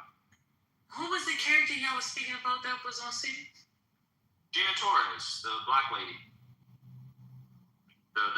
Oh, she went off to do some work on. I tried to get into that one. I couldn't get into it. Suits? No.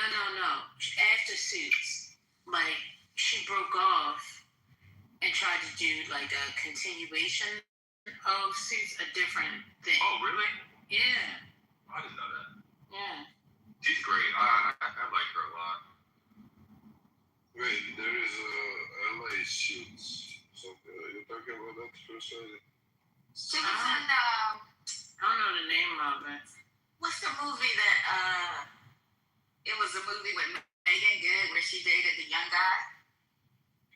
It was on Netflix. Not Megan Good. Gabrielle Union. Was that her name? Not Gabrielle. What's the actress? Gabrielle. No, the cute one. That's married to. No. What's the girl's name that's married to Dwayne Wade? It's Gabrielle Union. Gabrielle Union. Yeah, they did. It's like Perfect Date or something like that. There's a Netflix movie that she was in, and she dated the perfect guy. That's it. And she dated the young guy. Gina Torres was the mom. Yeah. Wasn't she the mom in that? Yeah, she was. So First Lady's talking about Pearson. That was a spinoff. Yes. It was one season, and Suits LA was the spinoff of the entire series, and it sucked. It was on Peacock. Yeah, that's what Wait, what was hers called? Pearson. Because that was her name. It was good. I don't know why they didn't continue it, but I thought it was good. I don't know First Lady what she thought, but I thought it was Does it good. take place in New York? I think so. Either that or Chicago. Chicago, yeah. Oh, interesting. It's a city. It was on USA? I don't remember. No, I don't think so. I mean, I just watched it on whatever streaming. Yeah, me too. Yeah. Okay. Because Suits was USA for like 18 years. Yeah, but who they owned by? Viacom, maybe? Yeah, so then it must have been on like Paramount when they. Oh, okay. Maybe, I think. I don't know. That makes sense. Yeah, I had to do Suits in chunks. And then when I kind of fell off, it was hard to get back into. So I really enjoyed it when I was doing it. And I thought she was great. I watched it right before the pandemic. At the end of 2019, going into 2020 is when I watched it. And I'm talking about I was glued to the TV. Wasn't working from home, so I would come home and I would watch it. Oh man, that was a good show. It's really good, Divine. Yeah, Suits is good. Yeah. I like Suits. It ran its course though. I like every aspect of Suits. I liked all the characters. I thought all the actresses. I thought Megan Princess was very charming and very good in that role. I thought they were good. The main guy was very good. The two main guys. Harvey. The main lady. Yeah, Harvey. Yeah, they were good. Wendell Pierce came in to play her dad. Remember? I loved it. Go long. You know he died. He died, y'all. What? Yeah. Wait, for real? On the show. Oh, yeah. Right. No. He's playing Othello in DC this month. Oh, no. That's what I thought. And I was like, hold on, wait a minute. What you say? You never go in there and not see it? Wait. Hold still. I get him and the guy who used to say she mixed up. He died. Okay. Yeah, he did die. Wait, baby, you missed this. Somebody in the chat yesterday had me thinking Liam T. Price was dead. And the white lady told me.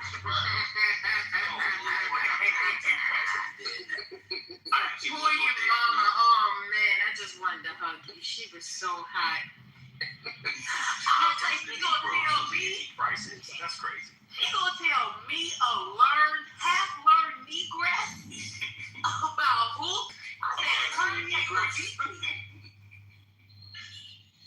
But yeah, y'all, anybody in the DMV area, as we would say, Wendell Pierce is going to be playing Othello. Yeah, it's going to be a hot ticket, y'all, because, yes, he's too old.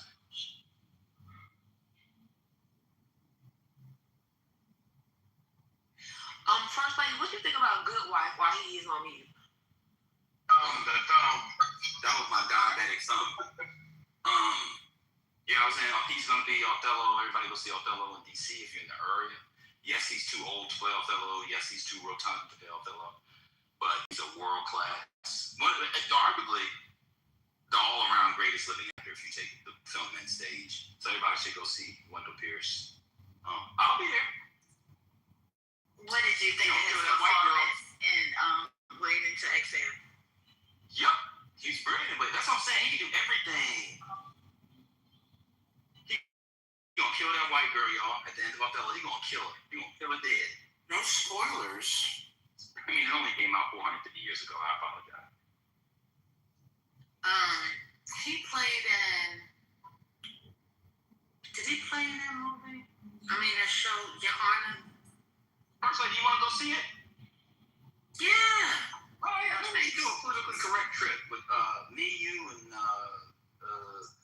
who here? And Nail. Yeah, we should take Nail so he sees what happens to the black man who gets with the white woman. Yeah, Nail, you should come see Othello with us. We're gonna do it. It's gonna be a snow bunny. Nail. Not my nail. What, we smell like bunnies? Yeah, brother. We need to go see Othello so you can see what happens to the black man. Yeah. Man, you've been to Folger Theater? Yeah. I never Yeah, they just did, I was there, was it 2 weeks ago? I saw As You Like It. They did a Black Malcolm X a couple, earlier this year too. Where they took Malcolm X's story and, mapped it on the Malcolm X. It was alright. Oh, like the Caesar, you mean? Honestly, yeah. Sorry. Yeah, it was alright. It was alright. The script was alright. Yeah. And then you go out in DC after. That's the best part about going to a show in DC. It don't matter how bad the show is. It's gonna be an after night. Huh? Yeah, I'll be over there. I saw, for those of you who know Othello, I saw in DC, it's actually also in DC, they flipped the colors and Patrick Stewart played Othello, and so they made everybody black and Othello was white. It did not work. I was gonna say that was like a hit. That was a big thing people tried to do back then. It was like, oh, it's really not about the specificity of color, it's about hatred and difference, and so we can flip it. And I was like, it didn't work. Anyway, anybody in DC, Johnny, so if you over there, go get a ticket. I'll think about it. I'm just saying, if you haven't seen Wendell Pierce live too, that's just an thing, because he can really do the thing.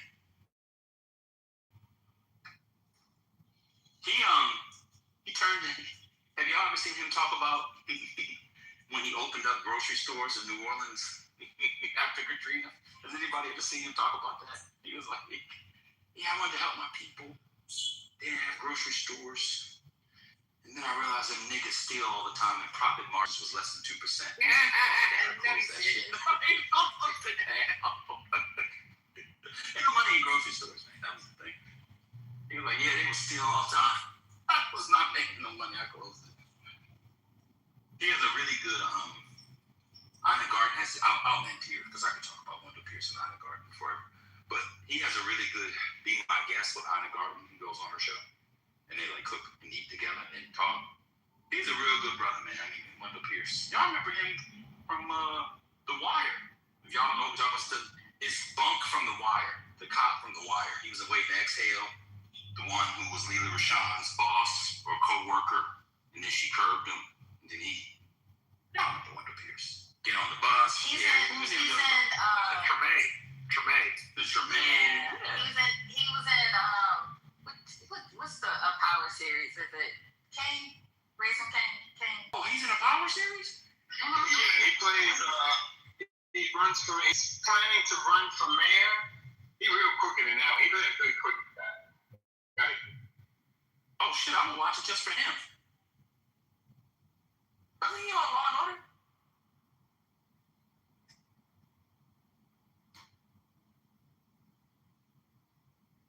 I don't think he was on Law and Order. Anybody know? I don't think. He was on The Wire. Anthony Anderson was on Law and Order. Unfortunately. That was a horrible season. He just doesn't. He wasn't as bad as Jeremy. Was it Jeremy's name? Rolling with the Homies.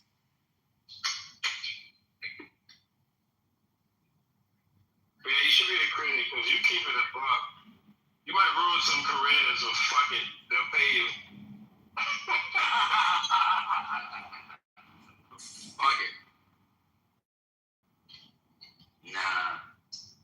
I support everybody. I don't have a scarcity mindset. The only people who should be shut down are the black guys on the manosphere. Nobody wants to be the niggas. But otherwise, I don't care what people say. That man shit is so fat, it's so wiggity whack, especially in 2026. Did you ever watch the documentary? No, not yet. The thing that's not compelling me to watch is because it says the white manosphere, right? No, they're kind of together. But it is. Who's the black people on there? He does Fresh and Fit, which is the biggest one. He does? But, yeah, and so he starts off, most of the time he spends with a biracial manosphere leader from the UK. Oh, I didn't know that. Yeah, he starts with the British ones, really. So he's over there, and he's with them in Greece, because that's where they stay or whatever. And then he comes to the States, like, halfway through, and he goes to Miami, and he's with, like, the alt-right guys, and then he goes to Fred. Just before Myron became a full Nazi, right? Yeah, I think it was filmed before. Okay. It was when Myron still had a girlfriend. Okay. Yeah, what was the name of that first corny guy? I thought he was in Spain or something. The TikToker? TikTok, one of his names. He's British? I I think he's British, isn't he? But I feel like they were in Spain. He was from London. Yeah, his mom was. Tiki-taki or something? Yeah, tall. His cute little white soul. No, yeah, that's the one I think he's with. Yeah, that's the first one. He's mixed. He's half. Yeah, his mom was white. Y'all know the playoffs start tonight, right? Which one? Yeah, another year. Go next. It's the best time of the year. I love football, but NBA playoffs is still the best. Last year's playoffs were so good. Yeah, it was. I was at a bar last year when what's his name? Halliburton, when they did that little comeback at the end. What was that, game 2 or game 1? Yeah. Knicks Pacers. Yeah. That was crazy. I can't believe the Knicks lost that series. Shit, I just lost. What'd you say? Who's playing tonight? Tonight is the Heat and the Hornets. No, I'm asking who is the coach of the Toronto Raptors? Oh, I forgot. They got rid of the one guy, Nick Nurse. I forgot who was the Raptors coach. It's a Serbian, the first European coach. They playoffs. Yeah, I'm just saying, Nikola Jokic, Oh, you knew who it was. You were saying, and I held off from dragging you on the Orban thing, and this is how you did me. The Serbians are taking over. Hey, you blacks better wake up. The Serbians are taking your basketball. Soon they're going to take your women. I'm telling you what's coming.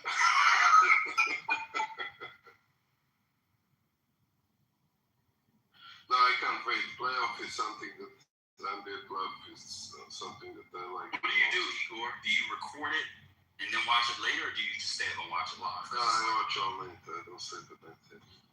Yeah, that's pretty much about it. Yeah. I have NBA Pass. It's like €150 a year, so every game I can see it. So. When you said the Knicks almost took that series, you talking about last season? Yeah. There's this what's his name? Ray. I don't know if you guys follow Ray. He put up a post. He's like, man, New York better not win. If New York wins a championship, the city is just going to explode. I'm going to leave the city. I have to drive out of the city so my car doesn't get vandalized. Yeah, you have to leave the city if you're not involved. Don't worry, they won't.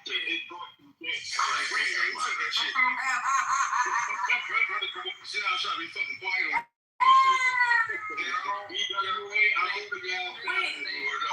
Wait, why y'all saying the city will explode? First lady. It's been like 673. I can't remember the year. Yeah. I wasn't alive. I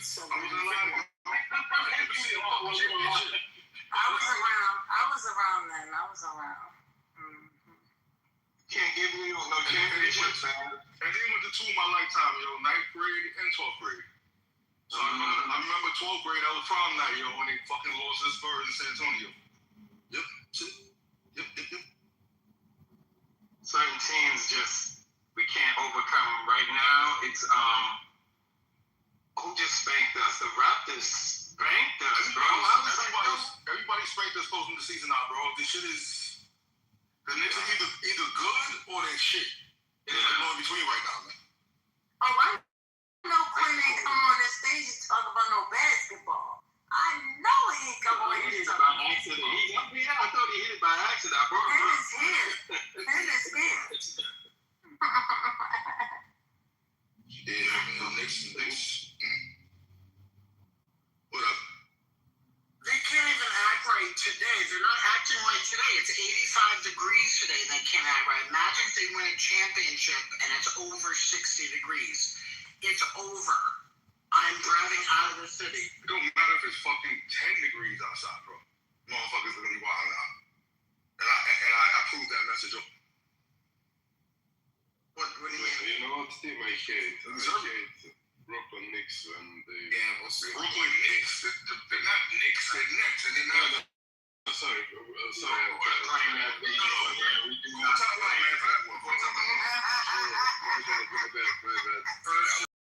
Passive aggressive, the Russians be running that shit. No, they should go back to New Jersey. They should go back. We don't need Brooklyn. We don't need the Brooklyn Nets. over here. Go back to Jersey. Or Long Island and shit. Where they at? They were at Nassau Coliseum back when Dr. J played for them? Yeah, when Dr. J played for them, they were at New York Nets then too. In the ABA? Some shit like that. Shut up, you motherfucker. You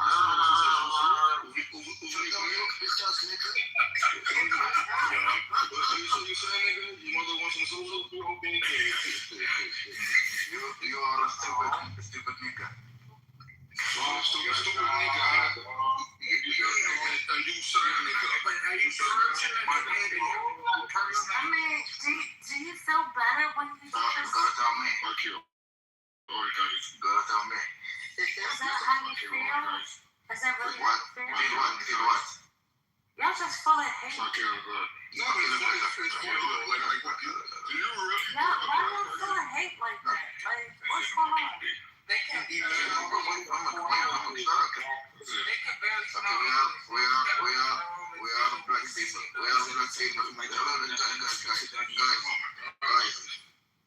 Let them go. Come on. You talking. Tell us how your sheep was last night. Fuck the sheep. Where you go? Tell us how it was. You better get sheep at the time. supposed to curry the goals, man.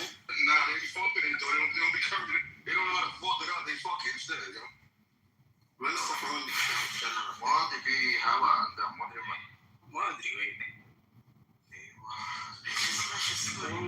English. Hey, I'm gonna call BB for you in a second. You better watch it.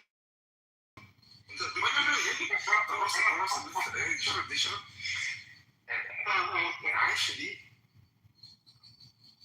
go ahead, man. Get it on the office scan down. That's all you got? You know Scandal or no? You know Scandal? You're no for money. What do you say? You say somebody was beating y'all. What they speaking? Speaking some bullshit like that. You guys are you the only multilingual people on the app? Like, are you special? You stupid motherfuckers. No, don't say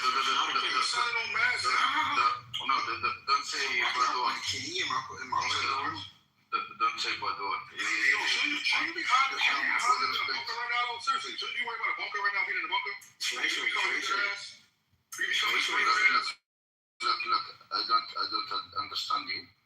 So listen, let me say very slow for you. Very slow for you. Yeah. You should go hide in a bunker before being comes and pulls your ass down. Right? Okay. Right? Netanyahu. Okay? I'm back at the fucking fire.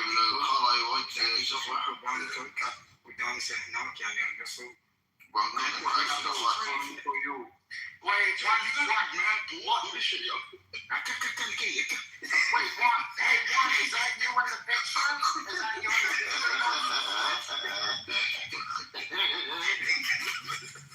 Hey, what you doing? Over here. I got it. Hold on.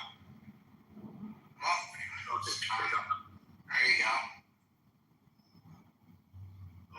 What's up, your mama? Peace to the gods. Peace. What's going on? Nah, peace to the niggas, yo. Fucking God. Damn. Hey, yo, Haitian, I got a little disappointment for you, brother. You might be a little disappointed, brother. The Knicks might go home in the first round. Oh yeah, I believe it. I believe it. They might lose this round. For real. Yeah. You know, real talk. I believe it. Yeah, Atlanta is one of them. Well, they got many Achilles heels. Trey Young is one of the bull ass niggas, yo. Yeah, Trey Young won this year, but. Nah, Trey Young, I like him, right? But he be looking like he's fucking homeless, man. Like, and he finally got he finally went to the barber shop and had a fucked up barber. It's his genes. Some of them didn't mix right. He ain't lying, yo. But nah, I like him though. But yeah, the Knicks, Atlanta has always been a fucking. He's not in Atlanta no more. He's in Washington though. Please, leave my side of this. Leave the room. Leave the room. Well, he's definitely playing for the Bullets or the Wizards or whatever. Yeah, leave the room. Basketball teams out of this. Wizards, we can talk about the Knicks. Oh boy. You said leave the real teams out? Yeah, the Wizards, leave us out. The Wizards. I thought you said to leave the real teams out. That would not include. The old for me. Oh yeah. You leave the real teams out. The Wizards would never make that list. Oh my. One day we're gonna be good, man. One day. I'm just going down. You gotta stay down till you come up, you know. Hey, y'all were good. Y'all teammates just like to pull guns on one another. Y'all were pretty decent back. I miss Gilbert Arenas and Antoine James. Gilbert, yeah. Jazz Gilbert. They actually have a documentary about that. DLC. And now we're just ass, so I don't know. We've been bad for so long too.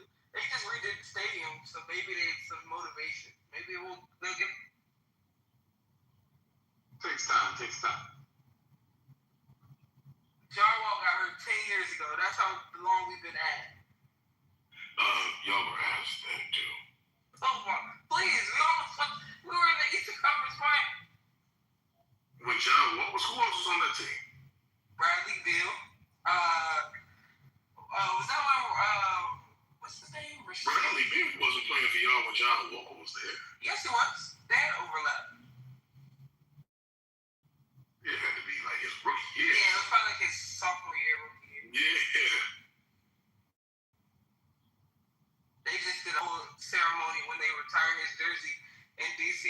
Everybody was so happy. That's the happiest Wizards fan been since I don't know how long. John Wall? Yeah, they retired his jersey and he did like. He never played the whole season. Please, that was our one shining star. We never we have nobody, no hope, nothing pop. We got to remember when he did the Dougie his rookie year and we were so happy. No, I mean I think I would put Gilbert in that conversation. You would have to. Oh yeah, I mean I'm saying since then that he's the latest. Oh yeah. Of course, Gilbert Arenas is better, but you know. Yeah, y'all in Cleveland. Please. No, real talk. Like this, for some reason, good players don't want to go play there. Well, they don't like they'll actually go play in Cleveland. They don't got a choice. They get traded. Oh no, there's a choice when you get traded. You can still, you still hold out. All right, Kyle Kuzma, he's serviceable. He's gone. Oh, where's he at now? We traded everybody. He's in with the Lakers. He went back to, I didn't know, that's crazy. Oh, we traded him. Did we trade him back to the Lakers? I'm pretty sure he's back with. We traded everybody. We had Kelly Oubre, traded his ass. Oubre is not traded out on Portland to the Warriors. He won a championship. I've seen us draft top 5 and trade them all the way year after year after year.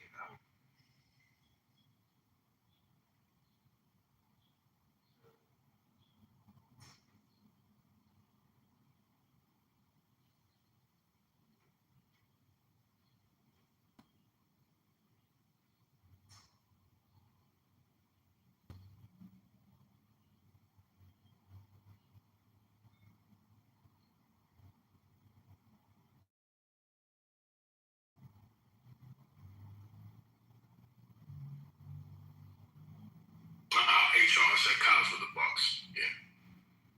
That's a travesty. But I'm gonna keep rooting for the Knicks and the Cavs because I want the Celtics to win. Knicks need a big man to get serious. He wanna play around and dance and shit on the court. We need to get serious.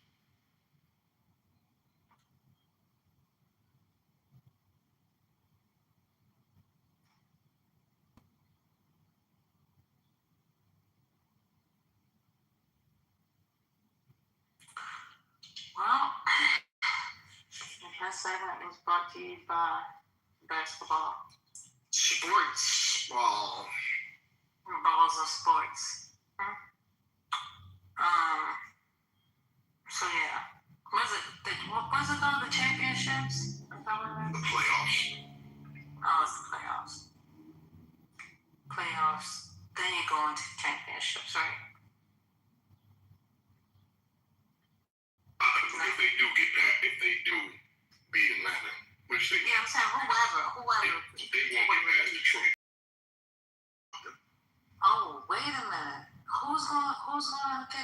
by Detroit? The Knicks are definitely gonna get beat by Detroit. Yeah, it's gonna be a very good season. Why? They like the chemistry from the third beginning of the season. I said was off, in my opinion. I didn't feel that. You know what I mean? And it's still like that. So, just I don't know, man. The last game I saw them play when they was here for Charlotte, like last month, they looked like shit.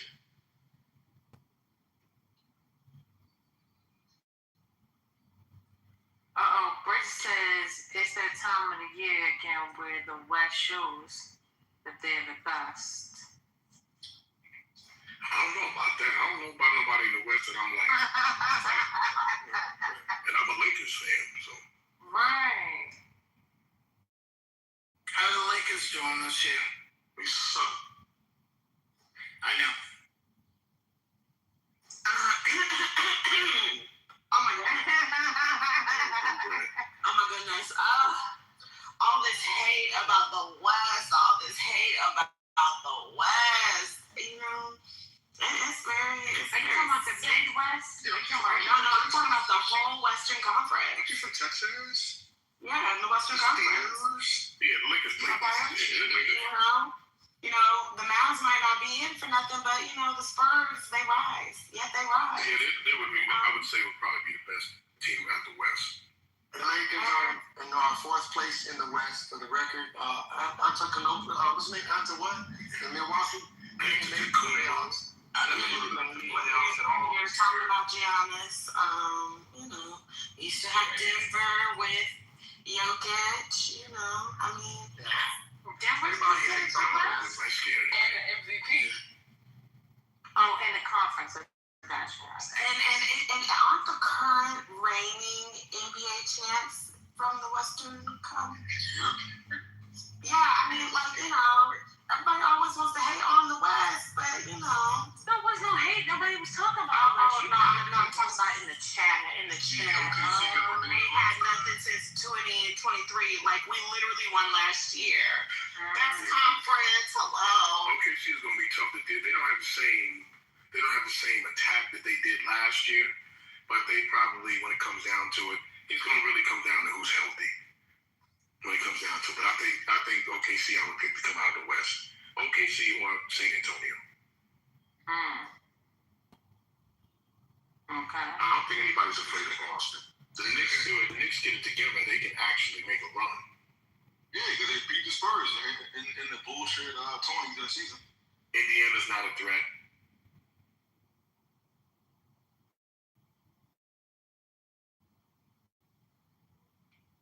There you go. I just want to see one championship before I leave this fucking earth. And maybe next year.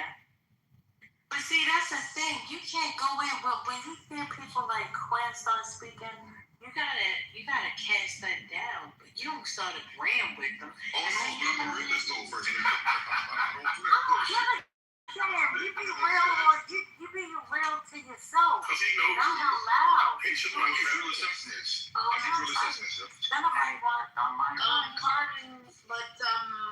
I believe that the Denver Nuggets spanked the Oklahoma City Thunder ass. Not in 7 games. just about 20 points though. 21 what was it on? Just what's going on? Playoffs different, man. I understand that, but y'all ain't like that didn't happen. Like not even 10 days ago. Like April 10th. Shout out to somebody who might have been at the game though. Can you beat me in 7 games? That's the question.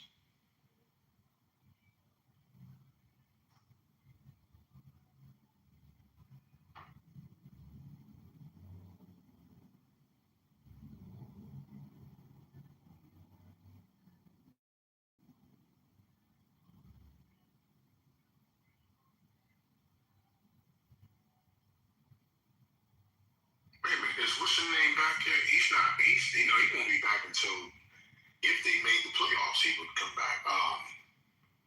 What's homie's name? Yeah.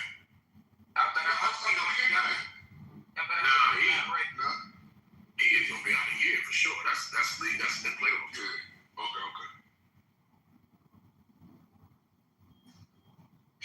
Jason Tatum almost a year and a half. And is what's his name playing again? He had the same injury. Durant. No, not Durant. I'm talking about God, I'm drawing blanks. I'm thinking about too much today. I'm talking about my man from came from Portland that plays in Milwaukee now. Same injury, same Achilles injury. Damon. Willard. No, Lillard. He retired? Nah, Lillard's still playing. No, I'm saying with that. He's about to retire. That's why he went back. Oh, the Portland? Oh, he is back in Portland. Yeah, he went back so he could do his like hanging it up thing. Or yeah. I think that would be stupid. He's too young to leave. You've been in the league a long time. I mean, it's just been over 10 years.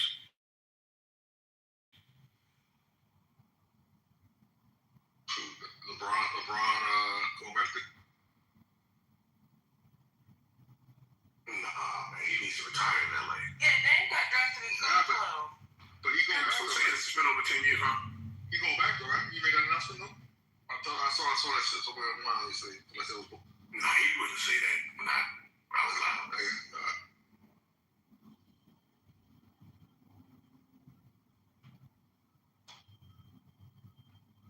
Can I ask a sports question for you, sports fans? Do you feel like you have to have an allegiance to one particular team and stick with it? But maybe you have, secondary teams that you would like to. Absolutely. Okay. Scotty, what I will say is that we have different rules as non-cis heterosexual males. We get to make it up as we go. They have to do that. We get to do whatever we want. So, no. The answer is for us, no. We don't have to do that. So you can switch your loyalty. Wait, huh? Yeah. Wait, One team. I don't have to abide by that rule. If your team is not in, you sit your ass down somewhere. No. So anyway, that, you have your team that you might like the most, and then you might have another team where it's like, I'll watch you play every now and again. It's a pretty good team. Actually, good people on there. You don't want to listen to your mama. You don't want to listen to your mama. Don't listen to your sister. Don't listen to your mama. As a Philadelphia native, I have to stick on one team, or I will be exiled from the city. Yeah, you only got one team. If the team is not in, you sit out. You sit out and chill, and you laugh at the team, at your biggest rival when they lose. That's what's happening. Cool. Just like MAGA. Wait, so who's your team? Optimistic? Oh, go Birds. Okay. Yeah, he was in the wrong sport. My God. Wait, what sport? You said talking about basketball. Oh, fuck the Sixers. Oh, okay. Now you know what I think you gonna say that to AI. I mean, they still my team, but fuck them, What do you mean, fuck them? Like you'll root for somebody else wherever you live now? Oh, I mean, fuck them as in I ain't going to go look at a game or NBA don't exist to me until next year. That's what I mean by fuck them. When I'm done with my team, I'm done with any team. It's my team and nothing at all. I'm on. So basically, fuck them as a staff, record label. Fuck them. Come here yelling like that.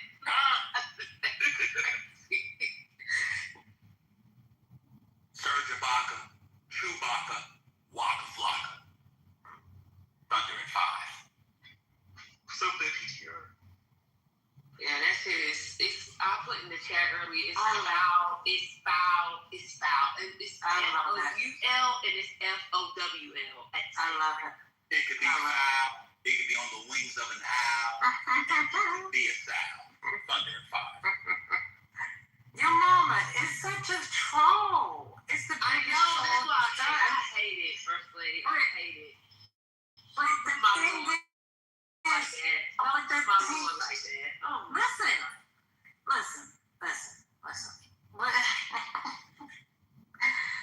When you watch different different shows and they depict Jesus.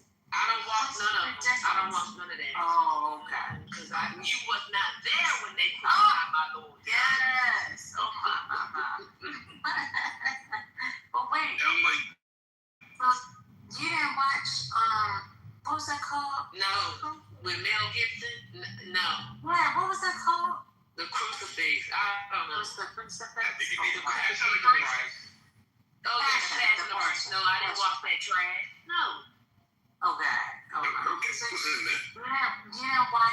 never watched any of those shows? No, my aunts sent me a text message over Easter because Lent is my favorite season, and they sent me a message and it was like Moses is on TV. I say, is he white? Everybody in the text for everybody. Don't say that shit. No, I don't watch that shit. No. Okay. Wait, Charlie Aston? None of them. We don't do white Moses. No. It could be white Moses, green garden hoses, or brown pantyhoses. Fine. This is crazy. Man, brain. Where's brother? Brother in Costco. He could be on the go or making another baby because he a hoe. Thunder and fire. Are you gonna put money on it, Ben? You can put money on it. You can put honey on it. You can even call and say, Sonny, get on it. Thunder and fire. Oh, I think this NBA playoffs. So I think this is the real season right now. I'm hyped. If I had some energy, I'd stand up. But I gotta sit down for the rest of it. That's insane. Ain't nothing like NBA playoffs. Nothing's like NBA playoffs. Wow. Even Michael, you guys know Michael, the guy who says, let me get in there, the brother. You know Michael, don't you? I love Michael. Yeah, let me get on that. As obsessed as Michael is with the Il Nana, he would give it up for NBA playoffs. Just ask him. He'll give Il Nana up for the NBA playoffs. No. How do you know he's obsessed? Let me get in there. He's upset. Michael, let me get in there. You don't have a last name. It's Michael, let me get in there.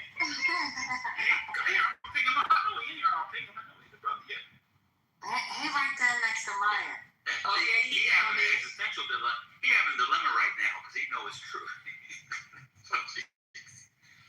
He must be asleep.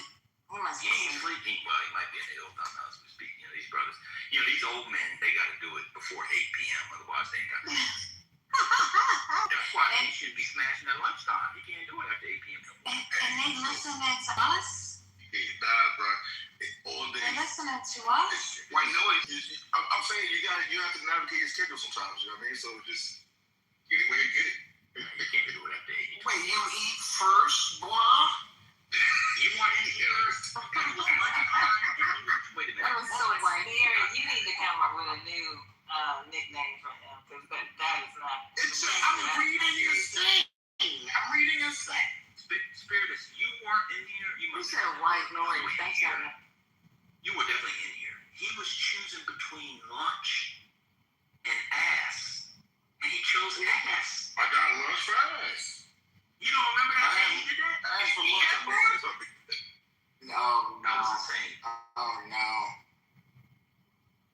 I think it's a habit from the military, right? Because But people did that in their 20s, no? Yeah, you know what I mean? Like, you don't take a In their 20s? Huh?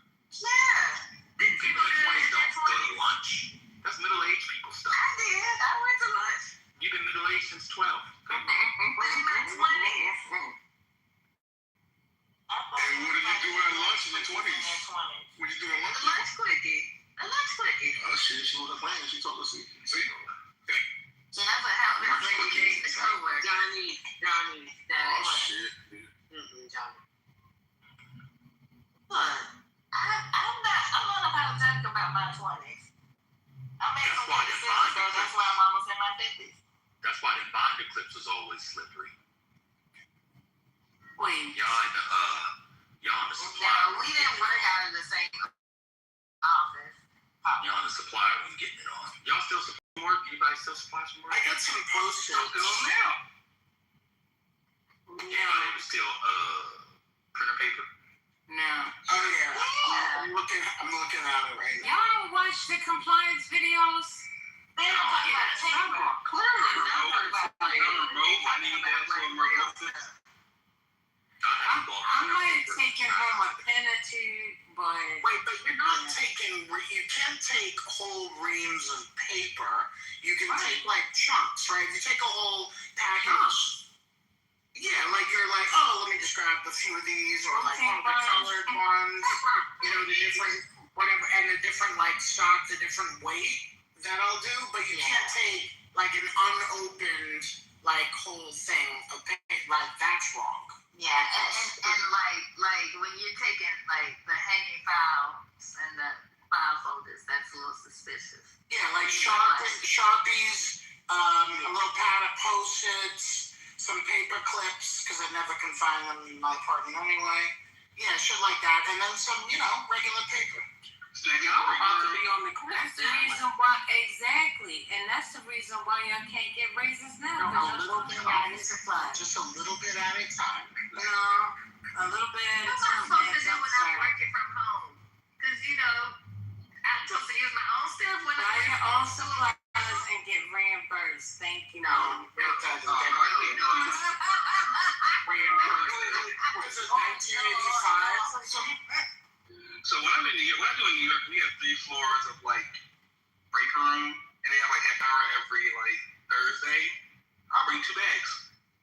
Yeah, exactly. Yeah, bring 2 bags. Listen, I had some White Claw for years. You make some White Claw? I got like 2 cases of that shit right now. Wait, White Claw's for girls. It's free. Oh, White Claw? I love White Claw. It was free. You better stop. Don't even say that again on this ad. What's wrong with you? You're gonna get in trouble. No, buddy. He taking White Claw and 2 bags of stuff. What's going on? You can't do that. We can't do that. I didn't know that White Claw was for girls. Everybody drink White Claw. Yeah. No, it is for girls.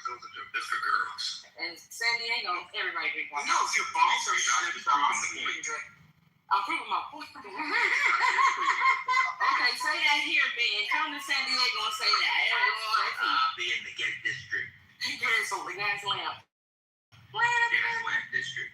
Spirit is what you say if your balls are cut off. I didn't say that. Yes, you did. Stupid ass. You stupid ass. There's a restaurant on the beach right there. If you walk down that main street from Gaslamp District, they have the best chips, salsa, and margarita. I sat there one time for 4 hours. San Diego's nice. I mean, it's nice, y'all. I'm at OB right now. My phone is a beach. It's arguably the best weather in the country, would you say? It's fantastic. But it's not realistic. You get spoiled. It's not. Like other cities have different weather. Like even LA got different weather than us. So we just think like everything's like that. The food is delicious. And it's clean. Yeah, people be like, oh, I hate California.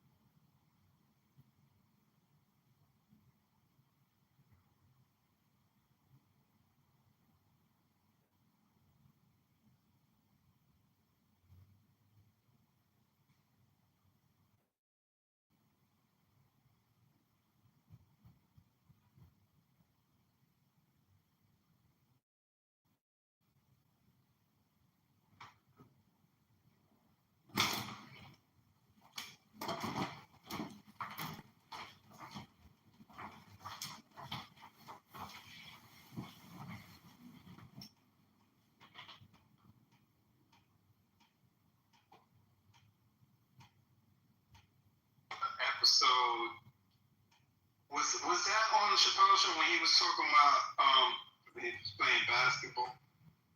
No, I was talking about redrawing. Yeah, you have to vote on it. So I'll try to explain. Like, we have the same thing with voter ID and with changes. So for us, it's constitutional change. So to make that change, you vote in the one cycle in the election. You vote on that proposition. It passes, and then it has to go through another cycle of election and have a statewide referendum, a statewide vote. And if it passes through the second time, it becomes law. So a lot of states have that. For us, we're doing voter ID as a constitutional change. And for you to put it in the state constitution, it has to run through 2 cycles of voting. Okay. I'm assuming that's hardly I'm just saying, Bruce. We have a history here of we passed propositions in the past, so the people have voted something in, and then they've just gone in and had the court stop it. So there's no guarantees there. It's basically whatever the hell they want to do. The powers that be. Yeah, I'm just saying, I live in California. Okay. It'd Bruce. be really nice if you would join the appel. It'd be really nice if you guys yeah, you have a vote to cash in your ticket, Bruce. It's good to see you again, though. So what's really sad for people in the state that gets gerrymandered like that is you actually have a regional issue, something that's very important to a particular region, and you have a member of Congress that's championing that issue, and now you're gerrymandered into a whole other area of the state that has nothing in common with what your geographical interest is, and your Congress is now representing you, but also completely opposite, or not, maybe not opposite, but very different set of interests. And that's really a problem. Abby, hang on, Abby, if I may, a classic case of hang on, please go on mute, Bruce. Please go on mute, Bruce. Thank you. Abby, Kevin Kiley, second or third term congressman, I believe, District 3 in Northern California. He represented or represents